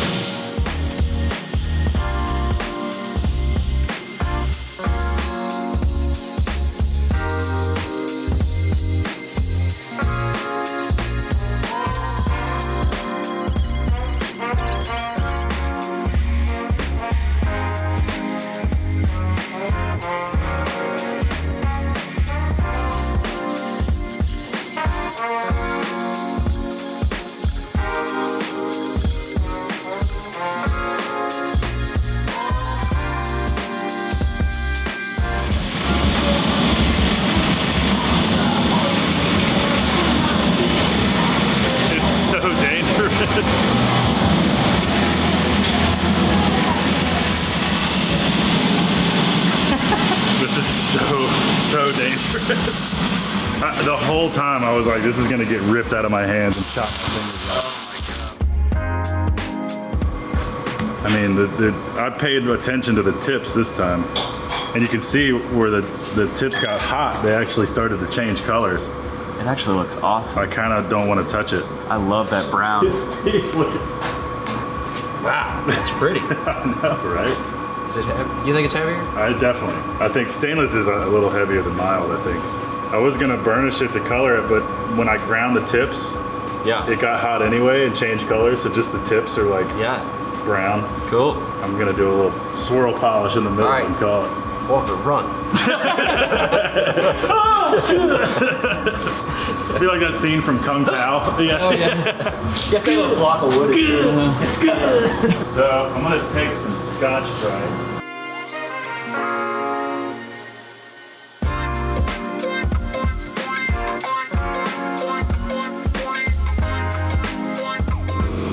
Whoa. I tried to have them all meet in the middle. Yeah. That looks awesome. Yeah. That's way better.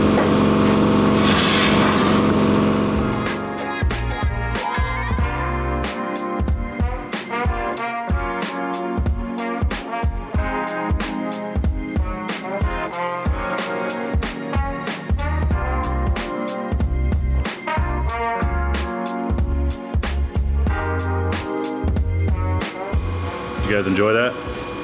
I know I did. Good. Get back to work. I know you're watching this on your lunch break. It's legal to make a throwing star in Virginia. I texted my friend Caroline, who's a lawyer, and it was a delayed response, which means she actually looked this up.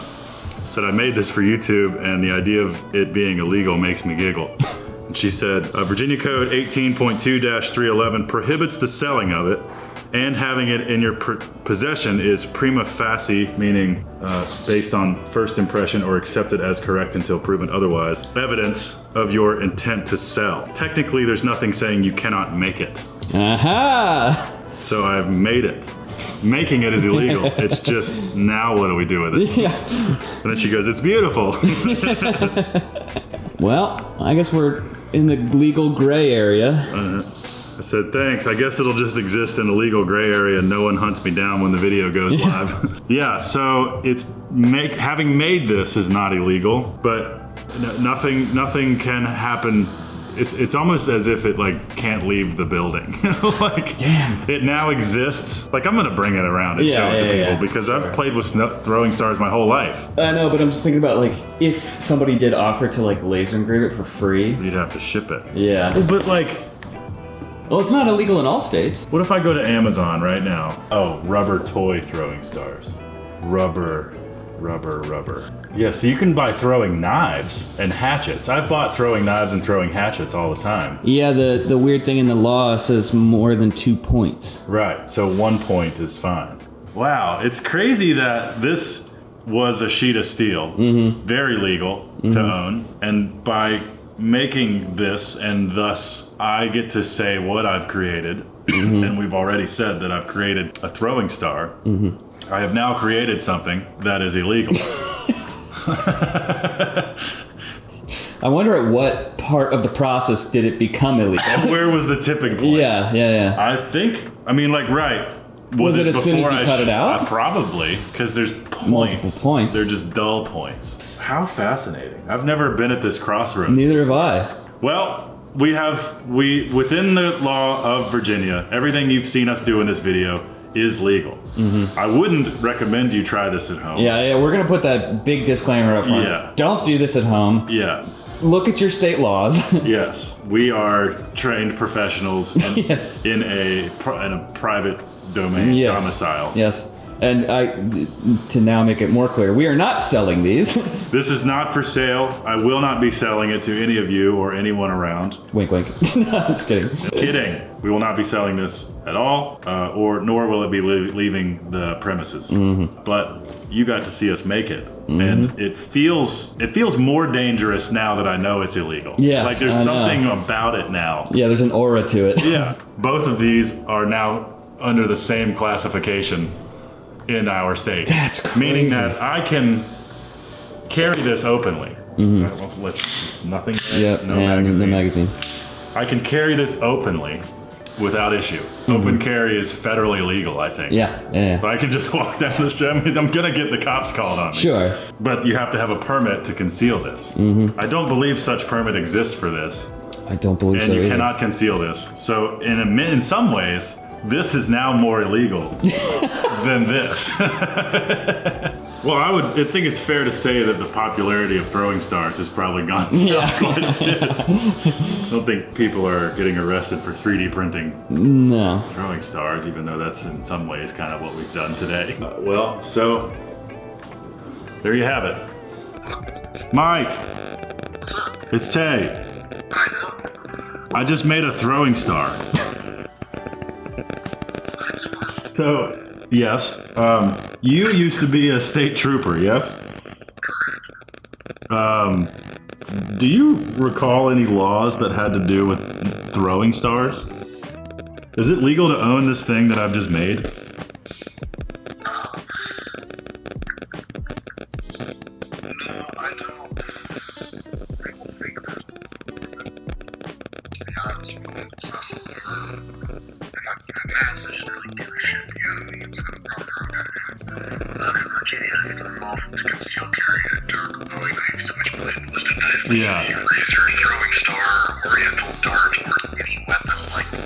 Yeah, we've been poring over Virginia law for the past hour just because we're curious. And so far as we can tell, it's only illegal if you try to conceal carry it.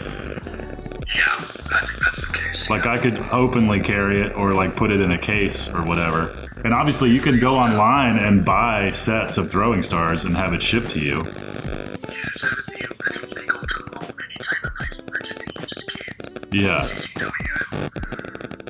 Right. That is funny. In some ways, and there's no permit to conceal carry a knife. So in some ways, my Glock 17 is more legal than the throwing star I just made. Yes. What's clear about that to me is that means that they're more scared of ninjas than they are anything else. Yeah. That's the only logical conclusion. As long as I could run into a bar holding it openly, and that's legal. But if it's in my pants, concealed, that's a class 6 misdemeanor.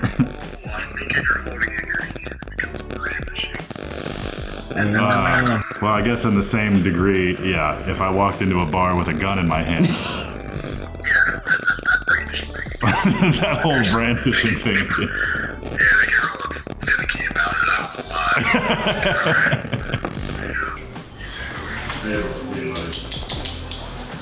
Hey man! Did I leave my throwing knives here? And Yes. Well, it's right here. It's a neat segue into what we've been learning about Virginia law. Do you know everyone Jefferson Rose? Welcome to the video. Right. What's up, dude? As we talk about questionable legality I may not be aware of. Well, first off, check it. It's our stainless steel 5-point throwing knife I just made. Nice. It feels like it would really someone up. It's nice. Quite stubborn. I'm excited. What we've learned is that it's legal to own. Yeah. And you cannot conceal that. It is illegal to conceal carry a throwing star. Okay. Yeah. So what you're saying is that you need to make like a bandolier and just wear them all the time. Yeah. I think that's precisely how to interpret the Virginia law. Yeah. So as long as you're not hiding this, as you own it, as you're going into like a NFL game or something. Yeah. Here's what you do when you make the next one. You just cut out a section here, and then it's a bottle opener. Or put a bearing in it, and it's a fidget spinner. The world's deadliest fidget spinner. Yeah. See if we use an air gun to blow it up to like 30,000 RPM. Worst fidget spinner. Or best fidget spinner. That was the first one, just to prove the concept. Oh, and you beefed it up. And I made it bigger because it wasn't big enough, and I made it out of stainless. There you go. There's precisely, like, for target practice with throwing stars, there's no reason to give it a blade. It just needs to stick and stuff. Yeah. You're like, yeah. Like, I'm gonna make a fencing sword, I'm gonna make a rapier, but I'm gonna make all the sides razor sharp. Oh! We'll do a few more, but yeah. You made it so sharp it's gonna dull the tip every time you throw it. Yeah. It's gonna be the worst business ever. You're gonna throw it and you're gonna take half your finger with it. Hold on, I want to put a blanket down because I don't want it to like hit. Oh, dull on the floor. Yeah. Professional idiot. It kind of fell a little bit, huh? I mean, there's a lot of weight here for sure. Yeah. God, yeah, just fold those tips over, huh? Normally what they do with these is this side would be flat out and this side would be brought to like a single bevel edge instead of beveling both edges. Instead of a double bevel. Toward a point, yeah. Like a saw blade. Well, yeah, like a saw blade, Yeah. exactly. Each tooth of the saw blade is flat on the back and sharp on the one side. Right. Yeah. What, do you know the purpose of that?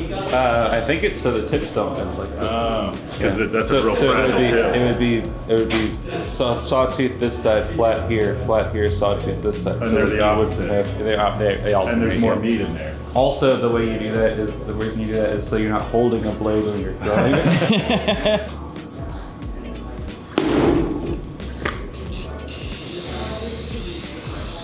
It's not in the center of the circle, is it? Not really. Gets the job done. Yeah. We're about 6 inches off. It was nice and easy. I want to grab my knife. Yeah.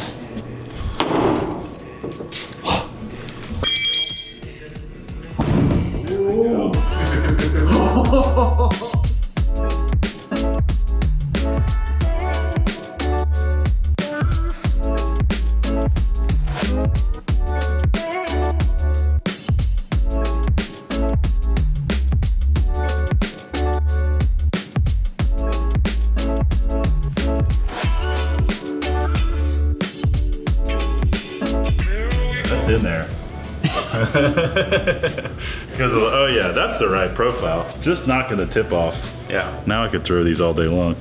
Something about the safety net of not Ooh. Be a great Oh. video is you're just out there and